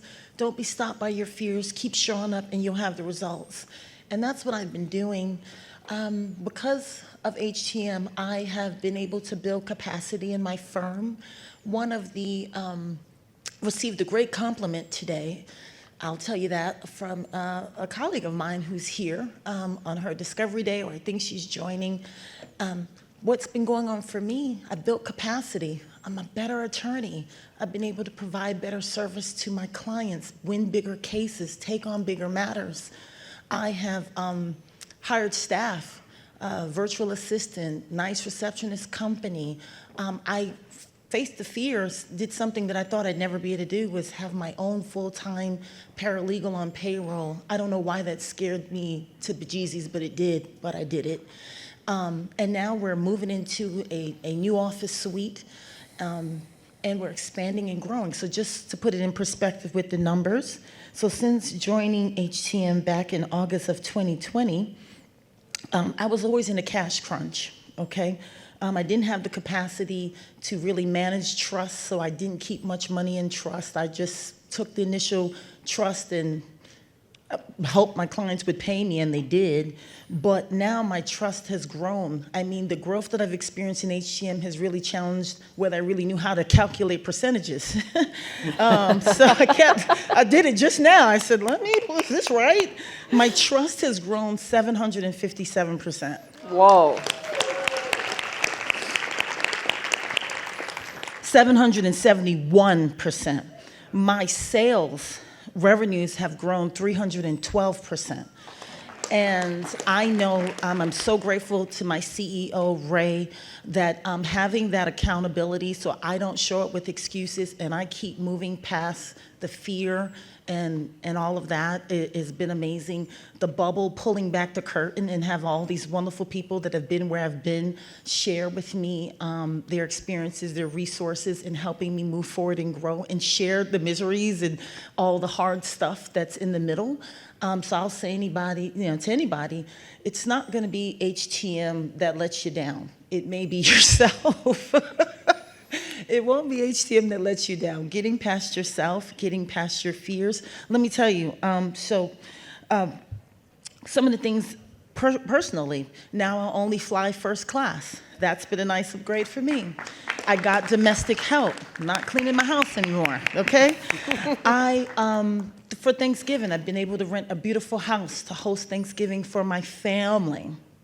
Now, the biggest personal developmental growth for me during this process has been the how. Releasing the how and trusting the process and believing in well-being has been the deepest journey that I've ever had to traverse within myself, because you only could do but so much. Roll up your sleeves, do what you can, and after that, you're going to have to believe in well-being. So deepening that within myself has been intrinsically valuable, and I'm very grateful for the journey, and I'm determined to keep showing up. Thank you so much. That's phenomenal. Phenomenal. Hi, my name's Debbie Tosick. My firm helps injured people put their lives back together and protect their futures by holding insurance companies accountable. I had to add that last part. Yeah. The last 90 days have been, a lot has happened. This is my first time at the mic. 2 years ago, I would have never stood here and said things about my accomplishments. So that's something that, is... In itself? Yeah. A celebration? In May, we bought a house that needed a lot of work, and 1 month ago today, we moved into it. We remodeled the entire inside, and I was in our bedroom, which in our house overlooks, abuts a creek, so we have a creek, and our bedroom has a fireplace and a deck that looks out over the creek, and I just said to myself, wow, this bedroom is like a 5-star hotel bedroom. So. And within the last 90 days, I hired what was a receptionist. She is a receptionist, but she's ended up being way more. She's doing like all of my social media posts, and she's going to do the marketing CMO program and learn that, and I know that she's going to grow in my firm. I completed a year as the Colorado Trial Lawyers Association president, which has got through that during the pandemic, which was weird. And with the addition of my new employee, we just have I have such a great team. There's 4 of us, which a year ago, that's doubled what I had. I have an associate, and they are amazing and try so hard. And I mean, last week was, I guess, called Bosses Day or something, and they got me flowers and everything. But I think the most remarkable thing is we had a trial this week, and all I had to do was show up to the trial, and my team was there. My paralegal, he went and got lunch, and he's just like, I'm just here at your service. Just tell me what you need. And all I had to do is literally show up and do the trial. And it only lasted a day and a half. My client is a 69-year-old woman who had a herniated disc in her neck. And what we did is we just made this decision to drop all of the economic losses because, that's where... Take us to the result. Okay. We got $560,000 in a day and a half trial, and with interest that's going to be $720,000. My fee is going to be $300,000, which if it gets paid this year, I'll triple what I did last year. So, thanks. Can I share a little bit about you? Sure. When did we do that mindset thing? A year and a half ago, more or less? During the pandemic. I am not going to give you the details because I won't. But this is the same woman that at some point she was in tears, crying because life was so hard and she was unsure that she could even do it. right? And look at you right now with where you are and what you've accomplished. You know, so any of you that think or are doubting that you can do it or you feel like that, just use her example. This is what's possible when you put your head down, you do the work, you put on the causes, you work on the causes that will lead to the effects. I'm so proud of you. Thank you. Thank you, Debbie. Eric. Hi, I'm Eric Weingold. My law firm is PPM Lawyers. I hate coming up to the mic, but I do it anyway. Good for you. We help entrepreneurs raise capital the right way so they don't get into trouble with the SEC or their investors. Last quarter, Q3 was the best quarter we've ever had. I was just thinking, I remember when I started my firm five years ago or so, and I remember making $12,000 in 1 month and thinking, holy shit, that is a lot of money. And I told a friend, and he's like, I've never made that much money before. And I was really like, perspective is everything. But so this month, so just some numbers. In August, we did 102. 102,000. September, we did 114. 114,000. October, we did 127. Well, it's not over yet. So 127 so far. Last year, we did 760 something total, and this year we're already at 860. I never thought that I could do $1 million. I really didn't actually honestly believe that was possible. But now I think it's going to happen, and I'm psyched about it, so thanks. Congratulations, congratulations. You've done the work, for sure. Yes. Yeah, thanks. And you also, did you purchase or rented your condo in New York? Do you remember when we were thinking about that? It's like, oh, I don't think I can do this. Yeah, I rent. It's about $7,000 a month. Good for you. Good for you. And I have a Maserati, too. Very good. Jerry, go ahead. I'm Jerry Carter with the Sierra Crest Business Law Group. We guide small business owners over rocky legal terrain so they can protect and grow their companies. This trip is kind of it's a trip down memory lane for me because I grew up in this area, and when I was a young teenager, they had a sockeye salmon run come through Lake Washington right here by the mouth of the river, and my dad and I trolled for salmon in a canoe. We were just paddling as hard as we could to get that line taut. And a couple of years later, he started his own small business with some colleagues and succeeded and was able to buy a fishing boat of his dreams, and we went on some great fishing trips, so it made a big difference in our family. Personally, during the last year, I started the year as the only attorney in our firm, and now we have 4 attorneys. I'm one of 4. And I'm learning to train up the team and trust them. So I had to make a decision. We also had to raise our rates to be able to afford them. The clients don't blink because they know they're getting great service. It was totally the right decision to get great staff and just charge for it.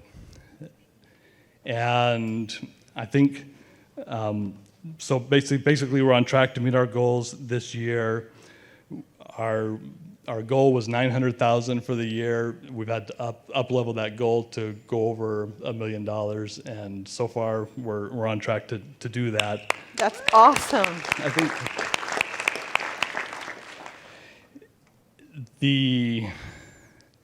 I think I think differently. I'm taking my sister to the Monday Night Football game here, and the first thing I decided is where we want to sit in the stadium, which is the Hawks' Nest, and then worked out the price. Good.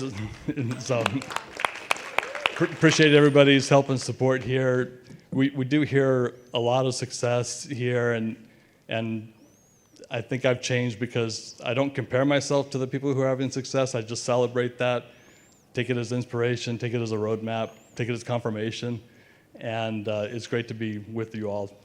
Look forward to being with you this weekend. Thanks. Thank you, Jerry. John. Morning. I'm John Cannon of Cannon & Associates, fierce advocates for family and freedom. In the past 90 days have been some of the most powerful in my adult life and definitely as an entrepreneur.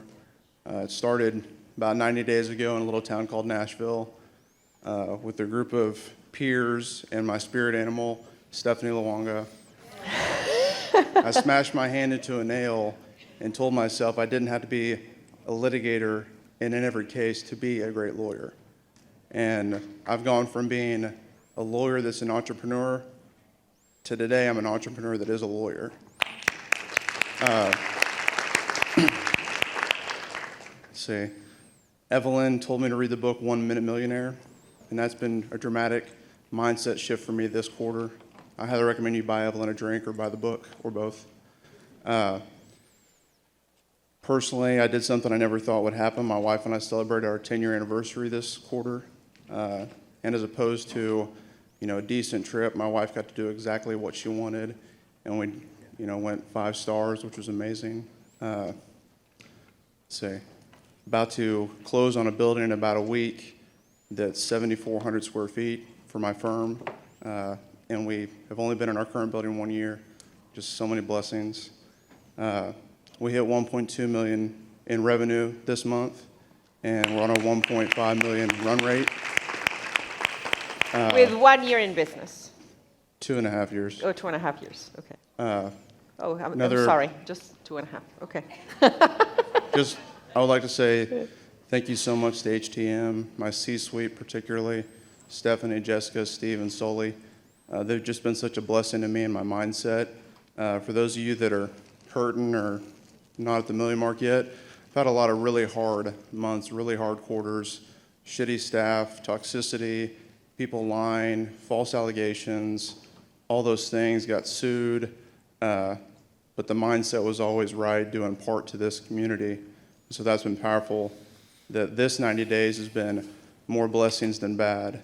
I also had a fear for quite some time. I'm a JAG officer in the National Guard, and I always knew that getting deployed was a potential. Scary, because how can you run a law firm deployed? And I found out a few weeks ago that I'm getting deployed for a year from now. And I stand here confident that with Sully, he's in the Navy, unfortunately, he's not really in the military. And with Steve, taxi cabs for the Marines. And with Steve, I'm confident that I can run my firm even though I'm not there for an entire year. And I stand here today telling you all that I plan to have a $2 million year when I'm not even in my firm a year from now. So Excellent. Thank you. Congratulations, John. Huge. John Mangan with the law offices of John Mangan. We're in Palm City, Florida. We help people preserve and protect their legacy. We do estate planning and probate. A lot has happened in the last quarter for us. Back in early June, my only associate quit, and she gave me 30 minutes notice. So I was in a tough spot, but I gathered my team, and I promised them we're going to be better for this. And in the last 90 days, we've hired 2 attorneys plus a legal assistant, and it's made a tremendous difference for us. So causes lead to effect, right? We just, for the last 12 months, ended end of September, we crossed the $1 million mark for the first time. So, and we should finish this year right around 1.2 or so. The best part about all that, though, is just the opportunity to do what you want, when you want. I had a chance, I took my son, who's 13 and a huge baseball fan. We live in Florida, but we root for the Atlanta Braves. Go Braves. And we flew up to Atlanta for Father-Son weekend a couple months ago, regular season weekend. And then when they made the playoffs this year, very short notice, I said, hey, Jack, you want to go up to a playoff game? Yeah, Dad, that'd be great. So we hopped on a plane, went up there. I think it was Columbus Day weekend. And he was off school that day anyway. And we just one night went to the game, came back, and we'll see what happens. If we get a little bit of luck, we might have another chance to go up there before the year's over. Congratulations, John. I'm John Risby. When a new idea pops in your brain, call the patent professor. That's my name.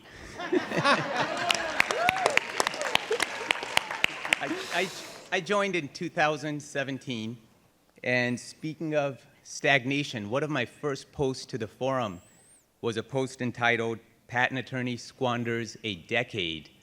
because after my first LQM, I actually went back to the hotel room and I felt old and as if I had lost the opportunity. I saw all these young lawyers, what I thought were joining at the right time. And I was 46, I'm 50 now, and I thought, oh my God, what can I do with the, at this point? Like I've just wasted, literally squandered a decade. But I'll just quickly go through the financial because the real win for me was personal. 2016, I had 1.8 million in revenues. 2017, 2.5. 2018, 3.5. 2019, 3.5. 2020, 5. And we're going to close 7 million this year. But what happens when you squander a decade, it's not just the financial, but I think my kids, my wife, people, my daughter's, the personal, I think the triumph that this semester she started at the University of Miami, a School of Law, my alma mater. But 4 years ago, like, she thought lawyers were boring and didn't do anything, didn't make any difference. So I brought her to the Teen Entrepreneurs Boot Camp. She's brilliant. She went to college after the 9th grade. She could pretty much become anything she wanted, and I thought it was a waste for her not to go into law, and because she thought lawyers were boring. And at that point, seeing a dad who stagnated for that many years and was burned out, dull, tired, and not motivated, I can see where she got that view. The teen boot camp, of course, seeing Arjan and his colorful language and everything else, which my wife didn't really like that much, but lawyers are not boring at least. And then a couple years ago, I'm losing track of time, but there was the Dan Kennedy LQM, and I personally witnessed, like, Ella Retha is a hero, and I was texting my daughter, and I was saying, you need to be here and see what a difference one person can make. And then I went to Ella Retha. I said, you've got to come to my house. Please meet my daughter, get her interested in law, whatever. And she said, well, it's a big commitment. She's got 2 kids, Ella Retha. She's got Marcus. But then I found out she was coming here for Iron Sharpens Iron.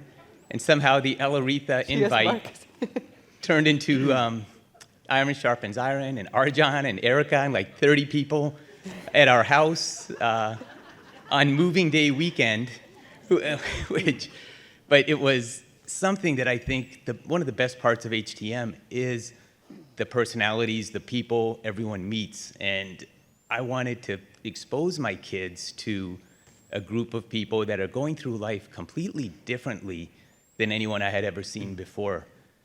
And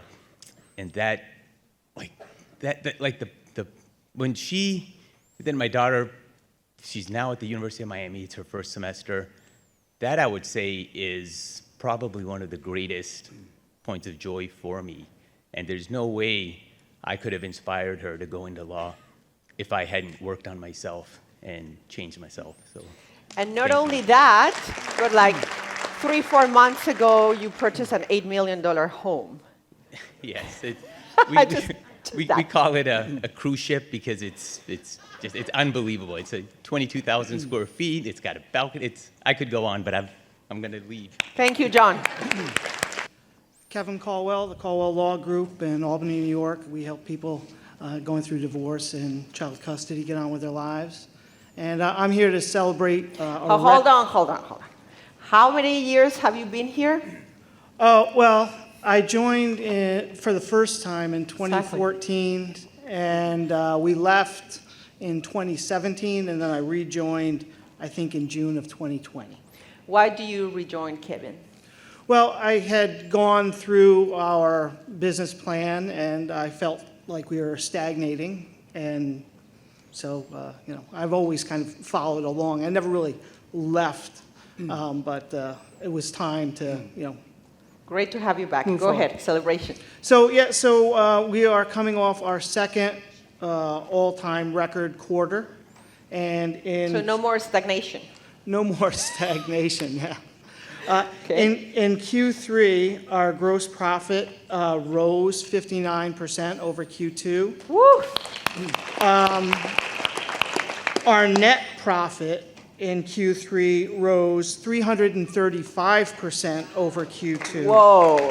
And it resulted in a 45% net profit margin. That's not TOB, just the net profit margin. So, it's not all candy canes and rainbows. They were hard-earned victories, but we couldn't have done it without our awesome team at CLG. And Stephanie told me to come up here. Yes. Very good. Congratulations. Hi, I'm Kristen Roberts. I'm the founder and managing attorney of Trestle Law, APC in San Diego, California. We build businesses a bridge from their brands to their bank accounts. I joined How to Manage in April of 2018. Some of you may have seen my video. Apparently, I keep getting people coming up to me being like, I joined because of you. And I'm like, oh, I didn't know I had a video. But I joined when I was 13 weeks pregnant with my kid and was terrified because I wanted to take a maternity leave and I really needed to take one. And I was able to take paid 4 months completely off of my business. Whoa, that's huge. Yeah, and I needed it because I ended up with postpartum depression, postpartum anxiety, all of it. So it was a really tough postpartum period for me, and I don't think my business would have made it if I hadn't taken that time off. And so I grew a team, hired my first people, all of that. Then fast forward to 2020, the pandemic hit. We were already virtual. I started my firm as a virtual practice, so it didn't really hit us in terms of the work coming in, but I didn't have any systems. So I ended up taking the Sanity workshop in 2021 and knew what I needed to do, told my team we were going to implement it, and I did it the way we were told to implement, right? Small pieces at a time. The first thing we did was time tracking, and everybody quit. Mm-hmm. So I lost everyone on my team. And people don't like to be accountable. No, and it was really apparent that people were not doing what they needed to be doing. So I was feeling this coming anyway. But when my legal assistant was like, I'm going to stay until the end of September and I'm going to help you onboard somebody else. And then 1 week into September, they said to me, I'm sorry, my aunt's coming into town or whatever. I think next week is going to be my last week. And they were scheduled to take Tuesday, Wednesday, and Thursday of that week off. And I said, I think your last day is going to be tomorrow. Mm-hmm. And that was a Friday. So I said, actually, it's going to be tomorrow. And they were like, oh, okay. Yeah. So I ended up having no one, but I ended up onboarding a paralegal and my first associate. And they were all on board. I ended up hitting my revenue from 2020 at just the middle of right towards the end of the second quarter. So that was exciting, and we are on track to go over $500,000 for the first time ever, which is also really exciting. And we haven't really lost a step yet. So we are implementing the systems. I have my new paralegal's incredible, my new associate's incredidible, and we're onboarding a new legal assistant, or we're working towards it. So, and I gave myself a $100,000 raise, which was just a small detail. Yeah. I'm paying myself $100,000 more in the middle of all this chaos. Yeah. Congratulations. So, thank you. Very good. Thank you. Hi, my name's Chrissy McCullough. I'm from Mobile, Alabama. I own Empowered Family Law. We help families navigate difficult changes and create new beginnings. Feeling very vulnerable. This does not come naturally to me. However, I promised Zaina that I would do the 90-day look back, and I'm a woman of my word. I joined HTM in October of 2020 and did the virtual crash course with Zaina as my leader, who then became my CEO. And to be honest, to all the new members, it took me, probably about 4 to 6 months to truly get the mindset shift that I needed to really become part of this bubble and implement what I needed to do. And a lot of that was tough love from my coach. And I had a shift in about March of this year, and I started building PSPs. I started listening to Erica's weekly leaderships without fail. And I started really paying attention to my numbers, and I finally, in the last 90 days, hired my first associate. And this is Empowered Family Law's first year in existence. And so I've been practicing for about 14 years, but I was never a business owner. I am already almost $200,000 over my revenues from last year. Q3 was my best quarter, and I am on target to exceed $500,000 for this year. That's awesome. So what were the total revenues in 2020? About 215. So you're going to double this year? Yes. Very good. Congratulations. Thank you. Lisa Speaker, we persuade appellate courts to overturn bad decisions so parents can get their kids back. At the January 2020 LQM, I decided to write a book, and it's coming out next month. But what happened in the past 90 days was that I was at a personal branding workshop in Atlanta with Sarah Kaki and Lee Hayward, and we ended up coming up with a plan for me to take the book that hasn't come out yet to the next level, about how to make some systemic changes in our family law system in Michigan. So I actually had to add a call to action to my book because for some reason I didn't have one in there. What a concept. Whoa. So that one page at the end of the book is turning into a whole bunch of other projects for me. Can you please do it at the end of every chapter? Not at the end of the book only. Too late. Oh, It's okay. already being printed. Okay. But I got the afterword in, Okay. and we are doing a lot of other work related to that. So as we're starting our marketing campaign for the book that will be out next month, we're also like working on all these other things, and I have a thought that a lot of the work we're doing this weekend will be very, very relevant to my book project. Yes. Thank you, Lisa. John. Hi, I'm Marie Drake. I own the Drake Law Firm. We specialize in no bullshit divorces. How long ago did you join HTM? I joined HTM in October 2019. Good.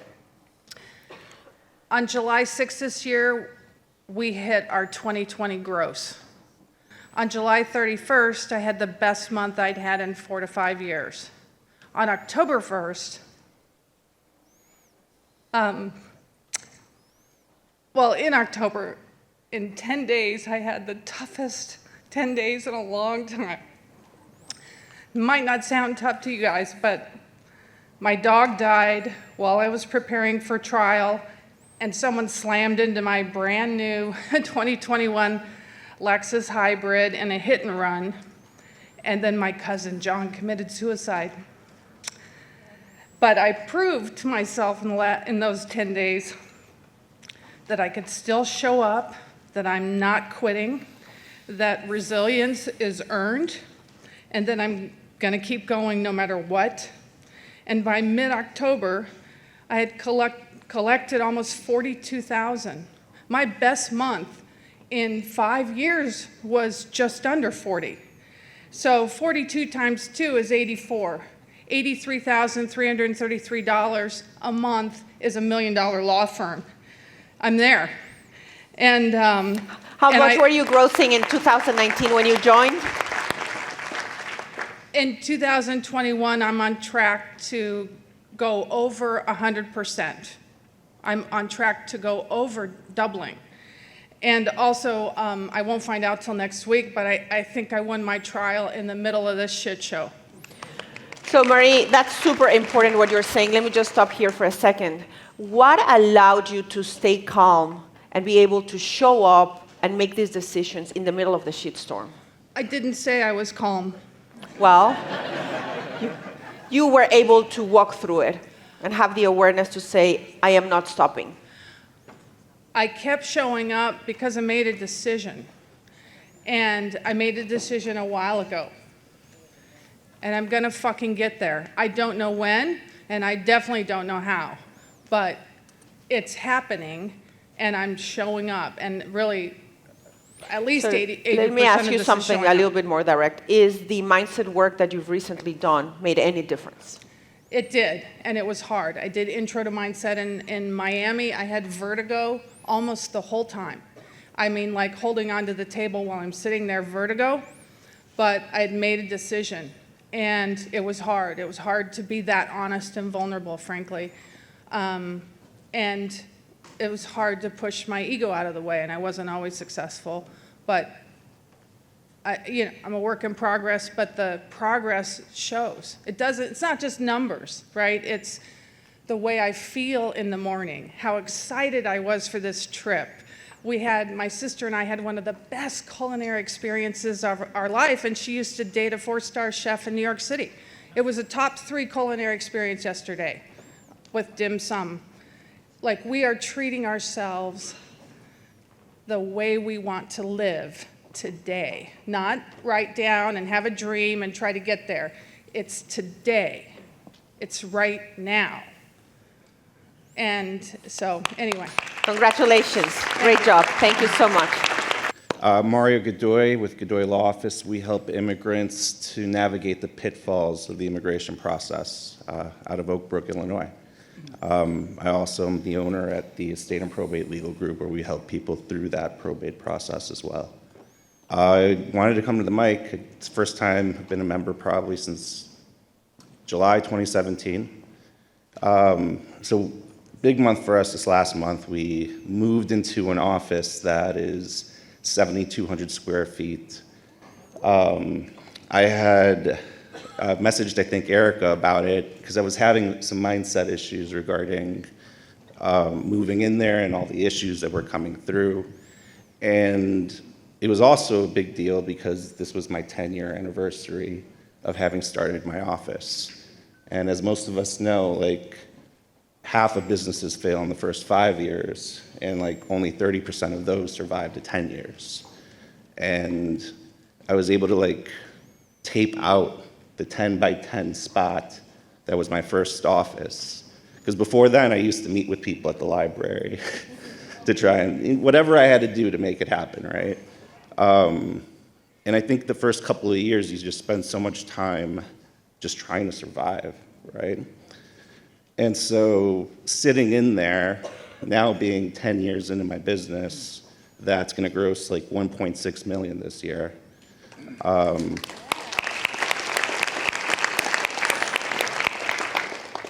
It was a very humbling moment to see physically stand in a box of where this was. And back then, I just hoped to hit 750,000 or 800,000 and that I would survive and pay the bills, right? And in 10 years, I more than doubled what I thought was possible. And just so you always hear you overestimate what you could do in a year, but you completely underestimate what you could do in 10. And so I'm gonna be 40 this year. By the time I'm 50 and I hit my 20-year anniversary, I'm really excited about what I could set my mind to do now. And so I just wanted to share that. Congratulations, Mario. Don't go. Two takeaways for people who might be starting out or might be with a firm at the $100,000, $200,000 level. Just 2 takeaways. What was very important for you to get to this level? You got to get out of your way, right? I think mindset-wise, that's really the big thing. Like the coaches are great.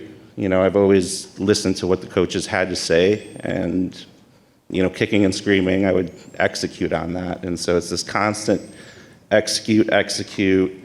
You're going to mess up, something's going to go wrong, but you're going to continue to push forward. And so, like, when they talk about burning the ship, it's like there is no option to go back.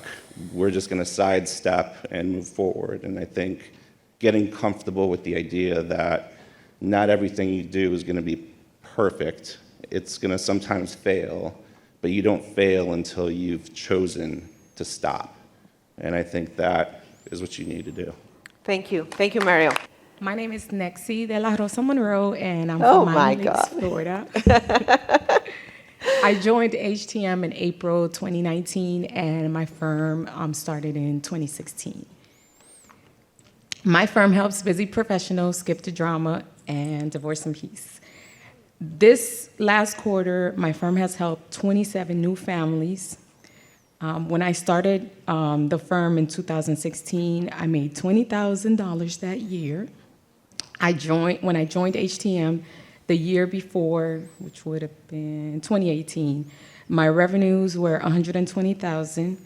In this past quarter alone, my firm collected $319,000. Let me correct that. Up to this quarter. It wasn't just the quarter, sorry. Up to this quarter, so up to Yeah, the year to just date. one quarter, uh-huh. And we expect to reach $425,000 by the end of the year. Great job. I now pay myself more than I've ever made in my entire career and consistently pay myself on payroll for the past 2 years without skipping. I've hired 3 new people to our team this past quarter and plan on hiring 2 more. I took my entire team to a spa retreat at the Ritz-Carlton this past quarter. My husband and I flew first class for the first time. I celebrated my 40th birthday by going skiing for the first time and didn't compromise on the mountain view room that I wanted. I would probably never ski again, but it was the hardest thing I had to do. Yes, but you got the experience. Yes. But I know that I like the view, and I'll be having hot chocolate while everyone else skis. But you know, in all seriousness, like if you choose not to ski, then that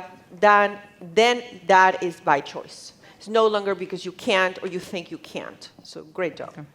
I signed up for my first HTM workshop, which was the Intro to Mindset back in May. I get to do what I love and be present for my 5-year-old daughter as she gets to experience opportunities I never had. I see every challenge in my firm that my firm faces as an opportunity to learn and grow. And I have to give a shout out to Zaina, who was my first CEO coach, and everyone at HTM. I think like the takeaway for me has been that this year after the Mindset Workshop, I decided to invest in myself. So I no longer look kind of like at the price point, I look at the opportunity. And this morning I just signed up for Unleash the Beast, so. Very good, very good. Congratulations, huge, huge shift. Hi, everybody. I'm Ron Berglund, Minneapolis, Minnesota, Berglund Law Office. We help clients create customized estate plans for a worry-free future and optimal outcomes. And I have to admit, I was very intimidated to come up to the microphone today because I'm one of those firms that they use as an example. We have people that only do 100,000 gross revenues, and then we have 7 million. And to the new people on the team here, I want to encourage you that don't be intimidated by the big money you hear about, because we smaller firms are following the same game plan. And so I thought I would just share a couple things. We just survived the 12-week crash course. And we had a breakfast today celebrating, and a lot of us turned in our business plans, 2 huge achievements, and really put it in writing what our goals and aspirations are. And when I hear about a $7 million firm, I just keep my head down and keep going one day at a time. And the plans and the information we're picking up in the crash course is phenomenal. So I have a couple more little things to celebrate. Was kind of all on my own for several years. Had my son helping a little, but didn't work out too well. But I, about a month ago, hired my first legal assistant.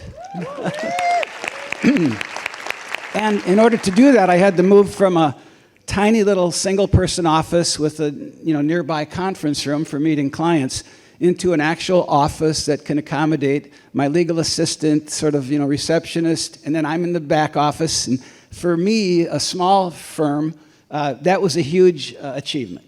So, Congratulations. Yeah. Congratulations. And for the people that just had Discovery Weekend here, when I was here in Nashville, it just seemed like a heartbeat ago, but it was 3 months ago. And when I came into that room the first day, I was like from the movie Jerry Maguire. They had me from Hello. Because, man, I was making every mistake in the book. And I was a one-man show, and I was a one-man think tank. And then when I mentioned to a few people in the program, I'm like, man, I spent over the past year and a half $20,000 on improved websites and professional level SEO, and they laughed at me. And now I kind of understand why. Gas call, what's that? So you'll learn so much. So everybody that just signed up, I congratulate you, and I think you're going to be as happy as I am that you did it. Thank you. Thank you so much. I'm Doncaster. Samuel Doncaster. I am the owner and founder of Fraud Fighters Law Firm. We help people get their money back when they've been cheated in real estate deals. And I took all my excuses and shoved them up my ass. It kind of helped to have a coup in the law firm, and every single employee I had resigned within 24 hours. We unresigned the one that was worth keeping, but, you know, thank God for that event. I mean, really, because that lit a fire under my ass. I spent 6 months complaining about how hard it was to hire attorneys, and then I had a fire under my ass, and so I hired, in 1 quarter, 3 attorneys, 2 paralegals, a dragon, a receptionist, a director of operations who's actually been doing really great, and a partridge in a pear tree. We have given all of our employees KPIs that are tied to objective bonuses. Thank God. I filed for $50,000 in ERC credits. Big thanks to Adam Williams and Rust Belt Legal. I also, this is really cool, I landed a client on a gas call I didn't even make, and I had another client decide to pay her bill after a gas call I didn't make. Hashtag gas call company, go hire Kim Jurek. I stopped selling in my own law firm because I have a dragon now, and all of that's actually enabled me to, even with all this stuff going on in my law firm, I've taken each of my boys out on 3 dates over the weekend. Congratulations. Amazing. Walter Reeves, criminal defense attorney in Waco, Texas. We undo injustice one case at a time.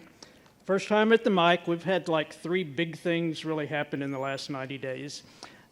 First one, our goal has always been sort of 10 cases, 10 new clients a month. We went to Dragon training, so plug for Dragon training. Decided to set that at 12 with the help of our CEO. My dragon, Brittany, decided, nah, screw that, let's do 20. So I said, whatever. She hit 22. Whoa! Which, biggest month we've ever had. Not repeated in September, but still. Hired my first associate attorney ever, sworn in on Friday, and she's going to be a rock star. And my goal for the last couple of years has always been to be able to, I have my oldest granddaughter is like also a rock star who plays softball and is going to be going to the University of Maryland. So my goal has been to be able to go watch her play when she goes to college. And like first step of that was getting to go on her official visit in October. And like I'm gonna be making the Big Ten City tour in 2023. So if you live in a Big Ten city, hit me up and let me know. We're poised to just took the Superstar Cast Workshop, so we're poised to like really hit it out of the park in the rest of 2021. Congratulations. Thank you so much. This is my first LQM. I'm a new HTM member, but I've watched enough of y'all online to know that this is what you do. So inspired, so excited to be here. And shout out to, on virtual, Becky Moriello referred me here. I've watched her grow. She's amazing, and she saw me floundering and fumbling my way through and reaching out to different groups on Facebook. How do you do this? How do you do that? Come to find out there's like a group of people who know how to do it and who are going in the right direction. And so I eagerly joined HTM. I did not expect, though, that so much would be based on my mindset, right? And so I started quickly realizing I need to work on my mindset. Thank you to Laura for the shout out to PPM. If y'all aren't signed up for it, what are you fucking waiting for? Every single day of this year with Erica and Arjan. Are you kidding me? Do it. Anyway, so December rolls around. I've been doing my business, my firm, for 10 years now. Every December is slow. My husband says, don't spend your money early in the year because you know the end of the year is always slow. Be ready for it. Am I ready? No, I'm never ready. So November, December hit, and I'm freaking out all the time. So I'm in this small university, small law firm university. I check in with my coach Arnell, and I'm like, I'm freaking out. I don't think I can make payroll, which by this point now is like $24,000 a month. I may not make payroll. What should I do? Should I get a high interest loan? What do I do? He said, no. You're in a cash crunch, do what you do in a cash crunch. So I started hustling, and I looked at my mindset, and I said, what is this fucking mindset that Decembers are slow? Well, everybody's buying Christmas presents. Well, I flipped the script, and I said, no, people need to buy my services because that's what gets them peace of mind, and what they get from my services is way more valuable. It's priceless, way more valuable than what they could buy themselves or a family member for Christmas. So, in the last 90 days, in December, was my best fucking month of my whole law firm of 10 years.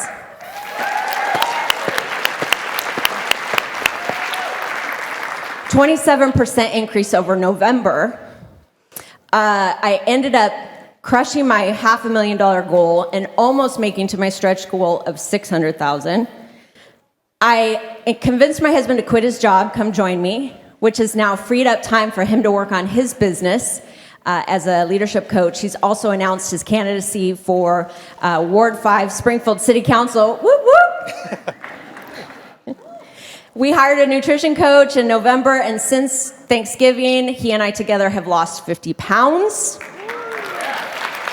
Wow. We've added 4 new team members, one of which was my husband.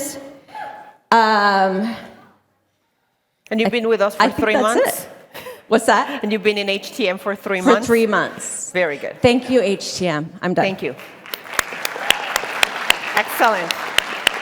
All right, since the last LQM, Monday after the LQM, I was wandering around Seattle, and I got one of the most important phone calls of the year. And I had to change my flight heading home the next day. I had to take a... Sorry, this is a really good story. And I'm not going to cry for the 15 of you who asked me. I'm going to cry tonight at the best thing I did for my law firm. Anyway, Monday after the last LQM, got a really important phone call. I had to change my flight to a red-eye, kind of an inconvenience, but it was an important phone call that I had been waiting months for. It was the Porsche dealership, and my car was ready. So I bought my 911, and I've put like 4,000 miles on it. I tracked it at Daytona in December. My kids begged me to drop them off at school. And it's the result of... I'm not crying, right? I sold... I'm not going to cry about my car. No, you cry about your life and the change that is. Beginning of the pandemic, I sold a 1974 Triumph Spitfire for $2,500. The car I just bought, I upgraded the steering wheel and the shift knob, which cost $4,000 extra. So yeah, it's fucking badass. Second thing that happened in the last 90 days is I did complete the best thing that I did for my law firm in 2021, which you're going to hear all about tonight. So show up on time, bring some booze, bring the tissues. Thank you. Thank you so much, Adam. Good morning, HTM. Good morning. This is Alan San Miguel. I am a business litigator and transactional attorney in the Woodlands, Texas. And I want to say thank you all for showing up. I am celebrating along with my wife and my family that we made $1,900 this past year. So we broke the $1 million barrier. And a month ago, I was at $880,000. We needed $120,000 in the last month. I had shared the goal with my staff. My staff was thinking, maybe we're not gonna get there. But they didn't say anything. I could see it in their eyes though. But lo and behold, we decided, we acted, we made the changes, I stuck to our marketing plan, and we finally got, and I didn't stay at 999, I didn't stay at 950, 910. I said, damn it, we're gonna make it through this, and I along with my team and my wife, broke the $1 million barrier. And that's without the PPP. Yes. If we had the PPP money, then that's $1,070,000, along with some transactions that I had. And then the marketing was finally came to a close. How did you close that gap at the end of the year? What helped you do that? The fact that I had made a commitment, and I was not going to let anybody or anywho get in the middle of that goal for my firm and my family, because I had that emotion in me. I said, by my heart, by everything I have, I'm going to put everything I got into this because I want to make it to that number. Does it make a difference? Damn right it does. Because it's a marriage to my own boys, my own commitment. And if you want to know how, well, last year we did $738,000. This year we broke the $1 million barrier. If you want to know how we increased it by $272,000, come listen to us tonight. Thank you. Hi, everybody. Alex Rubin, owner of Rubin Employment Law in New Jersey. We get employers and employees to stop fighting so everyone can get back to business. So I wasn't even going to come up here to celebrate, but I do have something to celebrate, and I just realized that sitting in that chair earlier. I increased my revenues in 2021 by almost 50% over 2020. But all I could think about at the end of the year was I didn't meet my goal by $30,000. Like, woe is me. Like, no, that's not it. It's I had to go back and look at the numbers again and realize, maybe I didn't meet my goal, but huge success for me. And despite the fact that my paralegal quit after 6 months in 2021, and I had to fire my legal assistant, whom, by the way, I still haven't replaced, the legal assistant. But anyway, the other thing I'm celebrating is that I've been talking about this for a couple years now, but I've actually started putting a plan together for me to semi-retire in 3 years. And that's huge, both professionally and personally. Congratulations, congratulations. Hello, everyone. I'm Andrea Shoup, and we help families and businesses plan today for peace of mind tomorrow. And I love that everybody's been talking about mindset stuff. So thankfully, I have a lot to celebrate from 2021, but I actually have an ask. I'm asking if anybody else wants to work on their mindset. Like well, let me ask you, who's done a mastermind with Arjan? Right? Has it been incredible? Has it helped you guys? I haven't done one, and I need to do one this year. So Renee has actually set up a mastermind with Arjan. He usually does maybe once a year. He's going to possibly do 2 if we have enough people signed up. So my ask is sign up if you want to do one, because I know I need it. As I was doing my projections for this year and the years to come, the numbers really started scaring me so much. I mean, my heart's racing just remembering them, because it's more money than I've ever really been around or know what to do with, and gosh, I don't need that.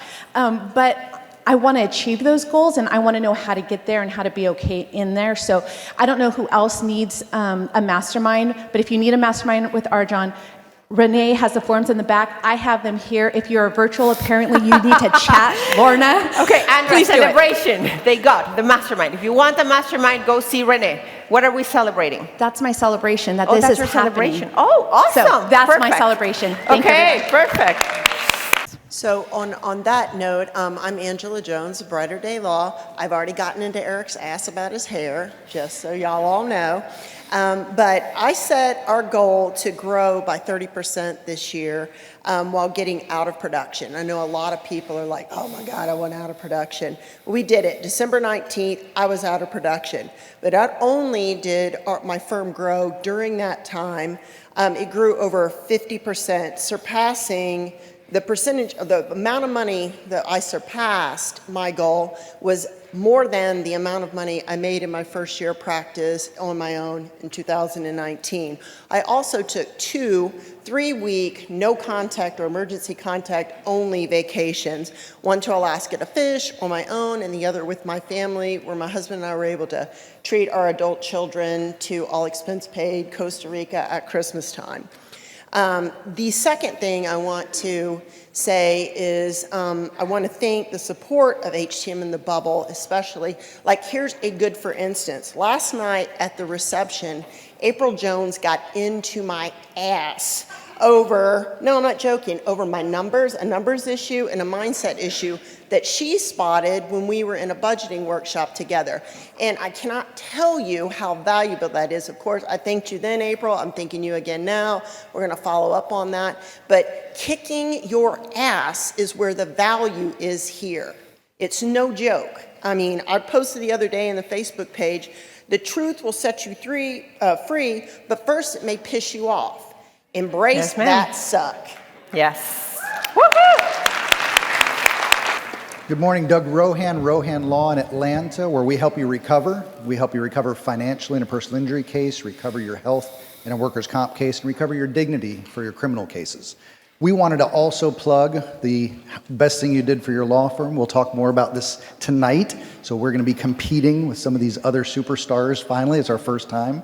But we wanted to make sure that you saw the highlights and saw what the base was. Just like our first speaker, it's about mindset.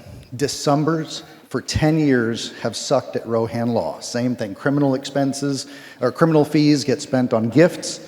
We did the same thing. My wife, with her performance management background, kicked me in the ass and said, no, Decembers are not gonna suck. We doubled our revenue in December. Okay, so let's stop there for a second. What made the change? What allowed that to be possible? You say mindset, but what specifically? That's what you're going to see tonight. I've Well, got a give us a 10-minute preview. presentation, but the preview is, the idea is, first off, I sucked. My mindset sucked. For 10 years, December has sucked because I've let it suck. So We taking changed our responsibility. mindset to say December can't suck because, just like our first speaker, we're not going to make payroll if December sucks. So December can't suck. Secondly, we identified what was going to motivate our staff. We can talk about that. We did the Cash Crunch program. I mean, HTM is your life preserver, but just like when the parents tell the kids something, they never listen, you need to hear it from the siblings and friends. That's what we're going to do tonight. Well, We're you gonna need to apply specify. it if you only Right. listen to it. Yeah. Yeah. But we also have two little tidbits that are part of our presentation, that's what you can apply. It's more than just what the Cash Crunch protocol is. That set us up for a tripling in the department in January and a quadrupling as our goal in February. And we have every expectation that we're going to meet that. Congratulations. Thank you so much, Doc.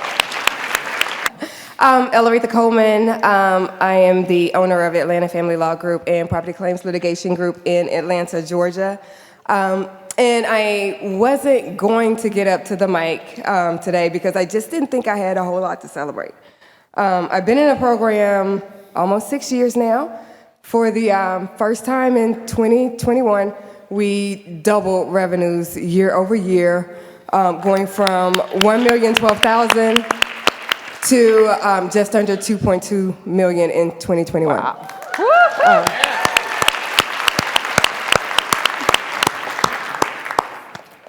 That is something to celebrate, but and that's what we all get up here and talk about at the mic is the revenues.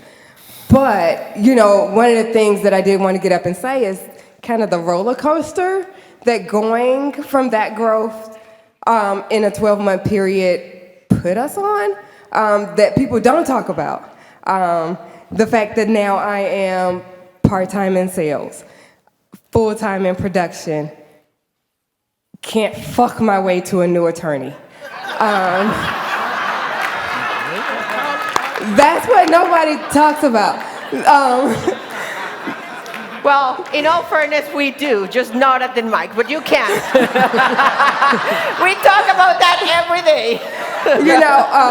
It took me a while to get to doubling revenue in 1 year. So I did want to give inspiration to people who have been in the program for a while and haven't gotten there yet. You can get there if you play all in and focus and make it a priority. But just be prepared for the roller coaster that it also takes you on. But still know that this is a much better ride because I still took home $600,000 in monies last year.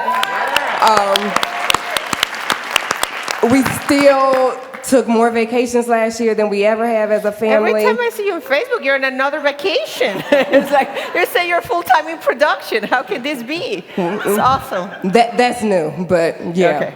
Okay. So fuck my life right now, but it will be better soon. Perfect. Congratulations. Hi, everyone. I'm Eric Weingold in Brooklyn. In all of 2020, our gross was 760. Last quarter of 2021, we did about 500K, and we broke the $1 million barrier. We did 1.2 in 2021. Congratulations. Hi, I'm Erica Buckley. Hey, Erica. From Seattle and Tacoma. I practice personal injury. 6 months ago, I started my own firm. I had been running my dad's for the past 6 years or so. And there's been a lot of ups, downs, unexpected twists, turns, drama, almost vomiting. But about a week and a half ago, I was able to give a young couple a check for over $800,000 that will enable them to quit a job that was destroying the client's body and start his dream business. And that feeling of knowing this is why I do what I do makes all the other drama and stress totally worth it. Congratulations. Congratulations. I'm so happy to see you at the mic. Ian. Hello, Erica. I'm Ian Weldon from Jacksonville, Florida. I do immigration and criminal defense. We help good people make their home in the greatest country in the world. So 2021 was a year that was a tremendous mindset shift for me. I set a goal of breaking $1 million for the year. I got 980,000, very close, but I can tell you I freaked out all year. And the year before was 800,000. I kind of felt like in Star Wars when Yoda sent Luke Skywalker into that tree and he freaked out. That was my year. I mean, I did unleash the beast with Erica. I can say that my goal for 2022 is 1.5 million. And I can tell you that now I sit in a seat of consciousness and awareness. I'm a lot more relaxed about it. I'm very confident I'll make that goal. And just this month, I've had my greatest month ever, and I'm already on the 1.5 run rate, and the month's not even over. So thank you, Erica. Thank you, everyone. 2022. Thank you. Ian, one question. Just tell super quickly 1 or 2 mindset changes that you did that made a difference for you. So I think the biggest thing is to keep in mind that you are not your emotions and you're not your thoughts. You have to take a step back from that and realize that when your emotions happen, it's kind of like a separate person that exists outside of yourself. And if you can look at it and even name your emotions, name your thoughts. I call mine Marvin, or Marv for short, and just say, look, Marv, leave me alone. I don't need that right now. Why don't you give me something positive? You do that, it's great. It really helps, and I hope it helps someone else too. Thank you. Thank you so much. I'm Jimmy Grant from Georgia Trial Attorneys. We're car accident attorneys that repair shattered lives and maximize recovery. We closed 2021 at 1.2, and already with the last 2 months and this month, we're on a run rate of 1.7 to meet our goal of 2.5 to 3.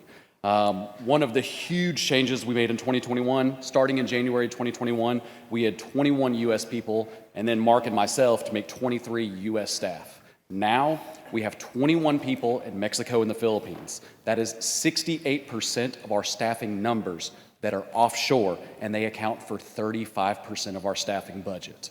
We only have 6 U.S. support staff and then just attorneys. The margins are huge when you go offshore, and everyone should do that.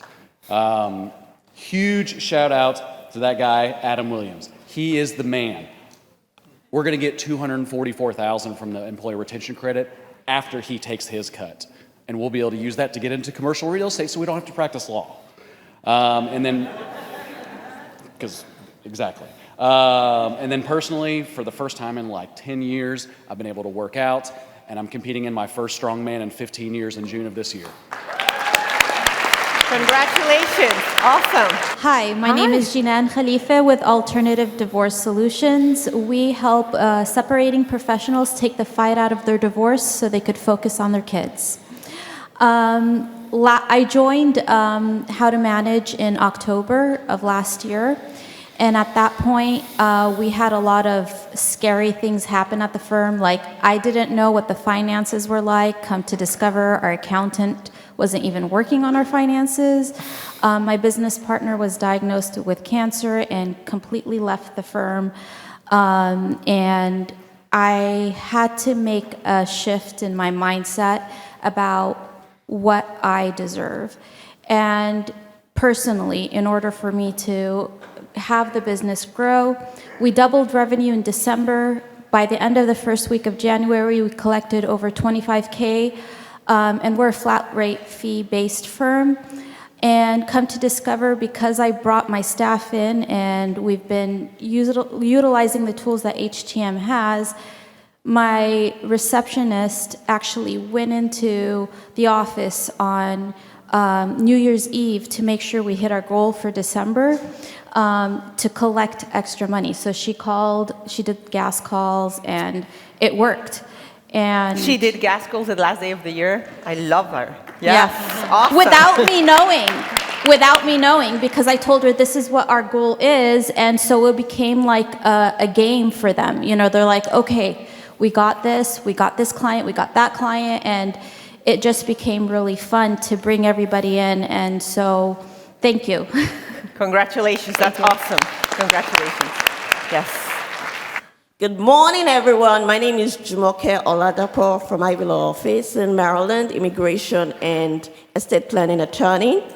Our magic statement is helping families keep their loved ones out of court and conflict in the event of incapacity and death for estate planning, and helping families live and work in the United States with legal status to be able to achieve their American dream.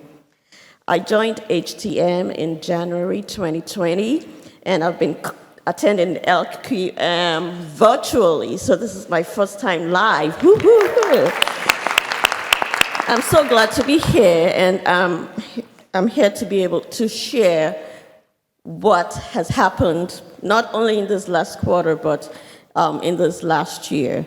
Hiring was one thing that I really struggled with joining HTM. I was so overwhelmed with work, being just myself and one staff. And one of the things that I was encouraged to do at the inception of joining HTM and also going through the smaller firm universities, hire legal assistants and hire an attorney. My mindset was able to hire just one legal assistant, and I put the ads out there, did the interviews, followed the plan in the HTM library and all that, and got a good candidate for the legal assistant position. I was ready to hire, but I really needed two people, not one. But there was this virtual presentation that was done, and I think it was about April, hire two. And what was going on in my mind is I'm still struggling to hire one, then how can I do two? But after I decided on one, and I'm like, I really need a second person, then I took that bold step and hired two assistants instead of one in May, and it's been a real great change for my law firm since then. I'm so glad about that. But this hiring an attorney was still an issue because, of course, you have to have the money, you have to know what to do, and set the ground straight. I interviewed like 3 times, like April, June, or July, October. You know, things were just falling apart in between because I couldn't get the right set of people that I wanted, the quality of people that I wanted as attorneys. But thankfully, December, before we went on Christmas break, I was able to give someone an offer of employment for the position of an attorney, and I'm so glad about that because this is a 1.5 years project for me that came through. So I now have an attorney that is working with me, and life is so much easier right now. It's just 2 weeks. So we're celebrating that you hired your first attorney. Yeah. Congratulations. Thank you. You're welcome. Hi, I'm Lisa Kirsch-Satawa. I'm a criminal and family law lawyer outside of Detroit in Michigan, where this is warm weather. We protect innocents one client at a time. And I really just want to talk about the last 90 days. I've been in HTM for about 18 months, so I came with the pandemic. And I've taken a lot of workshops, and in the last 90 days, I feel like everything I implemented along the way, taking workshops, really kind of showed up. However, the workshop that I have to say had the biggest impact was Erica's leadership workshop. And I use those materials and those techniques every single week. There's something in there that that was one of my goals for 2021, was to become a better leader, and that is the key right there, her. In September, I had an almost complete exodus of staff between firing and quitting. Myself and Super Jen, who many of you have seen on video, were left with, what are we going to do now? All of my numbers from 2020 were wonky, so we kind of came out with around $450,000, but we didn't know if they were accurate or not. So 2021 was the first year we had real numbers. In the fourth quarter of 2021, when we had everyone in our office was new, we doubled in that fourth quarter. We made in the fourth quarter exactly what we made in all of 2020 because we had the right people in the right seats. So don't be afraid to fire people to get the right people. We've implemented a very lengthy onboarding process, and don't skimp on the onboarding. We've doubled our number of cases in the last 90 days. We, in January, without me there for the first 8 days of the month because I was detained in the Dominican Republic, my firm generated $93,000 in the first 18 days of the year without me being there. Woo! So I think that the takeaways are you got to be all in when your C-suite gives you suggestions, or anyone in any workshop, they really know more than at least more than I did, and just do it. Be all in, and be intentional. Thank you so much. Hi, my name is Luis Hess of Hess Law here in the Woodlands, Texas, and the reason I'm up here is somebody encouraged me to actually talk about my success, since I tend to not celebrate success. So in the last 90 days, I have hired a full-time nanny for our 3 kids. I hired my second attorney, hired a dragon. I bought a brand new home for $1.2 million at 5,000 square feet. And 1 week before closing, I was told by my closing officer that the down payment was 20%, not 10%. So in a matter of 1 week, I came up with over $100,000 to put towards the down payment, and I broke the $2 million barrier. Woo! Awesome, Luis. Congratulations. Hi, Margaret Barrett, Safe Harbor Estate Law. We do estate and elder law, helping families protect what matters most. We're in Minnesota, and we also serve Wisconsin. So we hit $1 million for the first time last year also. Thank you. That's not the best part. So I was out of the office and hardly working or not working 8 weeks this year. That was not the plan to start with. But I I was out 2 weeks in January, and then I had a snowmobile accident in March. I was out 4 weeks suddenly, unexpectedly. And then I went through some hard stuff personally, and I really needed to take care of myself, which is one of the things that How to Manage emphasizes. The owner comes first. So I was doing a lot of mindset work, and went out of town for some workshops and things. So that's why I was out all those times. The firm paid for all of that.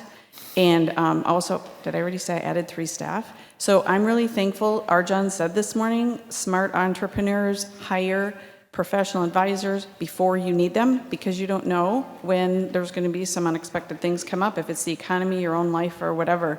So Where there's always going to be unexpected stuff, right? There is. And then I want to Sometimes say, it's more extreme than others. Yes, and you're right. And so now I'm actually in my first cash crunch. So yeah, it's not resting on your laurels, but it's knowing that we're going to get through it and figure it out and keep going, getting better. Thank you. Stay there for a second because I remember I saw you post on the Facebook group, and when you began working with us back in, I think, 2018? 2019? Yeah, a little over 5 years ago. 5 years ago, you were grossing, I believe, like $180,000 per year. Yeah, Or less than that. I think $80,000 per year. I think that's right. 80,000, and then you posted that you just crossed $1 million. Right now, you're making 80,000 plus per month. So congratulations! That's right. Congratulations! Hey, good morning, everyone. Mario Simone here. Our law firm helps entrepreneurs fight Amazon and Walmart. This last year was tough, but there was a lot of growth. The previous year, we had done 660, and we ended up doing 950 in 2021. Our goal was 1.2, but didn't get there. Some of the challenges, as other members mentioned, in a span about 3 weeks, I ended up losing about half of my staff, either quitting or being terminated. We fought through it, and it was tough. I know I made a few posts in the Facebook group. And just want to thank everyone for their encouragement and wise words. Like others said, it's not easy, right? There'll be nights and evenings where you go home and you're just frustrated saying, what the heck do I do? And I think just sticking through it, and I think just being surrounded by everyone here is a huge advantage that we have within the bubble that others don't have. So going into this year, our goal is 1.8 to almost double or about double. So that's what we got. Thanks, everyone. Congratulations. I'm Marjorie DeLima. I'm with Peyton DeLima. We do family law, which is divorce and custody and things like that. And my share today is that we broke $1 million in 2021. I actually joined HTM in March of 2021, and some of the things that we did was I hired an implementer to help us get things like implemented, because we don't know how to do that because I'm a baby dinosaur, and got my partner finally on board with what I'm doing.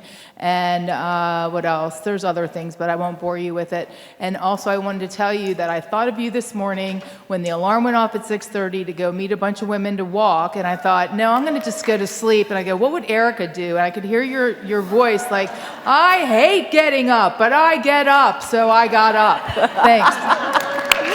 Great job. Thank you. Hi, guys. I'm Michael Reed from St. Louis. A lot of people here have talked about, and I'm going to try and be the fire hydrant, because those of you that have been through crash course know it feels like they're hitting you with a fire hose. A lot of people have been here saying about the numbers and everything, and these guys are amazing about getting you to those numbers and getting you to your goals. And on that note, Nicole, James, you guys are godsends. What I'm going to tell you, though, is set your dream. Find why. Find your why. Forgive me, Adam, I'm the one that's going to kind of be crying this time. Mine has actually stepped out. Get close to the mic, Coach. We can't hear you. I'm sorry. My why is Sheila. She's actually stepped out. Those of you that know me kind of know my past. I gave up on this dream. She actually made it happen. She gave it back to me. Nicole, James, you guys have shown me the how. So what I'm here for is, last year I grossed about 200 and something. James, you said 600 is a reasonable. I'm setting mine for December of this year at 750. That's going to be my goal. Find your why, because it's going to suck. It's going to hurt. It's going to be hard. You're going to put in hard hours. You have to have the reason why. These guys will show you how. Yeah. You got to provide the why. Yeah. That's it. Next time I'm going to be telling you the how. What Thank happened. you. Thank you. Hi, my name is Monica Chin. I practice family law out of Bellevue, Washington. We help successful people and unsuccessful marriages. And honestly, my story is a lot like Sarah, who on this side of the mic just went before me. I joined HTM around June, July of last year. At that point, I had been going steady for the last few years, grossing about 20, 25, sometimes 30,000 a month. After joining, I hired my first full-time paralegal in August. She's here with me. Her name's Michelle. She's a total rock star. I love her. Now I'm going to cry. So hired her, and our revenues have increased every month to 20, 30, 40, 50. I'm at $60,000 right now, so like a $700-something thousand run rate. I've got hopefully 1 to 2 attorneys who will be starting in the next couple of months. I can't thank you guys enough. If there's any potential members here, like I just can't speak highly enough. I'm on the Practical Profitable Mindset calls with Arjon and Erica, and it's just all really incredible. So That's thank you. awesome. What about the Practical Profitable Mindset has been great for you thus far? It's only been 3 weeks, right? Well, and I only just joined that actually in the last week. So this is my first awesome. week on the calls, and we're talking about standards. And I think for all of us on the call, that has been really, really eye-opening. Standards for our personal life, standards for our business, for our finances. Are we living up to those, and what does that look like? Yeah, a lot of really good mindset stuff happening. So, Thank you. Thank you so much. Good morning, Erica. Hi. Good morning, fellow HTMers. Nancy Atkins with Atkins Family Law in beautiful Sunrise, Florida. I help first responders in unhappy marriages find their freedom. Life is short. Spend it with somebody you really like. I've doubled my revenue for the year. And yeah, thank you. And a couple of ways, and I budgeted. I want to thank my coach, Jerry Stoya, wherever you are. I will find you. You can't hide from me forever. But I budgeted for 50% growth this year, and I'm accepting the challenge to double again. And 2 of the ways that I did that is I've learned how to use evergreen retainers. I heard about them, I understood what, but I didn't get it in my practice. So thank you. So it generated another source of income for me. I was really good at marketing and sales, thanks to HTM, and I learned how to do the evergreen. So I was mining from the existing clients. The other thing that I did in my practice is I had a ton of cases, and I was working really hard, and I said, Jerry, I'm tired, I'm exhausted. I may have said to you, I'm so tired, and I'm working really hard, and I'm not making a lot of money. And it really is in the KPIs and the SQUs to determine the profitability of the cases that I had. And I had, trust me, I had a lot of duds. And I got rid of them. I don't want them back. And I'm looking at the stuff I got right now going, you know what, we're going to get rid of a few more. And what I'm trying to reinforce with my bigger staff is the A to F clients. It's on the board. I look at it A to F. Everybody in this room needs to recognize the A to F clients and who's good and what you're willing to tolerate. And that's the big change for me this year in the mindset is I'm not willing to tolerate it and I'm not going back. We're moving forward. We're getting better, faster, stronger with the help of HTM. On a personal note, I want to thank Ray Majors Whitman. Thank you. I want to thank Ray because she's in member progress. And she said to me after our second call, and she said, how's the pool coming? And I said, oh my God, I'm supposed to be putting in a pool. So I've committed and I'm shopping contractors and I'm putting in a pool. And apparently I better do it now because the price is going to be going up. Yes, ma'am. Congratulations. Okay, Nash Fayyad from the gorgeous Virginia, the owner and the managing attorney of Fayyad Law. We help you achieve your American dream. I started with HTM in around April of 2020. 2019, we made around 1.1 million. 2020, we finished 20,000 short of 1.5 million. This year, we finished with 2,080,000. Our goal for 2022 is 3 million. We had in June of 2021 around 12 to 14 people. We fired five of them. Today we have 24, 5 attorneys and paralegals and legal assistants. 4 of them sit in Cancun, El Salvador, and Cairo, Egypt. And this is one of the best things we did, that we start moving in 2021 to virtual, and we are continuing this year. This year is going to be the virtual year for us. On the personal level... I need to move on. Okay. Wrap it up. For vacations, Miami, Hawaii, and overseas, and a lot of real estate, and all of that is thanks to HTM. Thank you. Thank you. Thank you so much. Hello, everyone. I'm Quentin Washington from Atlanta, Georgia, and our law firm is Bell & Washington, and we're your family's law firm when things go bad relationships, bad accidents. Give us a call. We've been here for you for 15 years. And so this is probably one of my first times coming to the mic, and Elaretha, it's actually ironic that she would go before I did, because one of my benchmarks for how we're doing is I'll pick up the phone and call her. So I'll be like, are numbers down? Well, let me see. How your numbers looking, El? We both do family law. And our firm during the pandemic, and it's actually a running joke with my coaches at How to Manage, I've got this little sticker on that says that we smashed the $1 million barrier.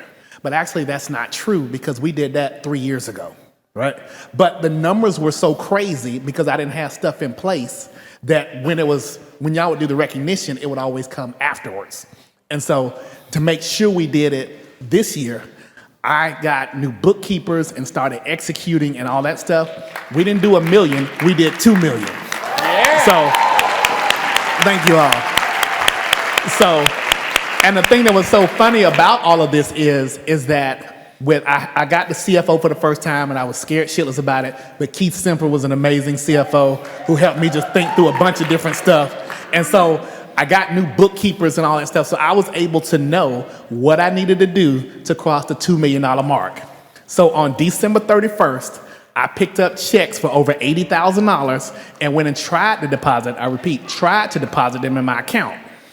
They didn't let me put them in the account in the building where I work, and my name is on the firm, and my name is on the check, because it didn't match up, apparently. This is the first time it's ever happened, and it happened to me. And then I put them in Bank of America, and they, for some reason, would not deposit the checks either. Come to find out, it was because it was over the limit that you have for the mobile deposit. So they reversed those checks out. But we were able to get the $2 million. And so the point of this whole story is that over the past 90 days to a year, don't let the perfect be the enemy of the good. Just do the stuff. Just do the stuff. I didn't want to spend on marketing. I said, Elaretha, you spend on marketing? Yeah, I'm spending on marketing. I'm gonna spend on marketing too. I called the PI attorneys. I'm like, you spending what on marketing? Oh, well, shit, I'm underspending on marketing. So use this place as a resource, because if you pick up the phone and call people about what they're doing, you'll find out stuff that you need to execute on. And yes, as lawyers, we are paid to know everything. But don't let knowing everything and paying attention to every detail stop you from doing something to put stuff out there so that it can come back to you. And then you change it up if you need to. If your marketing plan ain't working, change the shit up. But don't try to have a perfect marketing plan and don't do anything until you get out of time. You can't execute. Execute on the stuff. It'll work for you. We went from $1 million to $2 million. We're going to see what happens this year. So thank you. Thank you. Thank you so much.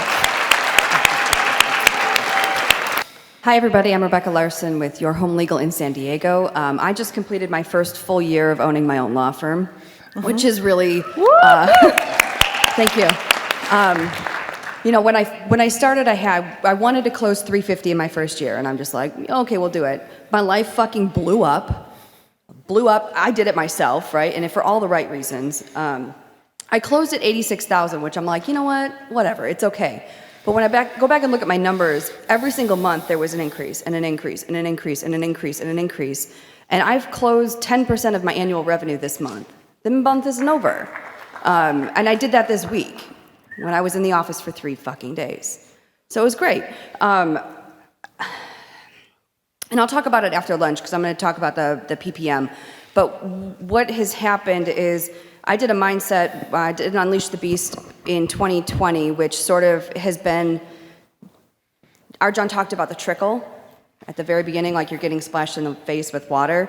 I am now riding down my rapid river right now because that really set the course for me to make some really important decisions for my personal life and realizing that that is the most important thing, is focusing on myself, because what I'm finding now is that I'm showing up in my business more than I ever have. And I'm really looking forward to this year. So thank you. Congratulations. Good morning, everybody. I'm Ron Berglund, Minneapolis, Minnesota. And our firm helps clients create customized estate plans for a worry-free future and optimal outcomes. And I'm here just for one reason, to express gratitude. To be part of the group, meeting a lot of great people. The team is amazing, Erica, Arjan, and I think you all know how much we appreciate each other. Everybody has a story, and I just turned 72 a short time ago, and all my classmates and all my lots of my chums are retiring, and they're saying, "What are you doing? Working so hard?" And I'm like, "I love what I'm doing, and I've got my plan," and that's the first thing that they get you doing is what are my goals and objectives. And I'm loving this thing where Arjan has this Ghost of Christmas future. So Charles Dickens, the Ghost of Christmas past, that's my past. It's gone, what I can learn from. Then there's the Ghost of Christmas present, which is what I'm doing now. And I don't know how many of you are doing this, but when you start to dream about your Ghost of Christmas future and all the possibilities, it's incredibly exciting. When I'm just a newcomer, and when I was at Discovery Day, they had us in the room, and Arjan's putting on the full court press, and I'm like, they had me from hello.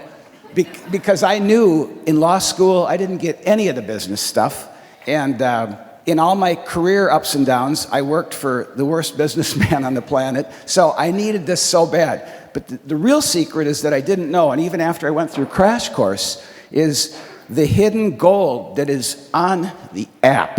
And Erica was so kind that she got me, I couldn't even, I'm an old school guy. You know what I brought? Show them your Rolodex. How many of you have heard the whole deal about the Rolodex? And I had a hard time finding one. So Erica got me going on the app, and I've become an absolute junkie. There is so much gold there, listening to the old LQMs about sales. And so my blessing is I don't have to drive much, but I walk like a maniac, and then I go to the gym and lift, and it's so boring. So I'm listening to these things, and I'm becoming mesmerized. And what you're going to hear about to the new people just going into the Crash Course is the Rolodex is part of this whole way to establish a referral network. And it's really ingenious, and I couldn't find one. I had to go on the internet, and then I stumbled into another. So somebody who's going to be in the Crash Course, like starting next week, raise your hand. One person. He got a person. That's your very own Rolodex, and they're hard to find. And I'm old school, and I'm trying to learn that. So there's a lot of great stuff there, but all this new technology, we have to. Everything we do now, e-filing. You have to get good. And some of my buddies, they retired early because they're like, that e-filing and stuff is killing me. Congratulations for being here. Thank you so much. And I'm struggling through it. So I keep hearing about this book, Endless Referrals, so I finally went on the internet and bought a couple copies. So how about somebody else who's starting the Crash Course?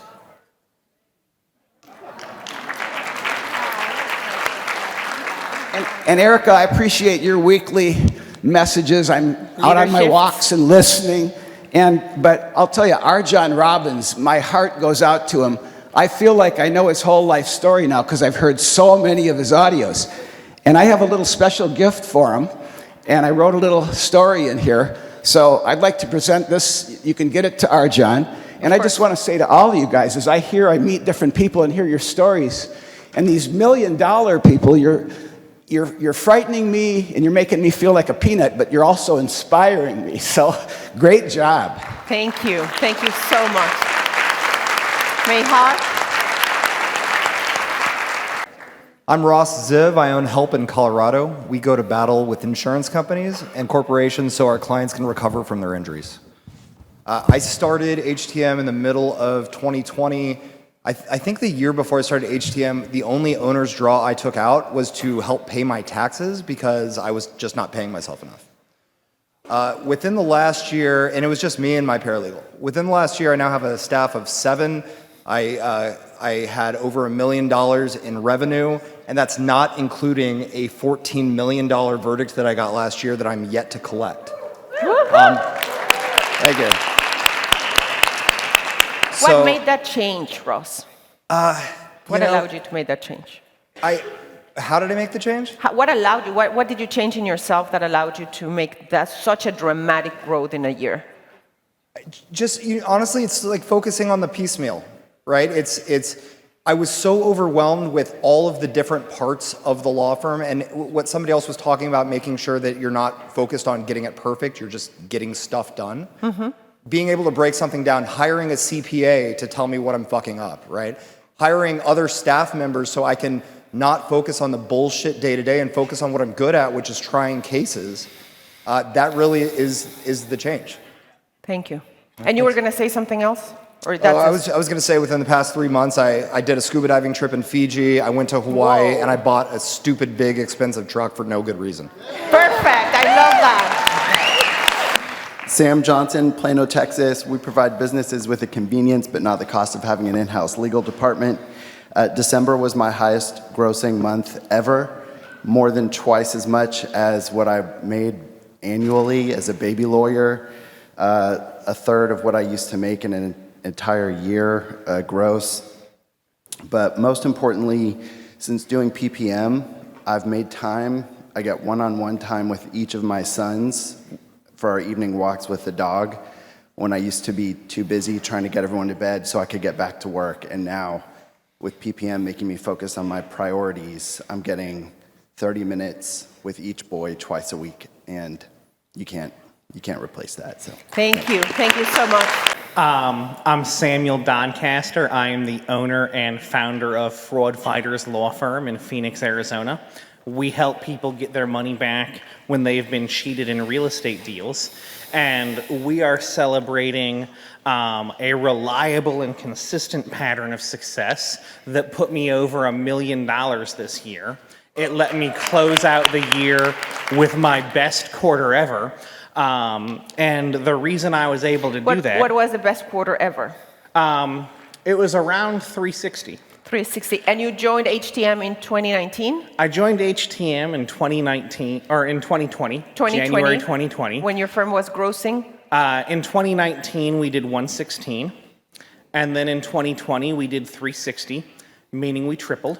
And then in 2021, we did $1,063,770.21. Meaning we tripled again. And while he lost his whole staff 6 months ago. Yeah. I didn't let that stop me. I still tripled my law firm.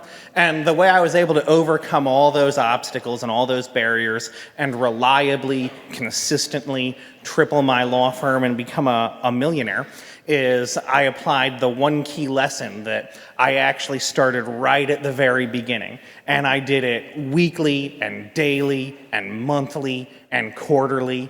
And I did it in good times. I did it in bad times. I did it pre-pandemic. I did it during the pandemic. I'll keep doing it post-pandemic if the fucking thing ever ends. And I can tell you, it's worked for me the entire time. It's not just something that I came up with last quarter or last month and got lucky. It's worked over a period of years, and it's so simple, anybody can do it.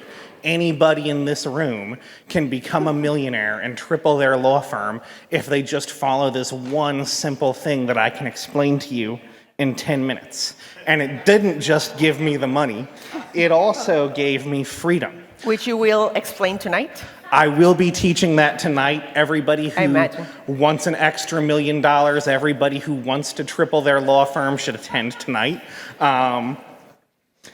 It also, this is actually, I might pull an Adam Williams on you guys here, because I remember in the very beginning, one thing that really tore my heart out is I was working these crazy hours, and my son said, Daddy, when are you going to come home and read stories to me?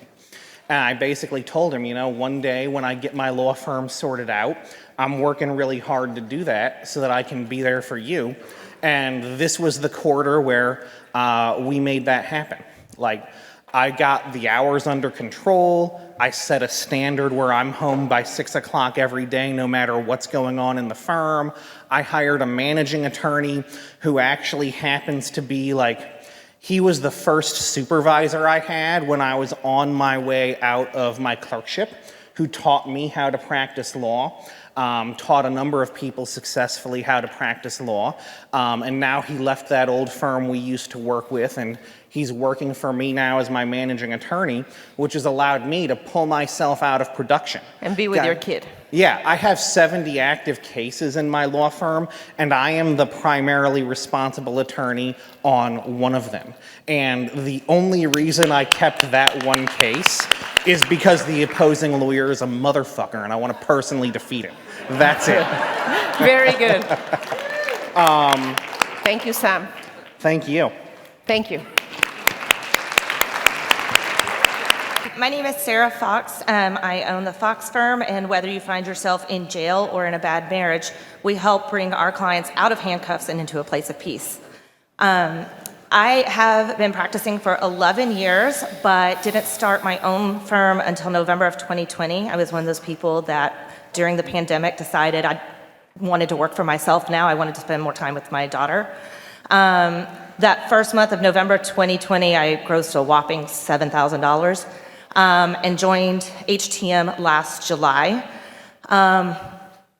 By my business acceleration meeting call in September with Zaina, I was $110,000 to date. I finished 2021 at $220,000. So in practicality, $220,000 in your first year in business. That's awesome. Yeah, and doubled just in the last 4 months from where I'd been before HTM. Perfect. While in Small Law Firm University, yes? Yes.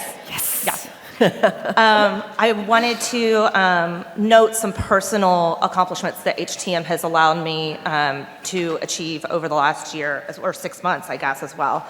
I got rid of my F clients. Doing criminal defense, I have been guilty of the doctrine of sacrifice. You talked about that a lot during boot camp, Erica. And I like being on the court appointment wheels because it helps me feel like I can give back to my community, but those clients were really, really draining on me emotionally and mentally. Yeah. And so I got off and I'm a lot happier for it. You guys are going to grow so much if you just let go of your FD, sometimes even C clients. They're just such a pain in the behind.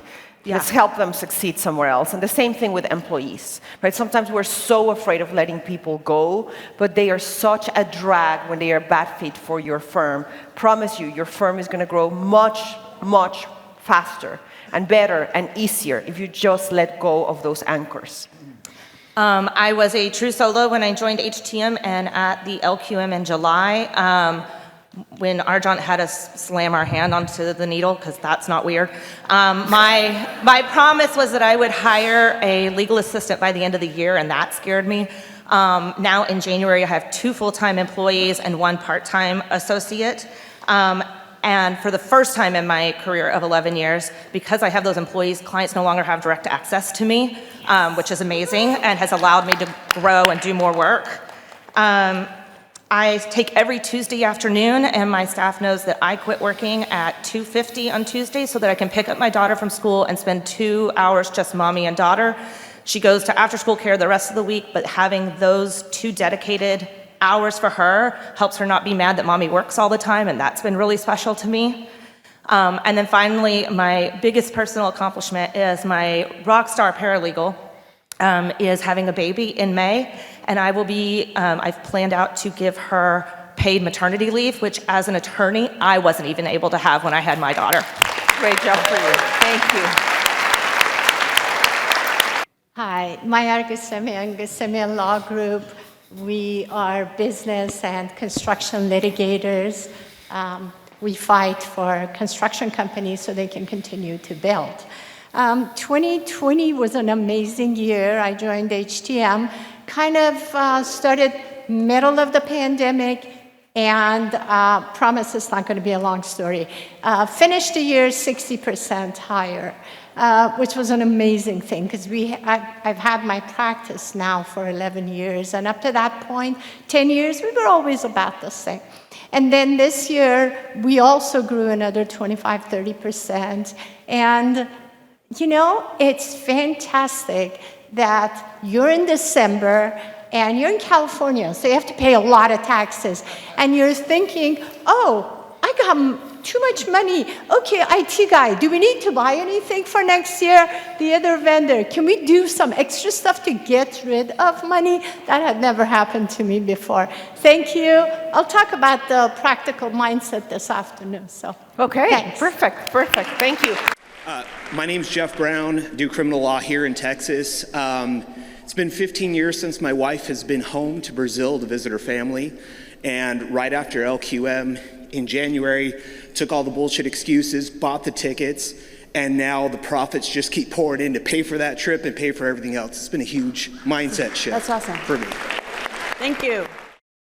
I'm Valerie Gonzalez, and we protect business owners from devastating employee lawsuits.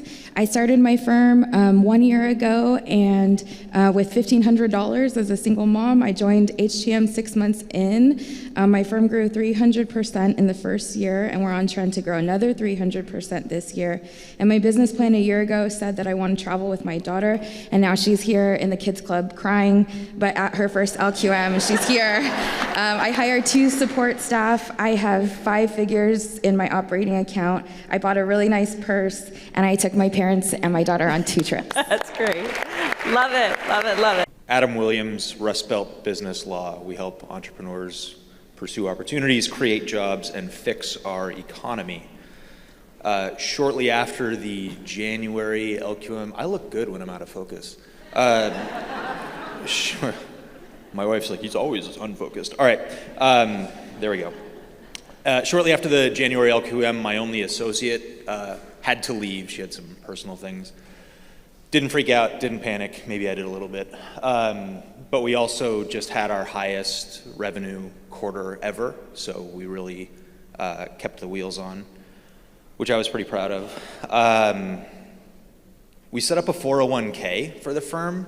Like, who's an adult now? That's pretty awesome. My dad and I took a bucket list trip. We took his boat from Fort Myers to Key West, which was quite an adventure, and like did it in the middle of the week. So was able to leave the firm and have 0 access during that trip, which was pretty awesome. On the personal side, I kind of had this epiphany that I've made friends, which is shocking, I'm sure, to many of you, but you know, we've already matched this year our revenue from the entire year before we joined HTM. So we're on pace to quadruple from when before we joined. And that's just caused so many changes in our lives, in our relationships, in the way that we use money and our relationship with money. So a lot of our friendships really have ended. COVID happened. So I felt pretty isolated. But I've done a couple of workshops. I rented houses with you guys that we stayed in. I joined EO, and I'm really like grateful for that I've got friends who support what we do. A lot of you saw on Facebook a client tipped me. El Aretha's not the only one with some bling this weekend. I'm not going to cry though, so what's up? Maybe I will. So anyway, I posted about this watch on Facebook that a client had given me as a tip, because employer retention credit, if you haven't called us, you should. It's incredible how supportive people in HTM were about that. Like, yeah, I'm totally flexing. I totally did, you saw it, the picture with the watch and the Porsche steering wheel in the background, and like, I take some shit for that, and I'm okay with that. But it's also really cool to know that like, you guys are cool with stuff like that, usually, and I really appreciate that, so, love you. Thanks. Thank you. Hello, my name is Alan San Miguel. I am an attorney in the Woodlands, Texas, and we help Hispanic business owners to achieve the American dream and protect their businesses in commercial litigation and transactions. I am going to just recite everything that we've done as far as causes that will lead to better effects for my firm. Even though as soon as we hit $1 million, the associate left, my wife got COVID, and the office got COVID. So it was Alan back to production. We finally got out of that, and we are working towards, we got a new associate, we got a new case manager, we freed up our dragon, so Her and the new case manager brought $7,000 of business without me. And the associate is going to bring business too. I challenged them to sell while I was away, and they started acting on that. I finally, through the shout out to my coach, Andy Goldstrom, somewhere around here, he's over there. I finally got a calendar block, and I finally closed the systems thanks to Dawn Mobley. She's probably watching us, our COO. She helped me get finally my intake, finally my sales, I have my marketing system in place, and I am going to jump into production. And this calendar block that I had resisted to do, even though they told me to do that like 3 years ago, finally got it done. So we scheduled a trip to Spain for my family and I. My year ago, I bought a condo. An office condo. Then we outgrew that space. We're going to go to a lease for 3,000 square feet. We're still going to keep the condo in case of future growth. And my IT person that I had hired prepared my reports because she's an Excel and a spreadsheet guru. She prepared my reports for the leads and sales that I had here at my advanced business workshop. So all of that is working with less effort from me, less burnout. That's right. And so that's really what I wanted to celebrate with all of you. Thank you. That's awesome. That's a lot of execution there. All 7 parts of the business I heard in that one. Alex Rubin, Rubin Employment Law in Fairfield, New Jersey. We get employers and employees to stop fighting so everyone can get back to business. So in January, I was wondering if a big check was going to come in. It was the second half of a big settlement that we accomplished, over $1 million settlement last year. And it did come in, and the other thing I did in January was I did the basic business plan workshop, which I hadn't done in a while. I've been doing the advanced, and that helped me. I set my goals for every quarter for this year, and I'm actually now paying. I've set goals like over the years a lot, through How to Manage, but haven't really ever paid much attention to those goals. This year I'm paying attention, and guess what? I exceeded my first quarter goal by $25,000. Awesome. So that was huge. Jinan Khalife with Alternative Divorce Solutions. We help separating professionals take the fight out of their divorce so they could focus on their kids. This first quarter was kind of phenomenal in the sense that I didn't expect I would have this much growth. So we earned $78,000 over last year, usually in Q1, and usually we only retain about 5 clients per month. It's been consistent at a minimum of 14 clients per month, even with a price increase of $130, and I'm going to re-increase my prices after LQM. Another thing is, in my plan, I said that I was going to hire a new accountant, did that, did a full forensic accounting of 2021, and we'll have that report next week for my CEO. I also was able to turn down a high-profile case involving one of the band members from KISS because I just didn't feel the right vibe from it, so that was amazing. And I put as one of my goals is I wanted to teach more MCLEs, and I got a random call from an MCLE provider saying that they saw one of my classes and they hired me to do 2 more. Okay, wrap it up. So my name is Brittany Holmes. I am from Brittany Holmes Law in Bluffton, South Carolina. I joined HTM in October of last year. Immediately after joining, my husband and I found out that we were expecting our second kid. Immediately after that, I got sick, so I literally did not work from October until January. This quarter has been, my firm is only less than 2 years old. This quarter, we have exceeded my annual income from last year, or revenue from last year, by about $20,000. So I'm coming off of my best quarter ever, even after being really sick. And my thing is, at first I was dodging my practice advisor, Jessica Douglas. She doesn't even know, but I was dodging her because I didn't want to speak with her. Well, now, yeah, she does now. And so I just wanted to say that even when things get really, really hard, it's super important to play in or play all in. And also, I've been following Elaretha on Facebook. Her daily posts are like, they always make me get my shit together, even when I don't feel like it. So if you need motivation, follow her on Facebook. Thanks. Thank you. Hello, hello. Carmise Graves, family law in Maryland, divorce for men, magic statements, work in progress. But I wanted to get up here and first, 90 days ago, I was at the last LQM, wherever we were, Seattle, and I made a determination of what I would be saying when I stood up here at this LQM, because I'd set those goals for the first quarter. And I want to, the main one, things I've done, Profit First. Doing Profit First has enabled me to pay down debt. I've had my firm for 10 years. Well, I didn't sink in debt, I've been carrying the same debt, recycling it. For the first time, I was able to pay down $15,000. For the first time, I was one pay cycle ahead instead of the stress of being hand to mouth, and everybody knows how stressful that can be. My life is not completely, I'm 2 years in, so I'm halfway there, Elaretha, but it's starting to change and be a bit unfamiliar. My CEO, Ray, has been on this journey with me for 14 months. And for 14 months, I got to overcome limitations. And I wanted to stand up here and thank the bubble for the support, because my biggest obstacle was getting that associate. And I was going to stand up here and say I got the associate. I had a block in making the offer. And I put it in a Facebook group, and people responded. And the Monday, I had the courage to make the offer. And then I got the response, yes, 2 weeks ago. And immediately I could turn to the bubble and ask for help to give me the agreement, to give me the support.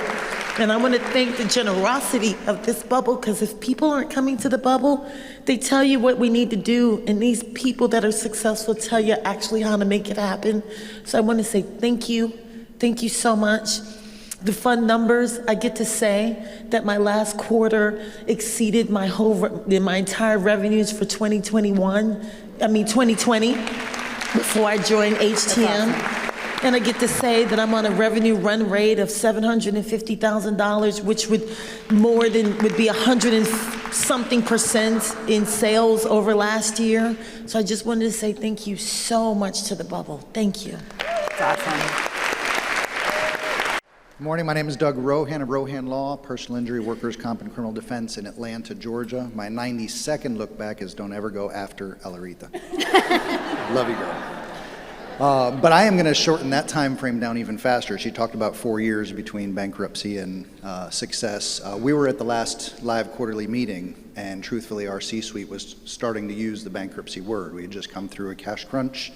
We got up on stage to talk about the greatest thing we did for our law firm, and it was about improving our cash position. We eked by. What I wanted to share and make sure that people understood is that these cash crunches are opportunities to revolutionize your business. We've used what we learned from that December-January cash crunch to continue applying to January, February, now March. We have taken in over $800,000 in the first quarter, and we are no longer worried about a cash crunch. I now have a cash flow projection through January of 2023, being profitable, but we're not going to take the foot off the gas.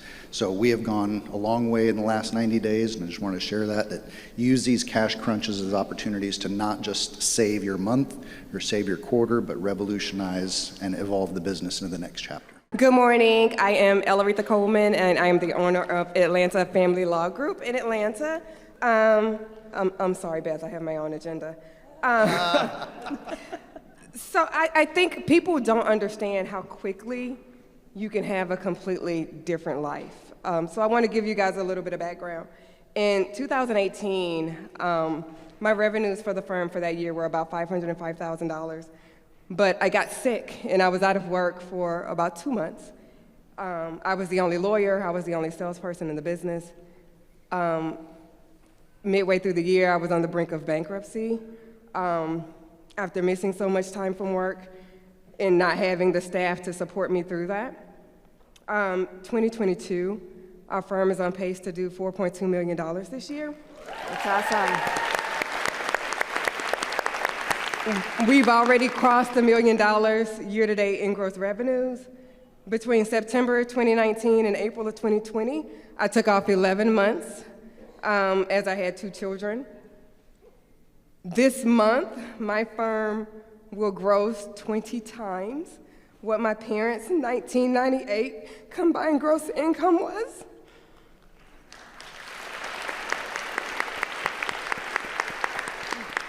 I found that because I was going through old documents as we're purging and preparing to move into our $2 million home that we close on next week. And so I found my parents' tax return in a box of old documents and mementos.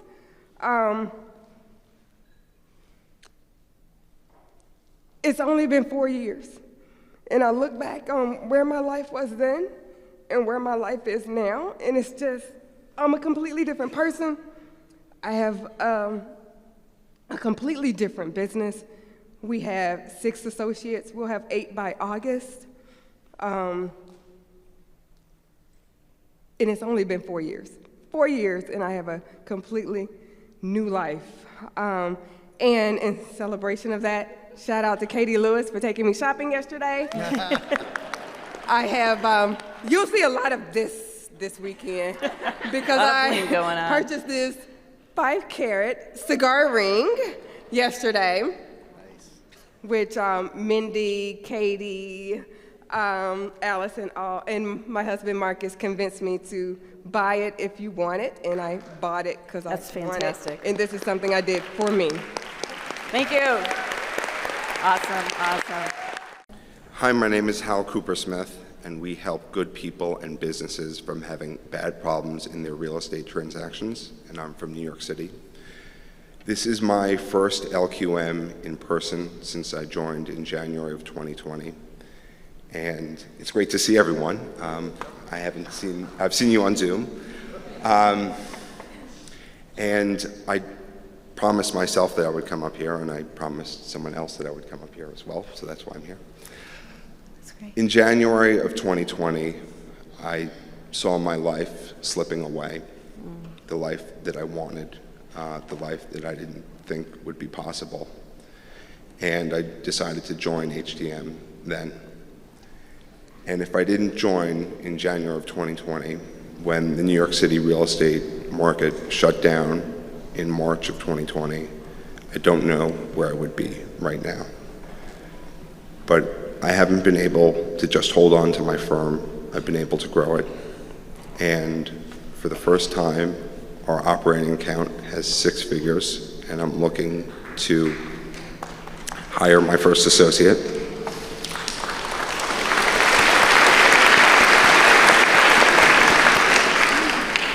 I got married to a strong, confident, smart, and beautiful woman. 38 and a half weeks after that, we welcomed our first son, who is now 10 months old. That's it. That's great. Welcome, congratulations.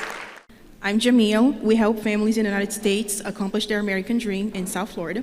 So the last 90 days have been very challenging for me. I was dealing with the fallout of an associate who essentially staged a coup and left, a rogue paralegal who ghosted me and just disappeared with a bunch of client files. I had to write my first cease and desist letter to a former client who was spreading lies in the community. So what did I do? I went back to therapy because this triggered a lot of issues in me. I've done so many workshops I can't even count. I got so much help so much support from HTM and all my bubble mates. There's so many late night crying calls. So the other accomplishment that I did, I started an Airbnb business with my husband, and we're just buying up a bunch of properties in Orlando. I also booked a round trip. I'm taking my sister and my daughter to Australia this year, business class. Those tickets cost $40,000. My sister says it's a down payment on a car. So this quarter, we made more than all of 2018. So this quarter, we made $450,000.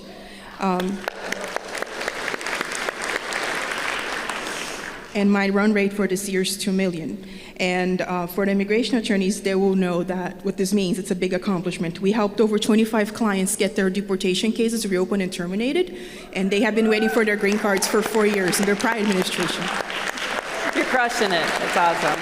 Awesome. My name's Jeff Brown, do criminal law here in Texas. It's been 15 years since my wife has been home to Brazil to visit her family. And right after LQM in January, took all the bullshit excuses, bought the tickets, and now the profits just keep pouring in to pay for that trip and pay for everything else. It's been a huge mindset shift. That's awesome. For me. Thank you. Jerry Carter with the Sierra Crest Business Law Group in Reno, Nevada. The law firm bought the Tesla from the Vision Board. I joined a cycling club and getting faster and stronger. Moved from the C group to the B- group. Made new friends. Upgraded my identity. I treat myself like a king. I read a mindset book with my daughter, and it was her idea.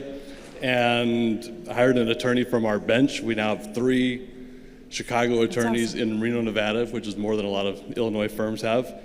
And moved to a separate office space next door to get out of production. Okay, fantastic. Hi, my name is Jessica Charles from Maryland with the JC Law Group, and we help you do your divorces better than you did your marriages. And this is my first time speaking. I joined in October at Seattle, and immediately after that, my family, we had a lot of health issues go on. I'm not used to that in our family, so it was weird. And so I was going back and forth from the office a lot, which sort of slowed things down. And then this month, I share office with someone who's not a lawyer, and they decided to end their lease 1 year early. So I was in a panic about what to do, and fortunately I was able to talk with my bubble mates, and they gave me some great advice, and I feel pretty good. And from the last LQM, the first thing I did, because Arjan talked about raising our rates, so I went up $150, and people are still paying. So when I was worried that they wouldn't, and people are like, okay. I went from $300 to $450 an hour. And the last thing I'll just say is, I think we all talk about the things that are obvious. There's so much that's not obvious being a group. This thing with the office really stressed me out over the last month. And just having the right mindset to know that I can do it and move forward and figure it out, I was able to make the commitment to get my own office space, sign a 5-year lease, and things just started falling into place once I made that decision. So I encourage everyone to just follow the plan. Things will fall into place. That's great. We'll see you again in July. So my name is Josephia Rouse. I'm with Divorce with a Plan. We help families get over the small arguments that led to divorce so that they can focus on their future and their end goals. In January, I was dealing with an associate that wanted to eventually become a partner. She was not doing her duties as an attorney. So with coaching from Ray and with coaching that I've gone through consistently with Arjan on a regular basis, I had the leadership to say, no, you're not meeting your metrics. I'm not changing what I need to do in order for you to become a partner. So she and my other attorney, within 1 week of each other, they both left the firm. As far as mindset, as far as dealing with 90 cases, as far as dealing with the rest of my staff, and at the same time, my sister-in-law passed away. So my brother passed away 3 years ago, and my sister passed away on March 18th.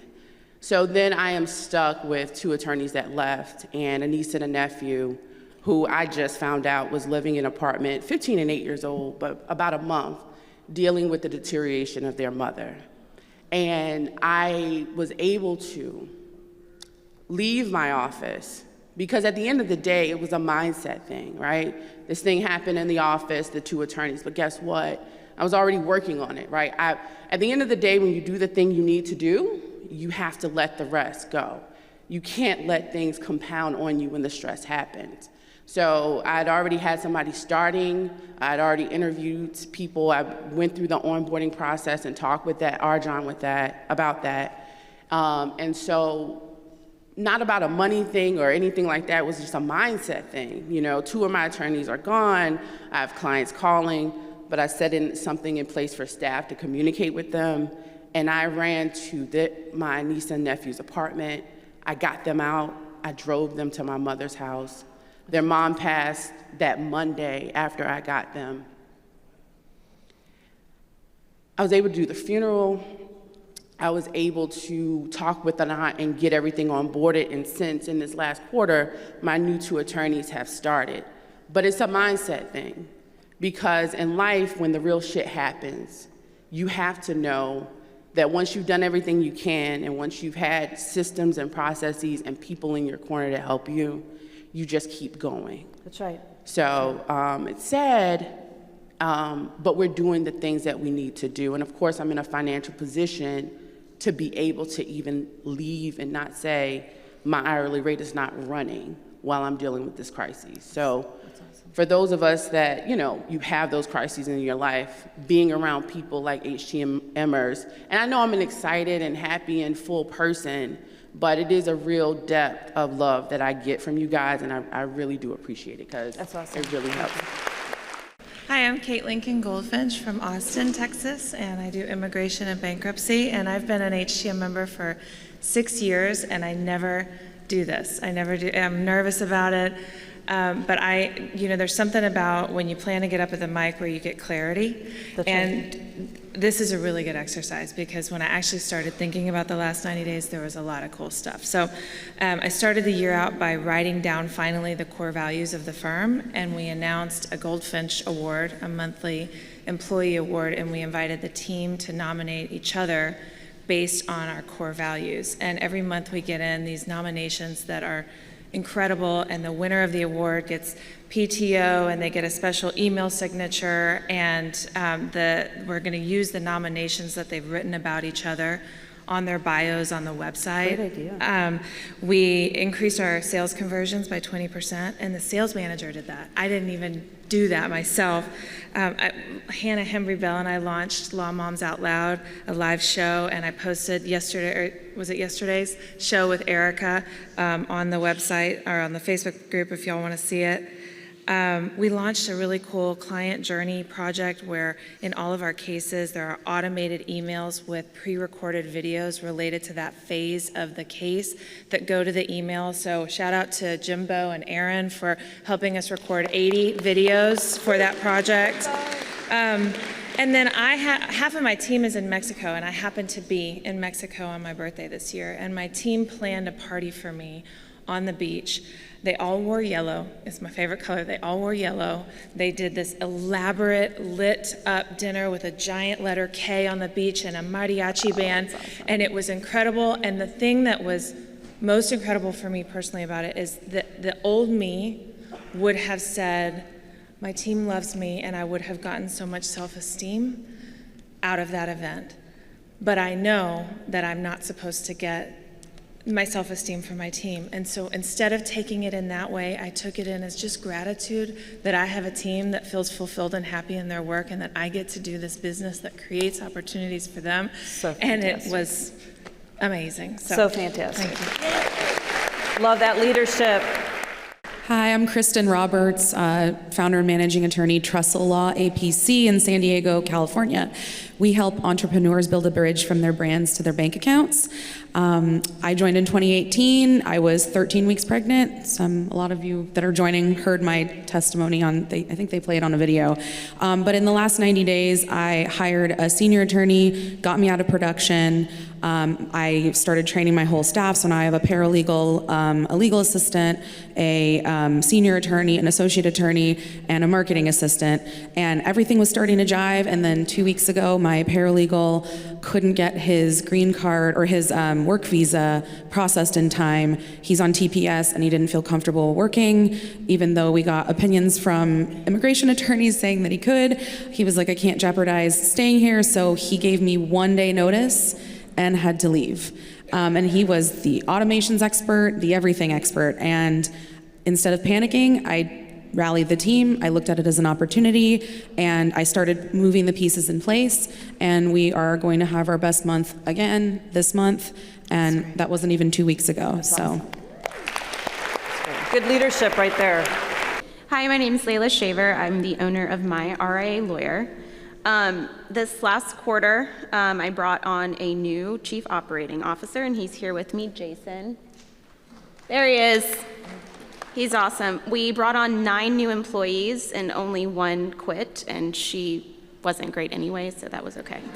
And this is coming into the quarter short-staffed, where we had to fire someone and 2 people quit. I just named our lead attorney as managing partner. We had our best month ever. We had our best quarter ever. We did about $175,000 last month. Our first quarter is more than we did year 1, year 2, year 3, and combined. And it also meant for me personally, my husband's a CRNA, so he's one of these wonderful nurses who's been taking care of COVID patients.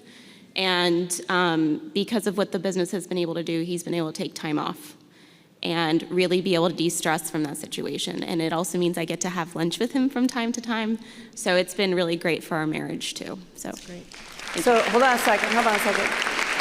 Your revenue when you started with HTM, your revenue? So when I started with HTM, it was 5 years ago. I had just started the business. I had a 4-month-old. I had 0 revenue. And what's your revenue run rate? We did 1.2 last year. Our run rate for this quarter is 1.9. Our budget is for 2.8 this year. That's awesome. Great. Thank you.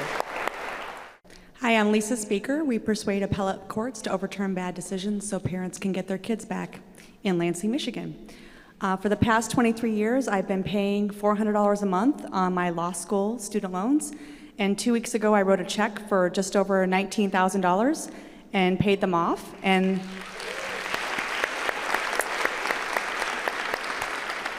the way I did that was by using my Profit account, because I've been using Profit First in my law firm since February 2018. And if you don't know about Profit First, I would be happy to talk to you about it at lunch.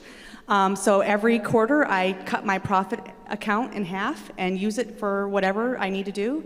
And this quarter, I decided to say goodbye to my student loans. That's fantastic. That's awesome. Thanks. Hi, I'm Lisa Kirsch-Satawa. I'm from Bloomfield Hills, Michigan. We protect what matters most: liberty, family, and education. I, like Kate, am also very chicken to be up here. But I wanted to come up because, first of all, I joined HTM in May of 2020, so I was 100% pandemic baby of this organization. When I joined as a criminal lawyer, I thought I was going out of business. There was no way I was going to survive with everything closed and no one being arrested and all that stuff. The full circle, here we are almost 2 years later. We just had our best quarter ever. We exceeded our revenue goal for first quarter by $100,000. Oh, fantastic. And what I really wanted to say to all the new people is it's super intimidating to sit there and listen to these numbers and these successes. But if you go all in and you have guts and you try everything that anybody tells you to do, and then keep what you love and throw out what doesn't work, you really will get there. And there is so much that you need to have guts for. In March 25th, I was at Dragon Training, and I found out that one of my associates had committed suicide. And I had people who I like were acquaintances immediately just embrace me and hug me and tell me it will all be okay. When we came back from Dragon Training, obviously everything was a mess and crazy, but someone had said to me, if you had 24 hours to live, what would you regret? And make sure that you have clarity about that. So 3 days later, I bought a property in northern Michigan because that was on my goals forever. I'm not gonna die without this house in northern Michigan. And so we bought some property. I instituted, we have a yoga instructor that comes to our office every single day at 5:15 and does yoga for our whole team. She comes 4 days a week. It also cuts down on overtime because they have to stop working. And I hired a dragon who has been phenomenal and opened 27 cases in the last 22 days. I never, ever thought that, that because my niche of criminal law is so specialized that anyone would hire my firm without ever meeting me, and I did not meet one of those people and still haven't. So that's kind of cool. And that's awesome. Thank you for your courage and your endurance these last 90 days. Those results are amazing. Thank That's you, a lot and of, thank that's a you lot to all of you. Yes, thank you. Maya Gustamian Law Group. We do business and construction law. To those of you who've heard this story in PPM, sorry, but this is about the power of mindset. From July until sometime in March, I was looking for new attorneys because we had a bunch of attorneys drop out. Couldn't find them, kept saying, why can't I find attorneys? And then I got an email in March that I was on the waiting list for the leadership and management workshop, but I could be there in 10 days. And I was knee deep in production. At first I said no, then I said, you know what, I'm gonna make this happen. I'm gonna go to Miami for that. In literally a week, found 2 full-time associates, hired them, went to Miami. Just to everybody who's new, take advantage of the mindset work here at HTM. It really changes your life. That's fantastic. Thank you. Awesome.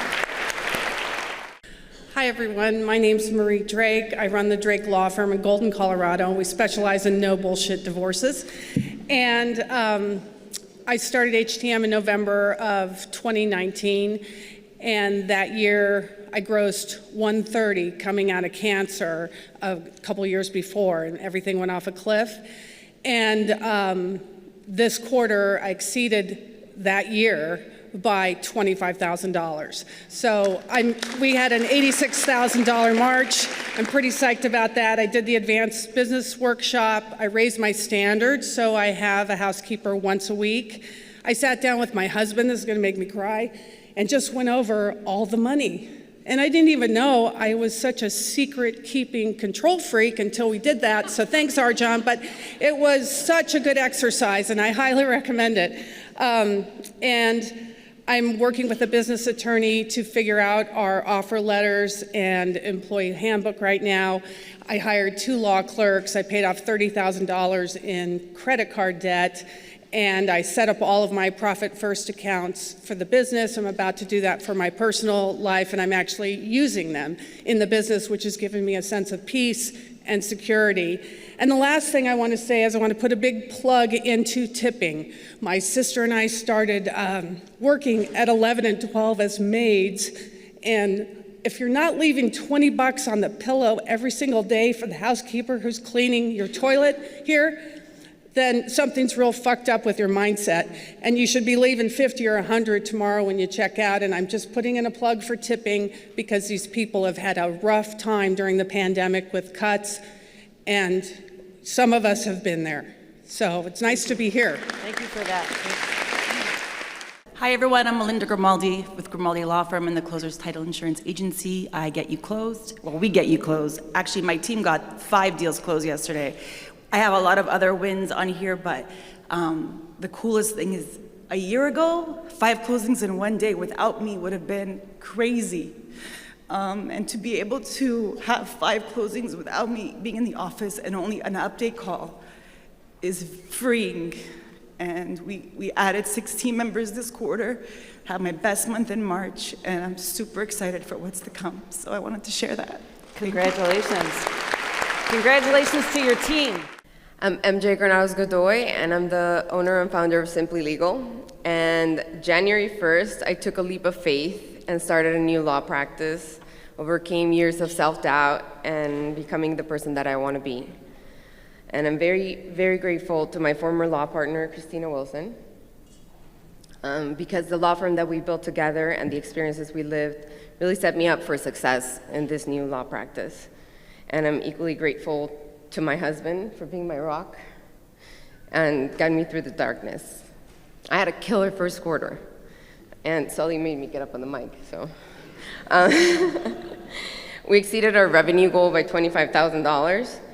I hired a nanny that's perfect for our family, 5th one in 12 months. I added an executive assistant, client concierge, and a legal assistant, and now we're a team, including me, of 7. I'm taking my husband to Japan, and I bought business class tickets. And for the first time in 12 years, I know my numbers. I raised my fees out of the gate by 20%. I launched a subscription plan, and I implemented an email management system that changed the way that we practice and increased our client satisfaction. That's fantastic. That's absolutely fantastic. Hi, everybody. Ron Berglund, Berglund Law Office, Minneapolis, Minnesota. Been a member for 9 months, and I wish I could stand here and talk about huge revenues in those 9 months, but I'm going to get there. I've been doing some other things that I think some of you might find interesting. Like a lot of us, I had to let my legal assistant go after 5 months, not showing up. Hired a new one, onboarding, and even though I'm at the tail end of my career compared to you guys, I'm all in. Just turned 72 this year, and I'm rocking. That's way to go. That's right. And I have a quick hack to share, because I think some of you might think this is amazing. How did a guy do this? Because I'm an exercise fanatic, and I turned it to a positive. In 6 months, I have listened to, on the app, 260 hours of LQMs, mindset audios, you name it. The complete, Arjan did an amazing thing on Think and Grow Rich. 260 hours. And I mean to tell you, you're listening, and you're processing, and you actually change in those 260 hours, your mindset. So you can exercise, and you can learn and get your mindset and lose weight all in one fell swoop. That's awesome. Fantastic. Hi, I'm Ron Pollack from Fighting for People Injury Law. I fight for people who are seriously injured because insurance companies don't protect you. And although I've come up to the microphone to ask questions, the last time for a 90-day look back was when I had disclosed that I was in a really bad place that I had gotten out of. And I made a deal with myself that I'm not going to go to the mic again for a 90-day look back until that is truly in the past. And I'm back. And so just this last quarter, I had been going through, from COVID, I lost my entire team for various reasons that aren't relevant. And then I was going through this turnstile of employees that was just insane. Paralegals, I went through 6 of them, multiple associates, it was a nightmare. So in talking to the CEO, I literally made a choice that I would have never made before. I actually doubled what I was paying. And now I have a rock star paralegal who's incredible, because I made a decision to pay twice what I had ever paid before and what the market value was, and he's worth every penny. So that was one big thing. 2, I blew apart my knee. 3 weeks ago, I had knee reconstruction surgery, and going into it, my wife was like freaking out, like, oh my God, you're going to be out of the office, what are we going to do? And although I had some small disability policies because of, growing through the years, my big disability policy was from my office. And when I lost my team, I no longer qualified. And I'm like, well, I'll pay for myself. They're like, no, you can't get this. So she's freaking out, like, you're going to not be able to work, all this other stuff. So through planning and understanding and the things that we learn here, I said, I'm getting a surgery on a Friday, and I had a mindset that this knee's not going to bother me, and I was back in the office on Tuesday. And I'm only 3 weeks after having my knee completely reconstructed. I'm not wearing a brace, I'm not wearing anything, and I'm walking steps, and I'm doing things, and I'm feeling great. And not only that, I realized, even though I always had a good system of understanding what my clients go through, because I do PI work, from surgeries, and you're always happy, it made me once again understand how somebody is impacted by the things we go through when you're injured.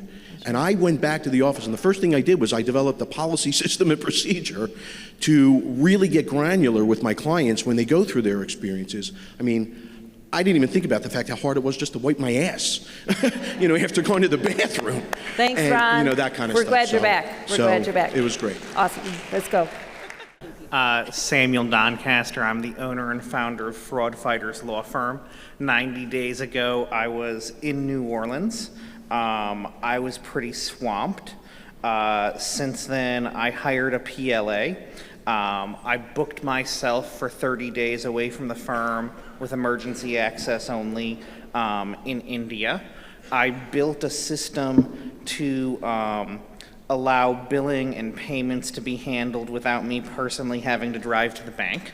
And my effort in building that system was less than 10% of it because my PLA did most of it for me. And I took my first ever week-long creative block and knocked out a lot of the marketing videos that I've been meaning and intending to knock out for like a year. And I got $50,000 in ERC money from the IRS thanks to Adam Williams. So I'm feeling a lot better. That's great, Samuel. Thank you so much. Hello, I am Tamara Rogers from Indianapolis, Indiana, owner of Rogers Law Firm. We help families get peace of mind and paying for nursing home care for their family members. 90 days ago, I joined HTM in New Orleans. I had no plan, did not know my numbers, was living in a place that I hated, driving an old car, did not know anything about what I was going to do, was overweight and stressed. Some people may say still overweight, but I'm working on that. I started Small Law Firm University and hit the ground running. During our discovery day, I told Art John that I was going to be $1 million law firm and I was going to be on that stage. I'm entering my 3rd year of business. I increased my prices immediately. We set weekly revenue goals. I changed the intake sales process. We had a spring retreat for my team members, and I had the highest year ever. My first year, I made $54,000. My second year before HTM, I made $167,000, and now I'm on a run rate for $367,000. Yes. I'm so excited. Really quick, personally, we moved to a larger home in the area that we liked. I've spent quality time and focused time with my twin boys. I've had scheduled dates with my husband. I've taken control of my mental health and my anxiety. I have delegated tasks so I can have free time and spa visits for myself. And most importantly, I lost 20 pounds to fit better on my Road King motorcycle. That's awesome. Hi, my name is Todd Wesche. I am the owner of Vetis Legal LLC. We help veterans and their dependents get their benefits they deserve from the Department of Veterans Affairs. I'm going to do more than 90 days. I'm going to do the full year. I've been a member of HTM for just over a year. I started as a solo practitioner. In the past year, I've gone to 4 LQMs. This is my 4th one. I joined as a solo, and then I went all in. And since then, I've added 5 staff, including a senior associate, of counsel, a contract attorney, a paralegal, and a legal assistant. They're all superstars. I'm essentially completely out of production. I'm running the firm in the black with no business debt. I have an ordinary gross before HTM of about $380,000 a year. This rate, I'm on a run rate for over $500,000 without even turning on my marketing yet. So this is going to be a great workshop for me. Awesome. My C-suite and I think that we're going to get 750 this year with the potential of getting close to $1 million. And that would be about a 200% growth over the 3 prior years. Well done. Press on. When I started 4 months ago, prior to boot camp, I didn't have the mindset that I could be responsible for running a 7-figure law firm. That, I wasn't capable of that. I wasn't wired that way. I didn't want to be a money grubber. I certainly don't want to have a 7-figure law firm so I can say, hey, I got a 7-figure law firm. But what I began to realize was I do have a skill set professionally. There's a huge need for what our firm does in our community. And by getting the word out to do that and providing the services that I want to and can build out, we're going to have that kind of revenue because we're doing the things we want to do. What I learned was how to put this together and do the things we want to do so that it will lead to that kind of revenue. And that was the mindset shift for me is we can grow this. We now have a path. I don't have to invent how to get from where I am to the person that has 4 different departments and a 7-figure revenue. How to manage is good. I can now latch on to the how to manage teaching and implement something that I don't have to invent the wheel on and get to that level. When I did the How to Manage Boot Camp, it was actually the third different type of practice management program that I've been involved in. But I had been toying with the idea, was I going to maintain the level that I was at, happy with 300,000 or so of revenue, and just keep doing that. And then I began to wonder if really serving my community meant that I needed to allow my firm to grow. And as I was exploring that, I came across a lot of material by Arjan about growing firms and the different stages of firms and how to get from 1 to 2 to 3 to 4 in terms of the staging that How to Manage describes. I wanted to find out through the boot camp, was it something that was going to resonate with me and that I could implement and grow my firm with? That's why I made the decision to do boot camp, because it's also, it's a big time commitment as well as financial. But the techniques and the energy from the boot camp made me understand that I needed to dive in to the How to Manage and start working on implementing the systems so I can grow a team that is going to serve our clients in the way that really gives us great meaning and professional satisfaction. Since then, our run rate's gone up to, instead of 25 a month, to close to 40 a month, just by implementing some of the things that we learned in boot camp and also just during Small Law Firm University. We're on track this year to hopefully do $500,000. I started doing estate planning on a flat fee basis, and that really changed my life. I became an attorney who actually enjoys what he does for a living. I like going to work, I like my team, and with How to Manage, I know that we now have the resources to take our team to the next level and continue to grow my practice and serve our community. The boot camp experience that I had with Justin and then the Small Law Firm University experience with Jessica, what I began to understand is that How to Manage has built a team of people that are truly invested in helping their clients. And we're their clients. They want to see us grow. They don't have the mindset that they want us to grow so that Arjan will make more money. They want us to be fulfilled in our businesses and our practices, and they've done it over and over and over. They know that it works, and so they're highly motivated to help keep me accountable and on task to implement the things that Small Law Firm University teaches. So, when you're thinking about engaging an expert in something that you need service on, something you want to accomplish that you don't know how to do, I think the best analogy, especially in what we do in estate planning, you can get a will at LegalZoom. That's not an expert will. When I'm talking to clients about the difference between working with us or having a LegalZoom will, I know that we're the experts in estate planning. I am not an expert at growing a law firm.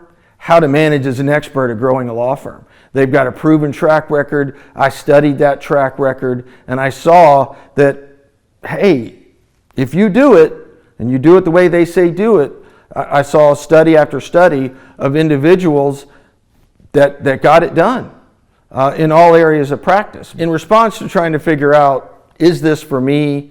Is it going to work for me? You really just need to, or for me, what I did was make a decision that I wanted to serve clients, and that required the ability to expand what I do, and I was very scared on how to do that. But now I have people that can guide me on the steps I need to take to grow. I basically launched my firm a year ago, and in the first few months I felt super overwhelmed. Not having a fallback of like a cushy 6-figure job or 6-figure income, I started to basically just become a little bit anxious, even though I'm not really an anxiety prone person. And it came from having to do every little aspect of the business, and from answering phones to the numbers and just client retention, the actual legal work, everything in between. And at some point I just realized I need help because I don't know as much about starting a business as I thought I did. There was just kind of this boiling point or this tipping point where I thought I need help. And other than going to work for another law firm, I thought, why not give this 4-week boot camp a try and see if their content and style matches with the marketing drip campaign that kind of came to me and enticed me in the first place. And lo and behold, it far exceeded what I was expecting. So after that 4-week process, I was like, wow, I need more of this type of instruction, this type of situation. And then so I joined Small Law Firm University. I'm about 15 months into an 18-month program. What I didn't want to do was not invest and then be looking back 2 years from now being like, damn, I should have probably tried it. My thing is, I wanted to see whether or not it was a good fit. And if it was, great. And if it wasn't, great. Because then I don't have to think about it anymore. I've now, the decision has made itself. To be a part of Small Law Firm University is, first of all, for me, a support system where I know that once a week we have a group call with other similarly situated attorneys throughout the US. So there's a great support system in place. Anytime I've reached out to fellow Small Law Firm University members, they're happy to chat. Some people reach out to me. I'm happy to chat with them. We share best practices and stuff like that. The weekly assigned modules and homework are extremely helpful if you do them. That kind of comes with some accountability, which I personally, my personality type, I need accountability. And so that the weekly group call combined with the homework really helps with that. Being a part of Small Law Firm University has changed my business and personal life in many ways. But on the business side of things, despite having a business degree and a finance degree and a law degree, I never really thought about the 7 parts of the business. And so having Small Law Firm University helped me break down the various parts of the business and what each of those parts of the business do and who can be operating each of those parts of the business was really helpful for me to just put everything out there and then analyze where I'm at. The second great thing is a ton of resources from, sample procedures and policies to videos about knowing my budget and numbers. I find it super helpful to have those things at my fingertips if I have a question. I have committed time that I'm using to work on the business.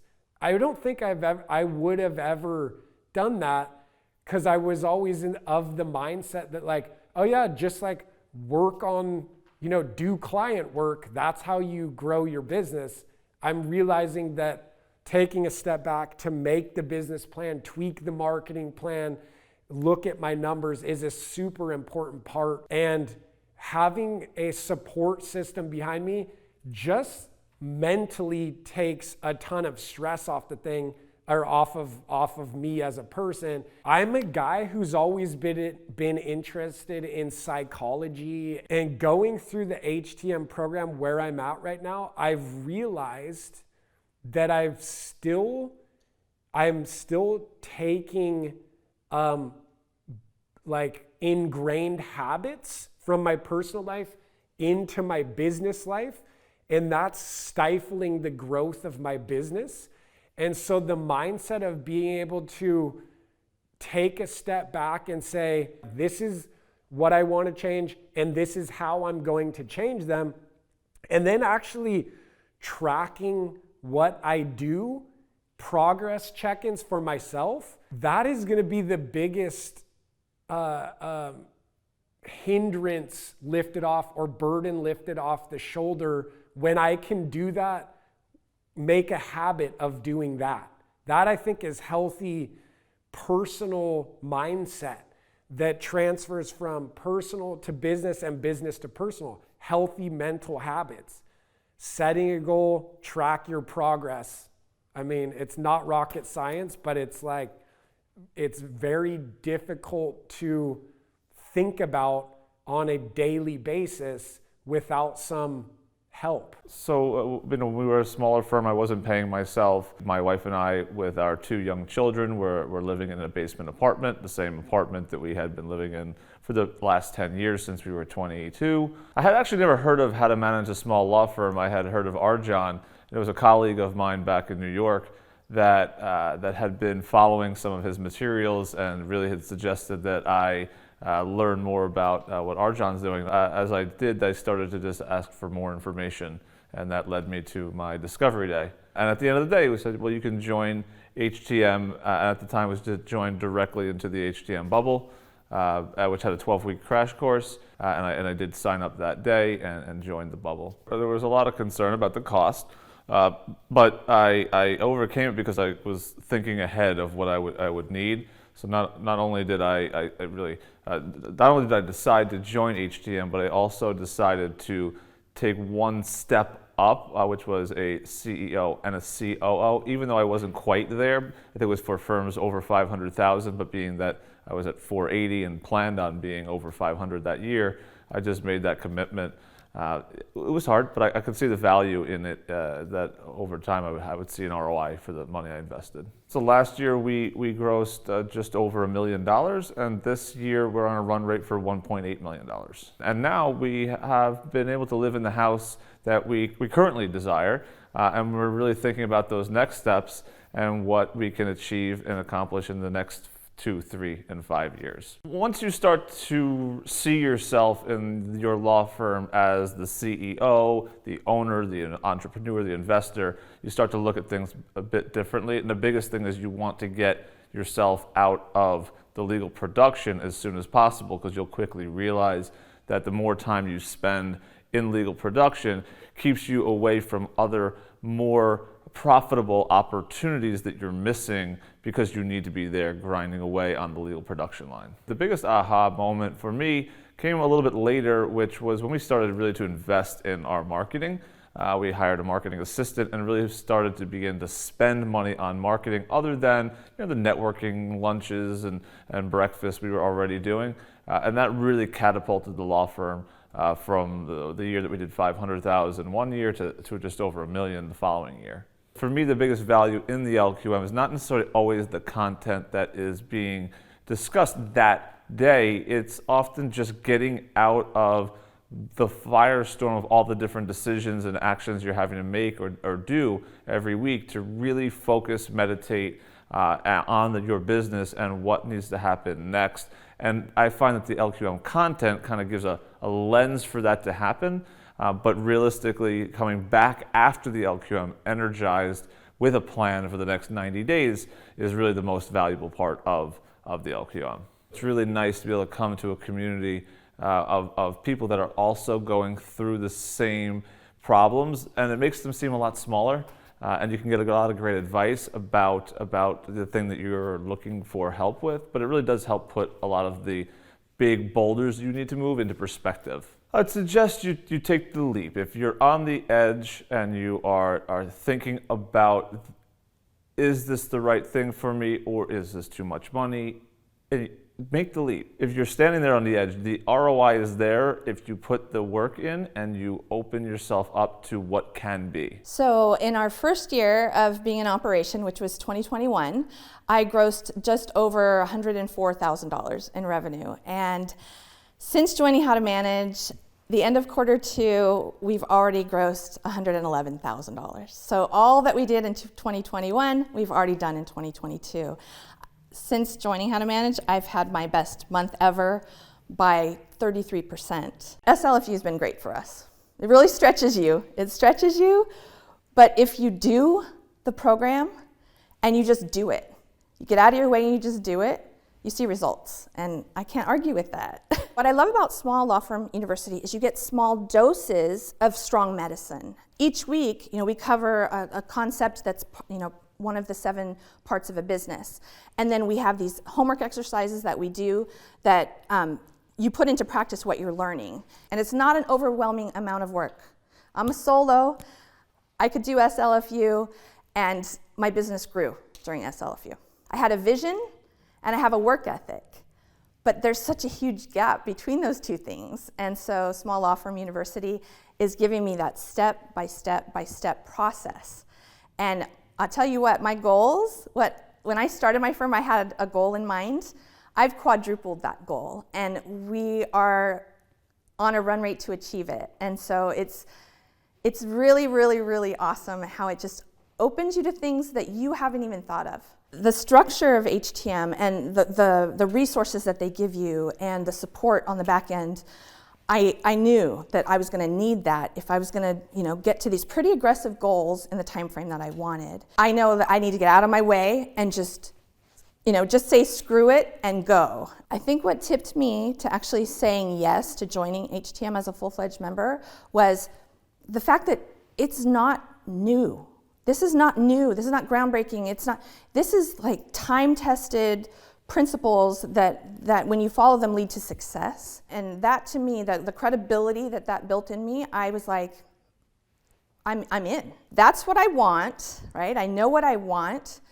They can teach me how to get it. Why wouldn't I go all in? And it was a financial stretch for me, but it's the investment. It's investing in myself. It's investing in what I'm building. And frankly, since then, I've had so many breakthroughs with money and financially and what that means really, what the word investment actually means. Already through boot camp, we started implementing things. We were getting more clients. So it was kind of a no-brainer in that way. Once I looked at the numbers and I lost my fear of my numbers and I actually saw the story that they're telling and the feedback that they're giving, it became so much more obvious to me. Do you want to have a real business and really help as many people as possible and have the impact that you want to have? You need to understand your numbers, and you need to understand what that story looks like on paper. And it looks like these numbers that now I love my numbers and I love looking at my numbers. Whereas before, I was afraid of what they were going to tell me. And now I take it as that feedback. I know through the tools I'm learning what to do with those numbers. And HTM, they did that for me, whereas it took it from being theoretical and philosophical into actually practical, this is what that looks like for me. I love practicing law. I love working with clients. I love using my brain. And I thought, am I gonna be able to set that aside? Do I have to give all that up to be a successful law firm owner? And I don't. I love helping people, period. And I want to help them and give them the best service and be this honest, caring attorney. And I can do that without being the one who's in production. I can do that and build a firm that carries that to so many more people if I'm being a smart business owner. I can help so many more people. And so I was so thrilled because I thought, and people tell me, you're too nice to be a lawyer. And I was out to prove, no, nice people can be successful lawyers. You don't have to be an asshole to be a successful lawyer. And that was something that I really wanted to prove to the world, And I'm just kind of like, HTM lets me do that.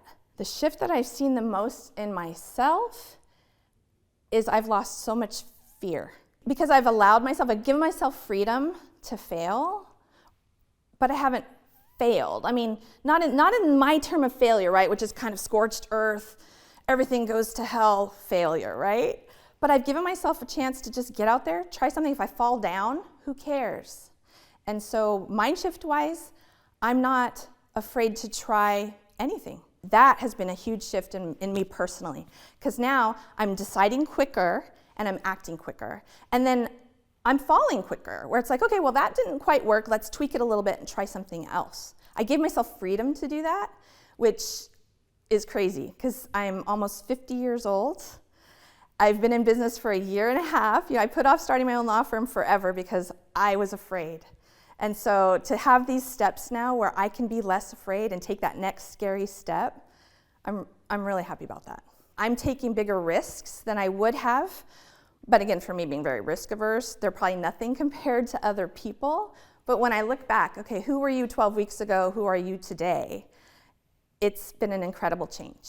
I was under so much stress. My business wasn't growing, and I was at a point where I was deciding, am I closing down or am I gonna keep doing this? Because if I'm gonna keep doing this, something needs to change and something needs to happen. I didn't know my numbers. I think that is the biggest change for me. I didn't know what I should be looking at, what the numbers meant. I did think, what if this doesn't work for me, right? You know, maybe this works for other practices, but doesn't work for mine. So that was always a fear. I even thought, you know, maybe I can't afford it, you know? My husband and I were planning to have a baby, and I was just like, I can't do that because I don't know how I would do that while I'm working, you know? Who's gonna run the firm? Who's gonna do the work? So, you know, for me, that was very important, more so than the money. I needed a solution, and I didn't see the light at the end of the tunnel until I came to HTM, and they're like, that's totally doable. I mean, I think for me, the biggest thing was seeing everyone going up for their 90-day look back. And it was people that were transactional attorneys just like me. It wasn't all litigation attorneys. It wasn't all contingency lawyers. It was people that had firms just like me and saying things just like where I was, right? So I started off at 100K firm, and now I'm at 4 million. Okay, well, if she can do it, I can do it too. So that was a changing point for me, and I'm very happy and grateful that I did. You know, how can you have a goal without knowing where you're standing? You know, I could say I want $500,000, but if I'm making 1,000 a month, how do I even know if I don't look at my numbers? So that to me has been just opening my eyes to the world. And as much as maybe some days I don't like looking at my numbers, I can't look away.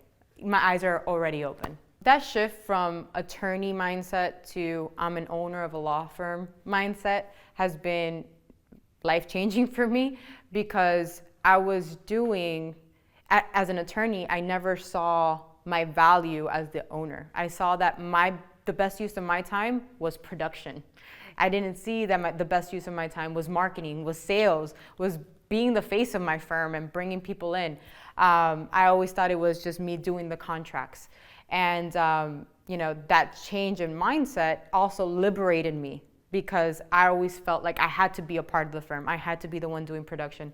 Now I know, since that's not the best use of my time, I can step away. I can have freedom. I can hire people to do it better than I can.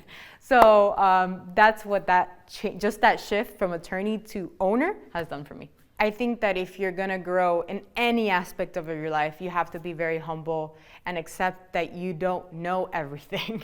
If not, you're never gonna grow. I read something right now in the notes. It was talking about you don't know how much you don't know until you let go of that ignorance that you know everything.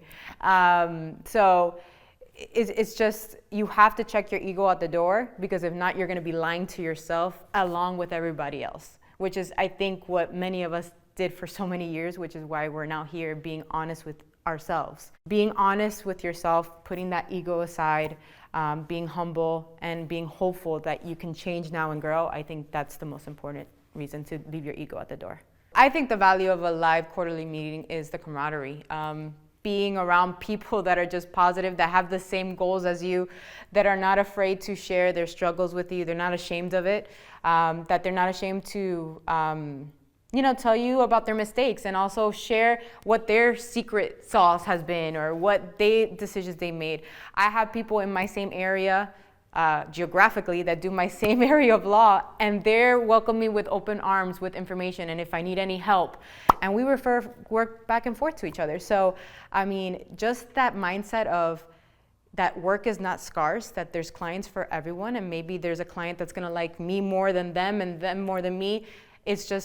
It's opening your eyes to a new world, and it's beautiful. And you don't get that much in the lawyer community outside of HTM. What I would tell myself 3 years ago is what I've been thinking the last 90 days that I should have told myself 5 years ago when I first met HTM, is just join. It's worth the money. I mean, I see people that joined at the beginning and where they're at now, and it's incredible. And I tell myself all the time, like, man, where would I have been if I would have just started back then, right? But more than that, it's also the mindset, you know.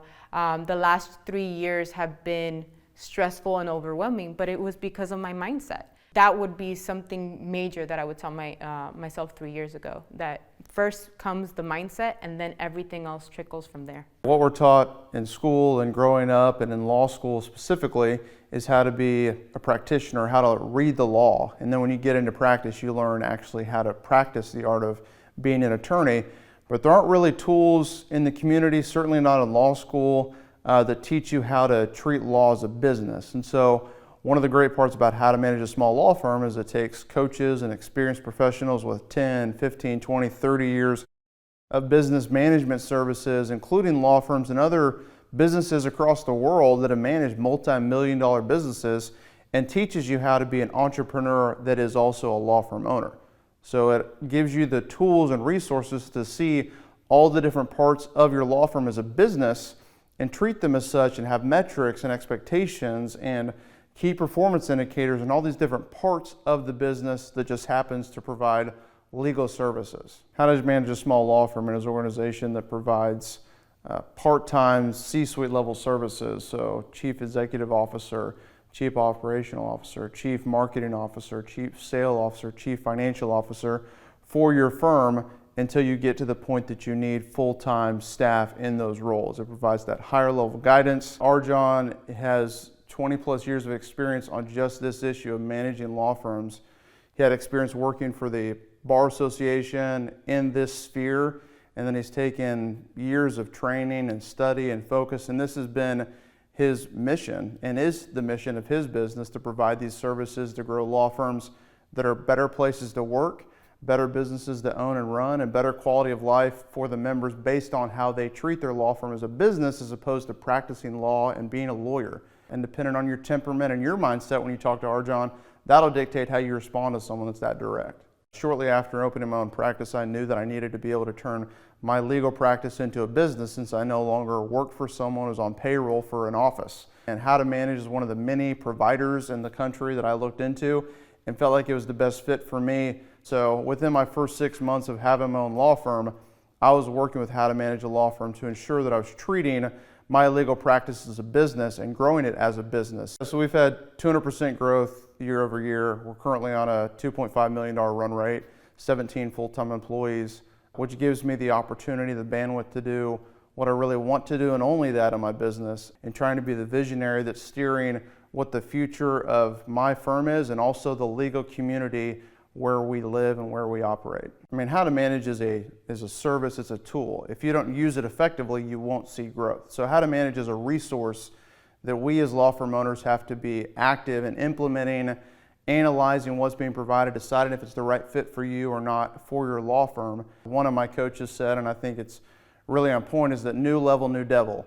At every point that my firm grows, or different businesses that I run grow and get larger and larger, it's not that they don't have problems, it's just that they have different problems. And so being comfortable in uncomfort and being able to step back from a situation, assess, and then react to that situation, that's something that How to Manage has helped me.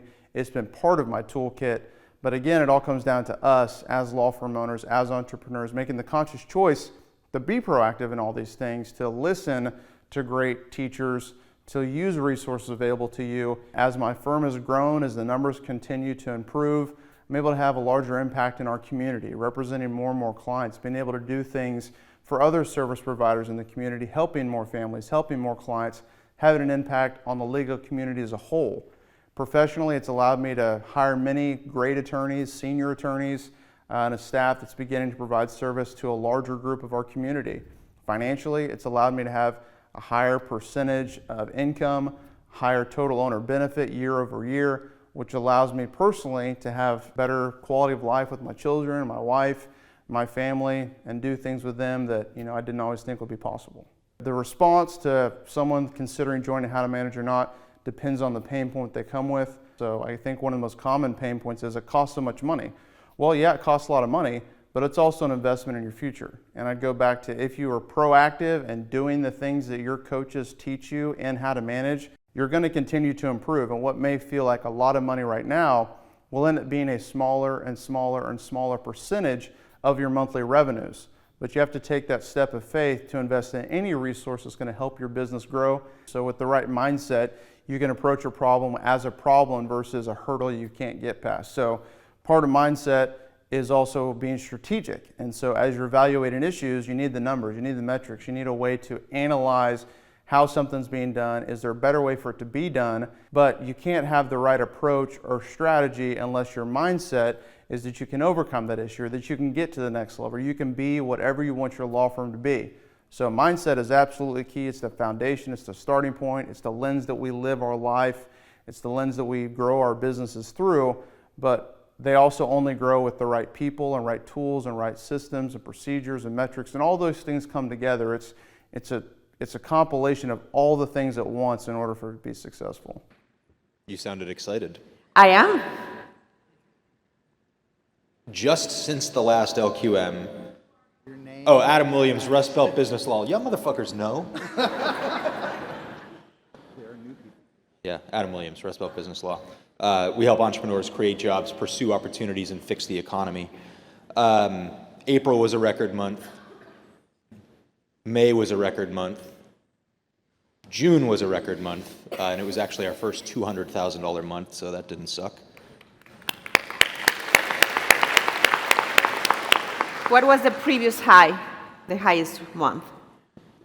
Barely over 100, and that was like randomly that would happen. It wasn't. So you went from a $100,000 month to a $200,000 month. That's awesome. Mm-hmm. I got my car out on the track twice. Went on 2 RV trips with the family. We hired a housekeeper. We have 2 bathroom remodels going on. Hired a PLA, hired an associate, hired a marketing assistant, hired at least one other person that I don't even know. We started implementing EOS.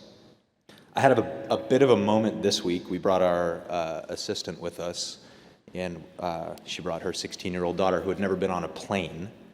And then yesterday, Ashley and her daughter went to Epcot, which was like pretty cool that we can provide stuff like that. And Tuesday, the day we got on the plane, they started renovating our parking lot. And you guys are all invited to the party. Thank you, Adam. Congratulations. Yes. Hi, Aretha Coleman, and I'm the founder of Atlanta Family Law Group in Atlanta. I never thought I would be at the mic celebrating being 150% back in production. But for some of you who I know personally who have been following this saga, I have finally fired my managing attorney. I did it while I was on a Bali bed in Mexico, and ended my vacation early because of it. But I feel 300 pounds lighter not having that toxic, resentful piece of shit in a corner office in my firm. So I'm really deep in the trenches, but it's a better problem to have than looking at him. Good. You didn't say anything about the house. The house. Oh my goodness. We've been all following that saga. Just after the last quarterly meeting, I closed on my $2 million mansion on the hill.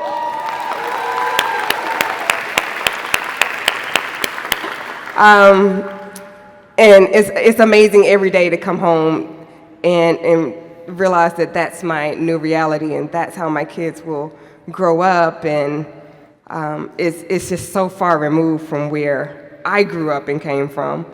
But yeah, I forgot about that. Oh my God, right? Congratulations. Yes, go ahead. Hi, Sarah Fox. I'm owner of the Fox Firm in Plano, Texas. Whether you find yourself in a bad marriage or in handcuffs, we will help bring you out of handcuffs and into a place of peace. So this is my 1-year anniversary with HTM. I joined last July in Nashville. Thank you so much to Sharon Ramage for forcing me into this. She spent so many lunches and dinners trying to get me to join, and it's been the best thing that's ever happened in my 12-year career. My best month ever was during my boot camp. I grossed $20,000. That was last June's, and I just ran bills yesterday and hit $20,000 for the first 2 weeks of July. As of yesterday, we hit the gross revenue for this year that I hit all of 2021. And that's the least exciting thing that's happened to me in my law firm. At last year's HTM or LQM in July, our John asked us what was the one thing we knew we needed to do, but we're making excuses and we're scared to do, and mine was to hire. I was a true solo. I was only 6 months into my practice, and I was scared shitless to hire an assistant. So I promised I would do it sometime in the next 6 months. I now have 4 full-time employees a year later. I am significantly into moving myself out of production, which has been the best lesson to learn that you can gross more by practicing less. I also already had my huge catastrophe that happens when you start to get to that place, and I made it through it. And that meant so much to get through that terror barrier of, okay, what's gonna happen when the other shoe falls? How do you get through it? Is my practice gonna collapse? Nothing collapsed. We picked up and did fine the next month, and so that was a huge professional success for me.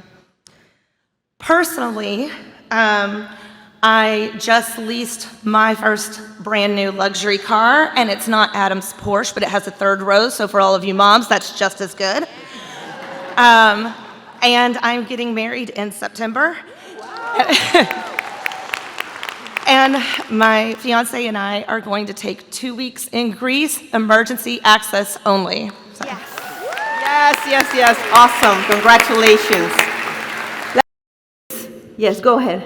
Good morning. My name is Shalandra Pickford from Memphis, Tennessee. Shalandra, yes. And I help those who are screwed by Social Security get their disability benefits granted, as well as those seriously injured in car accidents get the compensation they deserve. This is my first time to the mic. I joined HTM in April of 2019 because I had no idea what I was doing. So I was Googling and run across something about a live stream. So I live streamed the October 2018 HTM.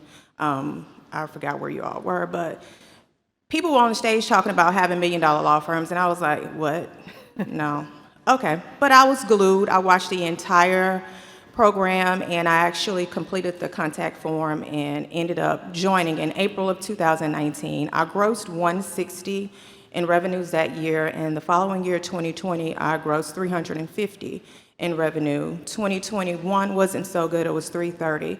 But as of June 2022, I've now grossed $400,000 in revenues.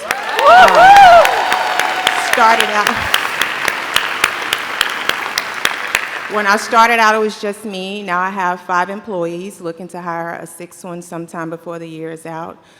Since the April LQM, I did Introduction to Mindset, and there were a lot of things that I have challenges with. I have a challenging relationship with money. So after speaking with Oscar, I've now had a financial coach to get me a budget. I've never lived on a budget, but now I'm going to get myself straight. I wanted to lose weight since the April LQM. I've lost 15 pounds. I work out 5 days a week, and I am enjoying life. HTM has changed my mindset, and I want to join Practical Profitable Mindset.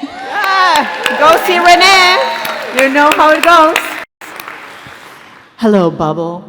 Nancy Atkins, Atkins Family Law, helping professionals in unhappy marriages find their freedom. This is so nice to be at the microphone. I'm going to try and keep it to 60 seconds, but it's so important for me to acknowledge what I've done. I spend so much time worried about what's not getting done that I have to spend a few minutes and look at what I have done. So my look back for this last 90 days is really getting a hold of my numbers. I'm one of those people that said, you know what, I'll get back to it. I'll get back to it. I'll get back to it. I can manage everything else except my numbers. So in the last 90 days, I've attended the financial literacy workshop. I've attended the Profit First workshop, and I've just finished the business plan workshop.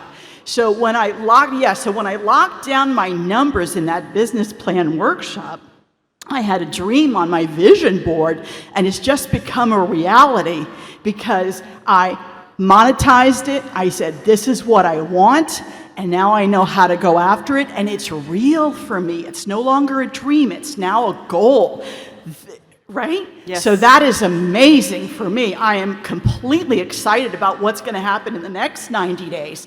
And the other thing for me is I'm building a library. There's a ton of workshops. I can't afford all of them.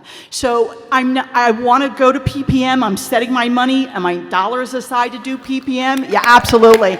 And while I'm waiting to get into PPM, I'm reading those books about mindset. So for $20, you can get a book and read and get some of that mindset going and really grab onto that eye of the tiger that we're looking at this weekend. So thank you. You're welcome. You're welcome.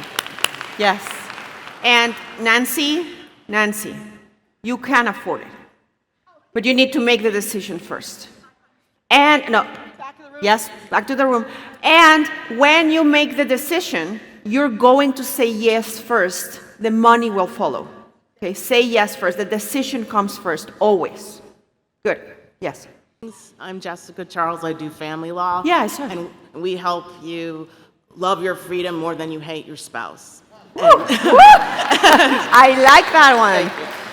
And last time I was here, had just learned the person I shared an office with was ending their lease a year early, and I didn't know where I was going to go. So now I have my own office, same building. Get closer to the mic. I have my own office, same building, black and gold colors throughout. And then, and it's really been exciting. I changed the way I do my retainers because I have an issue with money. I have to sign up for a practical, profitable mindset. And I just kept pushing and pushing, and now I notice the potential clients aren't pushing back. My normal monthly amount over the last 8 years has always been around $20,000 to $25,000, but in June, I wouldn't even know unless my great CEO, Bruce Hall, forced me to look at my numbers. I made $40,000 in June, and so far in July, I've already brought in $25,000. So not earned yet, but it will be by the end of the month. On the personal side, I kind of jumped ahead and bought my second vehicle through the business. It's a car I've always wanted since I was a little girl, because I'm a car girl. It's a Maserati Ghibli Transport in black with the red stitching inside. Turns out to be a Maserati. Yes, Congratulations. So, thank you. You're welcome. Wow, she just slipped it like that. Yes. Hi, I'm Natasha. This is my first LQM. I just finished the 12-week crash course. And being here is what I've been missing for the first 17 years of my practice. So I finally found out what the bubble is, and I've made some friends, so that's very important to me. And shout out to my new friend sitting next to me. I've met a lot of friends, great people. And they're generous with their information. Yeah. So that's been very helpful. I made a decision to take the plunge and join HTM. Has been great. And I've been making lots of decisions. I had a mindset issue with hiring a virtual assistant. I had some bad experience with staff. I know that's a common thing. I'm seeing this is a problem. But since I started in April with the 12-week crash course, I had pulled back to the point where it's just me. I saw my revenue gross shrink to $10,000 a month, where I've had great months of maybe 30, 40,000. But I pulled back. But at the end, my last month was 30,000 again. I was afraid I was afraid that I wasn't going to be able to do it because of the burnout. I was burnt out. So now I have hired a marketing manager, and I'm hiring 2 new VAs that are starting next week, and I'm resourcing. So I also just made the decision to move 5 minutes from my office. I've been living 45 minutes away and eating up time. So I moved up in that regard. So that's a big lifestyle shift, and I have more peace because I feel the Arjun? solution is coming. And thank you. You're welcome. You're welcome. Okay, guys. Good morning. My name's Marie Drake, and I own the Drake Law Firm in Golden, Colorado, and we specialize in no bullshit divorces. The last 90 days, and I'm also a Practical Profitable Mindset member, and it is just a complete game changer to have that daily push into momentum. The last 90 days, we hit what we hit the first quarter. So when I came into HTM, I grossed $130,000 for the whole year gross, and this quarter I grossed $150,000. Woohoo! And last quarter 156, and it's just continuing. And so I'll hit 750 this year at least. And just this past week, a woman gave me a call, and she said, I'm a family law paralegal. I've been watching your videos online, so shout out to Allison and Jimbo. I have about 30 or 40 videos online. She said, I just really like your firm philosophy, and I like what you do. Is there any chance you're looking for a family law paralegal? And I was like, you're hired. And then I would like to meet you also. But anyway, she has a ton of experience, and she just showed up, man. It's energetic. So stop saying, I can't find anybody. Just stop that kind of language and just open yourself up energetically. Also, I texted my husband last night and said, what do you think has changed for me? I'm just curious. What do you really see? Do you see some change? And he said, yes. He said, you're a lot less reactive, and you're not concerned about the people in your life who don't want your help, the people you're trying to control. He said, you've really, really let that go, and it's so wonderful to see, because it feels like there's a whole bunch of energy that's freed up in you, and you are lighter, and just, anyway, laughing more, and there's an ease, even though more energy to make more money, right? That's like right. You've redirected all that energy into actually going after the things that are good for you. That's right. And I also attended Unleash the Beast in May. Shout out for that, by the way, just real quick. I gave the front desk at that hotel $40. She was having a hard day. I just gave her the cash in my wallet. And my little king-size room overlooking, a sewage plant or whatever, turned into a 2-bedroom suite with 2 bathrooms, a full kitchen, an espresso machine, and a balcony overlooking the ocean, and a concierge who just appointed himself my butler. Like, it turned in, it was you guys, you need to tip. You need to tip. And you need to stop bitching about it and just tip, because I'm telling you, that was pretty amazing, and that set the tone for Unleash the Beast, which is a whole nother thing that I hope everybody goes to at least once. I'm thinking of going to it again this year because of what it opened up. So thank you. You're welcome. You're welcome. Yes. Who do we have here? Yes. Hi, I'm Tessie Edwards. We do family law. We help good people going through bad situations get to their better tomorrow. I started How to Manage in February of last year as a true solo. Our gross revenues were about $420. Got an amazing C-suite, Terry Fogarty and Clarissa on deck. And to year to date, right now, we're just a little bit under $650 for the year. We're on a run rate of $1.2 million for the year. $1.2 million. Everybody's talking about the great hires. We were able to hire an attorney, a great, amazing attorney, to take me mostly out of production, hire somebody with probably 10, 15 years more experience than me, poach my amazing husband from his job, gave him a substantial increase to come work with us. And so we are ready for the ride. Let's go. Let's go. Let's keep going. Who do we have here? Oh. Hi, everyone. Good morning. Melinda Grimaldi, real estate and title attorney in South Florida, Grimaldi Law Firm. Returning HTM member. Returning HTM member. I've been back now for almost a year. It feels good to be back. So I posted on the forum, I've read, I knew what I needed to do, but I never took care of myself consistently for a long time. And I took Unleash the Beast and learned a lot about myself. Thank you, Erica, for all you poured into us. I'm emotional because my body doesn't hurt anymore. I feel great. I have a trainer, I have a chiropractor, I'm going to therapy, I'm meal planning, and I'm setting up boundaries around those things to make sure they keep happening. So that's a big win. And I finally feel like I've turned a corner on that. So I feel really relieved. I learned a lot of other things to structure the business, to help safeguard my time and my mindset. So that's all in progress. And of course, you know how the universe happens. As I'm trying to protect my mindset, I'm a closing attorney, so rates are going crazy. If you do real estate, you know what I'm talking about. And so there's a lot of questions. So in real estate, when the agents get a little crazy, I call them the Chicken Little effect, and the sky is falling. So I had one day in June, I had a Chicken Little moment. I was able to recognize it in myself. I asked for help from HTM and my C-suite. And since then, we've created a plan. Shout out to Victor and Russell, who have got me started on this really amazing, detailed, specific, number-driven plan that I've never had ever in my life.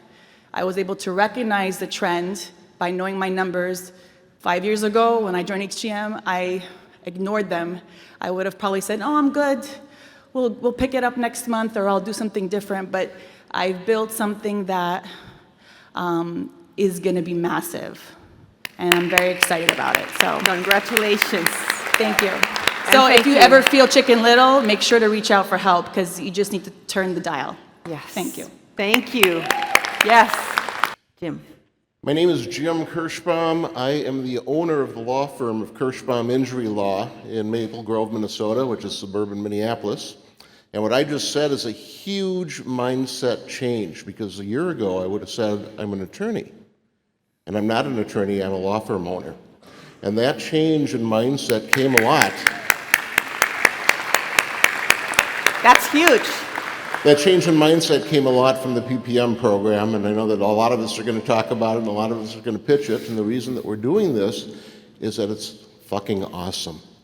It's like the best thing I ever did. And I joined last year in Nashville. And at the time, the PPM program was pitched, and I was like, nah, can't do that. Too expensive. I'm not going to pay for it. And kind of just put it out of my mind. And all of a sudden, toward the end of last year, in December, I started hearing about it again. And I turned 65 at the end of December. And I thought, you know what? I'm going to buy myself a 65th birthday present and join PPM. And it's the best present I ever bought for myself. And I posted on the HTM website that I was doing that, and Adam Williams responded, and he says, your 66-year-old Jim is going to thank you. Yes. And I can tell you that 65-and-a-half-year-old Jim thanks me. Congratulations. And my update is well, first of all, we help wrongfully injured people by telling their story in order to get them maximum compensation for their injuries. This is kind of a 365-day update for me that I used bullshit excuses not to come to the LQMs between Nashville and now. COVID was one of the excuses, but I probably could have come if I had really wanted to. Yeah. And I finally got through that, came here, did a workshop while I was here, and basically I've decided I'm never going to miss another LQM because these things are so energizing, and seeing so many people and so many people that have become close friends, especially the PPM group. They're family to me at this point. Yeah. Let me ask you something in 2 bullet points. What makes PPM the best gift that you ever given yourself? Okay, number 1 bullet point is that I feel like I am getting a VIP day every morning with Erica or Arjan or Ali or Oscar, and getting different perspectives from all of the members of what's going on. And it's just raised up my mindset so much as far as what I'm capable of, how I need to approach things. how to handle different situations, and basically what to do. And that's really my biggest takeaway from it.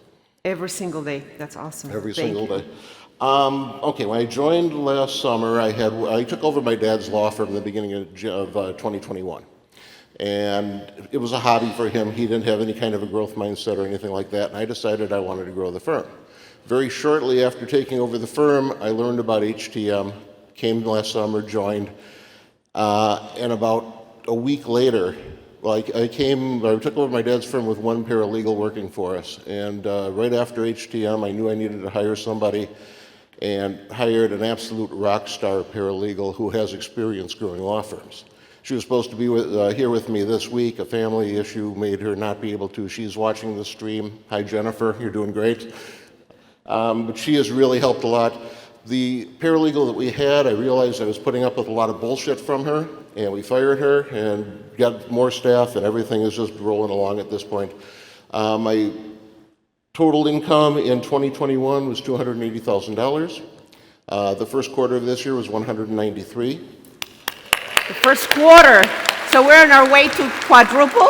And the second quarter, we kind of had to put on hold that we learned how to retool the way that we do things, and we're doing that and also making up for some of the stuff that the person we fired didn't do. But I'm on pace to hit my goal of 750 for this year. And after doing my workshop with Evelyn, my planning workshop, she basically told me I'm one associate and some marketing away from $3 million in less than 3 years. Whoa. Woo-hoo! And personally, and this is the last thing, personally, my wife and I, for the whole 33 years of our marriage, have been saddled with credit card debt. We've just never been able to work our way out. About 3 years ago, we were at a point where we contemplated bankruptcy but didn't do it. We are now one credit card away from being 100% out of debt. Congratulations. Congratulations. Awesome. Go ahead. Good morning, Erica. Jonathan Lederman. I'm one of the 3 owners of LSS Law in Fort Lauderdale. We help individuals remove the financial monkey from their back and open the door to a brighter future. This is my first live in-person LQM. We joined in October 2020. And just to give you some context, at the end of 2021, we had 4 partners. We closed at $774,000, but one of our partners left, and we had no staff at that time. We really hit the reset button and just decided it's time to rebuild. It's a great opportunity, and that's what we started to do. So just real quick, I just want to rattle off some of the things that we've done. We finalized really our first ever written business plan. I personally watched the Hole in the Bucket and the 3 most recent sales LQMs and started to revamp our whole intake and sales system. We implemented the HTM hiring process and have now hired an awesome executive assistant, a paralegal, and I think by the end of this weekend, a marketing manager. So that's pretty awesome. The 3 of us are slowly but surely getting out of production. We are completely embracing the automatic referral marketing machine and automatic, the referral one and the marketing machine LQMs. I organized for the bankruptcy members in the bubble a roundtable. We had our first meeting last month. We're going to meet here too. And I actually last week had the opportunity in a sales meeting, to bring someone back that had buyer's remorse. And if I had not watched the LQM, I wouldn't have done that. I would have let him go. He paid us an initial fee and immediately said, I changed my mind, I don't want to sign the retainer agreement. And I found myself saying, 2 years ago, he would have been gone. Right. But I didn't let that happen. I asked him if we could talk. We did. We walked through it. And he changed his mind, signed up, and that was a fee. And Thank you. Yeah, go ahead. Last, we are on pace this year to exceed last year by $150,000 with now only 3 of us instead of 4 of us. So, good stuff. Congratulations. Congratulations. Okay, guys. Sorry, go ahead. Well, and this is my 7th anniversary with HTM, and I have grown more through PPM than I did in all of those previous years. And there's so many ways that I know it, but one of the ways that I know it is that earlier this year, one of my kiddos started having some mental health challenges. Sorry, I wasn't planning on this, but I went for a walk with my kiddo and I said, I know how to get shit done, and I'm gonna bring all my resources to you. And my husband, who has joined the firm and is doing PPM with me, and I have done everything we can. We've kept our heads on straight. We've been there for our kiddo. We had the financial resources to get them everything they needed. We had the time. We had the wherewithal and the emotional bandwidth. I'm so proud of him, the way that he's handled it. And it really, honestly, truly, for anyone who wants to grow and do mindset growth work, when they tell you about signing up for PPM, if you haven't already, go do it. Practically, something I'm really proud of, I'm so pleased with myself about, is that I started looking at summer camps, and they're, complicated, and piecing all together all the summer camps. I started thinking, we just finished our swimming pool. Why don't we host a summer camp for the kids of the law firm at our house? Which is a wild and crazy idea, but we've done it, and it has been the best thing ever because the kids of the law firm are all bonding and connecting every day at our home, and so that's one of the things I'm really proud of in the last 90 days. And finally, I just want to say, if you guys loved that song from Kristen, please come tonight to the Unplugged session because there's going to be more of that, and it's going to be awesome. Congratulations. Congratulations. Hi, everyone. I'm Christine Mattis from Toms River, New Jersey. We protect assets for families, especially those with special needs children, so that they can have a lifestyle that they deserve. So in the last 90 days, sadly, I lost my aunt, who was my mom, who had passed away a couple of years ago, last surviving sister here. And it was a very sad time and hard. But during that time, the firm kept working. The firm kept growing. I was able to attend to her when she was ill. She was single, no kids, never married, so I was it. Running from New Jersey to New York, frequently being there for stretches on time. But again, the last thing I needed to worry about was the firm, and I was so grateful that HTM helped me build those systems so we could just keep going. And during that time, I realized that when I first joined HTM, I was earning about maybe $125,000 a year. We're doing that a month. And that was something that really hit me, that what we were doing in a year, we're doing in a month now. And that was really amazing. And lastly, personally, I love it that my husband is here. And he mentioned that he noticed that I seem lighter. I mean, we seem happier. And Do you remember that thing that you had with I think it was an employee or a... Yes. Yes. Could you tell that story super quickly? Yes. So I had a fantastic attorney, Alex Rubin. I had a crazy employee, and we had litigation. It was very trying and emotional. And we had mediation, and Alice will attest to that it lasted 10 hours, 11 hours, and it was getting to the point where we needed to make a decision how to end this.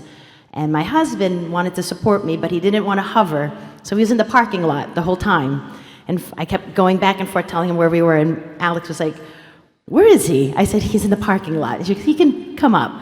So at that point, I mentioned to him where we were with numbers, and it was heavy on my chest of how do we settle this? And he said, "I don't care, Christine. The numbers doesn't matter. We will always make it up.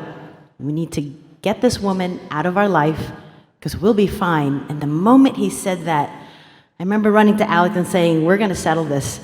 And then he joined us, and they said a number. Before I could say it, he goes, "That's great." He started putting on my coat. I'm like, "Well, okay."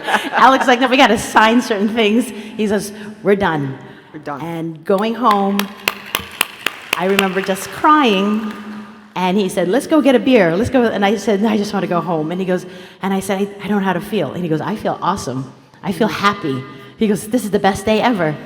And for that, I'm so grateful for my husband. And he did notice that I've been lighter, happier, and he kept thinking, or is it because his jokes are better? I don't know, but.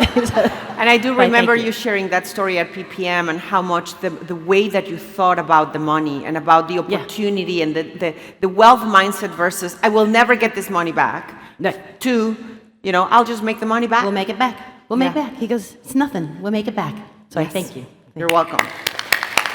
Hi everyone, my name is Pooja Mehta and I'm an immigration lawyer out in New Jersey, and I'll make this very quick, but I usually don't do this, but I know my C-suite will kill me if I don't. Thank you, C-suite. In terms of my financials, when I started in 2020 with HTM, I was ready to actually quit having a law firm. It was a lot. I had a COVID baby, a lot of stuff going on. Anyways, I made $260 that year, and if we put Q1 and Q2 together, we have already hit $230,000 this year, between Q1 and Q2. We are on a run rate of making $509,000 this year, which really was a Cinderella fairy tale. Like, no, that's not ever gonna happen. And I met with my old CEO yesterday, and he gave me another heart attack where he's like, oh, if you grow like that, you'll probably hit 1 million in 3 years. And I'm like, oh, 3 years. I'm not ready for that, but that's why this program is so wonderful. So that's my financial goal. In terms of personal goals, we bought our dream house, which, again, my suite knows how important that was for us, and my own lot of stuff. I'm working on my relationship with my very young children. I have a 2- and 6-year-old, and the freedom of getting out of production finally allows me to do that once I can get away from all of the dishes that they make up. I'm putting a very heavy and concentrated goal on my personal and spiritual growth, which is also helping, obviously, the company and my family. And the biggest growth I think I've had is that uncertainty doesn't scare me anymore. We are going to be $1 million law firm. We are going to be a $509,000 grossing law firm, and problems have come, and we'll get over it. So what? And the last thing that I really have to say, because she's watching all the way from India, I have hired a kick-ass dragon who has really made all of my goals her goals. We have helped her financially, and I think mentally as well. Every Friday I have started Meditation Fridays for my firm, which has helped them deal with all of their problems, I hope. And I've hired an office manager that pushes out reports like Picasso paintings, which I have no idea how to do. So point is, hire people to do what you can't do. I don't know how to do that. And I will continue being the best me. That's it. Thank you, everyone. Hi, Vlad Portnoy, estate planning, New York City. We help our clients preserve their legacy and save their assets. Okay, so basically I got here last October. Last September, right prior to that, I was miserable, I was depressed. My biggest problem was I always wanted to be a lawyer since I was 8. I felt like the imposter, I felt like the fraud. I was working 80-hour weeks, and I'm like, if I just push a little more, you know, but by September, I was ready to close the firm as much as I didn't want to do that. Because I was depressed. I was stuck at 260, 270 for about 5 years. And then by a sheer stroke of luck, I went for coffee with an amazing friend. She's here, it's Katya right there. Katya Sverdlov, I'm gonna out her. And she just said, something's wrong with you. And I just like, nah. I couldn't. And she was like, have you heard of HTM? And then I'm like, who names a company like that? Like, that's just, like, what happened to, like, but, you know, what do I have to lose? And she goes, yeah, and then, you know, you have to pay the fees. And I'm like, I don't have the money now. But again, what do I have to lose? So I came in, Seattle was my first, a lot of soul searching, a lot of restructuring, a lot of bad employees. Okay, so anyway, last 90 days. My stats were I needed $24,000 a month to survive, and I was always under. May, thanks to, in the big part to Tarek, my CEO, May was 60,000. Whoa! June was slow, about 50. I've been here for the past 4 days. I haven't looked at the email. I'm not fully unplugging. I'm conversing with my amazing virtual assistant who is just Yeah, okay. So last thing, so we're gearing up for about 600 for the end of the year, about 800 for next year, by next July, and I just wanted to give You're no longer depressed. I wanted to, but I wanted to give a shout out. I want to thank the Academy because I could never have done it by myself. I want to thank the Which HTM. Academy? I want to thank all of those people in the back because Vlad has had meltdowns, and Vlad has talked to everybody right there, and everyone is amazing. And Vlad is having a meltdown. I got help, and also the Musketeers. Love you guys. Thank you. Congratulations. Doug, you want to go? Sure. Okay. For 3, Doug Rohan, Rohan Law. We help you recover financially after an accident and your dignity after an arrest. For 3 LQMs, I've had to follow Elaretha and her sobbing. And I was so excited to not go after Elaretha until that bullshit just happened. So screw you, I'm never getting up here again for a 90-day look back. This will be my last one. No!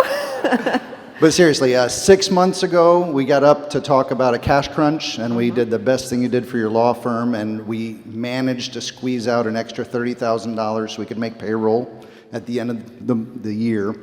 And then last LQM, you talked to me about PPM and how I needed to join that because I wanted to work on mindset.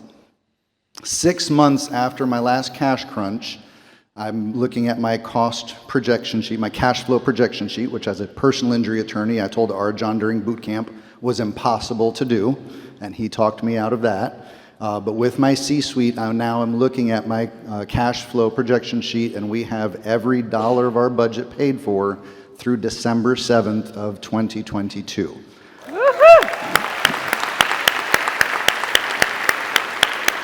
The last 3 years, we have been stagnant at 1.2, 1.3, 1.4. As of June 30th, we're at 1.428. Woohoo! So you're on track to double this year. This is because I'm a different person for PPM, and thank you, Erica.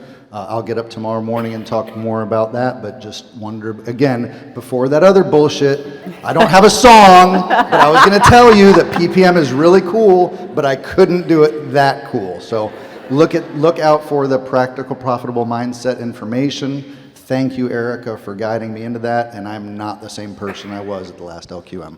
Thank you. Thank you so much for saying yes. You know, we were talking about yesterday, I believe, how, Yes. Hi, Alex Rubin, Rubin Employment Law. We get employers and employees to stop fighting so everyone can get back to business. So in the last 90 days, I hired a marketing assistant along the theme that you just said. The most important thing, well, first of all, she's kicking ass. We're already seeing results in the quality of the leads that we're getting based on what she's doing. But the really important piece about this is that I was able to give up doing all the copywriting myself. I gave it to her. I'm letting someone else, I was a journalist before I was a lawyer. You know, I thought I was the only one who could do this. No, I'm letting someone else do it. I review it, but less and less and less. So the next step for me is to get out of production, hire the right people so that I can get out of production so that I can enjoy the second home that we're building in Asheville, our mountain home. It's already, the frame is already up. My husband was there yesterday. now we need a club for Asheville. Like we have so many of our members there. We need a club. Yes. Very good. This is where we want to be. This is when we retire, and I'm on a path to that. Congratulations. Thank you, Alex. Hello, good morning, everyone. My name is Alan San Miguel. I am a lawyer in the Woodlands, Texas, and our firm helps Latin American investors with commercial litigation and transactions. I just wanted to come in and share that our first 6 months of operations have resulted in about $600,000 of revenue, which never had happened before. The good thing on the personal side was that... Okay, hold on. What did you say? The 600,000 in what time frame? In the first 6 months of my firm this year, we've obtained $600,000 of revenues. So you're at a run rate for 1.2, 1.5. Say again? What run rate are you in? 1.2 to 1.5? 1.5. Yes. Yes. Woohoo! Yes. Alan, I remember when you joined, how much were you grossing when you joined HTM? 480 something when I joined HTM about 3 years ago. That's great. So about 3 times, thanks to the work that's been. Oh, and that doesn't count that I've resisted about 8 months of teachings. I just was not going to do it. I was just so nervous. I didn't want to do it. Why? I mean, what are they going to run my business? What do they know the things that I'm facing? Do they know everything that I have to deal with? All the They don't people, understand me. Yeah. And you know, you have to make that introspective trip. Right. But anyway, on the personal side, which is really what's more fulfilling for my family and for myself, was that we took a vacation to Spain, France, and Italy it was 24 days with my children. Whoa, 24 and days. We rented a vehicle and we we had a sightseeing trip for all of southern Spain and Andalusia. And I could stop at any town I wanted. I could get euros if I wanted. I could get money for whatever we wanted to do. Climbed a lot of stairs in the churches, especially in Seville.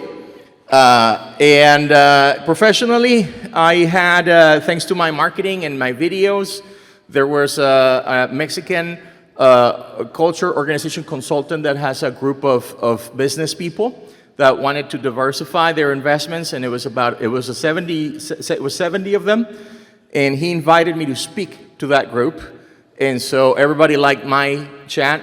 It was 4 days of speaking engagements, and everybody got me good marks and good reviews for the speech, which was very related to how I've grown my firm, but from the point of view of a business perspective. So thank you, HTM, and thank you for the practical, profitable mindset as well. Thank you so much. Thank you so much for saying yes. Okay, I'm Laura Thatcher from Torrance, California. I help families answer the questions, how do I take care of me or my family if I can't speak for myself? And how do I take care of what matters most to me? I have a 13 and a half year look back. 13 and a half years ago in Orlando, my dad was dying. And my parents flew me back and forth from California to Florida probably every week. Fast forward 13 and a half years. I started a hobby that was a hobby for a decade, a law firm. And in 2019, I joined How to Manage. In January of this year, I joined started with PPM, and it forced me to really look at who I am, something that I had hidden from for a very long time. In the last 90 days, I've hired 2 paralegals. I now have a staff of 5, and I was able to get an electric Jag, and I flew my mom first. Breathe. Breathe again. I was able to fly my mom first class here to visit our family.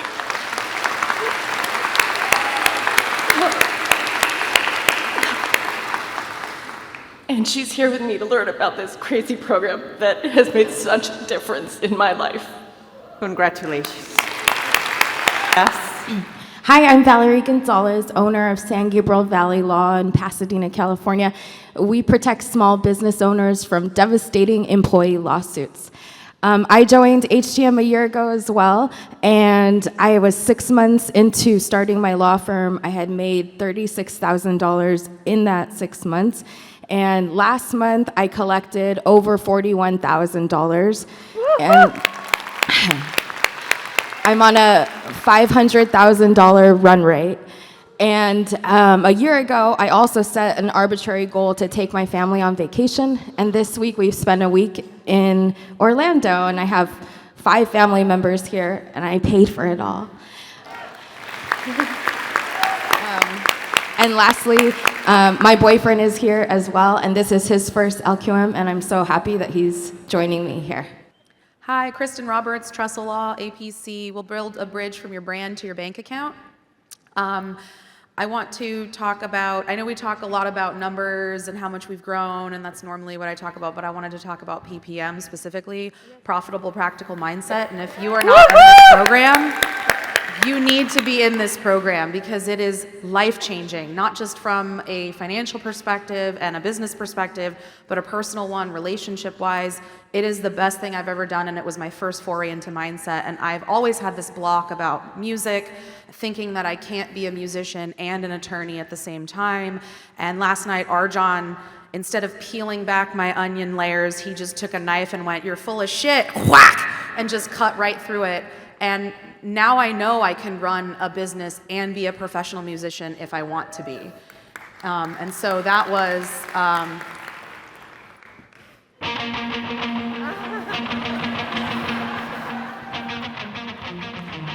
Oh my God.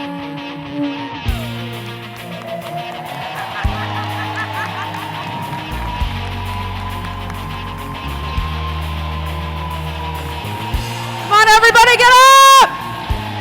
Woo!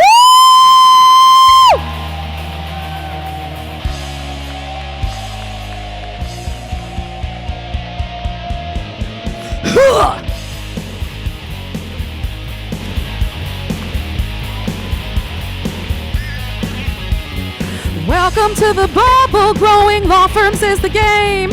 We got firms that double, triple in only 1 year. Insane. We are the lawyers who don't buy.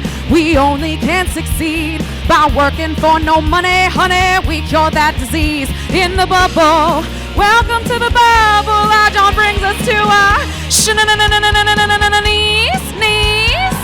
Oh, cause all that mindset stuff triggers us with ease. Welcome to the bubble. There's no assholes in this place. If you're here, you play all in. That's just the price you pay. I got a hunger inside of me to be the best that I can be. I can do anything I want. No goal's too big for me. In the bubble. Welcome to the bubble. Check out my C-suite team. Oh, they're gonna help you build the dream. Woo!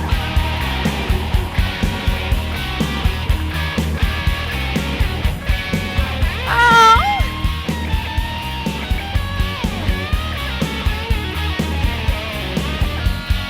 Welcome to the bubble. It gets better every day. You'll become an entrepreneur, but you'll still know how to play. I got a hunger inside of me to be the best that I can be. I can do anything I want, no goal's too big for me. In the bubble, welcome to the bubble. Watch it teach you to be leave. Oh, I wanna watch you succeed. Woo! Come on, everybody. Let's go. And when you hit your numbers, you never wanna watch them go down. Just up and up and up. Yeah!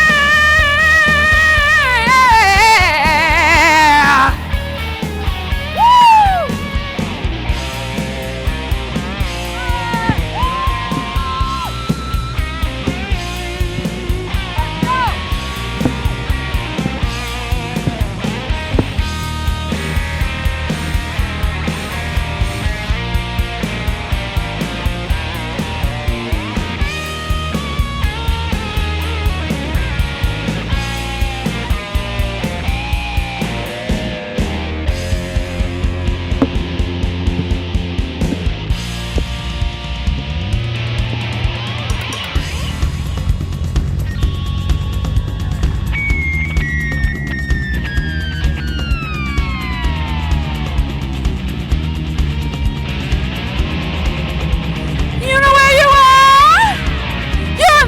Baby, I want to watch you grow. Yeah, yeah, in the bubble.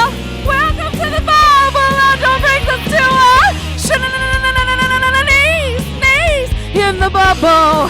Welcome to the bubble. High five your C-suite team in the bubble. Welcome to the bubble. Watch it teach you to be. Leave in the bubble. Welcome to the bubble. Oh, it's gonna change your life.